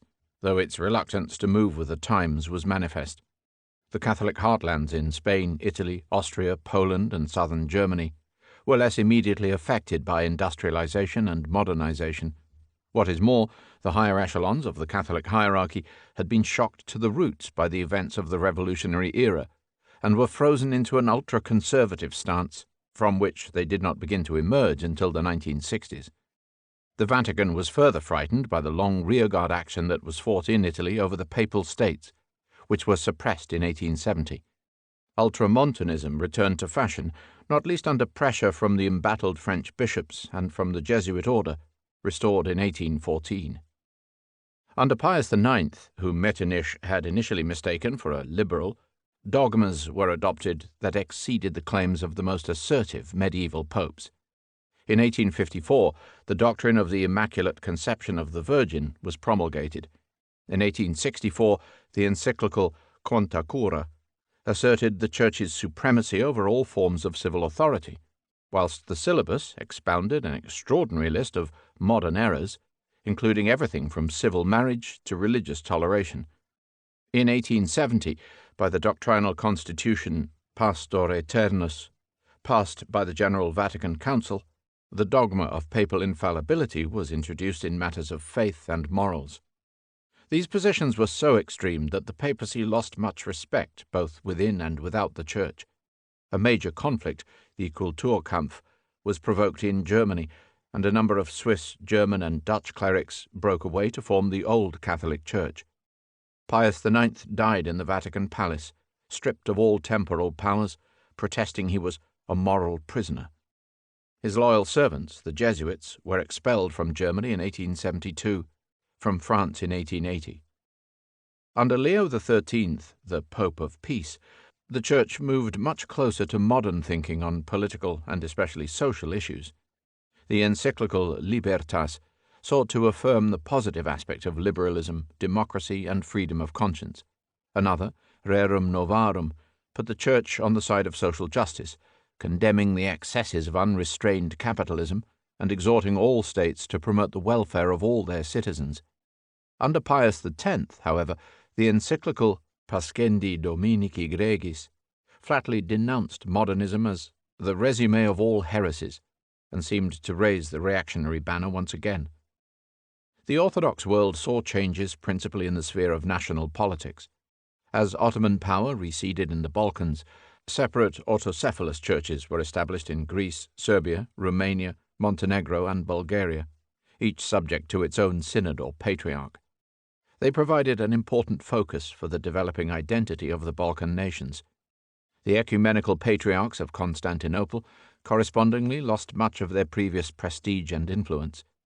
Repeatedly deposed by the Porte, they were particularly threatened by the pretensions of the Russian Orthodox Church, which increasingly claimed to exercise protection and patronage over all the Sultan's Orthodox subjects. The divisions between Christians proved hard to heal. There was no general wish for unity or intercommunion. The Russian Orthodox showed a certain interest in the old Catholics, and at the Tsar's coronation in 1895, the first of a series of contacts were made with the Church of England. Yet the early stirrings of ecumenism were necessarily confined to the Protestant world. The Church Union of 1817 in Prussia brought Calvinists and Lutherans together. The British and Foreign Bible Society, the YMCA and the YWCA, were pioneering examples of interdenominational and international cooperation.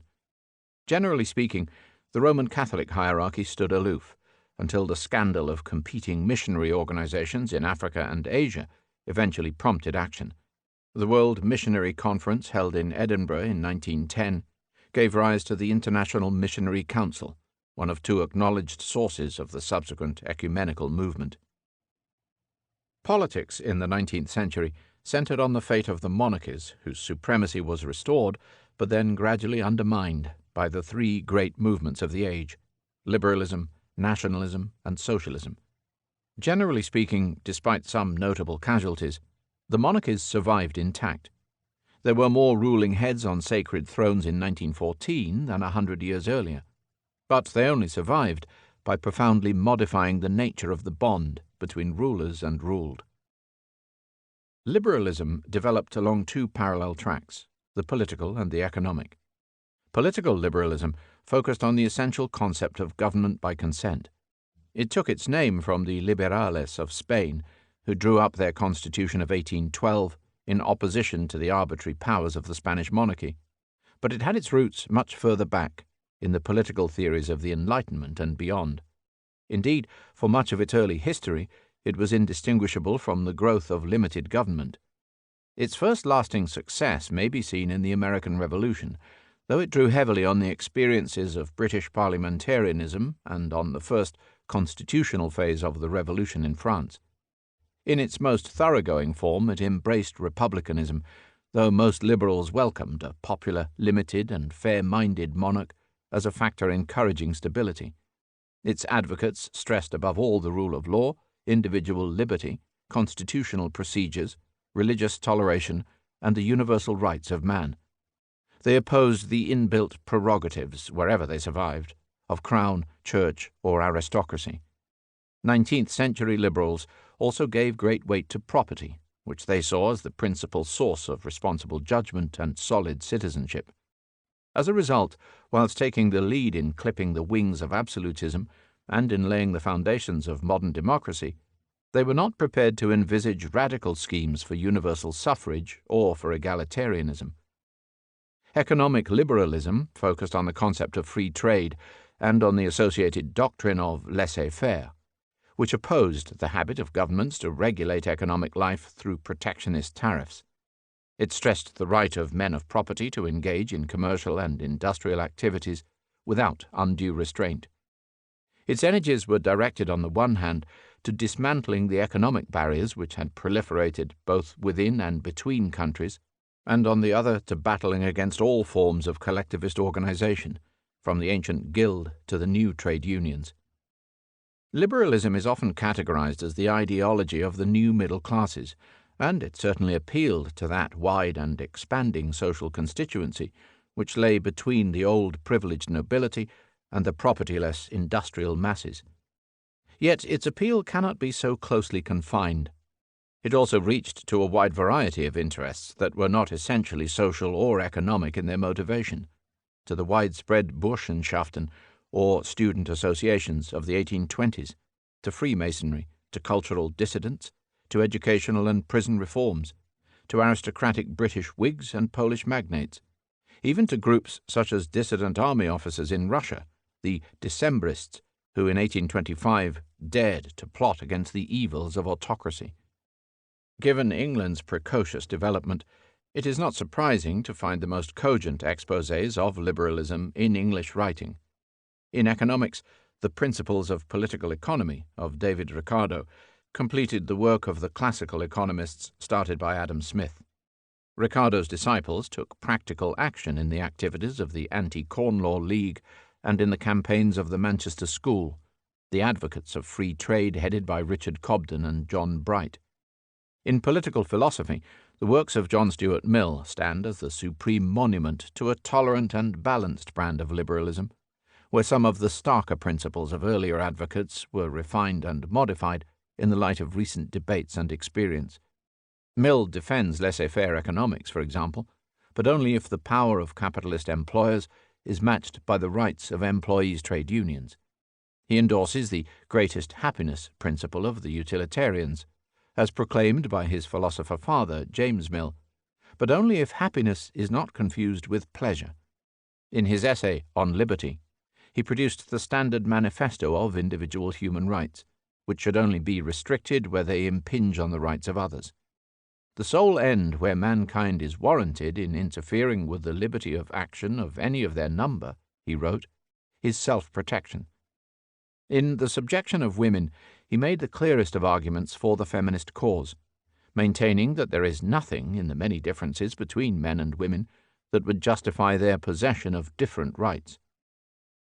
The central political drama over liberalism, however, was bound to be played out in France, the home of the frustrated revolution and the scene of the most developed, honed, and diametrically opposed political opinions. French politics were characterized not merely by the entrenched positions of conservative Catholic monarchists and of radical anti-clerical republicans. They were complicated by a number of paradoxical figures, such as the ex-Jacobin republican and citizen King Louis-Philippe, or the would-be liberal and revolutionary turned emperor Louis Napoleon. The result was a seesaw history of alternating conservative and liberal regimes, interspersed with a series of violent revolutionary outbreaks. The Bourbon restoration of Louis XVIII and Charles X was overthrown by the July Revolution of 1830. The July monarchy of Louis-Philippe was overthrown by the Revolution of the 23rd of February, 1848. The short-lived Second Republic was overthrown by its original beneficiary, who proceeded to proclaim himself emperor. The Second Empire was overthrown amidst the humiliation of the Franco-Prussian War and the violence of the Paris Commune. The Third Republic, inaugurated in 1870, survived for 70 years, but it was marked by the extreme instability of its government, by the extreme liveliness and futility of its public debates, and by the extreme animosity of the opposing camps. The notorious affair of Captain Dreyfus, which gripped France between 1894 and 1906, was proof that the liberal and anti-liberal passions of the French had still not found a modus vivendi. Similar swings of violent fortune prevailed in Spain, which served as a sort of laboratory of liberalism. An unbridgeable gulf yawned between the exaltados, or extreme radicals, and the apostolicos, the extreme church-backed monarchists. From 1829, many of the latter supported the claims of the royal pretender, Don Carlos, and his heirs, who commanded a loyal following among the Basques and Catalans. A succession of impoverished and debauched monarchs, Ferdinand VII, Isabella, Alfonso XII, bent to every breeze that blew. As a result, liberal constitutions were annulled as frequently as they were introduced, in 1812, 1820, 1837, 1852, 1855, 1869, 1876. Clerical intrigues, excesses, and civil war were the order of the day. After the brief reign of Amadeo, Duke of Aosta, a brief republic existed.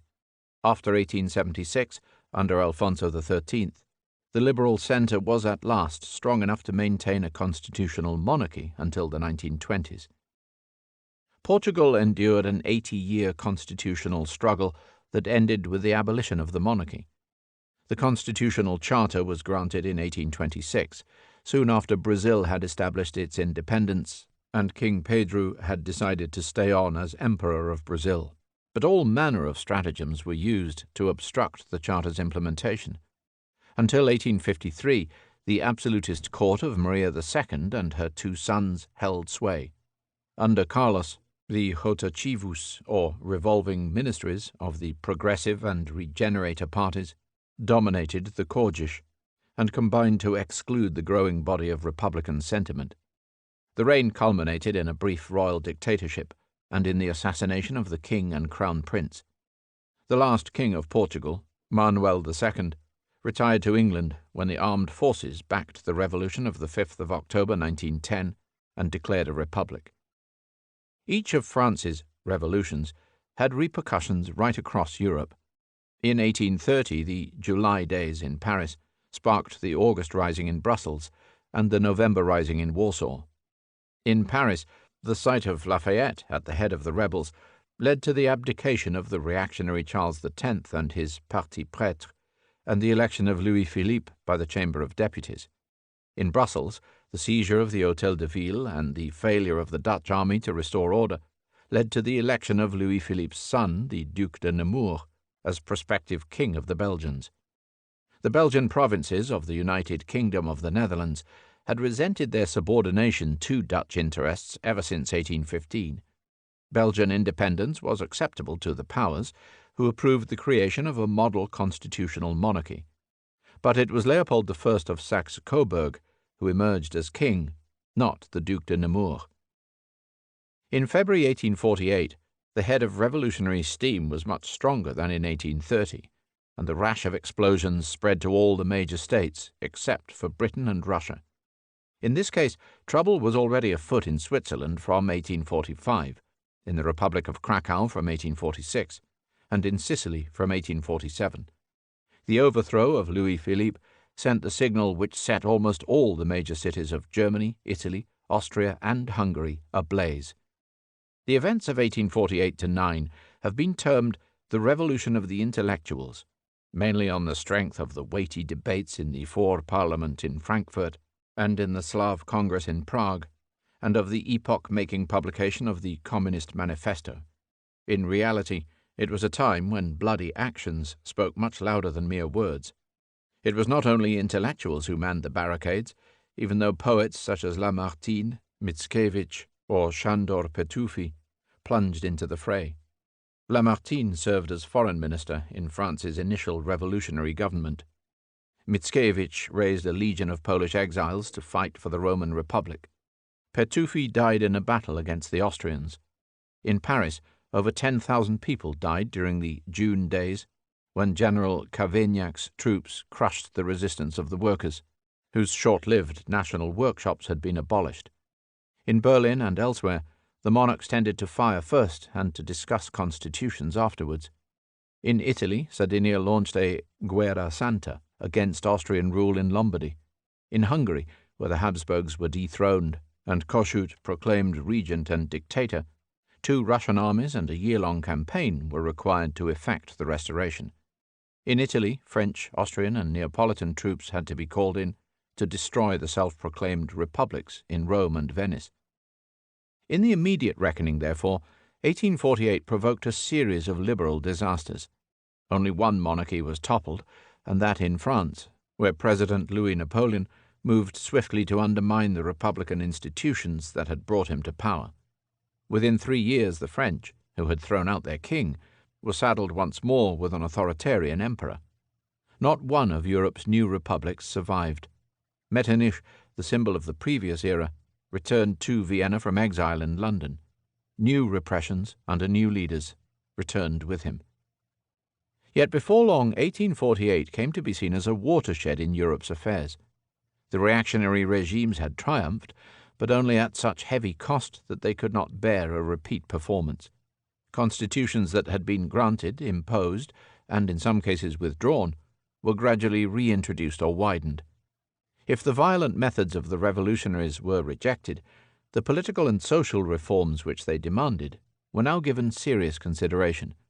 With some delay, monarchs realized that wise concessions to popular demands were preferable to endless repression. The basic liberal principle of government by consent steadily gained widespread acceptance. One by one, over the next 2 decades, the victors of 1848 abandoned their frozen postures. National and constitutional aspirations came again to the fore.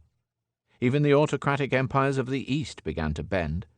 In 1855, with the accession of Alexander II, the Romanovs set in motion a season of liberalization à la Russe. In 1867, through the Ausgleich, or equalization agreement, the Habsburgs finally addressed the long-standing desires of the Hungarians, setting up the dual Austro-Hungarian monarchy, Kaiserliche und Königliche, with which they had to live for the rest of their reigning days. Economic liberalism, of course, was not necessarily tied to its political counterpart. The German Zollverein, or Customs Union, for example, was initiated by Frederick William III of Prussia in 1818, at a time when political liberalism was in sharp retreat. Originally intended for Prussian territories alone, it was steadily extended to all the states of the German Confederation, except Austria. By banning all internal tariffs, it created a growing zone of free trade within which Germany's infant industries could flourish. In 1828, 2 rival customs unions came into being, one based on Bavaria and Württemberg, the other on Saxony. But within 4 years, these were absorbed. In 1852, Austria tried to break out of its isolation by proposing a customs union for the whole of Central Europe and northern Italy. But the Prussians resisted. The accession of Hanover in 1854 made the Prussian victory complete, except for the recalcitrant cities of Bremen and Hamburg. The foundations of a united German economy, excluding Austria, had been laid at a juncture when prospects for political unification still seemed remote. Judged by continental standards of liberalism, Great Britain was both more and less advanced than its main rivals. On the one hand, Britain could fairly claim to be the home of the mother of parliaments, of the rule of law, of the Bill of Rights, and of free trade. British society was for long the most modernized and industrialized in Europe, and supposedly the most open to liberal ideas. On the other hand, British institutions were exceptional in never having experienced the shock of revolution or occupation. Prevailing political attitudes remained intensely pragmatic. The monarchy continued to reign according to rules and customs agreed in the late 17th century, as if the French Revolution had never happened. In Queen Victoria and her extensive family, it found the ideal foil for parliamentary government, a force for stability, and a channel for discreet influence abroad. There were Republican sympathies in Britain, but no serious move to abolish the monarchy or to introduce a constitution. Britain's ancient institutions were slow to reform. Radical reformers had to beat their heads on the gates, often for decades. The unreformed Parliament, which survived till 1832, was a scandalous anachronism, like its French counterpart under the July monarchy. The Corn Laws held out against free trade until 1846. Civil marriage and divorce only became possible in 1836 and 1857, respectively. The demands for universal suffrage, first voiced by the Chartists in 1838–48, were never fully conceded. The Church of England was never disestablished, except in Ireland and in Wales. The feudal privileges of the House of Lords were not even trimmed until 1911. Religious toleration was never quite complete. The two-party system, which saw the ancient teams of Whigs and Tories reclothed as liberals and conservatives, delayed the advent of a strong socialist movement and of much social legislation. Under W. E. Gladstone and Benjamin Disraeli, who dominated the scene in the third quarter of the century, and who both had liberal proclivities, domestic reforms were often overshadowed by the concerns of empire. Wales remained an administrative part of England. Scotland received its own Secretary of State, a second-rank minister, in 1885. Ireland never achieved Home Rule. Though liberal policies were followed with respect to the English-speaking dominions, there was little wish to extend them to the colonies at large. The British loved to pride themselves on their tolerance and liberalism, but much of their pride became outdated. In later decades they lagged well behind France in domestic democracy, behind Germany in social legislation, behind Austria-Hungary in nationality policy. The correlation between liberal politics and the growth of a powerful bourgeoisie has generated much historical comment, with special reference to the contrasts between Britain and Germany. Attention has been focused on Britain's success and Germany's failure in building a stable parliamentary system, and hence on the differences of structure and ethos in their middle classes. Unlike their British counterparts, the new German capitalists were seen to turn to the state, supposedly shirking their democratic duty and submitting to the guidance of enlightened but essentially illiberal ministers of the Prussian imperial service. The thesis about Germany's Sonderweg, or special path, was inspired at a much later date by concern over the rise of Hitler and by the weakness of German liberalism as shown by the collaboration of the capitalists in the 1930s. Prussia certainly set the example of a Rechtsstaat, which honored legal forms but in which constitutions were subject to the authoritarian traditions of court, army, and bureaucracy. This has given German imperial government after 1871 the label of a facade democracy.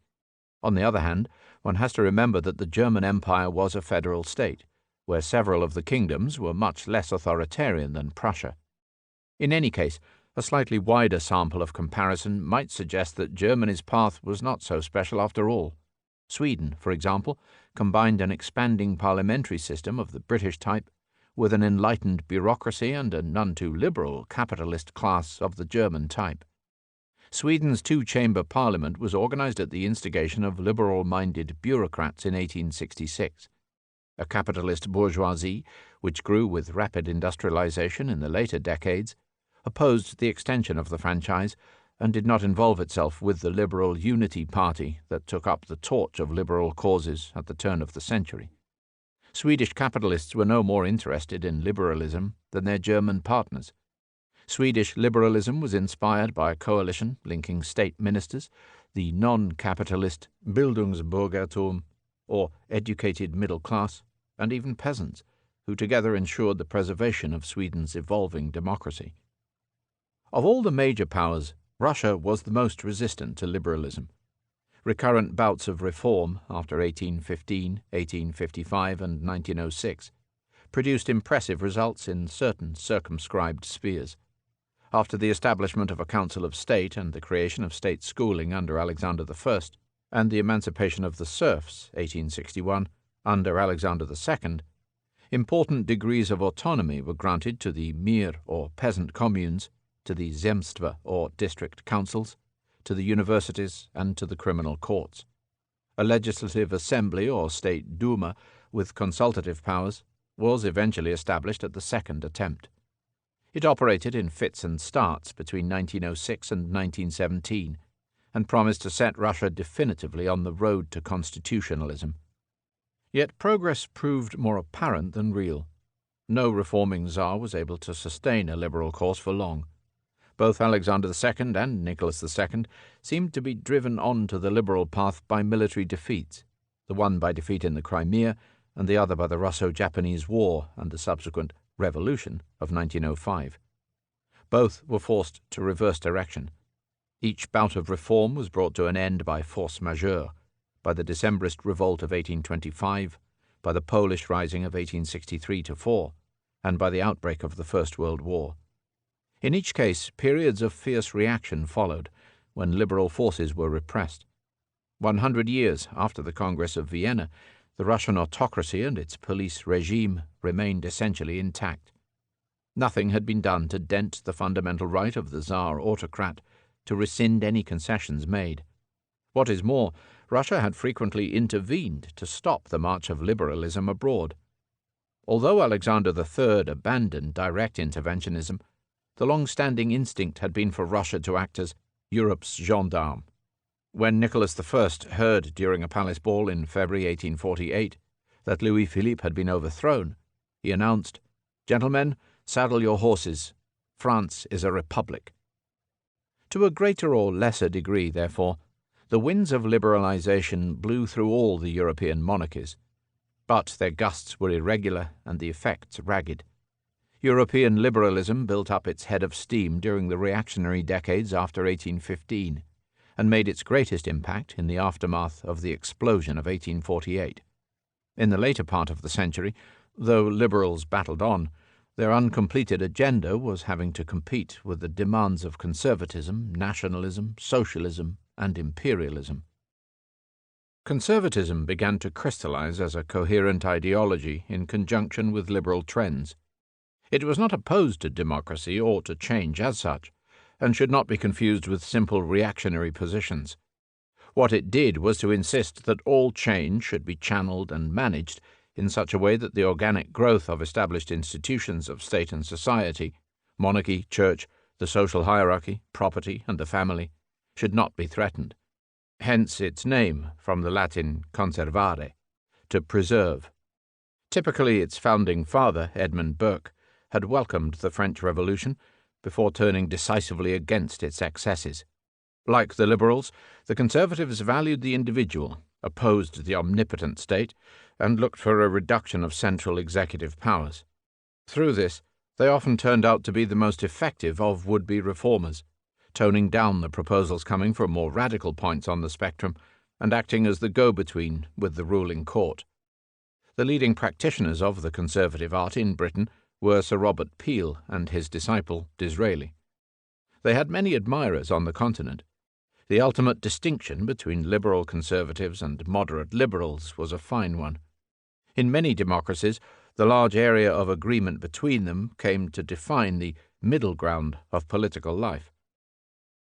Nationalism, a collection of ideas regarding the nation, whose interests are taken to be the supreme good, has become one of the elemental forces of modern times. It received its greatest single boost from the French Revolution and was crystallized by the social and political changes of 19th-century Europe. It has since traveled round all the continents of the globe. It came in two opposing variants. One of them, state or civic nationalism, was sponsored by the ruling establishments of existing states. The other, popular or ethnic nationalism, was driven by the demands of communities living within those states and against the policy of their governments. In this regard, some historians have contrasted the process of state-building with that of nation-building. The essential difference lay in the source of ideas and action. State nationalism was initiated at the top, among a political elite which sought to project its values downwards into society at large. Popular nationalism started at the grassroots, at the bottom, seeking to attract mass support before trying to influence or overthrow the existing order. Another important distinction is made between peaceful cultural nationalism of the Herderian type, which is limited to the propagation or preservation of the culture of a national community, and aggressive political nationalism, which claims the right of self-determination to achieve the nation-state. The nation-state is one where the great majority of citizens are conscious of a common identity and share the same culture. There are as many theories on the essence of nations as there are theorists, but the essential qualities would seem to be spiritual in nature. The nation is a soul, wrote Renan, a spiritual principle. It consists of two things. One is the common legacy of rich memories from the past. The other is the present consensus, the will to live together. In order to reach that consensus, many members of the nation will have to forget the oppressions and injustices which once divided them. L'oubli, the act of forgetting, and one might even say historical falsehood, are necessary factors in the creation of nations. State nationalism, which was driven by the interests of the ruling elite, is well illustrated in the case of Great Britain, even better in that of the USA. In 1707, when the United Kingdom came into existence, there was no British nation. The people of the British Isles thought of themselves as English, Welsh, Scots, or Irish. Over the years, however, the propagation of the dominant English culture and the promotion of its loyal Protestant and English-speaking servants gradually consolidated a strong sense of overlying British identity. In the 19th century, when the liberal establishment came to favour mass education, non-English cultures were actively suffocated. Welsh children, for example, if they dared to speak Welsh, were punished with the Welsh note. All Britons were expected to show loyalty to the symbols of a new British nationality, to speak standard English, to stand up and sing the royal anthem, God Save Our Noble King, and to respect the Union Jack. In this way the new British nation was successfully forged. Its older component nations, though not eradicated, were relegated to the status of junior and subordinate partners. Similarly, the U.S. government was obliged to adopt an official national culture to replace those of its variegated immigrants. During the Civil War, the U.S. Congress allegedly voted for the compulsory adoption of English rather than German by the margin of 1 vote, though accounts of this disagree. Thereafter, before new citizens were allowed to swear loyalty to the Stars and Stripes, a knowledge of English was thought equal to a knowledge of the Constitution. The new English-speaking American nation was forged under government sponsorship, especially by education. The adoption of the American version of English culture was put forward as the touchstone of success for all immigrant families. One common characteristic of state nationalisms lies in their practice of equating the concepts of citizenship and nationality. In official British usage, nationality has been made to mean citizenship, that is, something granted by British law. In American usage, nations have been equated with countries or political states. Such terminology only confuses the issues, perhaps deliberately.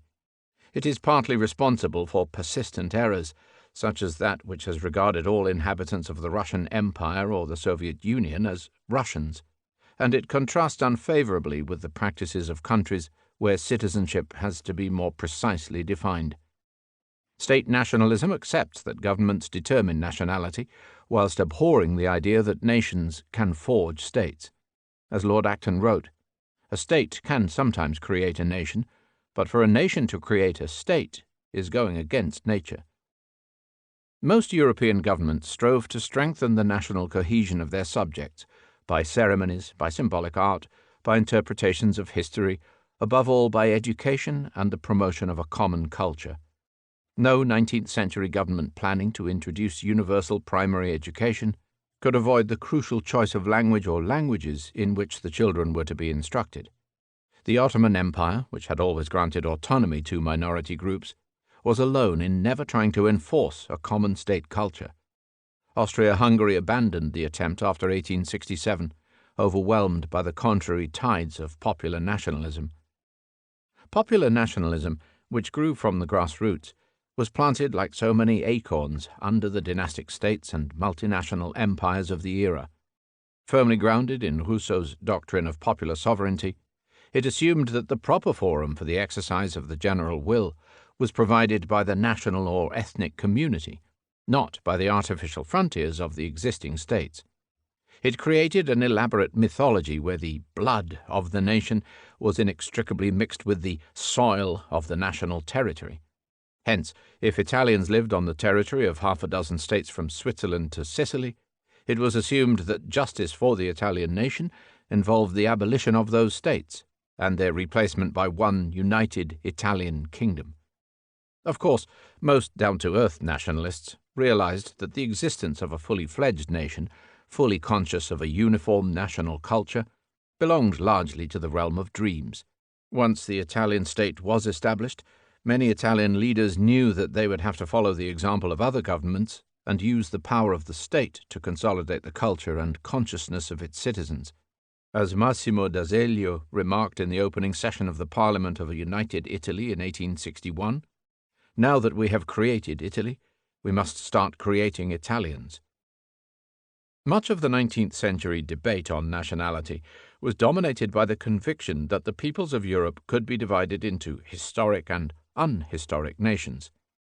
The idea first appeared in Hegel.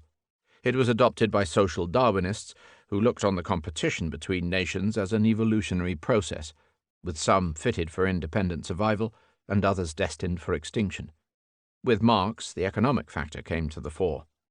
Criteria and calculations naturally varied, and the list of potential nation-states differed widely.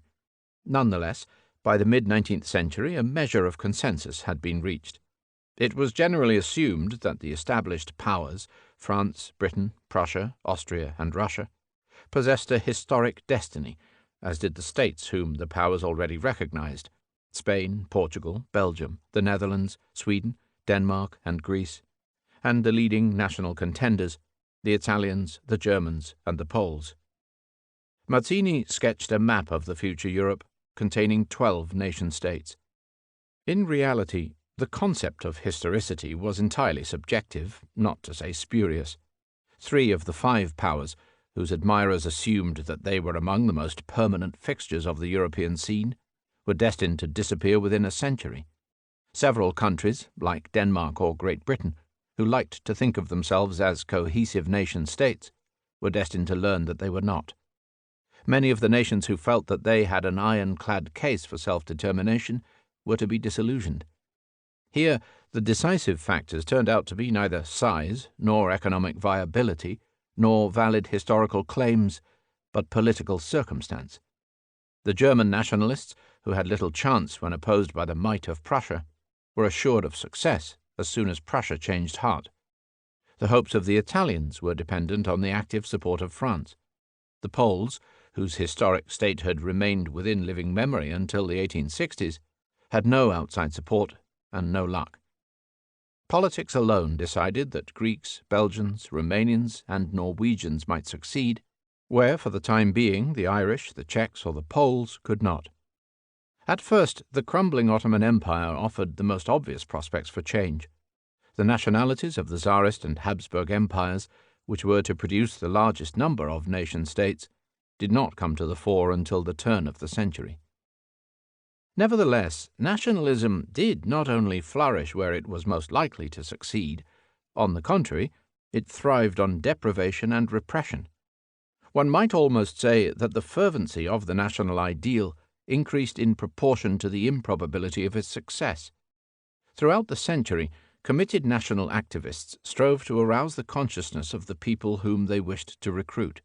Poets, artists, scholars, politicians appealed to 6 main sources of information to construct the image of reality that was to inspire the faithful. History was raked to furnish proof of the nation's age-long struggle for its rights and its land. Prehistory was a favourite subject, since it could be used to substantiate claims to aboriginal settlement. Where facts could not be found, recourse had to be made to myth or to downright invention. National heroes and heroines and distant national victories were unearthed to be praised. Anything of universal interest was ignored. Anything that reflected discredit on the nation or credit on its foes was passed over. Language was reformed and standardized as proof of the nation's separate and unique identity. Dictionaries and grammars were compiled, and libraries collected where none had existed before. Textbooks were prepared for national schools and national universities. Linguists set out to show that previously neglected vernaculars were every bit as sophisticated as Latin or Greek, that Czech or Catalan or Gaelic or Norwegian was every bit as efficient a means of communication as the existing state languages. The Norwegian case was specially interesting.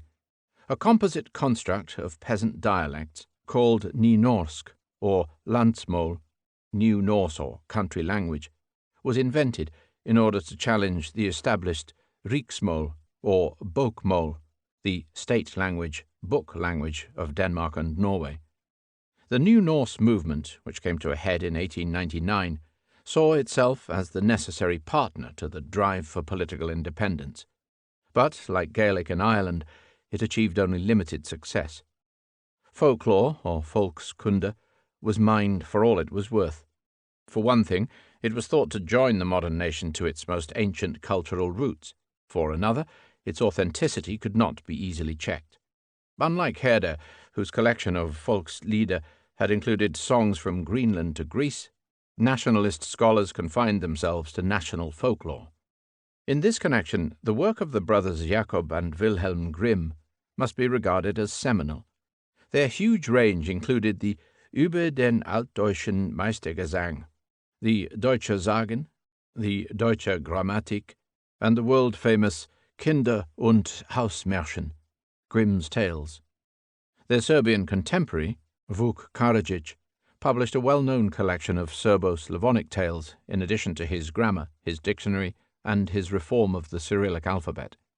Religion was mobilized to sanctify national sentiment and in many instances to erect barriers between ethnic groups. For national Protestant or Orthodox churches, this form of separatism had long existed, but even the Roman Catholic religion could be turned against its universal mission to separate Croats from Serbs, to keep Lithuanians immune from Russification, or Poles from Germanization. In some countries, Christians looked on bemused as interest was revived in the rites and practices of the nation's pagan gods. Welsh Baptist ministers dressed up as druids at the Welsh National Eisteddfod. The Germanic gods rode again on the stage and page of Imperial Germany. Racial theories exerted powerful attractions.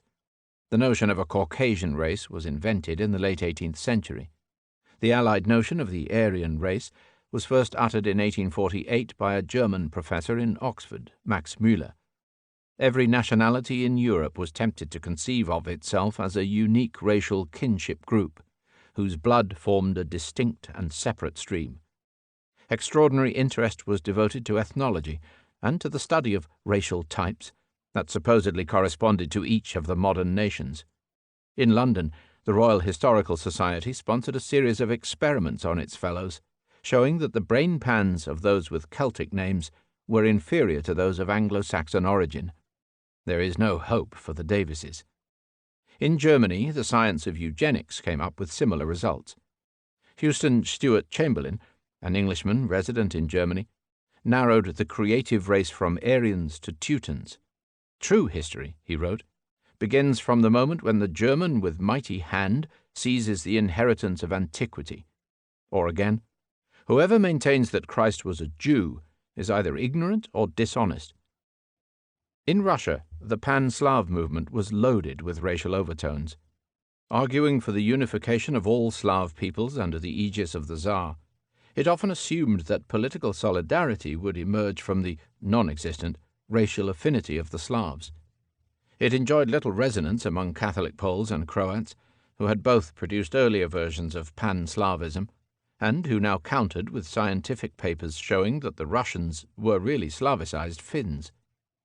It enjoyed its greatest currency among Serbs, Czechs, and Bulgars, all of whom looked to Russia for liberation.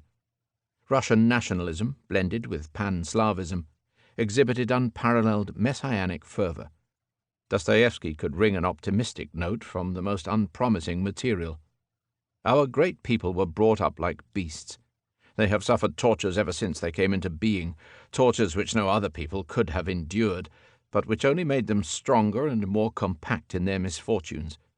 Russia, in conjunction with Slavdom, and at its head, will utter to the world the greatest word ever heard, and that word will be a covenant of human fellowship. For the Russian national idea, in the last analysis, is but the universal fellowship of man. This was wishful thinking on a scale well suited to the country concerned. All over Europe, every branch of art and literature was mobilized to illustrate and to embroider national themes. Poets sought to win the accolade of national bard or poet laureate. Novelists developed a penchant for writing historical or pseudo-historical romances about national heroes and national customs. The Waverley novels of Sir Walter Scott were the acknowledged model in this field, although earlier examples can be found. A novel called Thaddeus of Warsaw by Jane Porter, who fictionalized the life of Kosciuszko, gained international celebrity. Painters and sculptors followed romantic hankerings in the same direction. France's leading romantic, Victor Hugo, contrived to shine in all fields at once. Musicians recruited the harmonies and rhythms of their native folk dance and folk song to elaborate distinctive national styles that became the hallmark of numerous national schools. From the exquisite mazurkas and polonaises of Chopin and the Hungarian rhapsodies of Liszt, a brilliant trail leads through the delights of the Czechs Bedřich Smetana, Antonín Dvořák, and Leoš Janáček, the Norwegian Edvard Grieg, the Finn Jan Sibelius, and the Dane Carl Nielsen, the Spaniards Isaac Albéniz, Enrique Granados, and Manuel de Falla, the Hungarians Béla Bartók and Zoltán Kodály, the Englishmen Edward Elgar, Frederick Delius, and Ralph Vaughan Williams, and the famous Russian Five, César Cui, Mily Balakirev, Alexander Baradin, Nicholas Rimsky-Korsakov, and Modest Mussorgsky. These national schools served to widen the social appeal of music. What is more, nations who were thwarted by the language barrier from furthering their cause through literature could address the whole of Europe through the concert hall. Interestingly, the abstract nature of music invited a wide range of reaction to the same scores. A composer like Chopin could appeal not only to listeners who were well attuned to his political message, but equally to others who were totally oblivious. There was no contradiction between the national and the universal aspects of his genius. The deliciously ambiguous emotional qualities of his bitter-sweet Polish melodies were woven into alternating moods of rousing protest and melancholic languor. For some, he translated Polish history into notes on the keyboard. For others, he conjured up poignancies of a purely personal and intimate character. As Robert Schumann said of perhaps the most famous piece by Chopin, the Revolutionary Etude, Opus 10, No. 12, it spoke of guns buried in flowers. In the world of opera, national myths were yoked to stupendous sounds to form musical dramas of unequalled power. An audience which has watched and listened riveted to their seats during a performance of Mussorgsky's Boris Godunov or Wagner's Ring lose all concern for the rights and wrongs of history. National operatics is a field where the magnificence of the music only seems to be enhanced by the unlikeliness of the libretto. That the growth of nationalism was closely intertwined with the modernization of European society is undeniable. Indeed, some historians of the Marxist persuasion go so far as to insist that the correlation was absolute. The basic characteristic of the modern nation and of everything connected with it, writes one of them, is its modernity. This sort of assertion spoils a good case by overstatement. Political oppression could be every bit as effective as a socio-economic modernization in stimulating modern nationalism, and there are several instances of precocious national movements which were well developed long before modernization took hold. What the modernizing process certainly did do was to change the nature of existing nationalisms and to expand their social constituency beyond all previous limits. The transformation of nationalism in the prime era of Europe's modernization after 1870 was a reality which few would want to refute.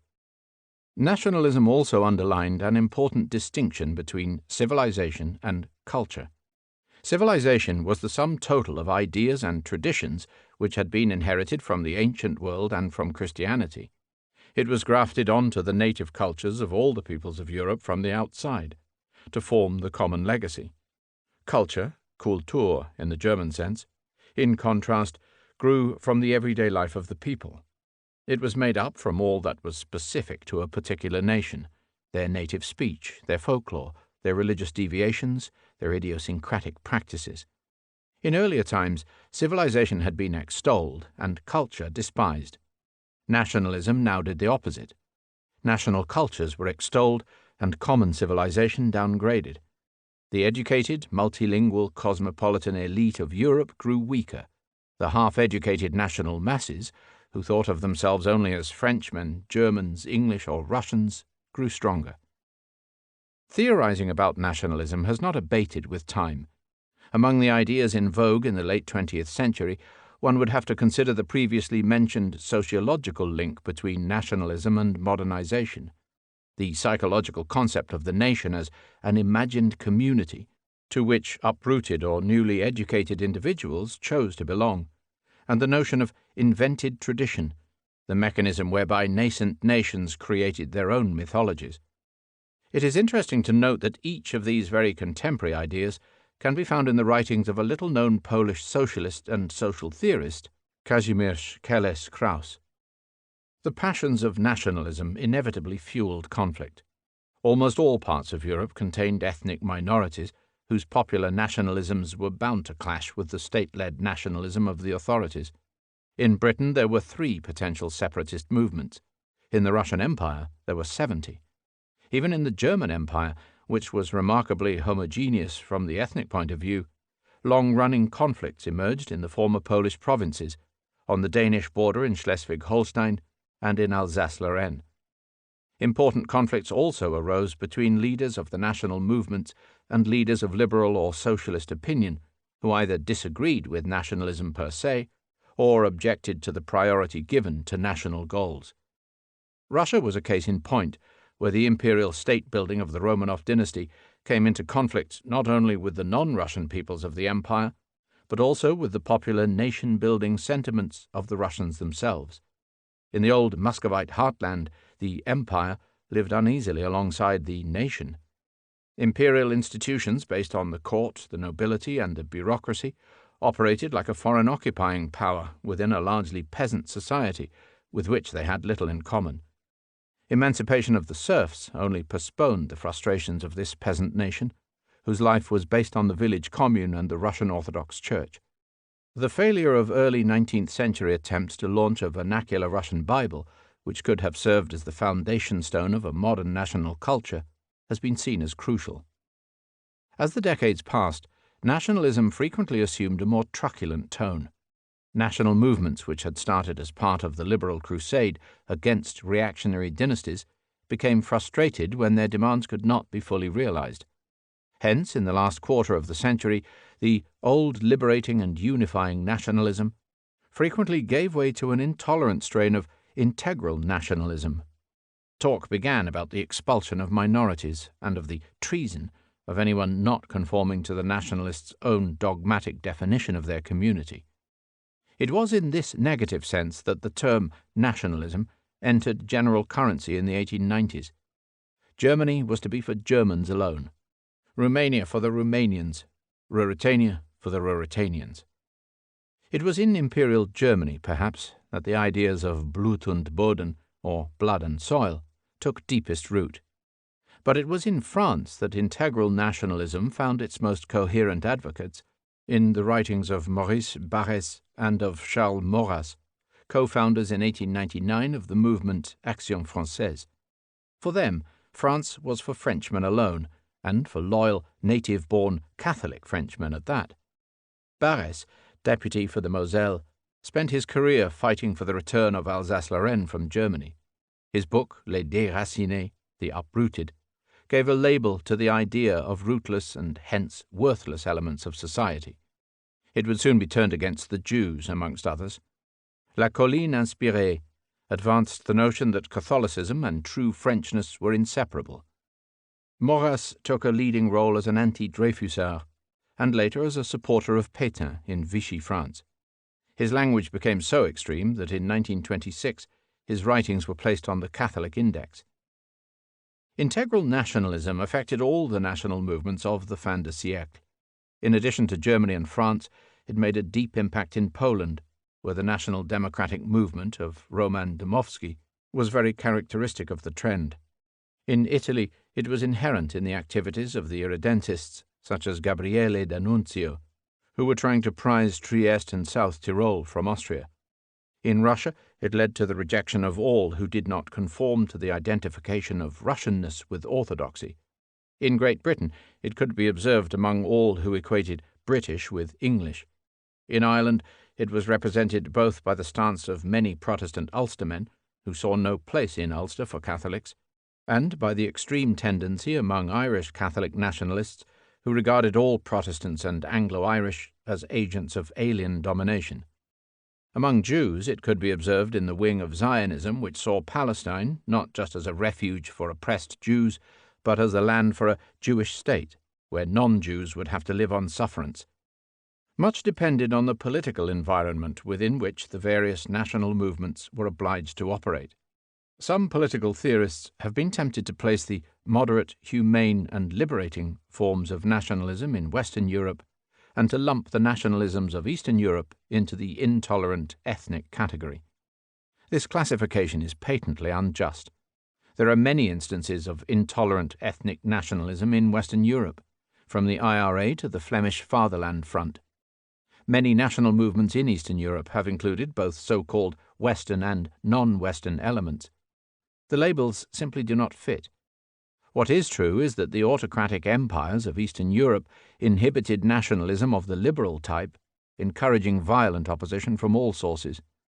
Whereas popular nationalism was given full rein in most parts of Europe in the 50 years after 1870, many of those peoples who found themselves under the control of the Russian Empire had to postpone their hopes of liberation for nearly a century. This delay was due more to the nature of successive Russian states than to the inherent characteristics of their captive peoples. The Italian national liberation movement was in action for 3/4 of a century before its objective was achieved in 1871. It is known as Il Risorgimento, the Resurgence, after a newspaper founded in 1847 in Turin by its most effective leader, Count Camillo di Cavour, Prime Minister of Sardinia. But its origins lay among the secret independent societies, among them the famous Carbonari, who launched the abortive revolts in Naples, Turin, and Rome, and the Giovane Italia, or Young Italy, of Giuseppe Mazzini. Mazzini, national revolutionary and prophet, spent much of his life in exile in Marseille, Bern, and London. He created a national ideology, roused his compatriots from apathy, and called on sympathetic rulers like Charles Albert of Sardinia to support them. A nation, he declared, is the universality of citizens speaking the same tongue. In 1834, he founded an international branch of his campaign, Young Europe, which trained a network of conspirators for preparing democratic constitutions all over the continent. 1848, the year of revolutions, brought Italy to the forefront of the eruptions sweeping Europe. Independent republics were proclaimed in Venice and Rome. Sicily and Naples turned on their Bourbon monarch, Ferdinand II. Charles Albert launched a holy war on Austria, hoping to benefit from the revolt of Milan. All were crushed amidst the counterattacks of General Radetzky and the merciless bombardments of King Bomba. Mazzini's slogan, Italia farà da sé, Italy will do it alone, had failed. His romantic associate, Giuseppe Garibaldi, who had fought both in Rome and in Venice, fled to South America. Conditions improved a decade later. Cavour's Sardinia was converted to the Italian cause as the best means of dislodging the Austrians. After the fine performance of Sardinian troops in the Crimea, Napoleon III asked quaintly, "What can I do for Italy?" and a Franco-Sardinian pact was duly signed. France undertook to support Sardinia in the north against Austria, whilst continuing to defend the Papal States in the centre. 3 wars later, the game was complete. In 1859–60, the victories at Magenta and Solferino assured the success of the Franco-Sardinian attack on Austrian Italy, whilst the sensational private expedition of Garibaldi's 1,000 red shirts assured the fall of Sicily and Naples. Plebiscites in Parma, Modena, and Tuscany all voted for Italy. France took Savoy and Nice, Austria still held Venetia, and with French help the Pope still ruled in Rome. But in May 1861, an all-Italian parliament at Turin proclaimed Victor Emmanuel II King of Italy. In 1866, with Austria at war with Prussia, Italy contrived the cession of Venetia.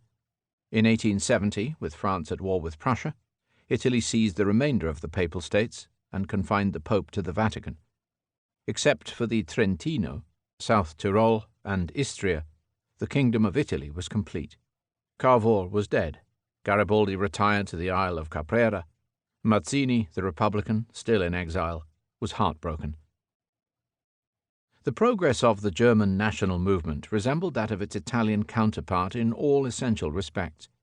It began amidst the enthusiasm of the War of Liberation of 1813–14 and the secret societies of the Restoration period. It met its greatest setback in 1848, when an all-German assembly was convened only to be disbanded. It reached its goal in 1871, when the King of Prussia was converted to the cause. In the period before March 1848, known as the 4 März, the futility of the German Confederation became self-evident. Its diet declined into little more than a court of appeal. It was still preoccupied in settling debts from the 30 Years' War. The article of its constitution requiring each of the German princes to convene a parliament was observed or ignored at will. Liberal initiative was stifled by the princes' right to annul legislation and to call in outside assistance. In 1848–9, Germany was set alight, like France and Italy, with risings in Vienna, Berlin, Cologne, Prague, Dresden, Baden, and elsewhere. The National Four Parliament, which met in St. Paul's Church in Frankfurt, drew up a constitution for a future German empire. But it could not put any of its deliberations into effect. It was deeply divided by the question of Schleswig-Holstein. It could not decide whether Germany should be confined to German ethnic territory or should include all of the Austrian Empire, which was predominantly non-German. It offered the crown to Frederick William IV of Prussia, who turned down an honour that smelled of the gutter. It broke up in July 1849, amidst recrimination and repression. Prussia's conversion to German reunification took place in the 1860s, largely as a means for breaking out of the German Confederation and the hopeless entanglement with Austria. In the early years of William I, Prussia's affairs had reached a very ambiguous condition. The authoritarian establishment had been strengthened by the military reforms of von Roon, whilst the Landtag elections had produced a liberal majority headed by the Fortschrittspartei of Waldeck. In 1862, Otto von Bismarck was appointed premier to sort out the resultant crisis, if necessary by unconstitutional measures. His aim was to put Prussia in the saddle in Germany, and Germany in the saddle in Europe. Immense friction was being caused by the joint Prusso-Austrian administration of Schleswig-Holstein. William I could not decide whether to lead the Confederation or to leave it to Francis Joseph, as he did for the Frankfurt Fürstenstag in 1863. All these issues were settled by Bismarck's determination to create a new North German Confederation without Austria, and by the masterly use of limited war. In 1864, Prussia attacked and defeated Denmark for annexing Schleswig. In 1866, when Austria referred the Schleswig question to the Confederation Diet, Prussia promptly walked out, attacking and defeating Austria and Austria's German allies. The lightning victory at Sadova, near Hradec Králové, Königgrätz, ensured Prussian supremacy and the formation of the North German Federation. In 1870–1, Prussia attacked and defeated France. In the ensuing euphoria, Bismarck arranged for the Federation to admit the South German states, and for William I to be proclaimed German emperor. Germany was reunited, the conservative citadel was triumphant, and the liberals baffled. The Polish national movement had the longest pedigree, the best credentials, the greatest determination, the worst press, and the least success. It traced its origins to the anti-Russian confederations of the 18th century, and it bred an armed rising in every generation between the partitions and the Second World War, in 1733, 1768, 1794, 1830, 1848, 1863, 1905, 1919, 1944. It nourished a precocious brand of nationalism which was already maturing in Napoleonic times. At heart, this had little to do with economic rationale, everything with the will to preserve culture, identity, and honor. The Polish risings of the early 19th century aimed to restore the crucified commonwealth of Poland-Lithuania. They were driven on by the mystical images of romantic poetry, by the conviction that Poland, the Christ of nations, would have its third day. Hail, O Christ, thou Lord of men! Poland in thy footsteps treading like thee suffers, at thy bidding like thee, too, shall rise again. The principal actions were directed from the Congress kingdom against Russia, although Poles from Austria and Prussia also took part. Sympathetic outbreaks occurred in Lithuania, Byelorussia, and Ukraine. In November 1830, a wild conspiracy, provoked by rumors of the Tsar's plan to dispatch his Polish army against Belgium, sparked a Russo-Polish war. The Tsar rejected the advice of a government in Warsaw taken over by the conservative Prince Czartoryski and refused all dialogue. So matters were left to the intransigents. On this occasion the professional Polish army had a real chance of victory, but was gradually outflanked and overwhelmed. In September 1831, when the Russians stormed the last emplacements near Warsaw, they found the corpse of General Savinsky still upright among the fields of dead and dying. The old Napoleonic officer had ordered his men to plant his wooden leg firmly in the Polish soil so as not to bow to tyrants. The constitution of the Congress Kingdom was suspended. All insurgents were deprived of their freedom and their property. 10,000 exiles found their way to France. Tens of thousands more were marched to Siberia in chains. Polish activities in 1848 were dampened by the fiasco of an intended general rising 2 years earlier, when the Republic of Krakow had sealed its fate by not controlling the revolutionaries. Thousands of nobles had been massacred in the surrounding Galician countryside by peasants abetted by Austrian officials. Poland's contribution to the springtime of other nations, therefore, was one minor disturbance in Poznania, 2 outbursts in Krakow and Lemberg, and a major contingent of exiles headed by General Józef Bem, which fought for Hungary. In January 1863, the Congress Kingdom erupted once more, frustrated by the contradictions of the Tsar Liberator, Alexander II. Whilst emancipating the serfs of his empire, Alexander was not prepared to grant the Poles a constitution. 2 years of patriotic demonstrations in Warsaw, led by priests, pastors, and rabbis, ended with the formation of a secret national government. 16 months of fierce guerrilla warfare ended with the executions of the insurgent leaders on the walls of the citadel. On this occasion the Congress Kingdom itself was suppressed. 80,000 Poles made the terrible journey to Siberia, the largest of all political contingents in Tsarist history. In 1905, the torch of patriotic insurrection was taken up by the Polish Socialist Party. Waves of strikes and street battles in Warsaw and Lodz long outlasted the contemporary Russian revolt in St. Petersburg. Huge conscriptions of sullen young men from the Polish provinces filled the ranks of the Russian army, fighting with no great conviction against the Japanese in Manchuria. The persistent defeats of Polish nationalism fostered 2 important developments. Later generations of patriots often chose to work for their country rather than fight for it. Their concept of organic work aimed to strengthen economic and cultural resources and to curb all political demands beyond local autonomy. This became the standard strategy for all national movements whose military and diplomatic support was deficient. At the same time, integral nationalism made its appearance in each of the nationalities of the Polish lands: Lithuanian, Belarusian, Ukrainian, and Zionist Jewish nationalism each took a stance which effectively paralyzed any sense of a common struggle.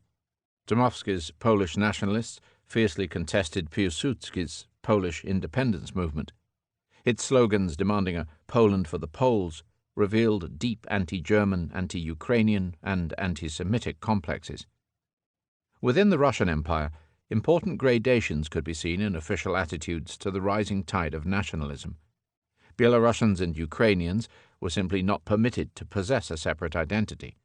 Poles, until 1906, were not permitted any form of political expression.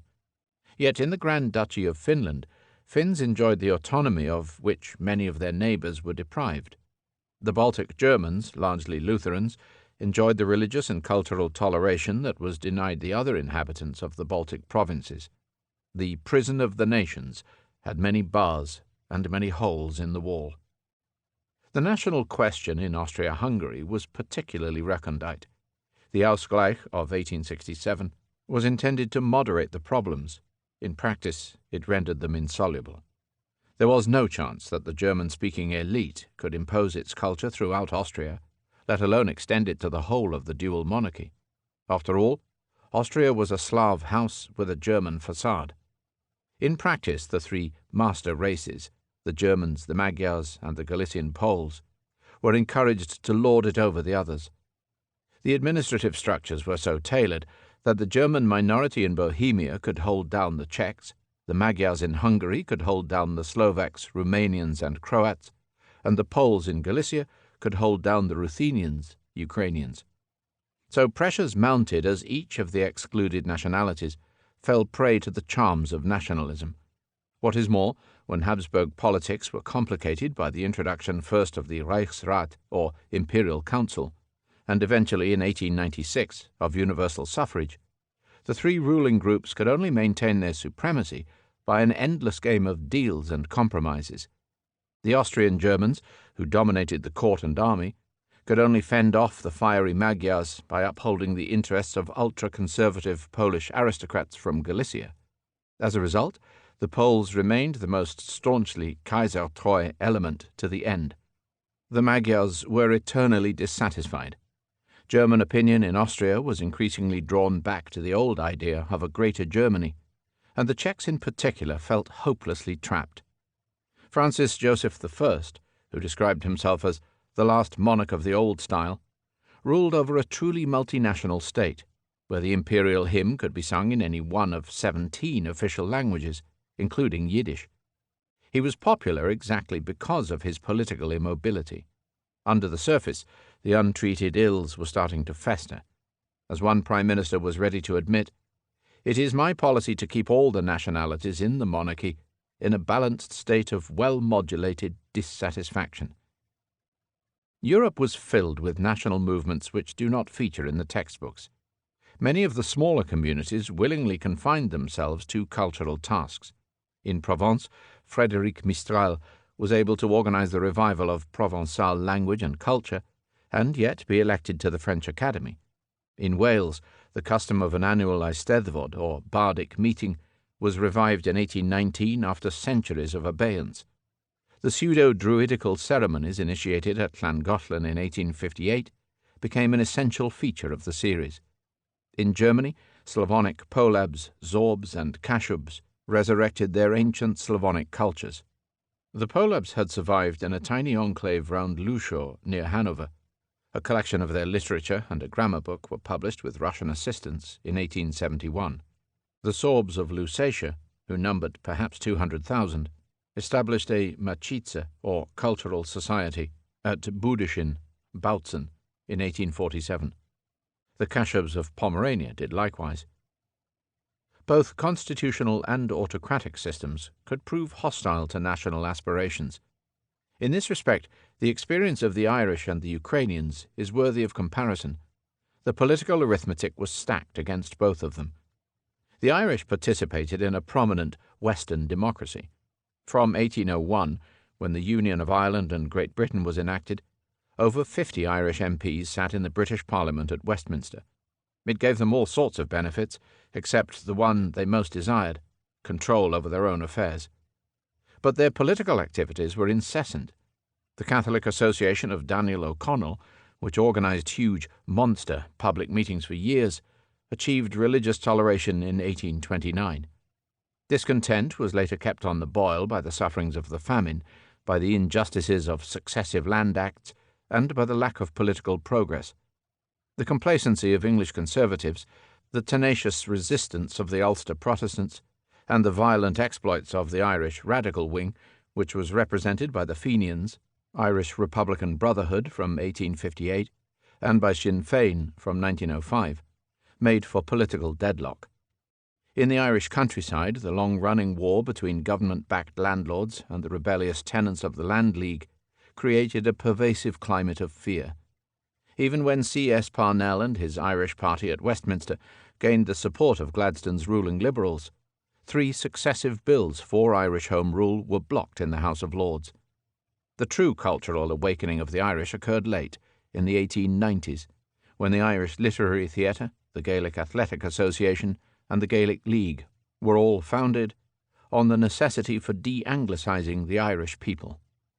In 1900, Queen Victoria visited Dublin for the first time in 40 years, rescinded the ban on the wearing of the green, and encouraged massive St. Patrick's Day parades throughout the empire.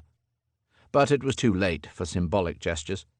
In 1912, when a 4th Home Rule Bill was prepared, both the Ulster Volunteers in Belfast and the National Volunteers in Dublin raised formidable armies.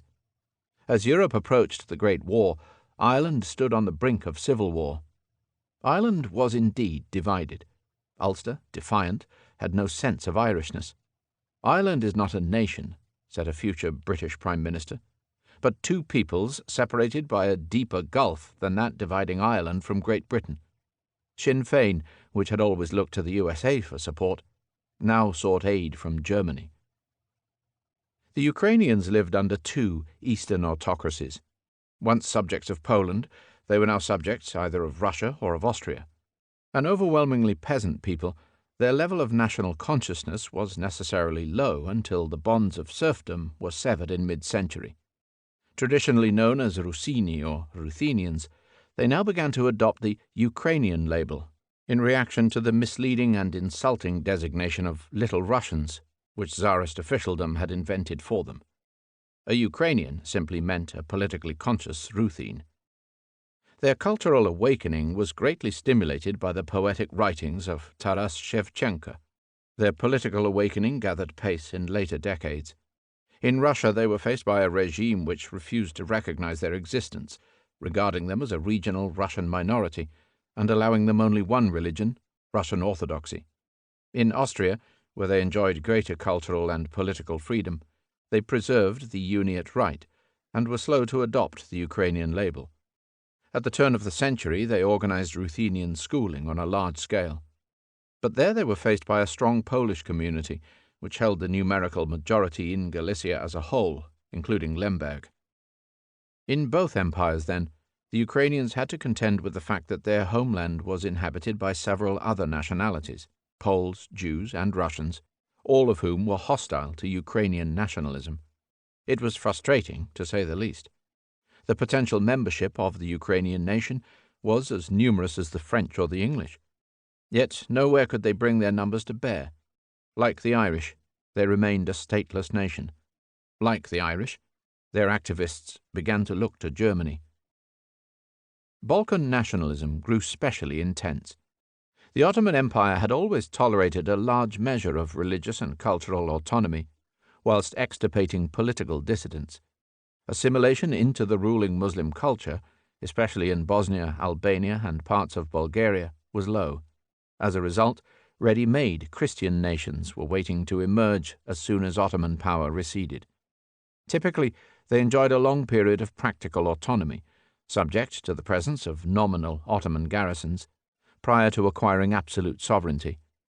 They also tended to start life on a minimal territorial base, which failed to satisfy their aspirations and which led to repeated conflicts with their neighbours. None of them possessed even the semblance of ethnic homogeneity.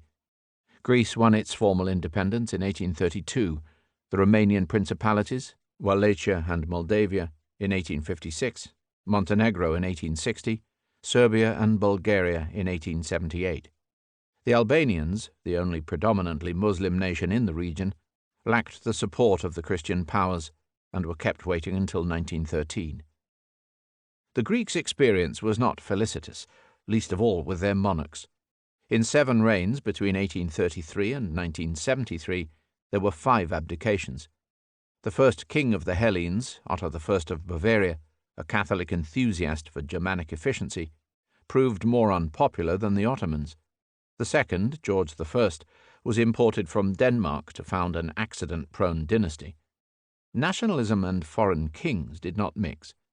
The Serbian experience was no happier. The blood feud between the rival dynasties of Karađorđević and Obrenović fueled 10 royal assassinations. Russian support aroused a strong reaction from Austria, especially since the Slavs of the dual monarchy were increasingly impressed by the Serbian example. Serbia's success in the Balkan Wars finally pushed Vienna into a showdown. Unfortunately, the ethnic mosaic of the Balkans impeded the creation of stable nation-states. Balkanization became a byword for political fragmentation, petty-minded nationalism, and vicious feuds. In the 3 Balkan Wars of the early 20th century, the Christian successor states fought no less eagerly among themselves than against the retreating Turks. Historians must also address the problem of why, in a continent brimming with popular nationalisms, a number of countries did not follow the general trend. Why, for example, did an effective national movement fail to develop in 19th century Scotland? The Scots, after all, were exposed to intense modernization at an early date, and as junior partners within the United Kingdom, they could easily have found early cause to resent English domination. But they did not. The answer must lie partly in the divisions between the Gaelic and the lowland elements within Scottish culture, which impeded the growth of a common identity, and partly in the powerful attractions of British state nationalism. Like Cardiff or Belfast, Scotland's principal city, Glasgow, thrived mightily from the enterprises of the British Empire. Scotland's attachment to a successful union would not decline until the empire itself began to fade. The pioneer bard of Scottish nationalism, Hugh MacDiarmid, did not start to write until the 1920s. The key political tract of the movement, Tom Nairn's Break-up of Britain, was not published until 1977.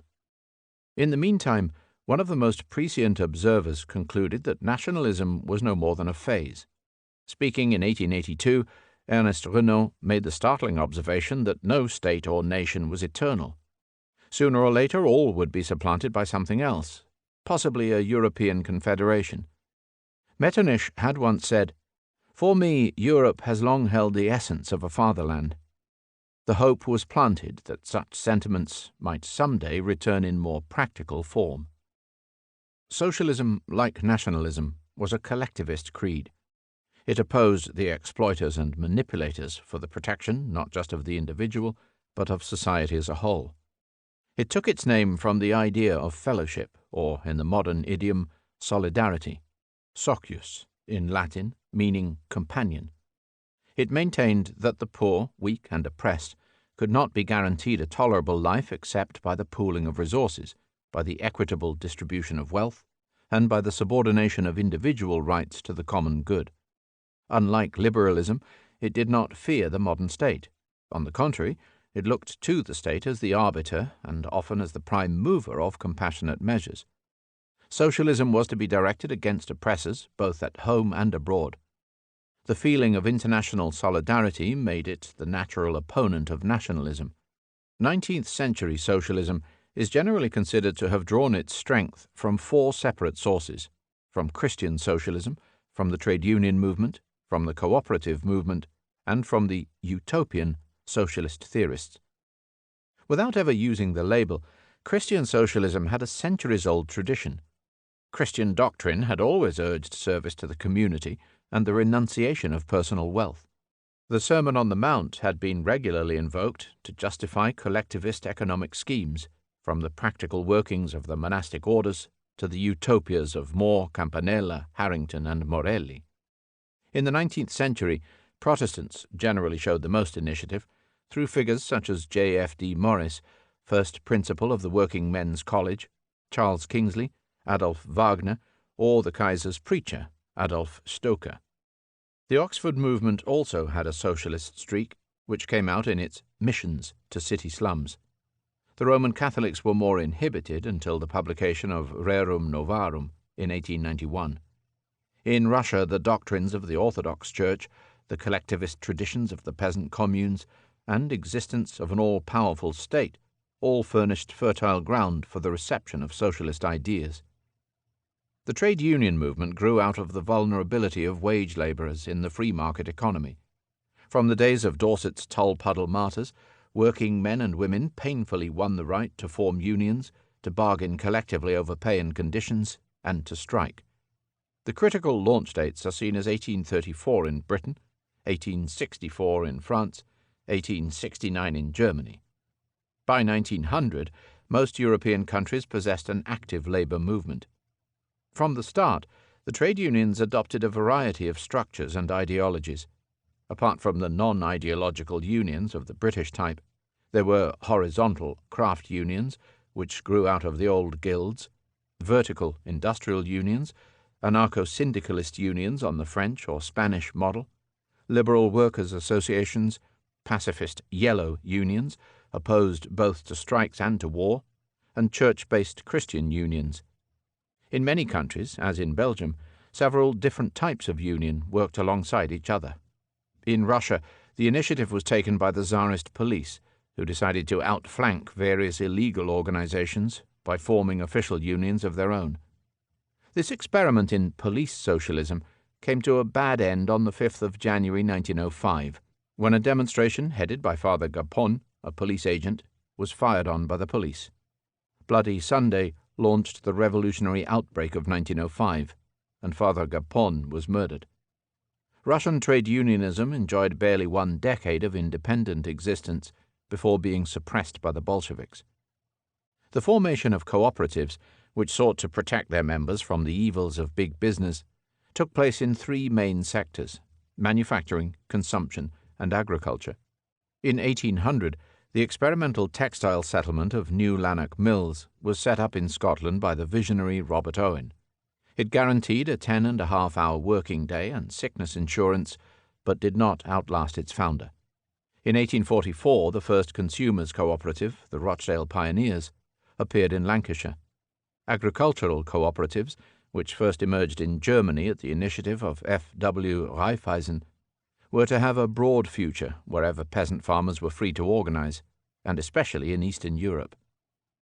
Socialist theorizing had been in progress ever since the Conspiracy of Equals was organized in Paris in 1796 by François-Noël Babeuf.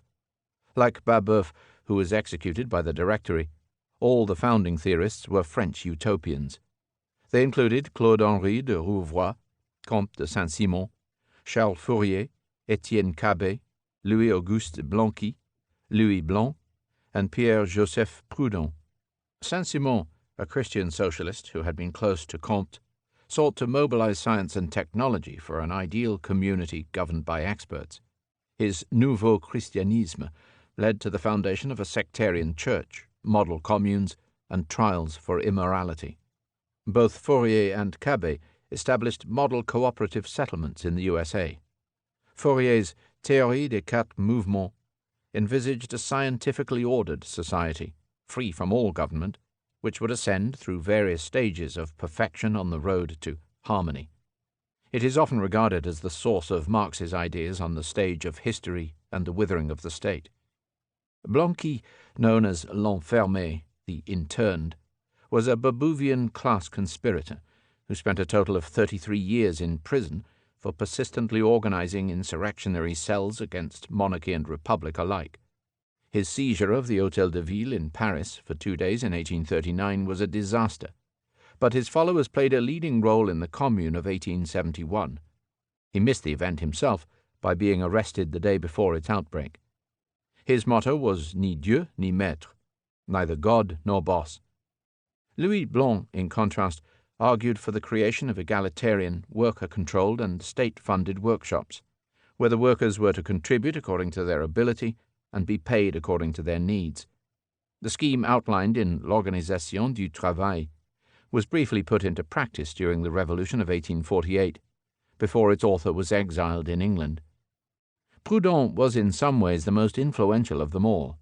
His attack on excessive private property in Qu'est-ce que c'est la propriété was a sensation, especially when its most famous phrase, property is theft, was quoted out of context. His Philosophie de la misère provoked one of Marx's more trenchant retorts in La misère de la philosophie, whilst his Idée générale de la révolution described a future Europe free of frontiers, central governments, and state laws. Proudhon was the founder of modern anarchism, which soon led his followers into conflict with mainstream socialism. But his support for direct action by workers against the state became the cornerstone of French syndicalism. French influences were strong in the thought of the early German socialists. Ferdinand Loslauer, Lassalle, a Silesian Jew who was killed in a romantic duel after founding the first German Socialist Party, spent a formative period in Paris. The two inseparable exiles, Friedrich Engels and Karl Marx, who met in Paris, based many of their arguments on study of the French Revolution. Their Communist Manifesto, 1848, was well timed. A spectre is haunting Europe, it claimed, the spectre of communism. Let the ruling classes tremble. The proletarians have nothing to lose but their chains. Working men of all countries, unite. Marx and Engels were an odd pair. Expelled from Prussia for their radical journalism, they settled in England. Engels soon established himself as a prosperous capitalist, managing a cotton factory in Manchester. Marx eked out a penurious living in London, supported as a private scholar by a stipend from Engels. His life's work, Das Kapital, Capital, was the fruit of 30 years' lonely study in the reading room of the British Museum. It was a sustained exercise in speculative social philosophy, a rambling jumble of brilliant insights and turgid pedantry. It borrowed a number of disparate ideas current at the time and reassembled them in the original combination of dialectical materialism. Marx aimed to create the same sort of universal theory for human society that Darwin had done for natural history, and he had hoped to dedicate his first volume to Darwin. He took the subject of materialist history from Feuerbach, the class struggle from Saint-Simon, the dictatorship of the proletariat, which he soon rejected, from Babeuf, the labour theory of value from Adam Smith, the theory of surplus value from Bray and Thompson, the principle of dialectical progress from Hegel. All these components were put together in a messianic doctrine whose psychological roots are thought to lie in the Judaism which his family had deserted during his childhood. Marx was the prophet, the proletariat was the chosen people, the socialist movement was the church, the revolution was the second coming, communism was the promised land. Marx had little to do with practical politics. He helped found an International Working Men's Association, a phantom body later eulogized as the First International, for which he wrote a constitution and some fiery addresses. In his later years, he attracted a substantial following among German socialists and their Russian disciples, but not in Britain. When he died, he was buried in Highgate Cemetery, in a tomb which faces that of Herbert Spencer, with the inscription, "Philosophers have so far explained the world in various ways. The point, however, is to change it." Engels wrote up the last 2 volumes of Capital from Marx's notes, thereby completing a joint oeuvre whose individual elements cannot always be disentangled. But he had ideas of his own. He was more familiar with social conditions than Marx, and more concerned with the practical implications of their theories. By expounding the withering of state power, his Anti-Düring and the origins of the family, private property and the state, gave great encouragement to active revolutionaries. Latter-day commentators tend to be rather dismissive of Marxism's credentials. Marx, they say, was illustrative of liberal Europe, or a typical mid-19th century social theorist. They may be right, but they miss the point. The intellectual rigor of Marxism proved to be far inferior to its emotive power. The great majority who came to believe that Marx had provided a scientific basis for their dreams of social justice never gave a moment's critical thought to his writings. Marx had unwittingly provided them with yet another substitute religion. The obvious social constituency for socialism was provided by the new working class. In practice, many workers steered clear, and almost all socialist organizations were dominated by middle-class intellectuals. The English Fabian Society was archetypal. In Eastern Europe, where the fledgling working class remained small, socialism was taken up either by internationalist conspirators, as in Russia, or, as in Poland, by that branch of the independence movement that wished to overcome the ethnic divisiveness preached by its nationalist rivals. Attempts to mobilize socialist movements with a mass following repeatedly foundered on the rocks of local interests, governmental repression, or intellectual frangipanery. In most countries, socialist parties of one sort or another struggled into existence, often after decades of frustration. It was the 1890s before a respectable parade of parties could be consolidated. The most important, the German Social Democratic Party, SPD, was permanently established in 1890, after 12 years of banishment under Bismarck's anti-socialist law. It traced its origin to the Gotha program of 1875, and to the merger of Lassalle's association with various Marxist groups. The Erfurt program of 1891 was largely formulated by Karl Kautsky and was openly Marxist. But it was soon modified both by the revisionist criticisms of Eduard Bernstein, who rejected the apocalyptic vision of socialism, and by the pragmatic inclinations of party leaders in the Reichstag. The internationalist branch of the movement encountered similar difficulties. The First International fell apart amidst recriminations between Marxists and anarchists. The Second International, which in 1889 succeeded in setting up a permanent secretariat in Brussels, was soon dominated by representatives of the SPD. It organized congresses, acted as a pressure group largely in the pacifist cause, and evaporated in 1914 when none of its national branches opposed the war. Its demise left the field deserted by all except the Revolutionary Russian Party, which was run by exiles like V.I. Ulyanov, Lenin, and other like-minded conspirators. The Russian revolutionary tradition was as old as the autocracy which fueled it. Its first incarnation in the 19th century broke surface with the Decembrists of 1825, a fraternity of army officers influenced by French and Polish ideas. But in subsequent decades, under the guidance of Alexander Herzen and Nikolai Chernyshevsky, it took on increasingly socialist, populist, and anarchist flavors. In the 1860s and 1870s, Russian populism, narodnichestvo, or the movement to the people, saw starry-eyed idealists going out to the villages to convert the peasantry, only to be met with incomprehension. In 1879, the populists split into two wings, with one emphasizing agrarian and educational reform, and the other, the Narodnaya Volya, or People's Will, advocating violence. A member of the latter assassinated Tsar Alexander II in 1881. One key figure, P.N. Tkachev, is often overlooked in Western accounts, nor was he chosen for the later Bolshevik pantheon. Yet he was the true precursor of Bolshevism. A Jacobin among the populists and an economic materialist, he provided the intellectual link between Chernyshevsky and Lenin. He spurned the education of the masses, calling instead for the training of a revolutionary elite.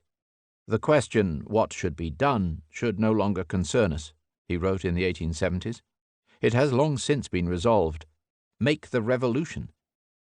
He spent his later years in exile in Switzerland, where Lenin was to read his works avidly whilst denouncing him in public. There were no filial ties, but a definite fellow spirit. The history of Lenin's group well illustrates the impossible dilemmas forced on would-be socialists in a hostile setting. As exiles or illegals, they had no chance to practice the democratic methods of the German SPD, from whom their original inspiration was taken. As revolutionaries, they could appeal to a certain body of Russian opinion that would cheer on anyone promising to fight the Tsar. But as socialists, they were bound to conflict with other branches of the movement, notably the social revolutionaries, or SRs, who were better attuned to the empire's two largest constituencies, the peasants and the non-Russian nationalities. As Marxists, they had to concede that a genuine working-class revolution had little chance of success wherever, as in Russia, the working class was small, and as the group most devoted to conspiratorial methods, they were reluctant to organize an open mass following. Despite the name of Bolsheviki, or majoritarians, which Lenin seized on at a suitable moment, they usually formed a minority, even within the Russian SDP. Lenin rightly suspected, like Tkachev, that a disciplined minority could seize power without popular support.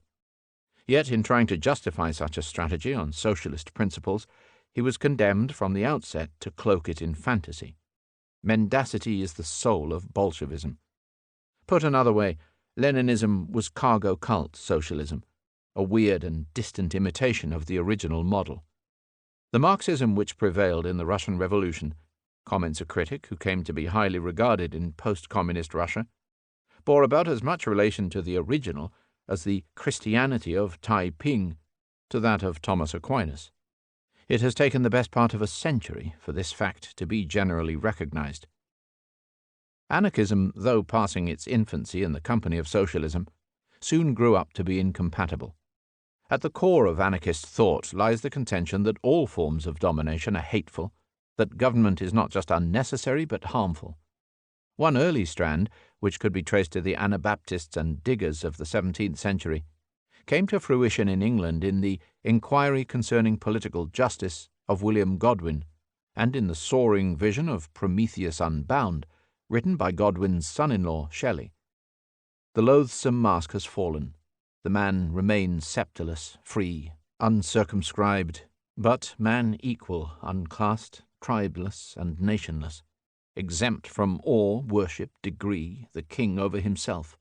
And women, too, frank, beautiful, and kind, from custom's evil taint exempt and pure, speaking the wisdom once they could not think, looking emotions once they feared to feel, and changed to all which once they dared to be, yet being now, made earth like heaven.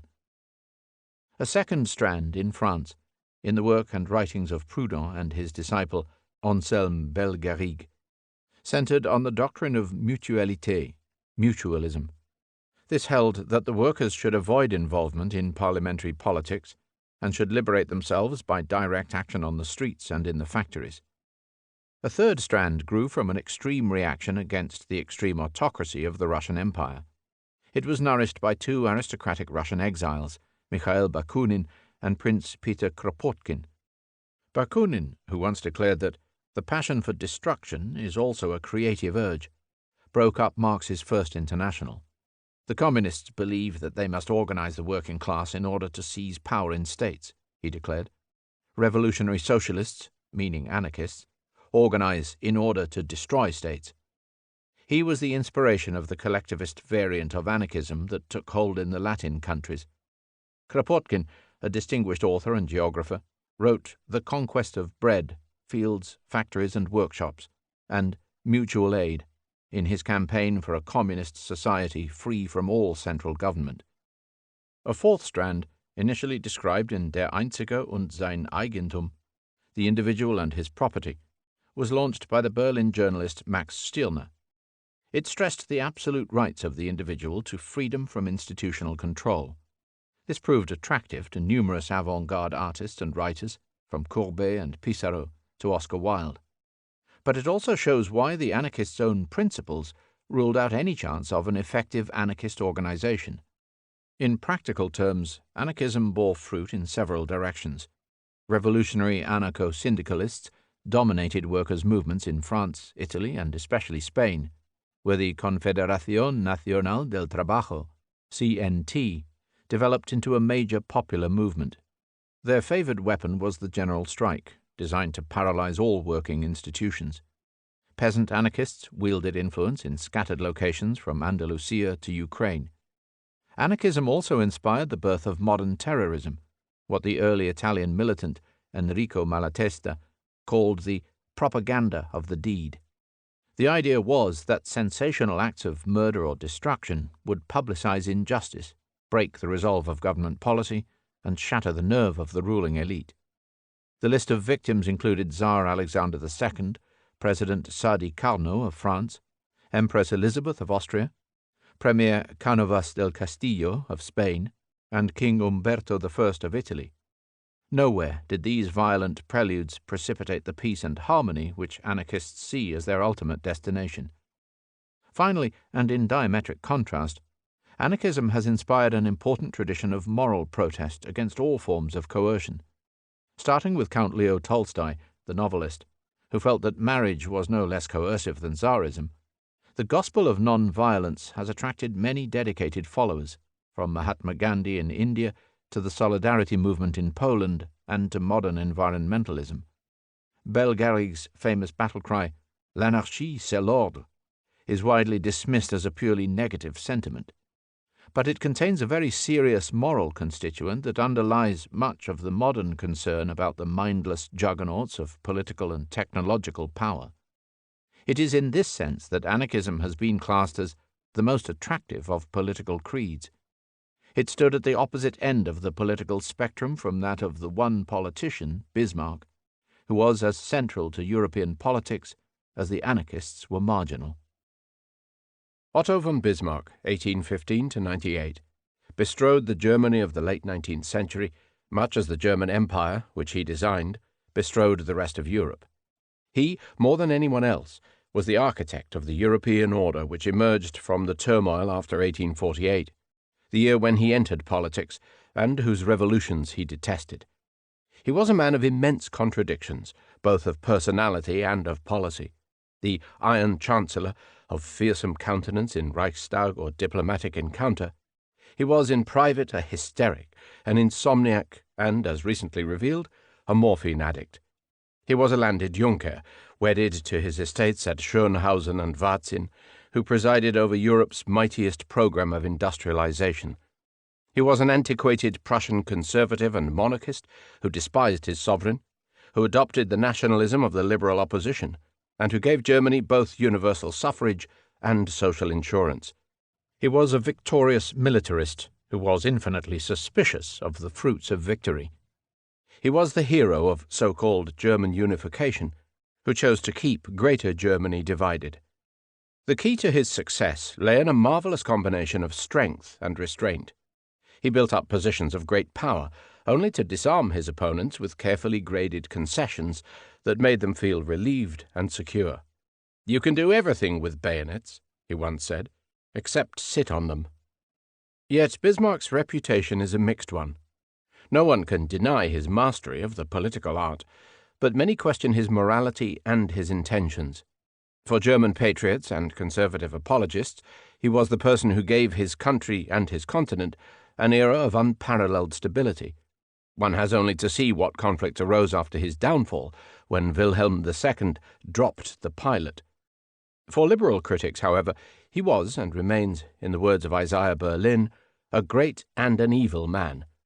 They see him as an aggressor who used war as a conscious instrument of policy, and, what is worse, succeeded, as a cheat who introduced democratic forms in order to preserve the undemocratic Prussian establishment, as a bully who bludgeoned his opponents with the blunt instruments of state power, the Catholics with the Kulturkampf, the Poles with the Colonization Commission, the Social Democrats with proscription. He would not have denied it. He believed, no doubt, that minor surgery and small doses of nasty medicine were well justified if major diseases were kept at bay. To quote a rare admirer of a leftist persuasion, "The history of modern Europe can be written in terms of three titans, Napoleon, Bismarck, and Lenin. Of these three, Bismarck probably did the least harm." European Jewry has played such a prominent role in modern times that its story has been the subject of all sorts of myths and misunderstandings, both sympathetic and hostile. The main lines, however, are clear.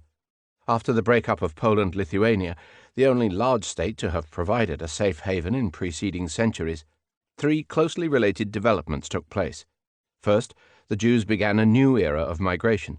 Secondly, they received full civil rights in most European countries. And thirdly, they rebelled in ever-increasing numbers against the traditional restrictions imposed on them by their own community. Jewish migration was mainly set in motion after 1773 by the partitions of Poland. Jews from the western districts of Poland, in Posen or Danzig, found themselves to be citizens of Prussia and free to travel without restriction to Berlin, Breslau, and other German cities. Jews from Galicia, who became Austrian citizens, began to move to other Habsburg provinces, especially to Bukovina, Hungary, Bohemia, and Moravia, and at a later stage to Vienna. Jews living in the former Grand Duchy of Lithuania or in eastern Poland found themselves citizens of the Russian Empire, where they were required by law to inhabit the Pale of settlement. But the law was often observed in the breach, and new, dynamic Jewish communities began to form in the great Russian cities, particularly in St. Petersburg, Moscow, Kiev, and Odessa. Jewish migrants who left their homes in the ultra-conservative religious communities of historic Poland were subject to several new trends, to the Haskalah, or Jewish Enlightenment, to assimilation, and to secular Jewish politics. The scale and tempo of Jewish migration markedly increased in the second half of the 19th century. To some extent, the outflow can be explained by mounting demographic pressure and by the regular processes of modernization and urbanization. The Jewish population of Europe multiplied from about 2 millions in 1800 to about 9 millions in 1900. But persecution, and still more the fear of persecution, were also factors. Under Alexander III, the Tsarist government sought to enforce the laws of the Pale. In the ensuing stampede, the distinction between migrants and refugees was often lost. Hundreds of thousands of Jews left Russia for good, heading for Western Europe and the USA. Jewish migration was greatly assisted by the growing circle of European states where Jews enjoyed full civic rights. Here, the lead had been taken by revolutionary France, where, on the 27th of September 1791, the convention granted citizenship to all Jews swearing an oath of loyalty. The initiative had been taken by the convention's president, the Abbé Grégoire, who regarded the equal treatment of Jews as part of his Christian duty. During the debate, the Marquis de Clermont-Tonnerre had made the famous distinction: the Jews must be refused everything as a separate nation, and be granted everything as individuals. Henceforth, the legal emancipation of Jews became a standard article of European liberalism, and was gradually introduced almost everywhere except for the Russian Empire. Yet Jewish emancipation was a double-edged operation. It required a fundamental change in the conduct and the attitudes both of the host societies and of the Jews themselves. It demanded the dismantling not only of the constraints imposed on Jews from outside, but also of the internal ghetto in Jewish minds. Modern concern with the roots of anti-Semitism sometimes overlooks the severity of the Jews' own laws of segregation. Observant Jews could not hold to the 613 rules of dress, diet, hygiene, and worship if they tried to live outside their own closed community, and intermarriage was strictly forbidden.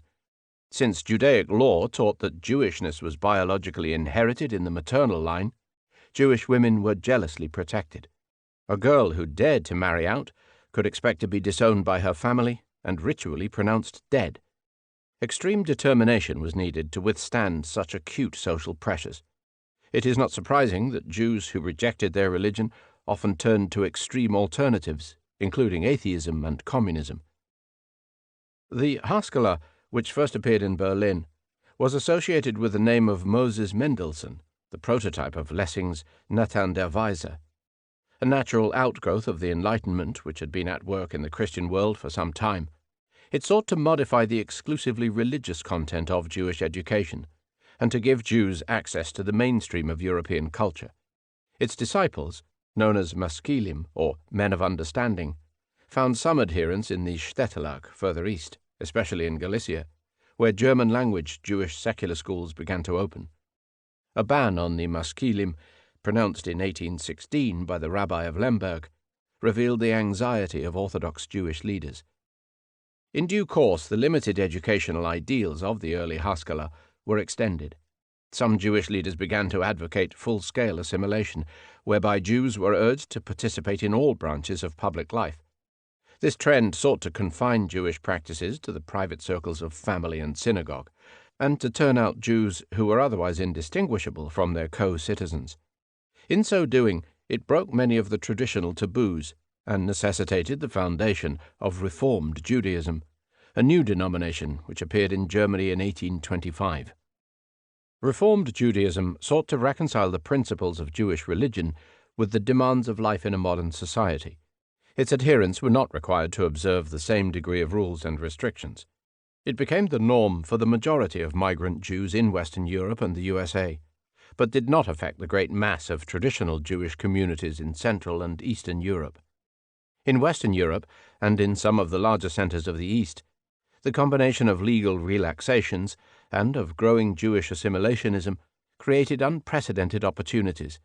Jewish names appeared ever more frequently on the lists of financiers, lawyers, doctors, writers, scholars, artists, and politicians of the age. It was an era, in the words of one of its beneficiaries, Sigmund Freud, when every industrious Jewish schoolboy carried a cabinet minister's portfolio in his satchel. Important landmarks were reached in Britain, for example, when in 1841 the City of London elected Baron Lionel de Rothschild as its disqualified Member of Parliament, and in 1868 when Disraeli emerged as Europe's first Jewish Prime Minister. To be exact, Benjamin Disraeli, Earl of Beaconsfield, grandson of a Sephardi immigrant from Venice, would have counted himself in the category of ex-Jews. Having been baptized with his entire family into the Anglican Communion, he had broken forever with Judaism, which, his father said, cuts off the Jews from the great family of mankind. Yes, he told his friends, I have climbed to the top of the greasy pole. Yet, as Disraeli's career well illustrates, the success of assimilation posed a threat to the very existence of a Jewish community. If all Jews had followed his example, all would soon have become ex-Jews. As a result, as migration and assimilation accelerated, a serious reaction set in. The onset of Jewish nationalism, Zionism, first in cultural and later in political form, was part of the Europe-wide nationalist trend, but it was boosted by anxieties born of specifically Jewish experiences. Cultural Zionism appeared in the work of the so-called Hebrew Revival, which succeeded in transforming Hebrew from a dead liturgical language into a vehicle for modern literary and political usage. Its pioneers included the Galician satirist Józef Perl, the philologist I.B. Levinsohn of Kreminec, the historian Nachman Krochmal of Tarnopol, and the poet Yehuda Leib Gordon of Vilno, author of Hakitza Ami, Awake, My People. It was important in founding the brand of secular Jewish culture which was to be adopted a century later in Israel, but it enjoyed only marginal influence in Europe. The opposing Yiddish revival occurred at a slightly later date. In 1897, 90% of Jews in the Pale and in Galicia still spoke Yiddish as their mother tongue. The Hasidim used it widely in written form, but only for religious purposes. At the turn of the century, Yiddish written in Hebrew characters was promoted by leaders opposed both to Zionism and to assimilationist education in Polish, Russian, or German. For 40 or 50 years it gave life to a thriving press, a lively collection of belles lettres, and a secular school system supported in particular by the Bund. Its best-known practitioners were I. L. Peretz of Zamość and Isaac Bashevis Singer, both of whom began their careers as Polish writers.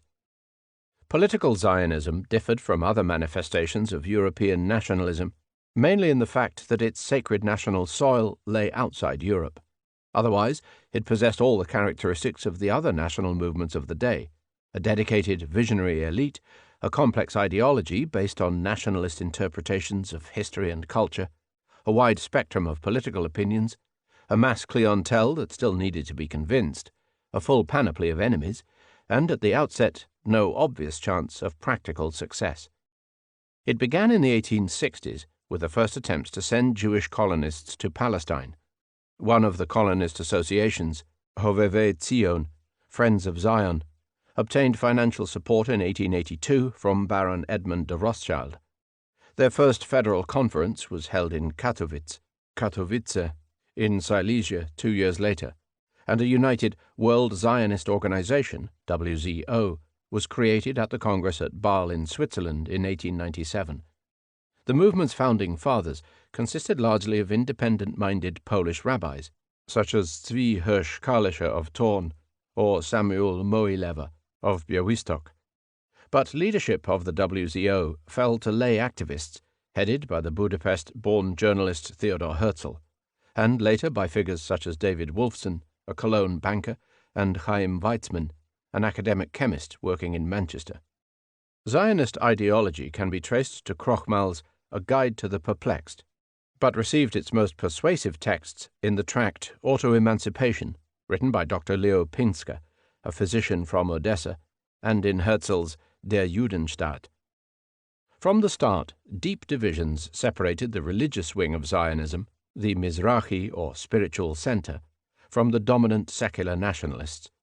Bitter differences also separated the socialist wing, based on the Pole Zion, Workers of Zion party of David Gruen, alias Ben-Gurion, who was born at Płotsk on the Vistula, from the integral Jewish nationalists who duly emerged in the Zionist revisionist grouping of Vladimir Jabotinsky. The one thing which they shared was the conviction that life for Jews in Europe was becoming less and less tolerable. For the time being, the future of Zionism turned on three great imponderables: the fluctuating levels of anti-Semitism, the radicalization of the Jewish masses in Eastern Europe, and negotiations for a suitable tract of land. No Zionist could yet feel confident of an early solution. Negotiations for the acquisition of a Zionist homeland produced few results. Herzl's audiences with the Ottoman Sultan in 1901–2 did not bear fruit, and in 1903 the British offer of a land grant in the Kenyan highlands of East Africa split the WZO from top to bottom. This last experience strengthened the conviction that the Zionist dream could not be divorced from the historic Land of Israel in Palestine. No progress could be made on that front until the British conquest of Jerusalem in 1916 and the Balfour Declaration which followed. Anti-Semitism, in the sense of Jew hatred, had been endemic throughout European history. Its causes have been classified as religious, economic, social, and cultural. But it is essentially a vicious psychological syndrome, where the stereotyping of Jews precedes accusations of conspiracy and treachery. It turned the Jewish community into the archetypal scapegoat for all sorts of ills. Its embers were always alight, bursting into flame and dying down in patterns that are not easily explained. In the late 19th century, however, it was fanned by the migrations which brought many Europeans into contact with Jews for the first time, by adverse social conditions, especially in the burgeoning cities, and by the rising tide of nationalism, which made many people less tolerant of ethnic and cultural diversity. It came to the surface in the Russian pogroms, in the Dreyfus affair in France, and in the sinister intervention of the Protocols of the Elders of Zion. On the other hand, liberal opinion held that patience and education would eliminate the prevailing frictions. Well-integrated Jewish communities, such as that represented by the Anglo-Jewish Association in London, decried what they saw as the Zionists' desire to exaggerate anti-Semitism for political ends. In 1911, the view was expressed by the Encyclopaedia Britannica, for instance, that, with the passing away of anti-Semitism, Jewish nationalism will disappear. It could not have been more mistaken, for both anti-Semitism and Jewish nationalism were due to increase. To a degree, they fed off each other. What could not have been easily predicted was that anti-Semitism, which was widespread in those countries such as Russia, Poland, and Ukraine, where Jews were most numerous, would assume its most virulent form in Germany and Austria, where Jews were relatively few. Radical Jewish politics thrived particularly among the Jewish masses of the East. Zionism was only one of the competing trends. Revolutionary communism, which condemned all forms of nationalism, including Zionism, gained a large number of Jewish, or rather ex-Jewish, recruits. They formed an important segment of the phenomenon which one of their number defined as the non-Jewish Jew. The Socialist Jewish Workers' League, or Bund, which aimed to improve conditions for Jews within the societies where they actually lived, opposed both Zionists and communists. There remains the fascinating puzzle of why Europe's Jews should have made such a formidable contribution to all aspects of European culture and achievement. This development of the period aroused both envy and admiration, and has generated a wide variety of speculation. Jewish prowess undoubtedly touched the raw nerves of the last-ditch defenders of Europe's Christian civilization, and of those inadequates who felt threatened by the success of rootless cosmopolitans and aliens. In retrospect, however, it can reasonably be connected to the psychological drives mobilized in families struggling to overcome both the rejection of the closed Jewish communities which they had left, and the suspicions of the predominantly Christian society where they strove to gain acceptance. It was clearly related, too, to the Jewish passion for education, which was rooted in the study of the Torah, but which could be easily redirected to the early acquisition of foreign languages, of legal qualifications, or of scientific expertise. It must also be related to the expanding frontiers of knowledge and communications, where people with international contacts stood at an advantage over their homegrown confrères. For talented individuals, the right measure of insecurity could prove positively beneficial. Most Jews, of course, did not either shine or thrive. Statistically, the greater part of European Jewry in the early 20th century remained exactly what it was 100 years before, a scattered mass of poor, ultra-religious, rural communities huddled in the unchanging backwaters of the former Polish provinces. In many ways, their outlook had less in common with their children who had migrated to the West than with the poor, ultra-religious, rural peasants among whom they had always lived. These downtrodden Ostjuden were the butt of much prejudice, not only from the locals, but also from their fellow Jews who had made the grade in Germany and Austria, and who had left the old Jewish world completely behind. European imperialism in the late 19th century differed from earlier forms of the phenomenon in several important ways. It was part of a worldwide scramble for control of the last remaining countries suitable for exploitation. It was evident that the world's resources were finite. States which set up a colonial empire quickly stood to gain a permanent advantage. Those who delayed might be excluded from the First Division forever. In the 2 decades starting in 1875, over 1/4 of the land surface of the globe was seized by half a dozen European powers. Colonies were viewed as an integral part of the advanced industrial economies. The supply of raw materials, cheap labor, and semi-finished products was planned to maximize the benefit to the mother country. There was a qualitative as well as quantitative leap in the intensity of exploitation. In the eyes of some, including the Marxists, the growing competition for colonial resources was bound to lead to international conflict. Lenin's Imperialism as the highest form of capitalism was a typical work of this genre. Political and economic imperialism was attended by a conscious cultural mission to Europeanize the colonies in the image of the mother countries.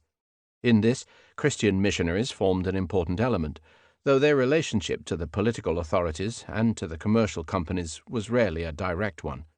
Unlike their predecessors, such as the Spanish missionaries in the Americas, they often saw their task in broad terms, encompassing medicine, secular education, administrative reforms, and technological innovation. The imperial powers sought to exploit the military potential of the colonies. The introduction of colonial regiments to Europe was as strange as the earlier arrival of European soldiers overseas. As the map of the globe rapidly filled up, the European imperialists were obliged to focus their attention on a shrinking range of targets. The Americans had already emerged from the colonial experience. Most of Asia had been subdued at an earlier stage. By the 1880s, only Africa, Indochina, China, and the Pacific Islands remained.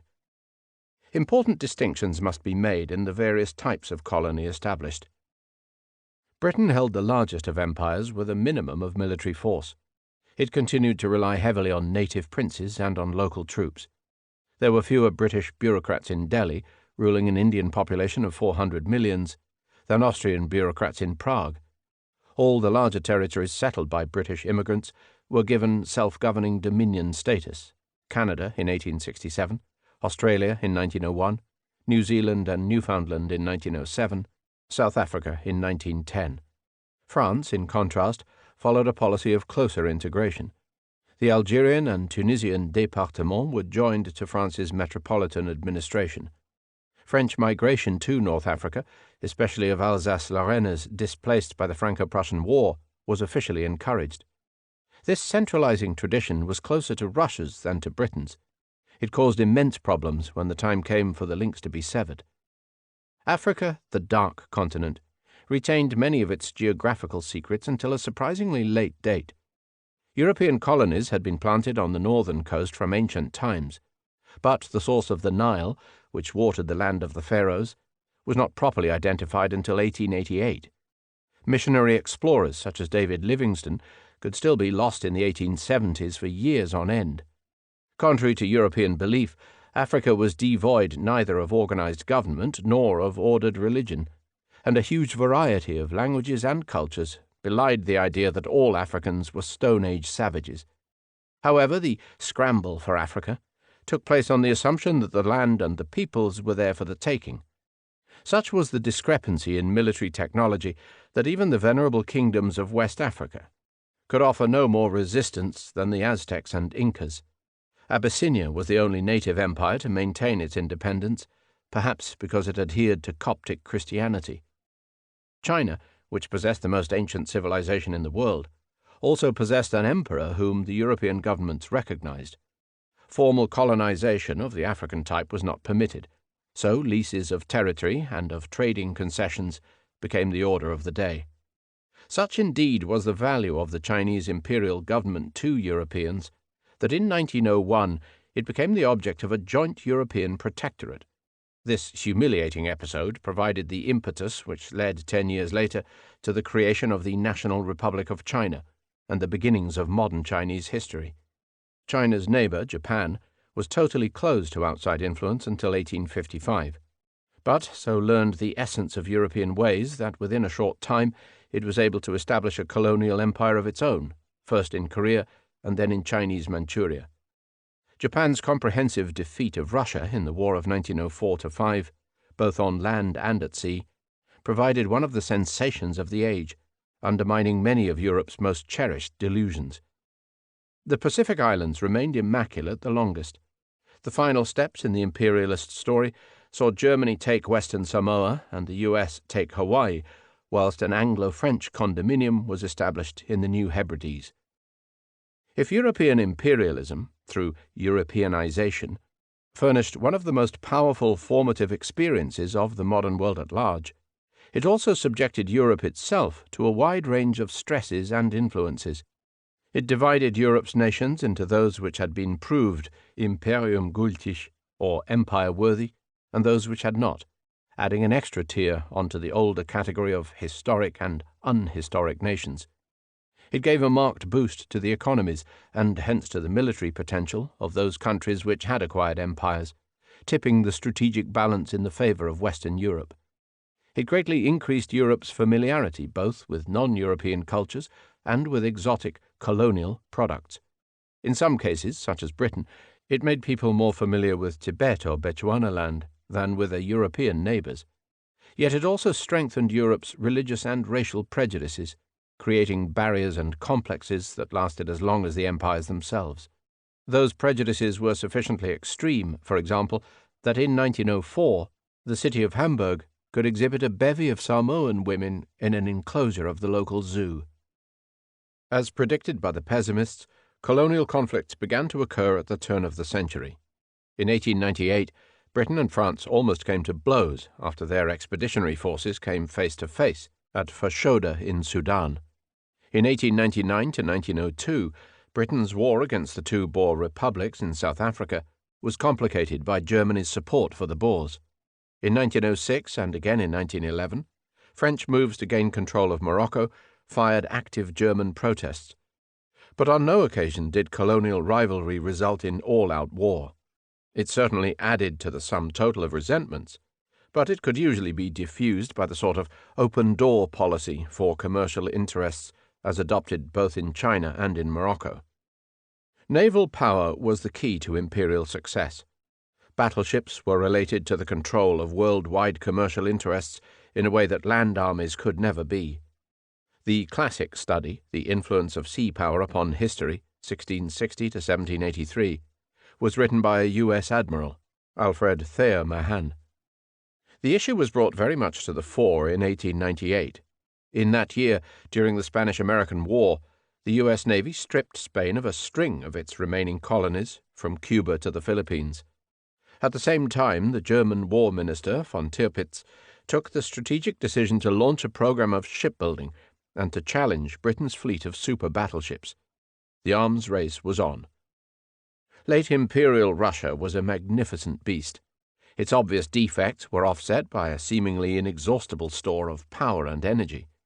It had been identified long since by Alexis de Tocqueville and others as the only power capable in the future of challenging the USA. It possessed the largest consolidated state territory on the globe, the largest population in Europe, and the world's largest army. It was Europe's chief source of agricultural exports, and with untold mineral resources, the chief recipient of external investment. Culturally, Russia had recently shot forward as one of the most glamorous stars of the European firmament.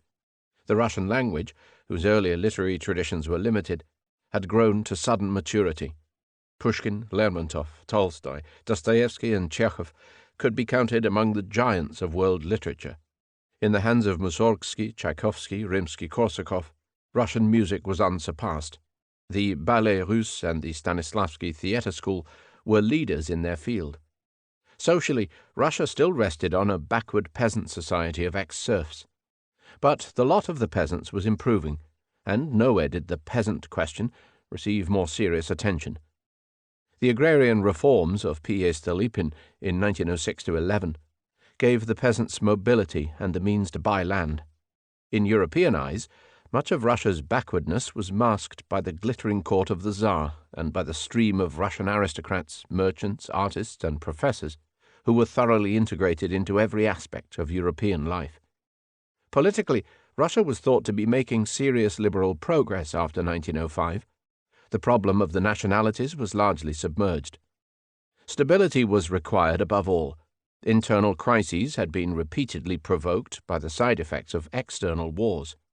What Russia needed to realize its enormous potential was an indefinite prolongation of the European peace. Late imperial Germany was the country which felt the most cheated by the imperial experience. In many ways it was the model 19th century state, modern, scientific, national, prosperous, and strong. But it has been likened to a magnificent machine with one loose cog, a machine that began to judder, to overheat, and, in its terminal explosions, to wreck the whole factory.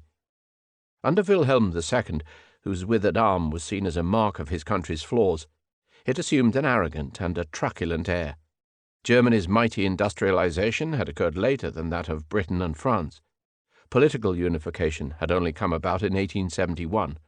As a result, the German colonial empire had not assumed the proportions which Germany's pride and prowess seemed to deserve.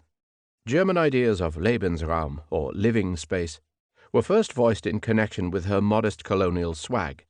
Objectively, Germany's disadvantage was more imagined than real. Her economic penetration of adjacent areas in Eastern Europe more than offset the lack of distant colonies. Yet her psychological resentments ran deep. The Kaiser and his court did not see that peace was the key to Germany's eventual domination of Europe's political and economic scene. Modernism.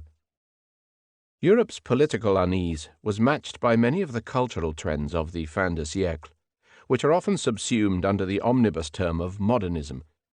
Modernism involved a series of fundamental breaks with tradition that went far beyond the usual ebb and flow of intellectual fashion. As one critic was to write, the aim of 5 centuries of European effort is openly abandoned.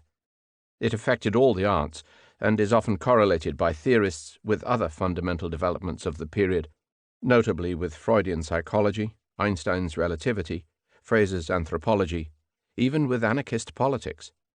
Whether or not it was a direct reflection of political and social tensions, it was certainly accompanied by a deep feeling of malaise. The brilliant and unstable German, Friedrich Wilhelm Nietzsche, professor at Basel, articulated many of the era's most shocking thoughts. He once described the philosopher as a stick of dynamite, and in Thus Spake Zarathustra, from the genealogy of morality, the twilight of the gods, and the will to power, he proceeded to explode received attitudes. He railed against Christianity and democracy and the accepted norms of morality.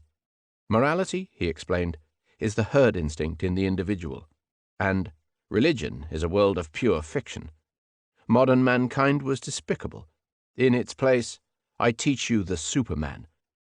Ruling elites have always prevailed through violence. The blonde beast, hungry for plunder and victory, is not to be mistaken.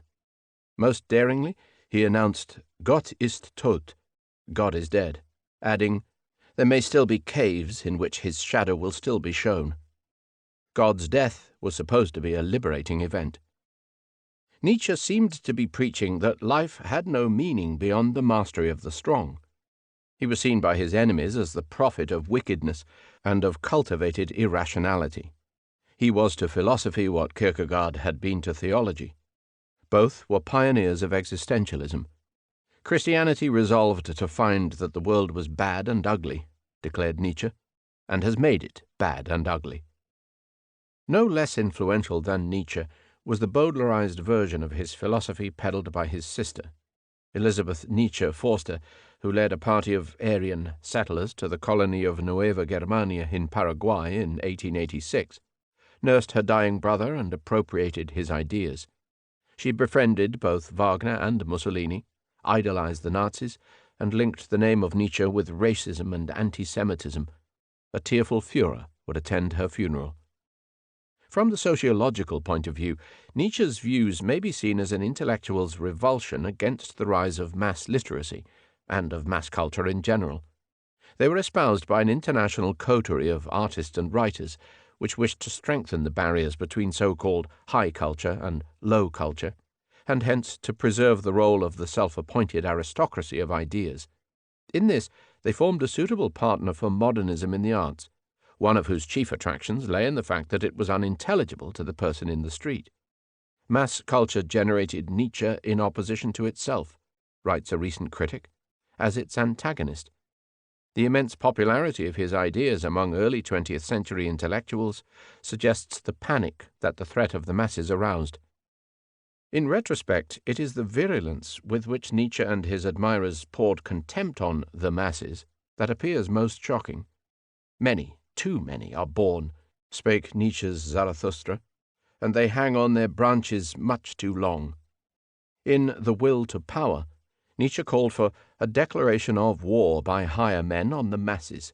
The great majority of men have no right to existence. In a private letter written in 1908, D.H. Lawrence, who had just discovered Nietzsche in Croydon Public Library, actually imagined a gas chamber for the painless disposal of superfluous people. If I had my way, I would build a lethal chamber as big as the Crystal Palace, with a military band playing softly and a cinematograph working brightly. Then I'd go out in the back streets and main streets and bring them in, all the sick, the halt, the maimed. I would lead them gently, and they would smile a weary thanks, and the band would softly bubble out the Hallelujah chorus. This gem, 33 years before Auschwitz, came out of Edwardian England. So, too, did the deeper thoughts of H.G. Wells, seer, socialist, author of The Time Machine and The War of the Worlds, and one of the most popular and prolific writers of the age. In his Anticipations, he showed himself an enthusiastic advocate of eugenics, the science of improved human breeding which demanded the elimination of the weak, the inferior, and the undesirable. And how will we, the new republic, treat the inferior races? He asked. The black, the yellow men, the alleged termite of the civilized world, the Jew. The important point to remember, of course, is that the masses, as reviled by their detractors, did not and do not exist. Crowds can be seen, but the mass, the sum of all possible crowds, is the crowd in its metaphysical aspect, a metaphor which turns other people into a conglomerate and denies them the individuality which we ascribe to ourselves and to people we know. In this same era, the challenge of Marxism spawned intellectual debates which far transgressed the narrow bounds of politics. For example, early readings in historical materialism provided the spur for the philosophy of spirit, developed by the Neapolitan writer Benedetto Croce. Croce's work in aesthetics, in logic, and in the theory of historiography was accompanied by historical studies of Naples, of modern Europe, and of contemporary Italy. Rejecting both metaphysics and religion, he stressed the role of human intuition and the importance of history as the study of evolving spirit. His journal, Critica, founded in 1903, gave a platform for his ideas for half a century. Later in life, Croce was to become the intellectual leader of opposition to Italian fascism. Sigmund Freud, an Austrian physician, was founder of the theory and practice of psychoanalysis. His work exercised a profound influence not only on the nascent medical sciences of psychology and psychiatry, but on all branches of the humanities concerned with the workings of mind and personality. Starting from hypnosis, he explored the unconscious processes whereby the human mind defends itself against external and internal pressures. In particular, he revealed the role of sexuality in the life of the unconscious and of repression in the formation of neuroses. The publication of The Interpretation of Dreams brought in many followers who were soon to form the International Psychoanalytical Association. Dissension ensued, however, especially when one of Freud's early associates, Carl Jung, launched the concept of collective psychoanalysis in The Psychology of the Unconscious, together with the distinction between introvert and extrovert personalities. In Civilization and Its Discontents, Freud argued that the repression of desire required by life in developed societies made happiness virtually impossible. He was driven by the rise of the Nazis to flee to England in 1938. By that time, psychoanalysis had many strands and many critics, but it had established a new, uneasy dimension in people's perception of themselves. The ego is not the master in its own house. Decadence, as an artistic movement, can be regarded as an outgrowth of late Romanticism. It was born of the desire to explore the most extreme experiences of human sensuality. In the process, despite endless scandals, it furnished some of the most creative masterpieces of European culture. Its links with Romantic precursors can be traced through Charles Baudelaire, who had translated both De Quincey and Poe into French. Baudelaire's collection, Les Fleurs du Mal, was later seen as the manifesto of poetical symbolism, a style seeking to find hidden correspondences of order and beauty beneath the ugly surface of reality. La nature est un temple où de vivants piliers laissent parfois sortir de confuses paroles. L'homme y passe à travers des forêts de symboles qui le regardent avec des regards familiers. Nature is a temple where living columns now and then release confused words. There man passes amongst forests of symbols which watch him with familiar glances.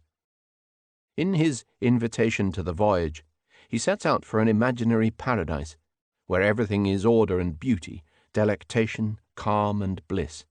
Là, tout n'est qu'ordre et beauté, luxe, calme et volupté. Baudelaire's successors, especially Paul Verlaine and Arthur Rimbaud, achieved poetical effects which were the linguistic counterparts of the images of the Impressionist painters, whom they were among the first to admire. Les sanglots longs des violons de l'automne blessent mon cœur d'une longueur monotone. The long sobbings of the violins of autumn wound my heart with their languorous monotony. A noir, E blanc, I rouge, U vert, O bleu, voyelle.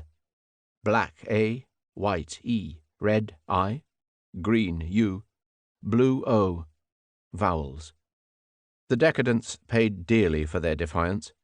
Verlaine expressed the view that decadence implies the most sophisticated thoughts of extreme civilization, but few of his contemporaries agreed. Baudelaire was heavily fined and humiliated for the offence to public morals supposedly contained in his poems. Verlaine was imprisoned, having eloped with Rimbaud and shot him during a quarrel. In 1893, a German writer in Paris decried the drugs, the homosexuality, the pornography, the hysteria, and the end of an established order that has satisfied logic and fettered depravity for thousands of years. The prevalent feeling, wrote Max Nordau, is that of imminent perdition and extinction. In England, Oscar Fingal O'Flaherty Wills Wilde, author of several brilliant comic dramas, notably The Importance of Being Earnest, spent 2 bitter years in Reading jail for homosexual offences. Much of the work of his collaborator, the erotic illustrator Aubrey Beardsley, was unpublishable, as was that of Algernon Swinburne, poet, critic, and old Etonian flagellant. The mood of these aesthetes was totally at odds with the preoccupations of most sections of society, where religious observance, social betterment, and temperance were at their height. Modern painting broke forever with the representational art which had prevailed since the Renaissance, and which photography had now rendered obsolete. The moment of departure came in 1863, when Édouard Manet, in a fit of exhibitionism, exhibited Le Déjeuner sur l'Herbe at the Salon des Refusés in Paris. From then on, a dazzling succession of labels had to be invented to keep track of the trends and groupings which were incessantly experimenting with genre, technique, colour, and form. The original Impressionists, Monet, Pissarro, Sisley, Renoir, Cézanne, and Degas, so named after Monet's Impression, Sunrise, were followed by the Pointillists, led by Seurat, the Neo-Impressionists, the Nabis of Sarusier and Bonnard, the Synthetists, inspired by Gauguin, and the Expressionists, pioneered by Ensor, Van Gogh, and the German Brücke group.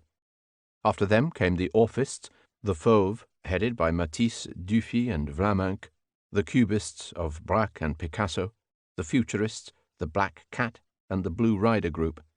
By 1910 or 1911, in the work of Vassily Kandinsky, a Russian settled in Germany, painting approached the stage of pure abstractionism. In architecture and design, the continent-wide wave of Art Nouveau seceded from prevailing standards and practices. The earliest example was Victor Horta's Tassel House in Brussels. But its monuments could be found at every point between the Glasgow School of Art of C.R. Mackintosh, the factories of Peter Behrens in Germany, and a string of Austro-Hungarian railway stations from Carlsbad to Czernowitz. The Secessions House in Vienna was built by J. Ulbrich in what was called the Jugendstil, for exhibiting the works of breakaway artists. It bears the inscription, Der Zeit ihrer Kunst, der Kunst ihrer Freiheit. Art for its time, freedom for art. In music, Debussy and Ravel explored musical impressionism. Then, with Schoenberg, Hindemith, and Webern, the avant-garde abandoned the basic harmonies and rhythms which had reigned since the Middle Ages. In literature, the decadent's defiance of social and sexual mores was overtaken by intellectual radicalism of a still more profound order. First the Frenchman Marcel Proust and the Irishman James Joyce, then Franz Kafka, a German Jew from Prague, overturned accepted views concerning the reality of the world and the means whereby human beings perceive it. They were the literary partners of Freud and Einstein. The year 1913 saw the appearance of the first volume of Proust's À la recherche du temps perdu and of Kafka's first stories. The premiere of Stravinsky's Sacre du Printemps caused a riot in Paris. One publisher in Dublin tore up Joyce's manuscripts for fear of libel, whilst others took their courage in their hands with D.H. Lawrence's Sons and Lovers and Apollinaire's Alcohol. The first light of day fell on Max Ernst's Landscape, Town and Animals, and on Kokoschka's Self-Portrait. Most European artistic ventures, like most of European society, still clung to tried and traditional forms, but in the world of modernism, the fashion was to tear apart the very foundations of conventional culture. International relations had remained remarkably stable throughout the 19th century. Europe continued to be dominated by the five great powers that had organized the Congress of Vienna, and no general conflict had occurred between them since 1815. The wars which did break out were limited both in time and scope.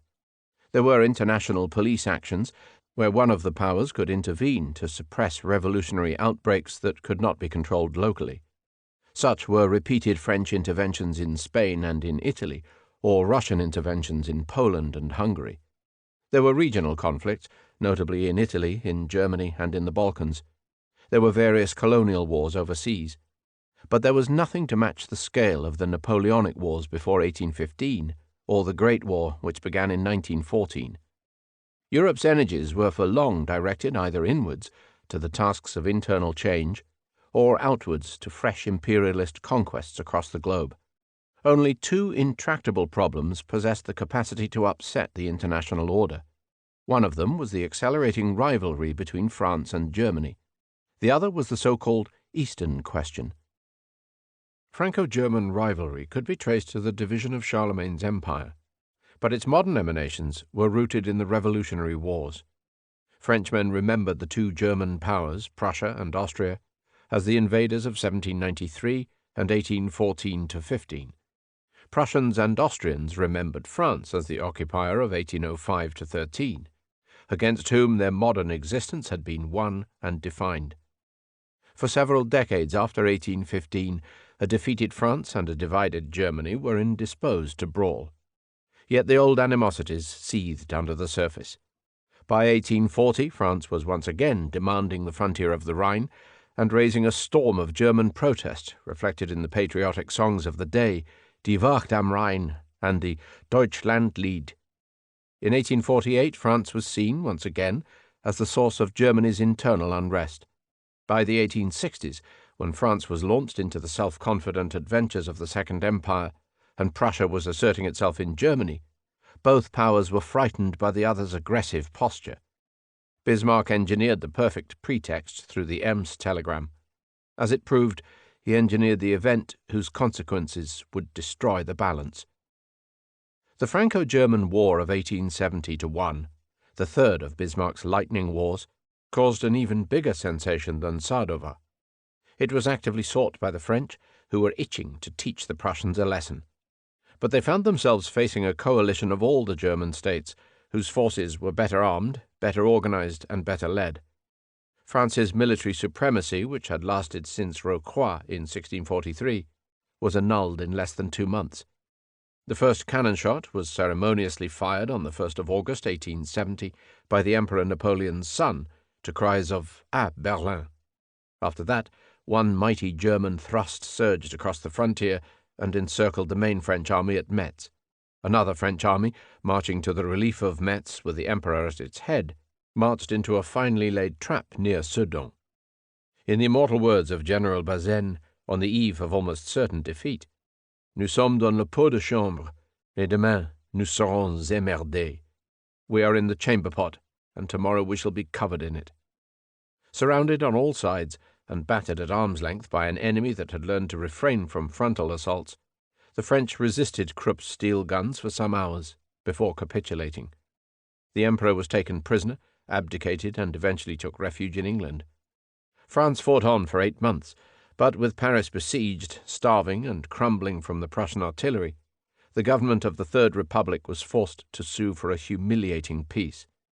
In May 1871 it submitted, consenting to cede Alsace-Lorraine, to pay huge reparations, and to accept German occupation for 2 years. Prussia's crowning victory had several long-term consequences. It facilitated the declaration of a united German Empire, whose first emperor, William I, King of Prussia, was acclaimed by the princes of Germany assembled at Versailles. It served notice that the new Germany would be second to none in military prowess. In France, it provoked the desperate events of the Paris Commune, and it fueled the passions of anti-German hatred that were to call ever more insistently for revenge. The Eastern question, as it came to be called, grew from 2 related and apparently unstoppable processes: the continuing expansion of the Russian Empire and the steady retreat of the Ottomans. It gave rise to the independence of the Balkan nations, to the Crimean War, and to a chain of complications which eventually sparked the fatal crisis of 1914. The prospect of Ottoman collapse loomed ever more starkly throughout the century. For the Russians, this was entirely desirable. The re-establishment of Christian power on the Bosporus had formed the ultimate goal of Tsarist policy ever since the myth of the Third Rome was formulated. Possession of the Straits would fulfill Russia's dream of unrestricted access to warm water. As Dostoevsky remarked in 1871, in triumphant expectation, "Constantinople will be ours." For the other powers, the demise of the sick man of Europe held a host of dangers. Britain feared for its lines of communications to India. Austria felt threatened by the emergence of a gaggle of Russian-sponsored states on her southeastern border. Germany felt threatened by the rise of the only land power whose military capacity might someday overtake her own. Russia's compulsive expansion continued at a rate which, for the period 1683 to 1914, has been calculated on average, perhaps conservatively, at 55 square miles per day. But it did not always threaten Europe directly. Following the gains of the Napoleonic period, the main thrusts were now directed against what Russians sometimes called the Middle South, in the Caucasus and Central Asia, and against China and Japan. Europe, however, was not immune from the bear, which constantly probed the limits of tolerance. Russia's involvement in the Greek War of Independence sounded the alarm bells, and her gains at the Treaty of Adrianople were restricted to a small corner on the Danube Delta. Both in 1831 and 1863, Russian violation of Poland's nominal independence evoked vigorous protests from Britain and France. But it was not unwelcome to Berlin and Vienna, which had Polish territories of their own to hold down. So nothing was done. Russia's advance into the Danubian principalities in 1853 provoked an immediate military response from Austria and the onset of the Crimean War. After that, St. Petersburg understood that direct annexations in Europe could be costly, and that parts of her empire were vulnerable to attack from adversaries with superior naval power. The decision was taken to withdraw from North America, and in 1867 Alaska was sold off to the USA for a trifling $8 million. Real estate was more easily acquired elsewhere.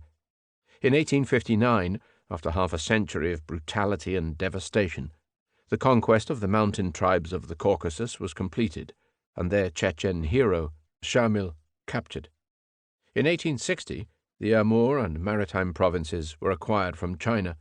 In 1864, Turkestan from Persia. In 1875, Sakhalin and the Kurils from Japan. All these gains would later be denounced by the losers as the fruit of unequal treaties. In 1900, the Russian occupation of Manchuria provoked conflict and defeat in the Russo-Japanese War. In 1907, the division of Persia into British and Russian spheres of influence ended several decades of Britain's fears over Central Asia, whilst raising suspicions about Russia's designs on the Persian Gulf. The Crimean War took place when Britain and France decided to assist the Porte in efforts to defend the Danube principalities and to resist Russian claims of protection over the Ottomans' Christian subjects. Austria immediately occupied the principalities, and the Western powers, aided by Sardinia, sent a punitive expedition to the Crimea. Despite nasty trench warfare, cholera, and appalling losses, the Allied siege of Sebastopol finally succeeded. The Peace of Paris neutralized the Black Sea, imposed a joint European protectorate over the Ottoman Christians, and guaranteed the integrity of both the Ottoman Empire and the principalities. Nonetheless, the Russians were back in the Balkans within 20 years. On this occasion, the opening was provided by simultaneous revolts in 3 Ottoman provinces, in Bosnia, Herzegovina, and Bulgaria. Military intervention by Serbia and Montenegro, diplomatic meddling by Austria, and the murder of 136 Turkish officials in Bulgaria elicited a ferocious Ottoman response. In May 1876, over 20,000 peasants were slaughtered in the notorious Bulgarian horrors. In London, Gladstone raged, "Let the Turks now carry away their abuses in the only possible manner, namely by carrying off themselves." In Constantinople, 2 successive sultans were overthrown. In St. Petersburg, the Tsar felt duty-bound to protect the Balkan Christians. 2 international conferences were convened to impose conditions on the new Sultan, Abdul Hamid II the Damned, who baffled them all by promises of a parliamentary constitution. In April 1877, Russian armies invaded Ottoman territory on the Danube and in Armenia. Their advance was long delayed by stout Turkish resistance on the Balkan passes, but by January 1878, the Cossacks were threatening the walls of Constantinople. By the Treaty of San Stefano, the Porte was obliged to accept the Tsar's stiff terms, including the creation of an independent Greater Bulgaria of alarming proportions. The Congress of Berlin, the 13th of June to the 13th of July 1878, was convened to satisfy British and Austrian demands for the revision of the San Stefano Treaty and the curtailment of Russian ambitions. It was a grand diplomatic occasion, the last when all the European powers could meet to settle their differences on equal terms. With Bismarck in the chair as the self-styled honest broker, it marked united Germany's supreme status in Europe, and it drew the sting of the war fever, which filled the London music halls. "We don't want to fight, but by jingo if we do, we've got the ships, we've got the men, we've got the money too. We've fought the bear before, and while Britons will be true, the Russians shall not have Constantinople." In many respects, however, the Congress exemplified the most cynical aspects of the European power game. None of the Balkan peoples was effectively represented. None was treated with consideration. Bosnia and Herzegovina were handed over to Austrian occupation. Bulgaria was split in two and excluded from the Aegean. Serbia, Montenegro, and Romania, patronizingly confirmed in their independence, were all refused the pieces of territory which they thought most important. The powers, in contrast, simply helped themselves. Russia denied the Straits, took Bessarabia from her Romanian ally. Britain took Cyprus from her Ottoman client. Austria took the Sanjak of Novi Bazar. Disraeli left Berlin claiming peace with honor. Not surprisingly, the Balkan nations were soon seeking their own, often violent, solutions.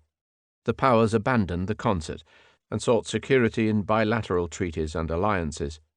The brakes were removed from the pursuit of national interest at all levels. Land forces still provided the key to continental politics.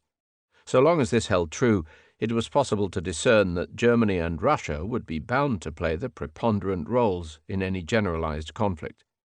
Of the 5 European powers, 3 had serious military defects. Britain possessed a mighty navy, but no conscript army. France was suffering a catastrophic fall in the birth rate that seriously threatened the supply of conscripts.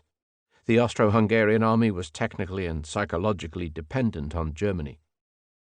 The formation of 2 opposing diplomatic and military blocs took place over 3 decades. At first, Britain and France were kept apart by colonial rivalry, Britain and Russia by mutual suspicions over Central Asia, Russia and France by Tsarist republican animosities. So for a time, Bismarck was free to construct a system that would protect Germany from French revenge. In 1879, he forged the dual alliance with Austria. In 1881-7, the Dreikaiserbund of Germany, Austria, and Russia. From 1882, the Triple Alliance of Germany, Austria, and Italy. In 1884-7 and 1887-90, the 2 reinsurance treaties with Russia. Yet the logic of Europe's 2 most intense political passions, France's loathing for Germany and Russia's longing for the Straits, was sure to assert itself. France was bound to seek escape from the web which Bismarck had so brilliantly woven, and Russia was bound to chafe at the check on her Balkan ambitions. Hence, in the years after Bismarck's dismissal, Russia's relations with Germany cooled, and the Tsar looked for new partners. In 1893, with French banks already investing heavily in Russian concerns, the Franco-Russian alliance was signed between Paris and St. Petersburg. At a stroke, France escaped from isolation, regained her confidence, and threatened Germany from both sides.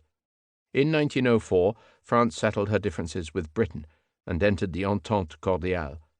In 1907, after the Anglo-Russian agreement over Persia, the way was finally opened for the Triple Entente of France, Britain, and Russia. At the time, it may have seemed that Europe's diplomatic kaleidoscope had thrown up just another temporary constellation. Both the Triple Alliance and the Triple Entente were essentially defensive in nature, and there were still several loose ends. Both Britain and Germany, for example, were still hoping to reach an accommodation, despite their differences. In fact, with the West and East combining against the centre, the powers had manoeuvred themselves into a strategic configuration whose stresses were to be played out for the rest of the 20th century. Almost without noticing, Europe had divided itself into 2 massive armed camps, and there was no honest broker left. Developments in military technology remained sluggish through much of the century, though important organizational and logistical changes took place. Railways revolutionized the existing methods of transport, mobilization, and supply. The work of the general staffs was redesigned on the Prussian model in order to deal with the permanent flow of conscripts. But apart from their rifled percussion muskets, the armies of the Crimea were much like those of Austerlitz. The effect of rifled barrels was felt only gradually, first in the Prussian Dreiser needle gun of 1866, then in the superior French Chassepot rifle and the Krupp breech-loading cannon of 1870. In naval design, steam-driven and armor-plated warships came into vogue. Yet the thorough exploitation of modern machines and modern chemicals had to await the advent in the 1880s of high explosives, the machine gun, and long-range artillery. Despite the absence of major engagements after 1871, it is not true to say that military theorists failed to consider the impact of the new weapons. One writer, the Polish railway magnate Jan Bloch, argued in La Guerre Future that offensive war had ceased to be a viable proposition.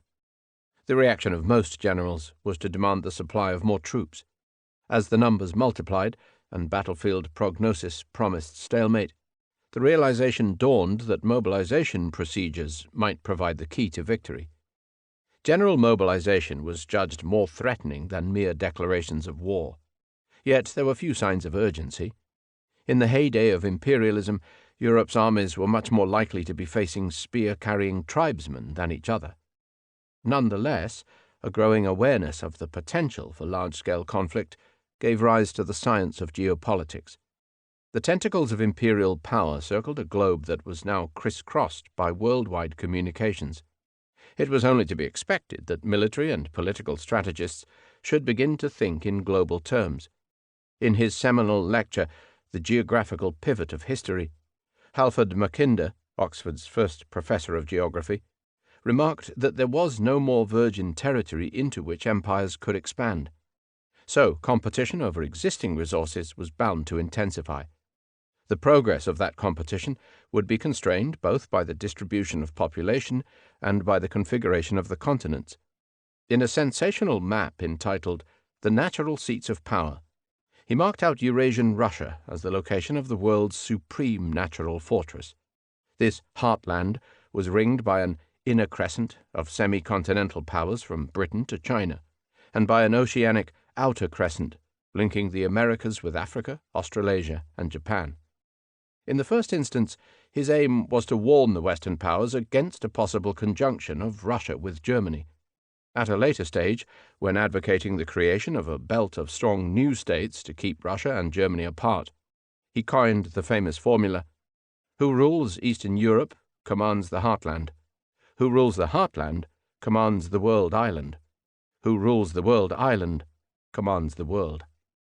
Mackinder's ideas were destined to be taken very seriously in Germany, as they were, in the subsequent era of air power, in the USA. In the first dozen years of the 20th century, the long European peace still held. But fears began to be expressed about its fragility. Franco-German rivalry, recurrent Balkan crises, antagonistic diplomatic blocs, imperialist frictions, and the naval arms race all combined to raise the temperature of international relations. One alarm sounded in Bosnia in 1908, another at Agadir in 1911. Whilst all the powers professed a desire for continued peace, all were preparing for war. The Bosnian crisis indicated where Europe's most likely flashpoint lay. Austria-Hungary annexed Bosnia in 1908 without a shred of legal justification, having occupied and administered the country for the previous 30 years by international mandate. But Kaiser Wilhelm declared that he would fight at Austria's side like a knight in shining armor, and the powers felt unable to intervene. Austria's démarche robbed Belgrade of its hopes of a greater Serbia, and served notice on Russia about further meddling. It was also a factor in the revolt of the Young Turks, who in 1908-9 took over the Ottoman government, throwing themselves into a program of nationalism and modernization. Above all, it convinced the Balkan states that their differences could only be settled among themselves and by force. In 1912-13, 3 regional wars were fought in the Balkans. In May 1912, Italy attacked the Ottoman Empire, seizing Rhodes, Tripoli, and Cyrenaica. In October 1912, with the port diverted by a rising in Albania, the Balkan League of Montenegro, Serbia, Bulgaria, and Greece took the offensive against the Ottomans in Macedonia. In June 1913, Bulgaria attacked Serbia to start the Balkan War of Partition. On each occasion, international conferences were held and treaties were signed. Albania emerged as a sovereign state, but Macedonia did not. Austrian gambling paid off. Germany's influence in Turkey greatly increased. Russian ambitions remained unsatisfied. The Eastern question stayed unresolved. In a climate of growing unease, serious thought was given to the task of minimizing international conflict. In the absence of government leadership, a number of private initiatives gave rise to agencies such as the Institute of International Law, the Interparliamentary Union, and the Nobel Committee. After a long period of gestation, which began in 1843, when the first Peace Congress had been held in London, an International Peace Bureau began to operate regularly from 1891, out of Bern in Switzerland, coordinating national branches and organizing meetings. Pacifist opinions were given publicly from various quarters, including the Swiss jurist J. K. Bluntschli, the German Bertha von Suttner, the Austrian A. H. Fried, the French socialist Jean Jaurès, and the English economist Norman Angell. Angell's The Great Illusion argued that the economic interest of nations had rendered war redundant. Yet the most successful appeal for action came from the Tsar of Russia. Following his intervention, two massive peace conferences assembled at The Hague in 1899 and 1907 to discuss disarmament, the arbitration of international disputes, and the rules of land warfare. Practical results were not lacking. The International Court of Justice came into being in 1900 and the Hague Convention in 1907. A maritime conference assembled in London in 1908–9. But pacifism enjoyed general support neither among the citizens nor the politicians of the leading states. The ethos of unrestrained state power was deeply rooted. As Field Marshal von Moltke had written in response to Bluntschli, "Perpetual peace is a dream, and not even a beautiful dream. War is part of God's order. Without war, the world would stagnate and lose itself in materialism. In it, man's most noble virtues are displayed: courage and self-denial, devotion to duty, willingness to sacrifice oneself, and to risk life itself." Similar sentiments were voiced in France and Britain. Jaurès would be murdered on the 31st of July 1914 on the grounds that pacifism was treason. At the same time, the generals were coming to recognize that the destructiveness of a future war would far exceed anything previously known, and that the powers would embark on it at their peril. In his last address to the Reichstag in May 1890, the aging Moltke issued a grave warning. If this war were to break out, no one could foresee how long it would last, nor how it would end. Gentlemen, it could be a 7 years' war, it could be a 30 years' war, and woe to the man who first throws the match into the powder keg. As a result, the military staffs of Europe were torn between the prevailing spirit of militarism and the growing counsels of prudence. They then followed the most dangerous of all courses. They accelerated their preparations for war, assembling huge arsenals and training vast conscript armies, whilst carefully avoiding conflict for decade after decade. The cauldron of rivalries, fears, and hatreds steadily raised an explosive head of steam. The cauldron's lid was eventually blown off by another assassination, a month before that of Jaurès. On the 28th of June 1914, the heir to the throne of Austria-Hungary, Archduke Francis Ferdinand of Austria-Este, was paying an official visit to the Bosnian capital Sarajevo. Accompanied by his morganatic Czech wife Sophie, Duchess of Hohenberg, he had disregarded all warnings, having deliberately timed his visit to coincide with the Serbian national festival of Vitovdan, St. Vitus Day, the anniversary of the Battle of Kosovo. In Serbian eyes, it was a calculated insult. In consequence, the crowds which lined the streets of Sarajevo concealed a group of young assassins sent by one of the secret Serb societies opposing Habsburg rule, the Black Hand. In the morning, the Archduke's car, a Gräf und Stift 28 horsepower, took an unexpected route, and the visitors arrived safely for lunch at the City Hall, where Sophie received a delegation of Muslim ladies. A bomb had been thrown, but the explosion caused no injuries and a man was arrested. After lunch, however, the Archduke's driver took a wrong turning. In his efforts to change direction, he reversed the open vehicle and its passengers right up to a spot beside another conspirator, a 19-year-old consumptive student, Gavrilo Princip. Fired at point-blank range, the bullets of Princip's revolver mortally wounded the imperial couple. Francis Ferdinand murmured, "Sofer, Sofer, sterbe nicht, bleibe am Leben für unsere Kinder." Sophie, dear, don't die. Stay alive for our children. But Sophie was dead, and her husband died within the hour. They would be buried at the dead of night in the chapel of their house at Arstetten on the Danube. Their car and their blood-soaked clothing would be preserved at the Army Museum in Vienna. Within 4 weeks, the gunshots of Sarajevo brought Europe's diplomatic and military restraints crashing to the ground. Ultimata, mobilization orders, and declarations of war ricocheted round the chancelleries. Vienna wanted action against Serbia and was given carte blanche by Berlin. On the 23rd of July, an ultimatum was delivered to Belgrade, demanding Austrian participation in the pursuit of the assassins. The Serbian government prevaricated and ordered partial mobilization.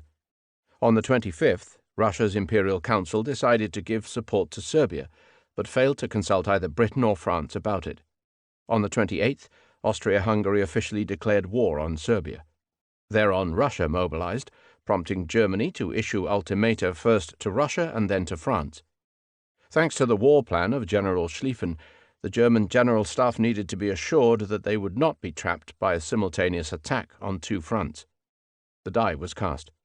When the 2 ultimata evoked no response, the Kaiser followed his general's advice that the safety of the Reich permitted no delay. On the 1st of August, Germany declared war on Russia, and on the 3rd, on France.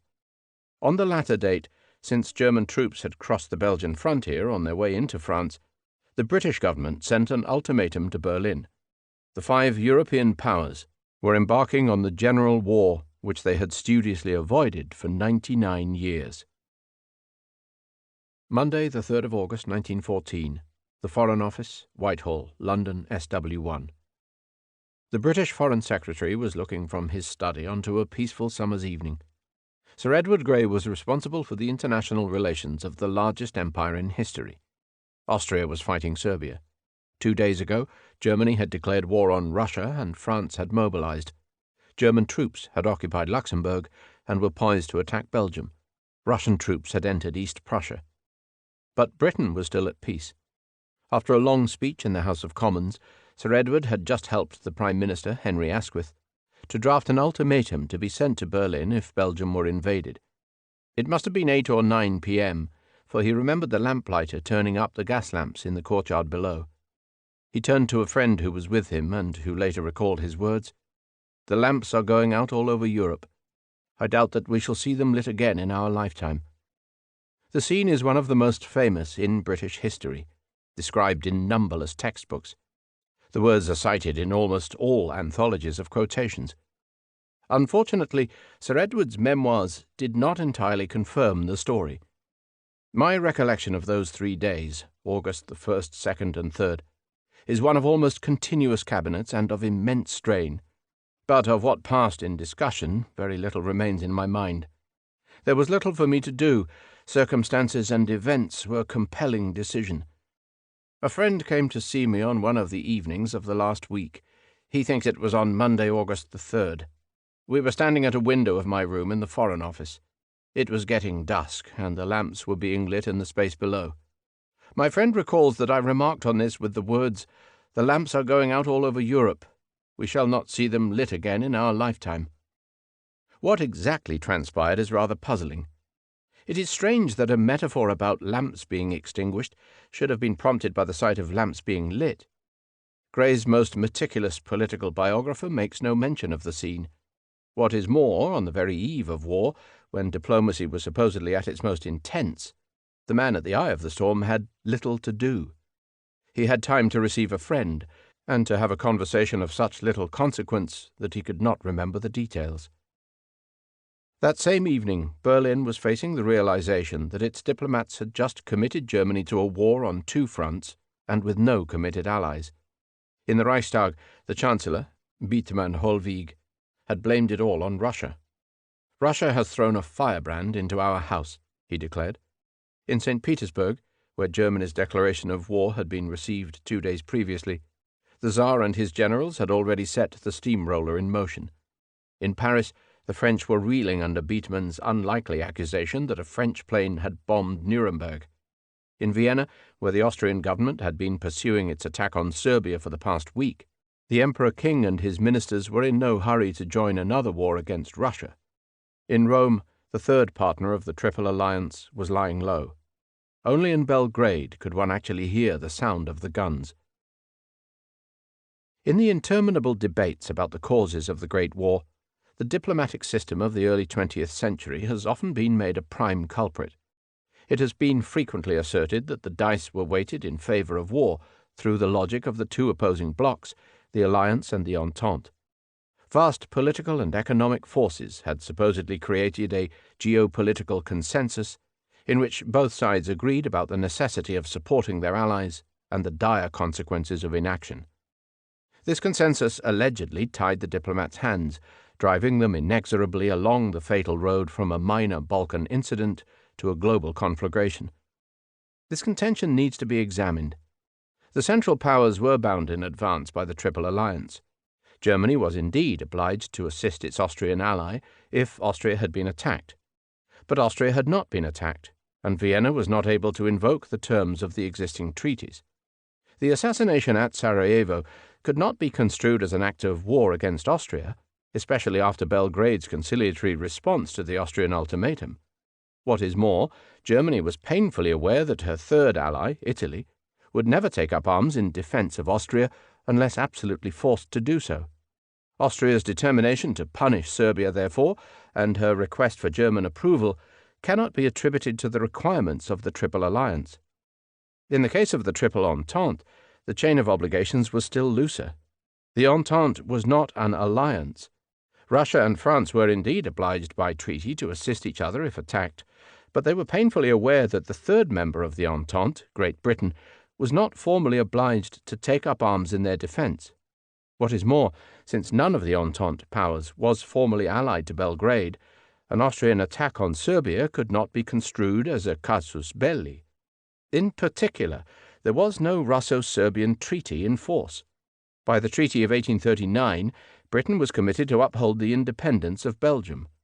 But that was an old obligation which long preceded the undertakings of the Entente.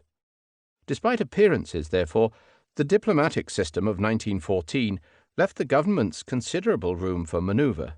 It did not oblige Germany to support Austria in all circumstances, or Russia to support Serbia, or Britain to support Russia and France. Almost all the key decisions were justified in terms of honor or friendship or fear or expediency, not of treaties, in which case it is appropriate to look less at the diplomatic system and more at the diplomats. Sir Edward Grey, later Earl Grey of Falodon, was a quintessential English gentleman. Handsome, modest, and retiring, he was imbued with the spirit of patriotic service. G.B. Shaw mischievously called him a typical British Junker. He was descended from a county family in Northumberland, which came to prominence first through the exploits of a soldier forebear on the battlefield of Minden in 1759, and later through the Whiggish second Earl, a sponsor of the Great Reform Bill of 1832. The family was best known from the perfumed brand of Indian tea which was named in the second Earl's honour. Sir Edward himself was just old enough to remember the Franco-Prussian War. When, at the age of 8, he asked his father which side Britain favoured, he was told the Germans. He was sent with his two brothers to board at Winchester, before proceeding via Balliol College, Oxford, to an impeccable career as Liberal MP for North Berwick, Under-Secretary at the Foreign Office 1892-5, and Foreign Secretary in Asquith's Liberal government from 1906 to 1916. Grey's lifestyle was simplicity itself. He was deeply devoted to his wife, Dorothy, with whom he shared a passion for nature and to whom he corresponded, when separated, on every single day of their marriage. With her he remodelled the estate at Falodon, creating an extensive wildfowl reserve. He was an habitual angler and bird-watcher, and an accomplished poetical scholar. When working in London, it was part of his sacred routine to catch the 6 o'clock train from Waterloo every Saturday morning, and to spend a weekends fishing near his cottage at Itchen Abbas in Hampshire. He would much rather catch a 3-pound trout on the dry fly than make a highly successful speech in the House of Commons. Grey was destined to write at length about these simple joys. He published books on fly fishing, on the waterfowl at Falodon, and on Wordsworth's Prelude, that serene and blessed mood in which we are laid asleep in body and become a living soul, with an eye made quiet by the power of harmony and the deep power of joy. We see into the life of things, As a guest lecturer in America, he once chose the subject of recreation. He recounted the story how, as Foreign Secretary, he had entertained the ex-president, Theodore Roosevelt, whom he had taken on a 20-hour trip through the Hampshire countryside. The visitor was a keen ornithologist with a fine ear for birdsong. Gray was greatly impressed when Roosevelt unhesitatingly picked out the call of a gold-crested wren, the only member of the species that is common to England and America. "We are listening today," he had said, "to songs which must have been familiar to races of men of which history has no record." Gray was not the typical imperialist or globe-trotting diplomat. Unlike his two brothers, one of whom was killed in Africa by a lion and the other by a buffalo, he saw little of the British Empire. Though he read French, he spoke no foreign languages, and, with the exception of continental vacations, he knew no foreign countries well. He was deeply imbued with the spirit of the splendid isolation of the 1890s, when he had first entered foreign relations. He saw no reason why Britain should become unduly involved in Europe's affairs. His watchwords were "no commitments" and "our hands must be free." In 1914, at 52, Gray's personal life was blighted. His wife had been killed in a carriage accident 8 years before. He communed with nature alone and with failing eyesight. He could not read papers easily. He had cataracts and deteriorating damage to the retina. But for the pressure of business, he would have gone in the summer of 1914 to consult an oculist in Germany. Gray's views on Germany were not hostile. He was not really hostile towards anything. But he felt uneasy about German ambitions. Contrary to talk of colonial rivalry and of Germany's desire for a place in the sun, he judged that the Kaiser's ambitions were directed elsewhere. What Germany really wanted, he wrote after the war, was a place in a temperate climate and a fertile land which could be peopled by her white population under the German flag. We had no such place to offer. He did not approve. On the other hand, German designs on Eastern Europe did not pose a threat to the British Empire. Most of the news in the month following Sarajevo had little to do with the European crisis. On the afternoon that the Archduke was shot, Baron de Rothschild's Sardanapal won the Grand Prix de Paris by a neck. Britain's calendar for July 1914 was filled with the usual summer announcements. 2. Death of Joseph Chamberlain. 3. At Christie's, Corot's Le Rond des Nymphes realized 6,600 guineas. 4. Harvard won the Grand Challenge Cup at Henley Regatta. 7. A statue to Victor Hugo unveiled at Candide Park, Guernsey. 9. The Anglican Church admitted women to parochial councils. 11. London to Paris to London air race won in 7 hours 13 minutes 6 seconds. 12. Diventis, Switzerland. 1300th anniversary of St. Sigisbert. 16. Gravesend Parish Church. The U.S. ambassador unveils stained glass windows commemorating the Indian princess Pocahontas. Georges Carpentier, France, defeats Gunboat Smith, America, in the White Heavyweight Boxing Championship of the World. 24. Failure of the Conference on Irish Home Rule. 26.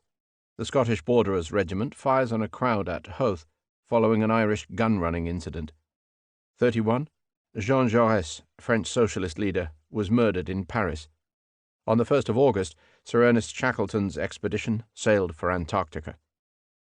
The first sign of real trouble in London came on the 31st of July, when the stock exchange was closed and the bank rate raised to 8%. On Sunday the 2nd of August, prayers for the nation were offered in all churches and chapels of the United Kingdom. Ominously, on the 3rd of August, Cowes Regatta was cancelled. Gray's performance during the crisis of 1914 attracted both praise and scorn. Winston Churchill, First Lord of the Admiralty, was an admirer. Gray plunged into his immense double struggle, A, to prevent war, and B, not to desert France should war come. I watched his cool skill with admiration. He had to make the Germans realize we were to be reckoned with, without making France or Russia feel that we were in their pocket. The Manchester Guardian, Britain's leading liberal paper, strongly disagreed. Having expected Britain to stay neutral, it was horrified when war was declared. For years, it cried, Gray has been holding back the whole truth. David Lloyd George, Chancellor of the Exchequer, was also very critical. At the start of 1914, he had argued for a reduction in arms expenditure, believing that Anglo-German relations were far more friendly than for years past. Grey was the most insular of our statesmen, he later wrote. Northumberland was good enough for him. And he pointed to what he considered the fatal flaw. Had he, Grey, warned Germany in time of the point at which Britain would declare war, the issue would have been different. In Germany, similar criticisms were expressed in harsher language. Many believed that Grey was the bungler, the wily hypocrite, the chief architect of the war, who dragged Germany down. Even those Germans who appreciated Grey's goodwill judged him severely. Sir Edward imagined that he was steering his ship with a sure hand, unaware that other hands were on the wheel. He was a man with two sets of human values, a double morality. After the war, Grey did not mention collective guilt, still less the faults of the diplomats. Instead, he recounted an anecdote about Japan. "We used to be a nation of artists," a Japanese diplomat once told him. "But now we have learned to kill, you say that we are civilized." Sir Edward's road to war began very late, in the last week of July. On the 25th he travelled as usual for a weekend's fishing at Itchen Abbas, with unflappable sang-froid, or with culpable disregard of duty. At that stage he had no thoughts of war. His initial sympathies had lain with Austria, and to him things only seemed to slide when Austria spurned Serbia's conciliatory stance. He was convinced that the powers would recoil from the abyss, that Britain was bound to support France if war came, that Britain, however, should give no pledge it could not fulfill, and therefore that we, the British government, must address ourselves to Germany. On the 26th, after dining with Viscount Haldane, he talked with an informal German emissary, Balin, who reported back that Britain would stay neutral unless Belgium was completely swallowed. On the 27th, he proposed an international conference, but found that the proposal was not taken up. On the 31st, when Germany and Russia were both mobilizing, Grey had still made no positive commitments to anyone, though he had rejected a German proposal for a non-aggression treaty. On Saturday the 1st of August, since he had cancelled his trip to Hampshire, he dined at Brooks's club, where he was seen playing billiards. On the 2nd he attended a Sunday cabinet meeting, an unheard-of event, where ministers came to no definite conclusion about the consequences of a German invasion of Belgium. Several ministers, including Morley, the Lord President, and John Burns, President of the Board of Trade, gave notice of resigning if Britain did not stay neutral. Sir Edward's timetable on the 3rd of August started with another morning cabinet. At 2 p.m. after lunch, he went to the Foreign Office to meet the German ambassador, Prince Lichnowsky, who informed him that the invasion of Belgium was imminent, and asked in return for the drift of Sir Edward's speech due within the hour. Grey declined to divulge this. Then he crossed the street to the Palace of Westminster, and at 3 p.m. rose to speak. "Last week I stated that we were working to preserve the peace of Europe. Today it is clear that the peace of Europe cannot be preserved. Russia and Germany, at any rate, have declared war." Sir Edward explained that Britain still possessed the freedom to decide its policy. Britain was not a party to the Franco-Russian alliance, and did not even know its terms. However, in outlining the factors which would determine British action, he started by expressing sympathy for the predicament of the French. No country or government has less desire to be involved in war over a dispute between Austria and Serbia than France. They are involved in it through an obligation of honour, under a definite alliance with Russia. In listing Britain's interests, he made special mention of the English Channel and the Anglo-Belgian Treaty of 1839. From this, he concluded that Britain's unconditional neutrality would not be an acceptable stance. Thanks to the Navy, Britain did not stand to suffer much more by entering the war than by standing aside.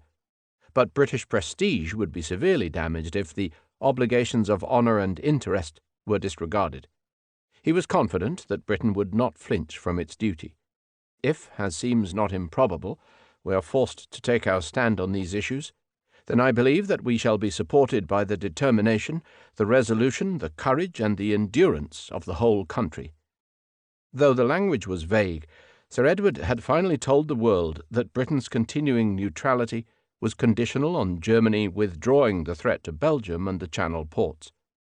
After his speech, Sir Edward was approached by Winston Churchill, who said, "What next? Now we shall send them an ultimatum to stop the invasion of Belgium within 24 hours. In the Prime Minister's office in the Commons, Asquith was visited by his wife. "So it's all up?" she said.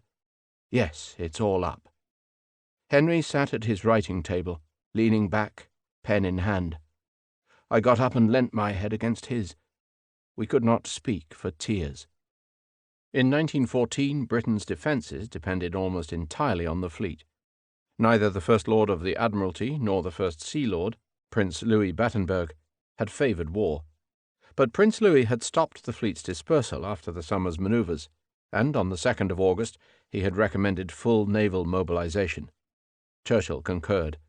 In the early hours of the 3rd, at his Admiralty desk, Churchill received a letter from his wife, who wrote that it would be a wicked war. He replied, "Cat, dear, it is all up. Germany has quenched the last hopes of peace by declaring war on Russia, and the declaration against France is momentarily expected. I profoundly understand your view, but the world has gone mad, and we must look after ourselves and our friends. Sweet cat, my tender love, your devoted W. Kiss the kittens." After talking to Grey, Churchill sent a note to the Prime Minister. "Unless forbidden to do so, I shall put Anglo-French naval disposition into force to defend the Channel." Tuesday, the 4th of August, was a day of waiting in London. News arrived in the morning that German troops had crossed the Belgian frontier in force. Britain's ultimatum to Berlin was dispatched at 2 p.m., demanding a reply within the day. Asquith wrote to his intimate confidant, Venetia Stanley, "Winston, who has put on all his war paint, is spoiling for a sea fight." 2 German ships, the Goeben and the Breslau, were steaming through the Mediterranean bound for Turkey. The British were confident of catching them. The ultimatum expired, unanswered, at 11 p.m., midnight in Berlin. 15 minutes later, the Cabinet convened at 10 Downing Street. The scene was later described by David Lloyd George in a private letter to Mrs. Asquith. Winston dashed into the room, radiant, his face bright, his manner keen, one word pouring out on another, how he was going to send telegrams to the Med, to the North Sea, and God knows where. You could see he was a really happy man. At which point the Admiralty sent the signal to all ships of the fleet, "Commence hostilities at once with Germany." Contrary to the inclination of its leading politicians, Britain had abandoned peaceful neutrality. The decision transformed a continental war into a worldwide conflict. Britain's declaration of war put the final seal on the biggest diplomatic disaster of modern times. It completed the most dire of the scenarios which the diplomats had been contemplating over the previous month. It was the 4th such declaration in line, the first by Austria, the 2nd and 3rd by Germany. Britain was the only Entente power to take the initiative in going to war. 4 weeks earlier, when Vienna had demanded satisfaction from Belgrade over the assassination at Sarajevo, analysts could have foreseen that the European crisis could be resolved in one of 4 different ways. It might conceivably have been settled without war, as had happened in 1908 after the Bosnian affair. On the other hand, it might have produced a local war limited to Austria and Serbia. Thirdly, if the great powers did not show restraint, it might have sparked the continental war for which both the current diplomatic alliances and the plans of the general staffs had been designed. In this case, Germany and Austria would have been pitted against Russia and France, and Britain would have remained neutral. Lastly, God forbid, it was just possible that Britain would become directly involved, and that the controlled continental war would be expanded into a totally uncontrolled global conflict. For this reason, the diplomatic relations between London and Berlin were of greater import than those between Europe's other capitals. Vienna was the key to a local war, Berlin to the continental war, London to global conflict. Any competent student could have listed the reasons why Britain's involvement raised very special complications. From the strategic point of view, Britain's assets were spread right round the globe, and their fate would not just affect the interests of the European states. From the political point of view, the British Empire in 1914 was still judged the world's greatest power, and war against Britain would be seen as a bid for world supremacy. From the economic point of view, Britain was still the capital of world finance. Though her technical and industrial strength was no longer the equivalent of Germany's, she could mobilize colossal resources. From the diplomatic point of view, the lofty Lords of Albion had never known defeat. They were noted for their ineffable self-confidence, for their obstinate sense of righteousness, and for their perfidy. Most importantly, from the purely military point of view, Britain represented a wild card, a spoiler, a participant whose impact was completely unpredictable. Thanks to naval supremacy, the British Isles could not be eliminated even by the most decisive of continental campaigns. At the same time, Britain only possessed what the Kaiser was to call a contemptibly small army, which could not play a major role on the continent until gradually expanded by conscription. The British government enjoyed the exceptional luxury of a position where sudden defeat did not come into the reckoning, and where a protracted war would see British military capacity steadily rising over a period of 2 or 3 years. These facts had clear consequences. If the continental campaigns went well for France and Russia in the early stages, Britain's participation might well tip the balance in favor of a decisive victory. If things went well for the Central Powers, however, Berlin and Vienna could not count on any such favorable outcome. Even if the French and Russian armies were defeated in the first shock, the Central Powers, like Napoleonic France, would still be left facing a defiant and impregnable Britain, which would use all its wiles to mount new coalitions against them. If the initial fighting were inconclusive, Britain would be better placed than anyone to build up its relative strength in later phases. Unlike Germany, Britain had no chance of winning a continental campaign, but she could not be easily defeated. In short, whatever happened, Britain had the capacity for ruining the prospect for the quick, limited war of which all German generals dreamed. There was much talk at the time of militarism. Colonel House, the American, who visited Berlin in 1914, was shocked by the bombastic displays. Yet all the powers cultivated a degree of military pomp and swagger. The differences were at best those of style. In all countries in 1914, unlike 1939, the military ethos was closely bound by a code of honor. A German observer remarked bitterly, "Militarism in the United Kingdom is regarded by the British as of God, and militarism in Germany as of the devil." Military technicalities were in play as well. One concerned the control of the English Channel. The British and French naval staffs had agreed in advance that the French fleet should be concentrated in the Mediterranean, whilst the Channel should be patrolled by the Royal Navy. This meant that British neutrality during a Franco-German campaign in Belgium would automatically give German warships a free run of the French and British coasts. Another important detail concerned mobilization procedures. German provisions envisaged a preparatory stage called a state of imminent war, to be followed by a second stage in which full mobilization could be completed almost immediately. In effect, a German declaration of Kriegsbereitschaft was equivalent to other countries' declarations of general mobilization. These were the matters to which Germany's diplomats, led by their Chancellor, Bethmann Hollweg, were required to turn their minds before forcing a showdown. Theobald von Bethmann Hollweg was an archetypal Prussian civil servant. Learned, polite, and earnest, he had spent his entire life in the upper echelons of the state bureaucracy. He was descended from a banking family from Frankfurt, which had moved to Berlin and been ennobled 2 generations back. They came to prominence through Theobald's grandfather, Moritz August, a law professor who had distinguished himself in the liberal opposition to Bismarck's regime. Theobald himself was just too young to have served in the Franco-Prussian War, which his grandfather had abhorred. He was sent with his brother Max to board at the Fürstenschule Pforte, before proceeding via legal studies at Strasbourg and Leipzig to success in the formidable civil service examinations. As a primus omnium at school, and with a Ph.D. in jurisprudence in his late 20s, he was perfectly prepared for a lightning ascent of the bureaucratic career ladder. Oberpräsidialrat at Potsdam, Regierungspräsident at Bromberg, Bydgoszcz, Oberpräsident or provincial governor of Mark Brandenburg, Minister of the Interior in 1905, Vice-Chancellor in 1907, Imperial Chancellor and Prime Minister of Prussia from 1909. From then until July 1917, He was responsible for all civilian policies, domestic and foreign, of Europe's most powerful state. Bateman Holweg was not the typical Junker. He inherited a fine landed estate at Hohenfinow, east of Berlin, but the Rittergut was bought by his grandfather, not rooted in family tradition. He had served in the local regiment, the 15th Uhlans, but only for 1 year after leaving school. He came to be deeply attached to Hohenfinow, a 3-story red brick pile set at the end of a long linden avenue among 7,500 acres on a bluff overlooking the Oder. He adopted the motto, Ego et domus mea serviemus Domino, my house and I shall serve the Lord.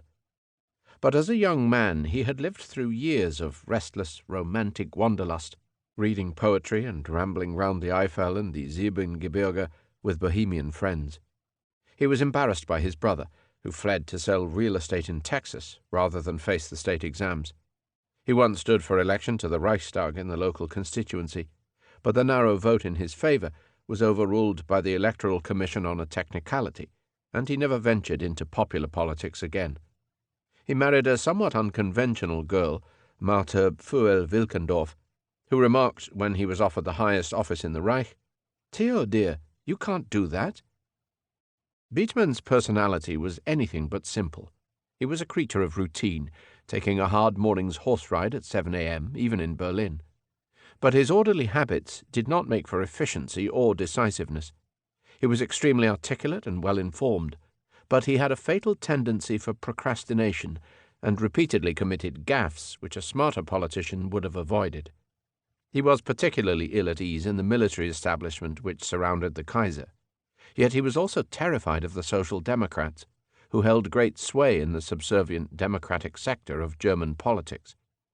Much of the inside information about his chancellorship derives from the diary of his personal assistant, Kurt Riesler, who worked alongside him admiringly throughout the crisis of 1914. Riesler noted, "His cunning is as great as his bungling." His biographer talks of his aggressively defensive self-consciousness. Beetman owed his position partly to his seniority in the civil service and partly to the belief that he could hold the middle ground between the conservatives and the radicals. By German standards he was a very moderate conservative. In foreign policy he had frequently gone on record to state his commitment to peace and to warn against the dangers of militarism. For this he was the bête noire of the Pan-German League, who often called for his dismissal. His guiding principle was supposedly Weltmacht und kein Krieg, world power but no war. In the previous November he had reprimanded the Crown Prince for his lack of restraint. To rattle the sabre at every diplomatic entanglement is not only blind but criminal. Pondering the prospects shortly after Sarajevo, he had confided to Riesler, "Any general conflict will lead to a revolution of all existing conditions." 2 weeks later, he had personally protested to the Kaiser about the bombastic statements of the Crown Prince and certain sections of the press. In July 1914, at the age of 58, Beetman's personal life had been blighted by the death of his wife only 2 months earlier. He travelled back and forth between Hohenfinow and Berlin alone, or with Riesler. Beetman's feelings towards England were very friendly. His son Ernst, who was to be killed in the war, had been a Rhodes Scholar at Oxford in 1908. Everything he said or wrote before the crisis underlined his wish and expectation for Anglo-German rapprochement. Beetman's performance attracted little admiration, except from his immediate associates. Riesler admired his fortitude under pressure and compared his scruples to the icy hypocrisy of Grey. "The Chancellor is a child of the first half of the 19th century," he noted, "and the heir to a more idealistic culture." Yet the Kaiser was brutal. When things began to go wrong in mid-July and Beetman offered to resign, the Kaiser apparently said, "It's you that have cooked this soup, and now you're going to eat it." Albert Ballin, president of the Hamburg-America line, and the informal go-between with London, was no more sympathetic.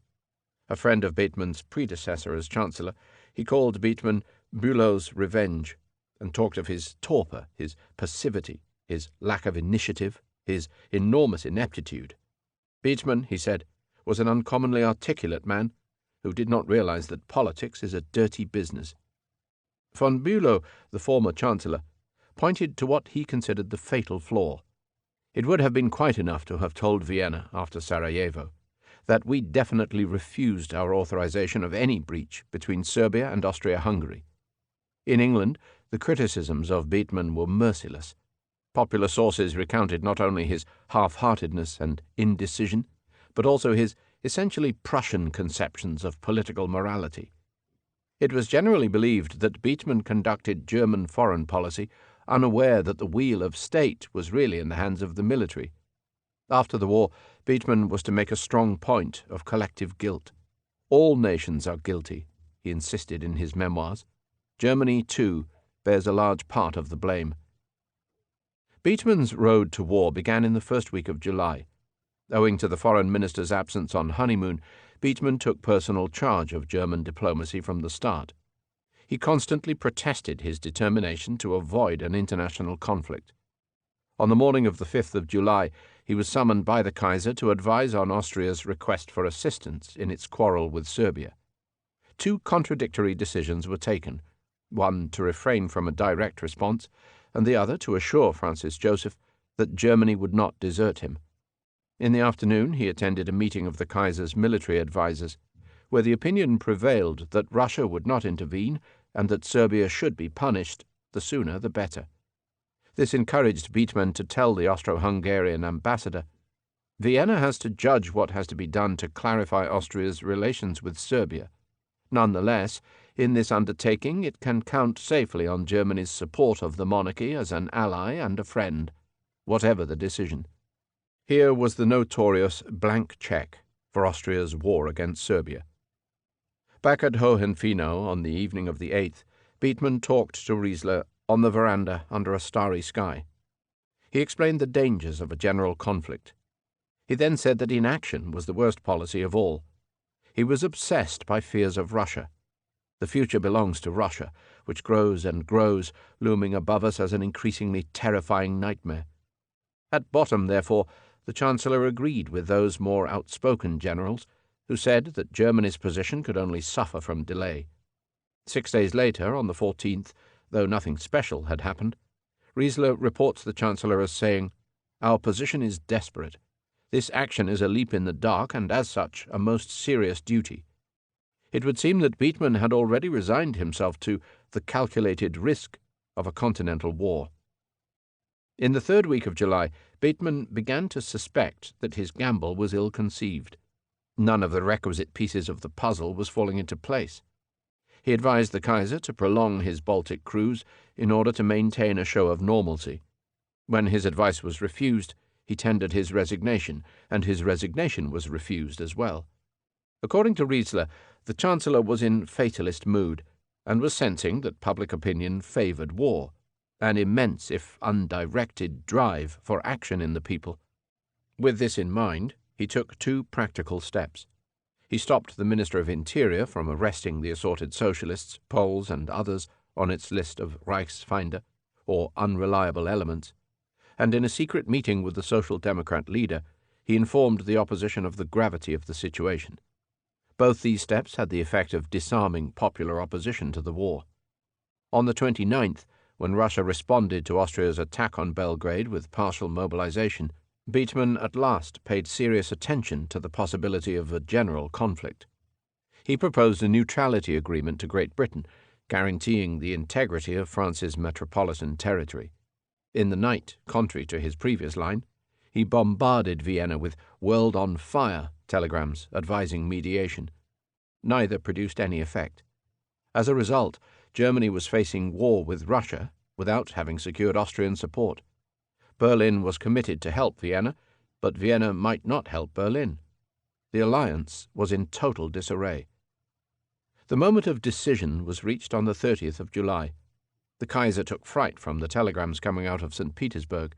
In the margin of one of them, he scrawled a note about the war of extermination against us. Berlin was convinced of its encirclement. At 9 p.m., Bethmann met with the military leaders von Moltke and von Falkenhayn. He took the decision to declare a state of imminent war thus automatically starting the countdown to the outbreak of a general continental war in the first days of August. And they did so without any knowledge of Russia's full mobilization or of Belgian and British intentions. From that point on, barring retractions, the die was cast. In the two key decisions of the 5th of July and the 30th of July, there is little evidence to suggest that the generals forced through a warlike line, contrary to Beetman's advice. It is true that in the last resort the Kaiser possessed the traditional Prussian Kommandogewalt, or power of command over both generals and ministers, but the Chancellor never put himself in a position where it might have been used against him. He did not stumble into war. He was party to the decisions which provoked it. The one thing to say in mitigation, and often ignored by Allied historians, is that Russia had mobilized with the same rashness as Germany. Henceforth, for the Chancellor, the main consideration was to pin the blame on the Entente. At 11 p.m. on the 30th, he learned that Russia's general mobilization was in train, and used the information to justify his prior decision taken in the dark. On the 1st, Beetman declared war on Russia, whilst demanding impossible assurances from Paris that France should abandon the Franco-Russian alliance. Berlin was privy to the scene in the garden room of the Chancellor's Palais, where Beetman was frantically driving the clerks to complete the drafting of the declaration. "Why such haste to declare war on Russia, Your Excellency?" he asked. "If we don't, we shan't get the Socialists to fight." On the 2nd, the German ambassador in Brussels was ordered to take a letter from a sealed envelope, prepared 7 days before by von Moltke. The letter demanded that Belgium accept German protection against a non-existent French attack. On the 3rd, Germany declared war on France. On the afternoon of the 3rd of August, at the same time that Grey was addressing the Commons, Beetman addressed the Reichstag with his speech about the Russian firebrand. "A war with Russia and France has been forced upon us," he declared. Echoing Grey's words about determination and resolution, Beetman said, "The entire German nation is united to the last man." On the 4th, German troops invaded Belgium. In mid-afternoon, Beetman heard from the Wilhelmstrasse that the British ultimatum had arrived. In his speech from the throne, the Kaiser spoke calmly of drawing the sword with a clear conscience and clean hands. But Beetman was livid. When the British ambassador called to take his leave, the walls of the Chancellor's Palais reverberated to the strains of an unprecedented tirade of recriminations. Shouting in French, the Chancellor harangued the ambassador for a good 20 minutes. The war is only turning into an unlimited world catastrophe through England's participation. It was in London's hands to curb French revanchism and pan-Slav chauvinism. Whitehall has not done so, but rather repeatedly egged them on. All my attempts for peace have been wrested from me. And by whom? By England. And why? For Belgian neutrality. Can this neutrality, which we violate from necessity, fighting for our very existence, really provide the reason for a world war? Compared to the disaster of such a holocaust, does not this neutrality dwindle into a scrap of paper? Germany, the Emperor and the government are peace-loving. The ambassador knows that as well as I do. We enter the war with a clear conscience, but England's responsibility is monumental." The ambassador broke into tears. Diplomacy had come to an end. Oddly enough, Beetman's phrase about the scrap of paper, un chiffon de papier, does not appear in the ambassador's original summary of the tirade. Like Grey's words about the lamps going out, there must be some doubt whether it was uttered at that fateful meeting. The emotions of those summer days found their best expression in places often far removed from the haunts of diplomats. In Paris, on the 3rd of August, Marcel Proust drove to the Gare de l'Est with his brother, a medical officer en route for Verdun, then returned to the Boulevard Haussmann after midnight to write to his agent. Millions of men are going to be massacred in a war of the worlds, like that of Wells. In England, Virginia Woolf was spending the bank holiday at Rodmell, near Lewes in Sussex. At 4 p.m. on the 3rd, she wrote to Vanessa Bell, "Dearest, would it be possible for you to let us have half the rent, £15, before we go away? The postman brought rumours that 2 of our warships are sunk. However, we found that peace still exists. I do adore thee." The young poet Rupert Brooke, who had dined the previous week at 10 Downing Street with the Asquiths and Churchill, dashed off a letter to Gwen Darwin, now Mrs. Ravarat. Everything's just the wrong way round. I want Germany to smash Russia to fragments, and then France to break Germany. Instead of which, I'm afraid Germany will badly smash France, and then be wiped out by Russia. France and England are the only countries that ought to have any power. Prussia is a devil, and Russia means the end of Europe and any decency. I suppose the future is a Slav empire, worldwide, despotic, and insane. D.H. Lawrence was on holiday with 3 friends in the Lake District. I had been walking in Westmoreland rather happy, with water lilies twisted round my hat, and I pranked in the rain, whilst Kotylyansky groaned Hebrew music, Ranani Sadikim Badanoi. Then we came down to Barrow-in-Furness and saw that war was declared, and we all went mad. I can remember soldiers kissing on Barrow Station, and a woman shouting defiantly to her sweetheart, "When you get at 'em, Clem, let 'em have it." And in all the tramcars, "War, Messrs. Vickers Maxim call in their workmen." Then I went down the coast for a few miles, and I think of the amazing sunsets over flat sands and a smoky sea, and the amazing, vivid, visionary beauty of everything heightened up by immense pain. In Germany and Austria the excitement ran equally high. Thomas Mann was at Bad Tölz in Bavaria, wondering when the Landsturm would call. Declining to act as witness at his brother Heinrich's wedding, he recorded his current feelings. Shouldn't we be grateful for the totally unexpected chance to experience such mighty events?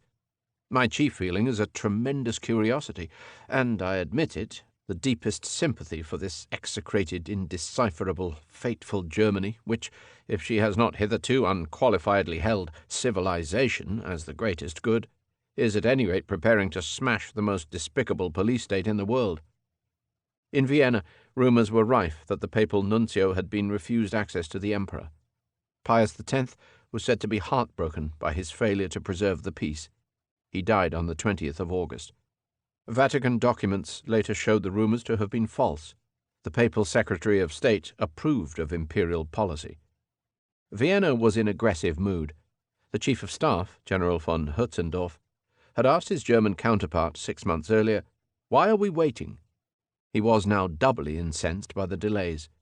Even the sceptical Hungarian Prime Minister, Count Tiese, had been won over.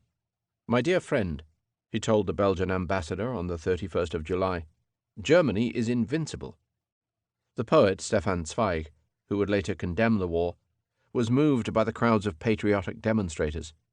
He had just cut short a seaside holiday at Le Coq near Ostend, and had arrived home on the last Orient Express to run. "You may hang me from a lamp-post," he had told a Belgian friend, "if ever the Germans march into Belgium." He had then watched German military trains rolling to the frontier at Herbestal.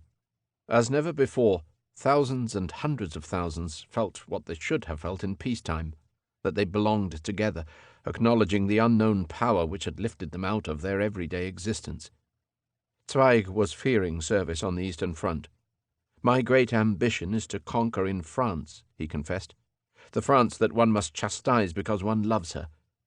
He would soon print a public farewell to friends in the enemy camp. "I shall not try to moderate this widespread hatred against you, which I do not feel myself, but which brings forth victories and heroic strength." On the 3rd of August, as Zweig arrived at Vienna's Westbahnhof, Lev Davidovich Bronstein, Trotsky, departed. He had seen the same demonstrations, had seen the confusion of his socialist colleagues in the offices of the Arbeiter Zeitung, and had been warned about internment.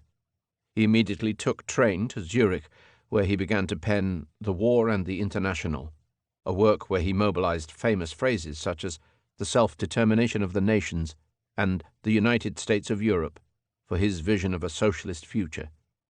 Lenin, in contrast, lay low in his refuge at Poronin, near Zakopane in Galicia, confident that the opposition of the German Social Democrats would prevent a major conflict. When he heard that his German comrades had voted for war credits, he was reported to exclaim, "From today I shall cease being a socialist and shall become a communist." In nearby Krakow, the university year had just finished. Graduating students, many of them reserve officers, were leaving to join their regiments, some to fight for the Emperor King, some for the Kaiser, and some for the Tsar. In St. Petersburg, the court of Nicholas II was coming to terms with the fateful decisions of previous days. The Tsar had ordered full mobilization on Thursday the 17th, 30th of July, apparently without consulting the Minister of War. The resultant German ultimatum had been left unanswered. St. Petersburg heard of Germany's declaration of war on the Saturday, and had followed suit on the Sunday. Monday, the 21st of July, the 3rd of August, therefore, was the first full day at war. At 7 p.m., military censorship came into force.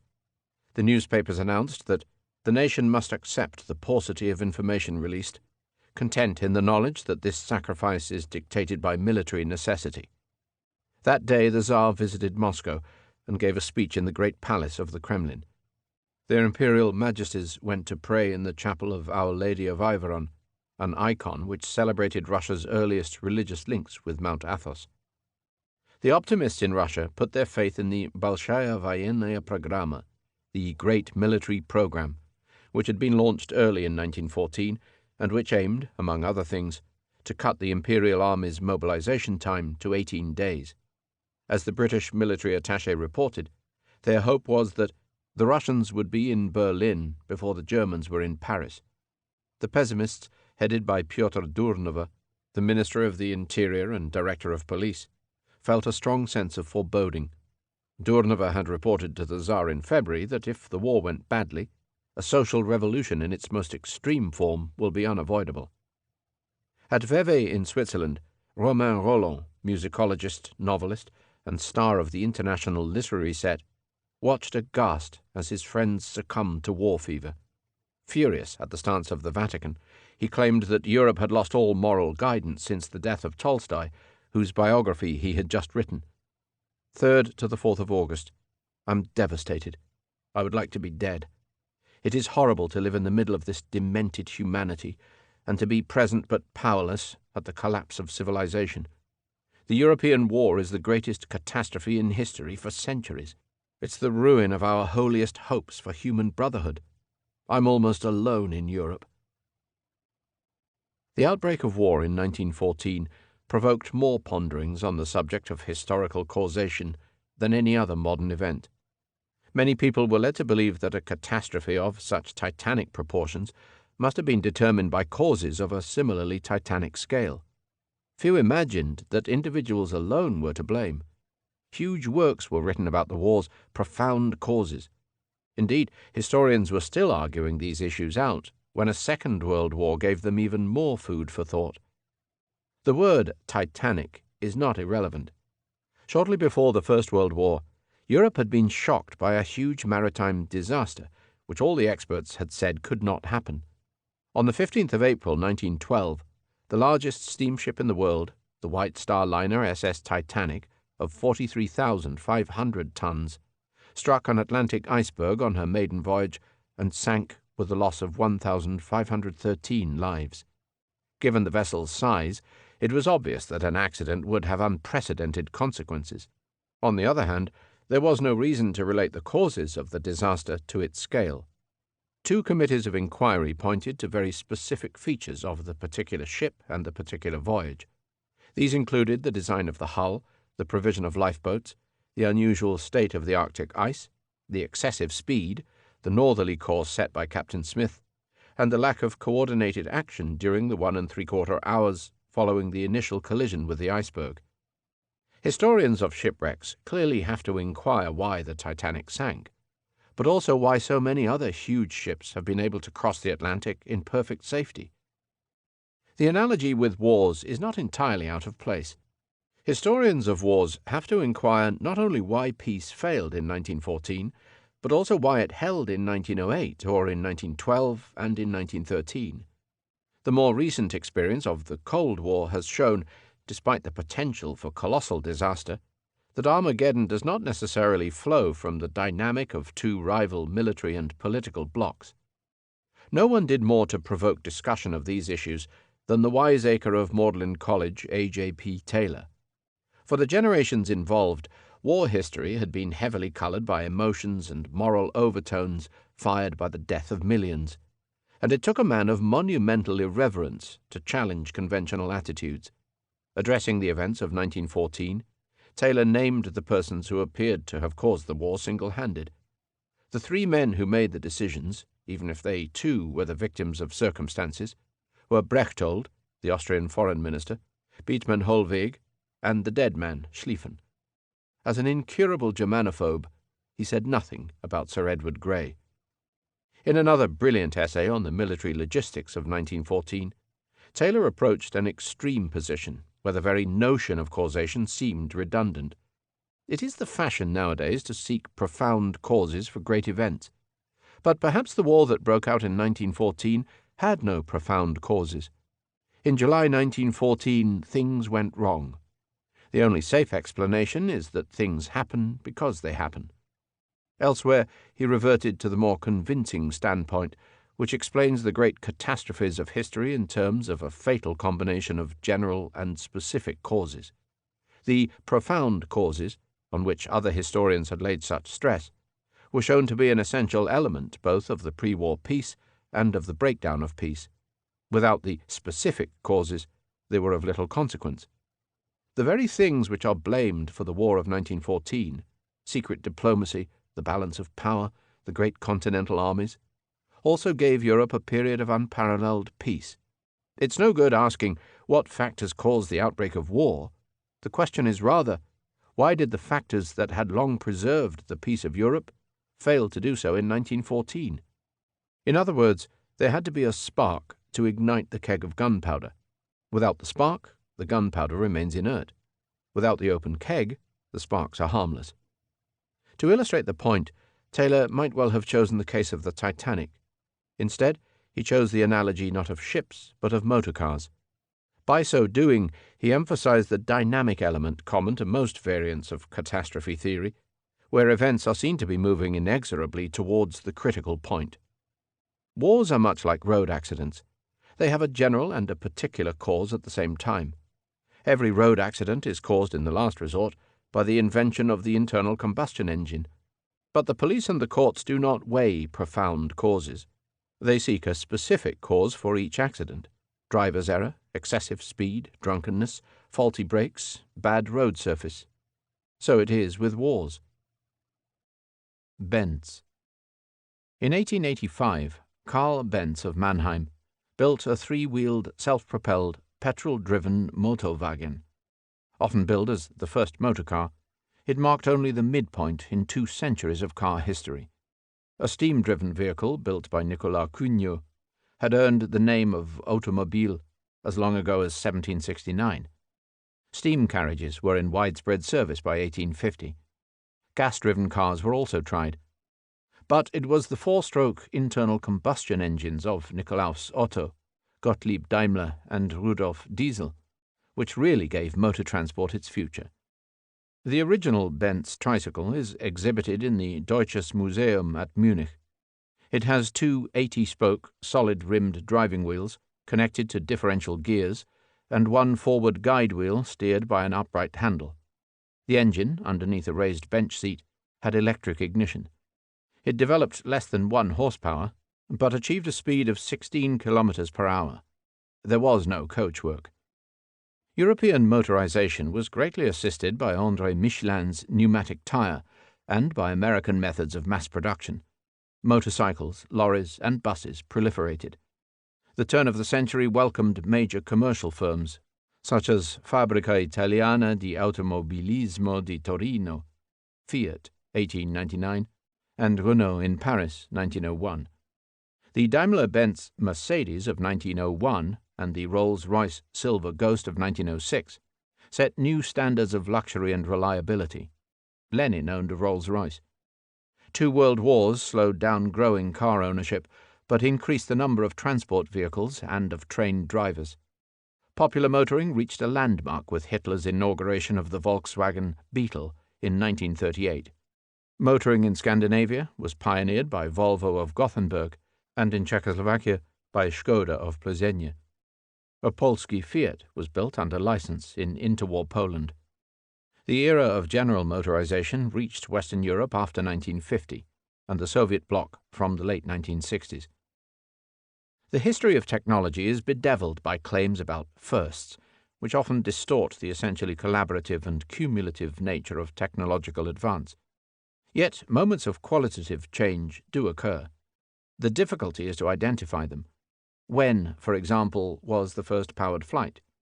One can take one's choice between Launois and Bienvenu's model bowstring helicopter, Henry Gifford's steam-powered airship, the petrol-powered aeroplane of Clément Ader, whom it carried on a flight of 50 meters, or the experimental rockets of K.E. Tsiolkovsky.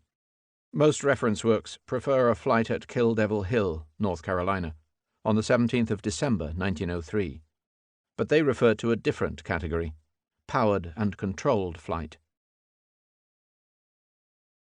Photo. An old barnyard at Chalon-sur-Saône had the distinction of transmitting its image onto the world's first photograph. One day in 1826, Joseph Nicéphore Niepce succeeded in capturing the image on pewter plate after an exposure of 8 hours. 13 years later, Niepce's partner, Louis Daguerre, was able to market a photographic system which required an exposure of 30 minutes onto copper plates covered by light-sensitive silver chloride. The daguerreotype launched a long process of evolution which led to the popular box camera, color film, movies, sound movies, X-rays, infrared and miniature photography, and, most recently, electronic camcorders. The impact of photography on peace and war cannot be exaggerated. It helped destroy the raison d'être of representational art. It transformed people's visual consciousness of themselves and of the world around them. It put a powerful tool at the disposal of every branch of science and communications. Pictures of the Crimean War brought the realities of military conflict to the world's attention, just as family portraits revolutionized perceptions of social life. Photography also brought a new dimension to the historical record. 50 years before sound could be recorded, photograph collections began to amass real images of all aspects of the past. Yet the realism of photography was deceptive. The art of the retoucher in official Soviet photography, for example, was notorious. Stalin removed all traces of Trotsky's presence from the record, and Gorbachev's unsightly birthmark was removed as late as 1985. But even the honest photographer's arbitrary selection of angle, of the momentary snapshot, of light, tone, and texture, and above all of subject, leaves as much hidden as revealed. The camera, like the historian, always lies. Mauve. Sometime in 1856, an 18-year-old student began experimenting in the back room of his home in the leafy London suburb of Harrow. The boy, later Sir William Henry Perkin, was trying to produce a synthetic form of the anti-malarial drug quinine. Instead, by oxidizing aniline sulfate with potassium dichromate, he chanced on a new precipitate. When he dried it and extracted it in alcohol, he saw a brilliant color which no one had ever seen before. It was the world's first synthetic dye. He called it Tyrian purple. French chemists later called it mauvaine, after the mallow flower or mauve. 2 years later, when Perkin was already manufacturing mauvaine commercially, another youngster from the Royal College of Chemistry, Johann Peter Gries, analyzed the reaction which accounted for such startling results. He established that primary aromatic amines, like aniline, when treated with a mixture of hydrochloric acid and sodium nitrite, will give diazo compounds. These in turn react with phenolic compounds, or aromatic amines, to give intensely colored products known as azo dyes. Aniline, for example, when treated with a mixture of hydrochloric acid and sodium nitrite, gives benzene-diazonium chloride. A key feature of this diazo reaction, as of other dyes, lies in the presence of the molecule of so-called chromophores, that is, of groups of atoms which absorb light of a very specific wavelength and give the end product a unique color. When mauveine led the way, other artificial colors followed in profusion: magenta and violet imperial, bleu de lion, aniline yellow and aniline black, dahlia pink, Perkins green, and Manchester or Bismarck brown, alizarin red, and London orange. When the British Post Office chose mauveine for printing the famous one-penny lilac stamps of 1881, it was already falling from fashion. But the aesthetics of colour would never be the same again. For colour constitutes one of the fundamental properties of matter, and hence of human reactions to the environment. In Europe, yellow has traditionally been associated with cowardice, red with anger, black with depression. Greens and browns are supposed to soothe, blues and reds to stimulate. Northern Europeans are thought to prefer subtle, subdued shades. The Mediterranean peoples revel in bright primary colours. The invasion of everyday life by unrestricted colour undoubtedly triggered a profound change. Prior to Morvine, all colours and pigments had to be extracted from natural materials. The root of the madder, Rubia tinctorum, was the standard source of reds. Thousands of tons of the plant had to be carted to every textile town. Indigo, which the Romans obtained from shellfish for their imperial purple, was the main source of blues, fustic or arnato of yellow.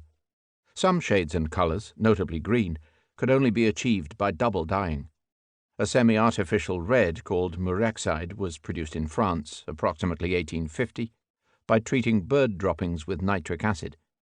After Morvine, however, the supply of dazzling hues knew few bounds. By the late 20th century, the number of synthetic dyes produced commercially in Europe had risen to over 4,000. Garish posters, gaudy clothes, and glamorous wallpaper, not to mention Technicolor films, color photographs, and color television, delight or disgust the post-industrial age in ways that the pre-industrials could not have imagined. England's initial lead soon passed to Germany, where Friedrich Bayer founded his first aniline dyestuffs factory in a washhouse at Wuppertal-Barmen in 1863. Bayer, BASF, Badische Anilin- und Soda-Fabrik, and Hoechst quickly turned Germany into the world capital of chemicals. By 1890, Germany's chemical industry was 20 times larger than Britain's. The conglomerate of IG Farben, like Britain's ICI, was set up after the First World War. Synthetic dyes soon led scientists into fields unknown to the early dye masters.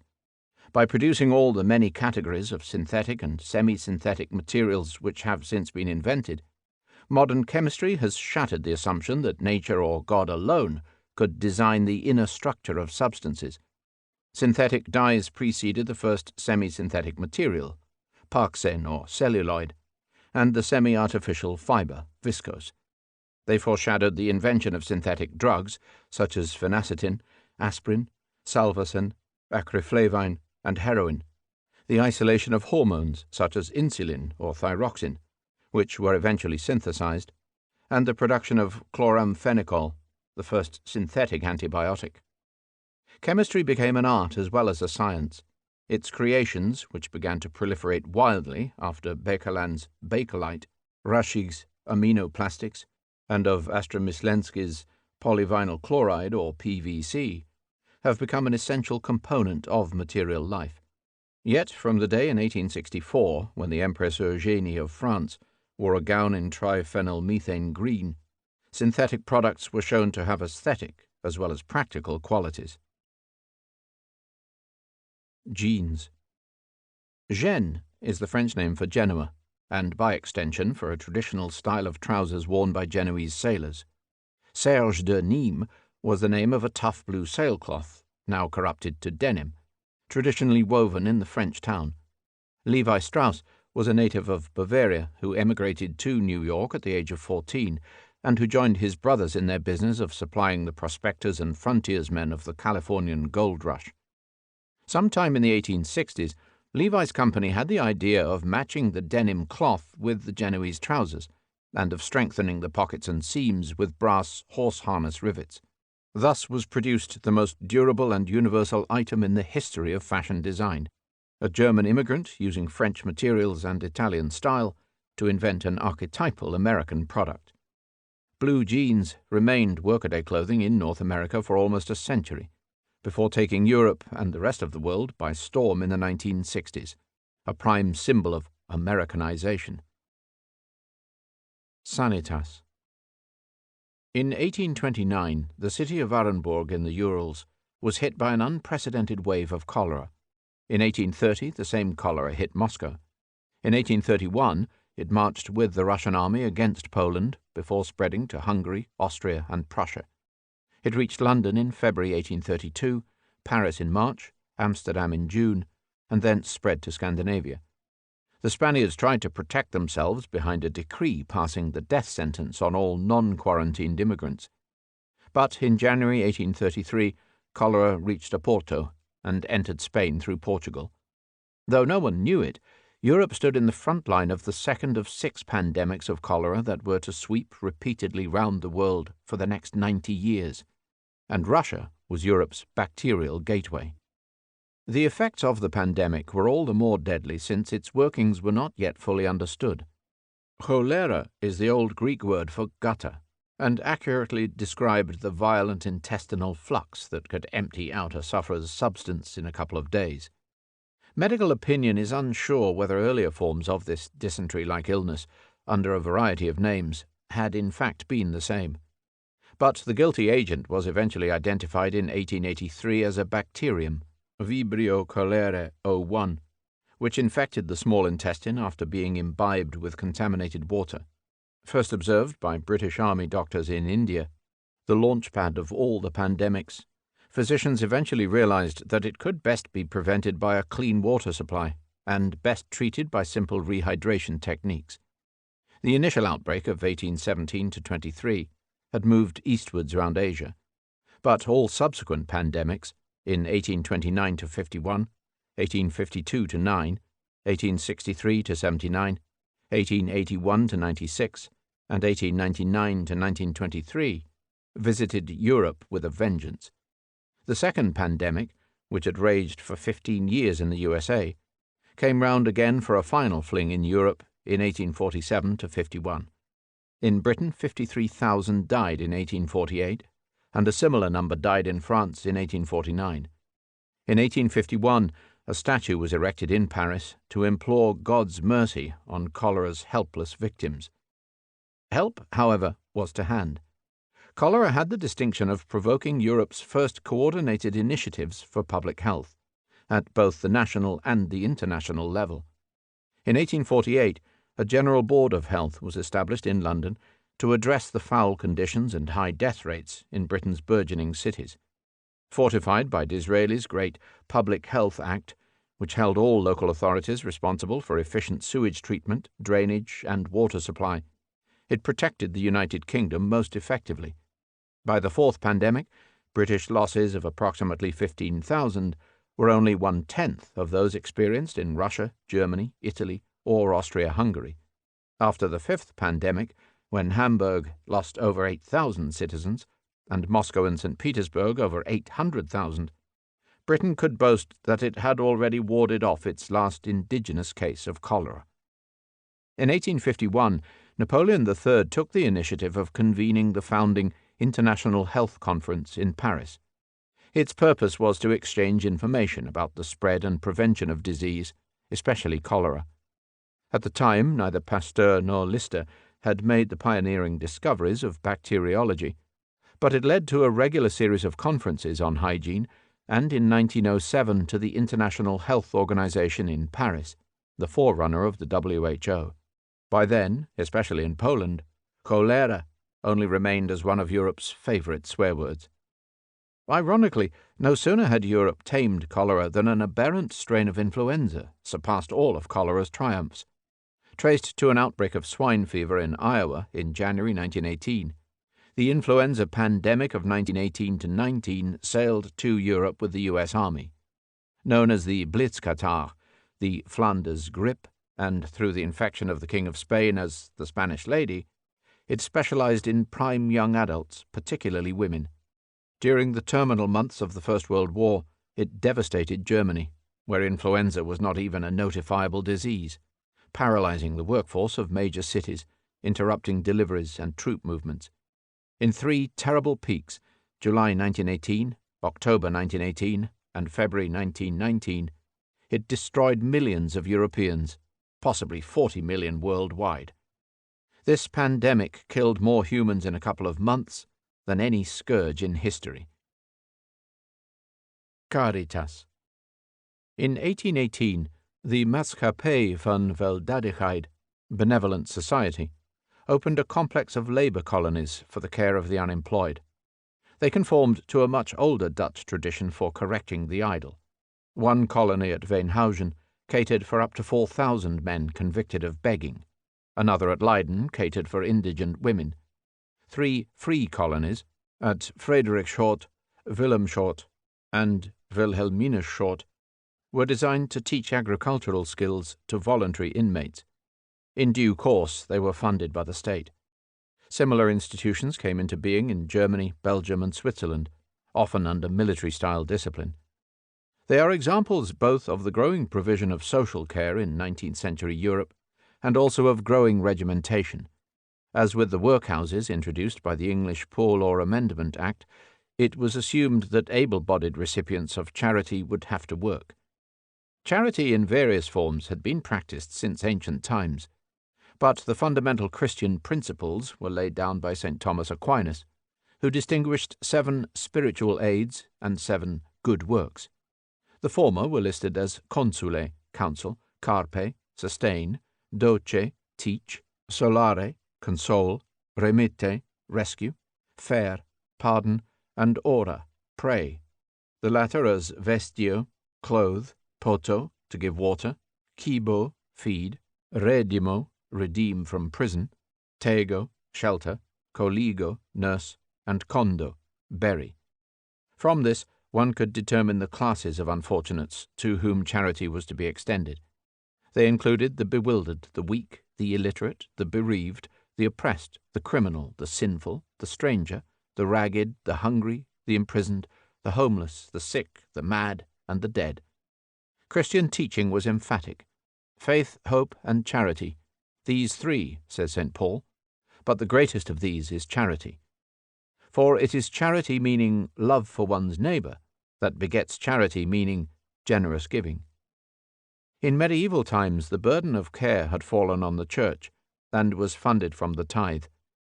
St. Bernard launched the charitable tradition in monasteries, St. Francis the tradition of social action within the community. Both had many successors. Royal, aristocratic, and municipal patrons were moved to found a widespread network of Maisons Dieu for the sick and infirm, of hospices for pilgrims, wayfarers, and strangers, of almshouses for the deserving poor, and of leprosaria.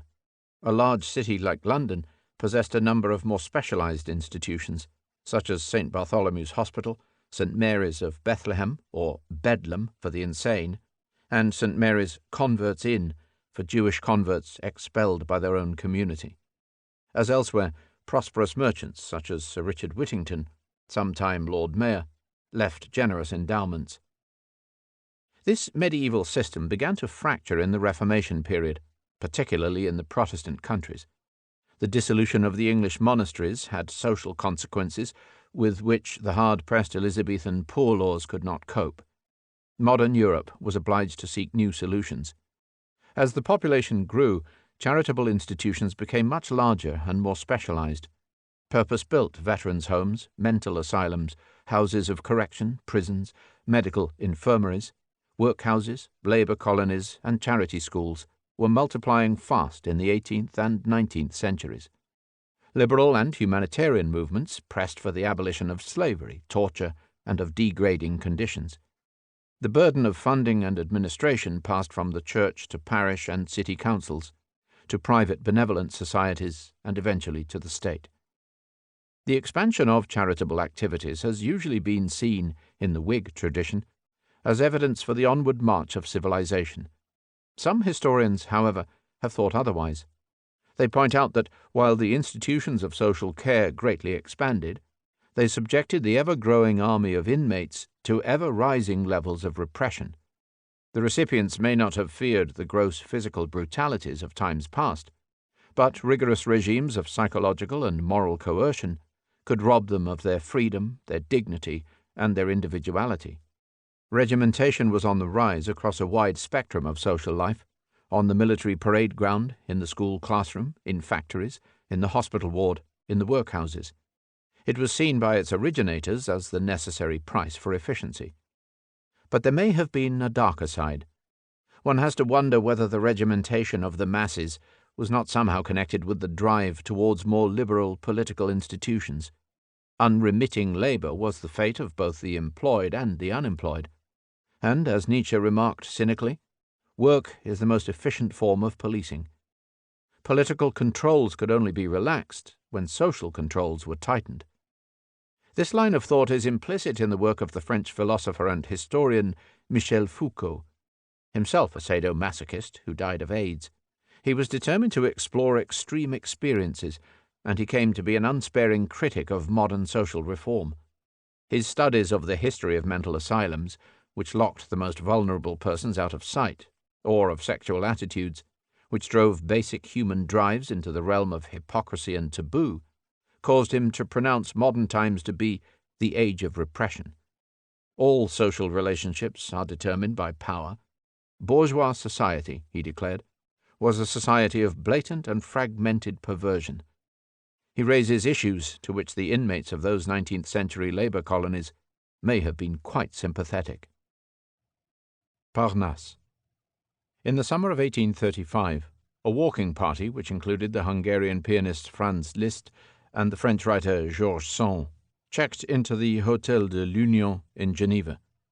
Their comments in the hotel register said much about their good humour and about the outlook of their romantic generation. Place of birth: Liszt, Parnassus. Sand, Europe. Residence: Liszt, blank. Sand, nature. Occupation: Liszt, musician-philosopher. Sand, blank. Provenance: Liszt, doubt. Sand, God. Destination: Liszt, truth. Sand, heaven. Date of passport: Liszt, blank. Sand, infinity. Issued by Liszt, blank. Sand, public opinion. In 1835, the idea of Europe was hardly less fantastic than that of Parnassus. Relaxatio.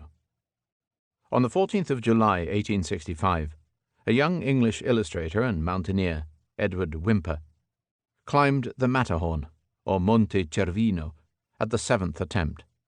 On the way down from the 4,440-metre, 14,566 feet, pyramid of rock, which towers over Zermatt, 4 of Whymper's party fell to their deaths. This was by no means the first major alpine ascent. Mont Blanc had been climbed by Ferdinand de Saussure in 1799. But Whymper's tragic feat publicized the new sport of alpinism and underlined changing attitudes to recreation. No more was sport to be the preserve of a leisured elite, nor was it to be confined to the traditional pursuits of hunting, shooting, fishing, riding, taking the waters, and the grand tour. Europeans of all sorts were looking for new sports, new challenges, and new sources of physical fitness.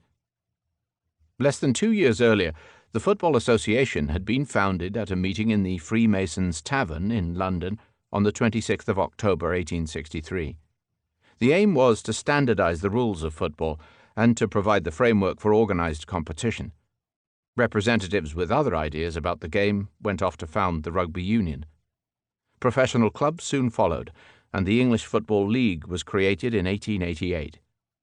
Football of the FA's soccer variety spread rapidly to the continent. By the end of the century, it had established itself as Europe's most popular sport and most frequented spectator entertainment. The International Federation of Association Football, FIFA, was founded in Paris in May 1904 by representatives from Austria, Belgium, Denmark, England, Finland, France, Germany, Hungary, Italy, the Netherlands, Norway, Sweden, and Switzerland. It was the most egalitarian of games. As the ancient proverb went, all are fellows at football.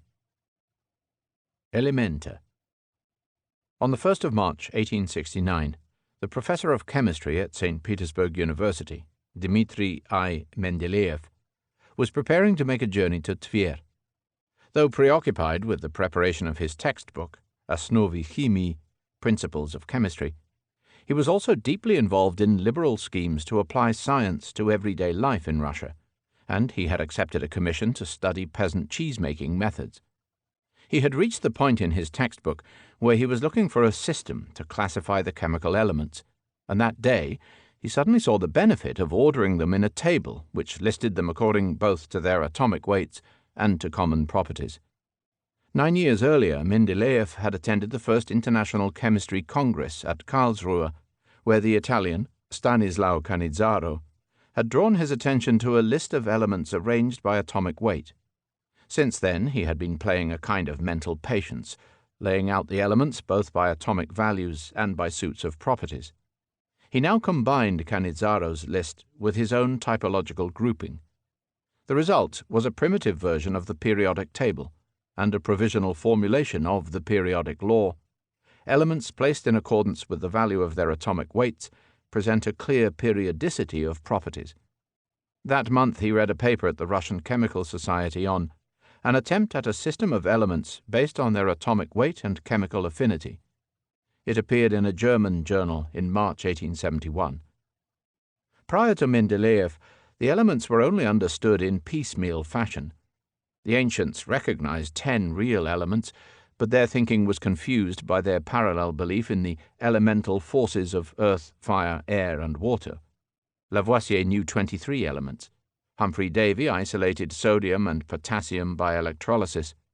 By 1860, at Karlsruhe, Canizzaro had 60 elements on his list, exactly 2/3 of the 90 which occur in nature. Mendeleev's findings did not gain much immediate support. They were rejected by leading British and German chemists, including Bunsen, with whom he had once worked at Heidelberg. The break came in 1875, when a Frenchman identified a new element called gallium. Mendeleev was able to show that this was one of the 6 undiscovered elements whose existence, atomic weights, and properties he had been able to predict. To the surprise of the profession, the Russian theoretician had proved himself in advance of the empirical research. International fame and fortune followed. In Russia, however, Mendeleev's liberal opinions caused friction. In 1880 he failed to gain full membership of the Imperial Academy, and in 1890 he was forced to resign from the university. In his later years, he served as a consultant on everything from gunpowder and icebreakers to weights and measures, aeronautics, and the petroleum industry. Surprisingly, when Mendeleev learned of atomic structure, he felt the theory of radioactivity to be incompatible with his periodic law. In fact, it proved the ultimate confirmation of his great discovery. The electron count in the atom of each element is strictly related to its weight and properties.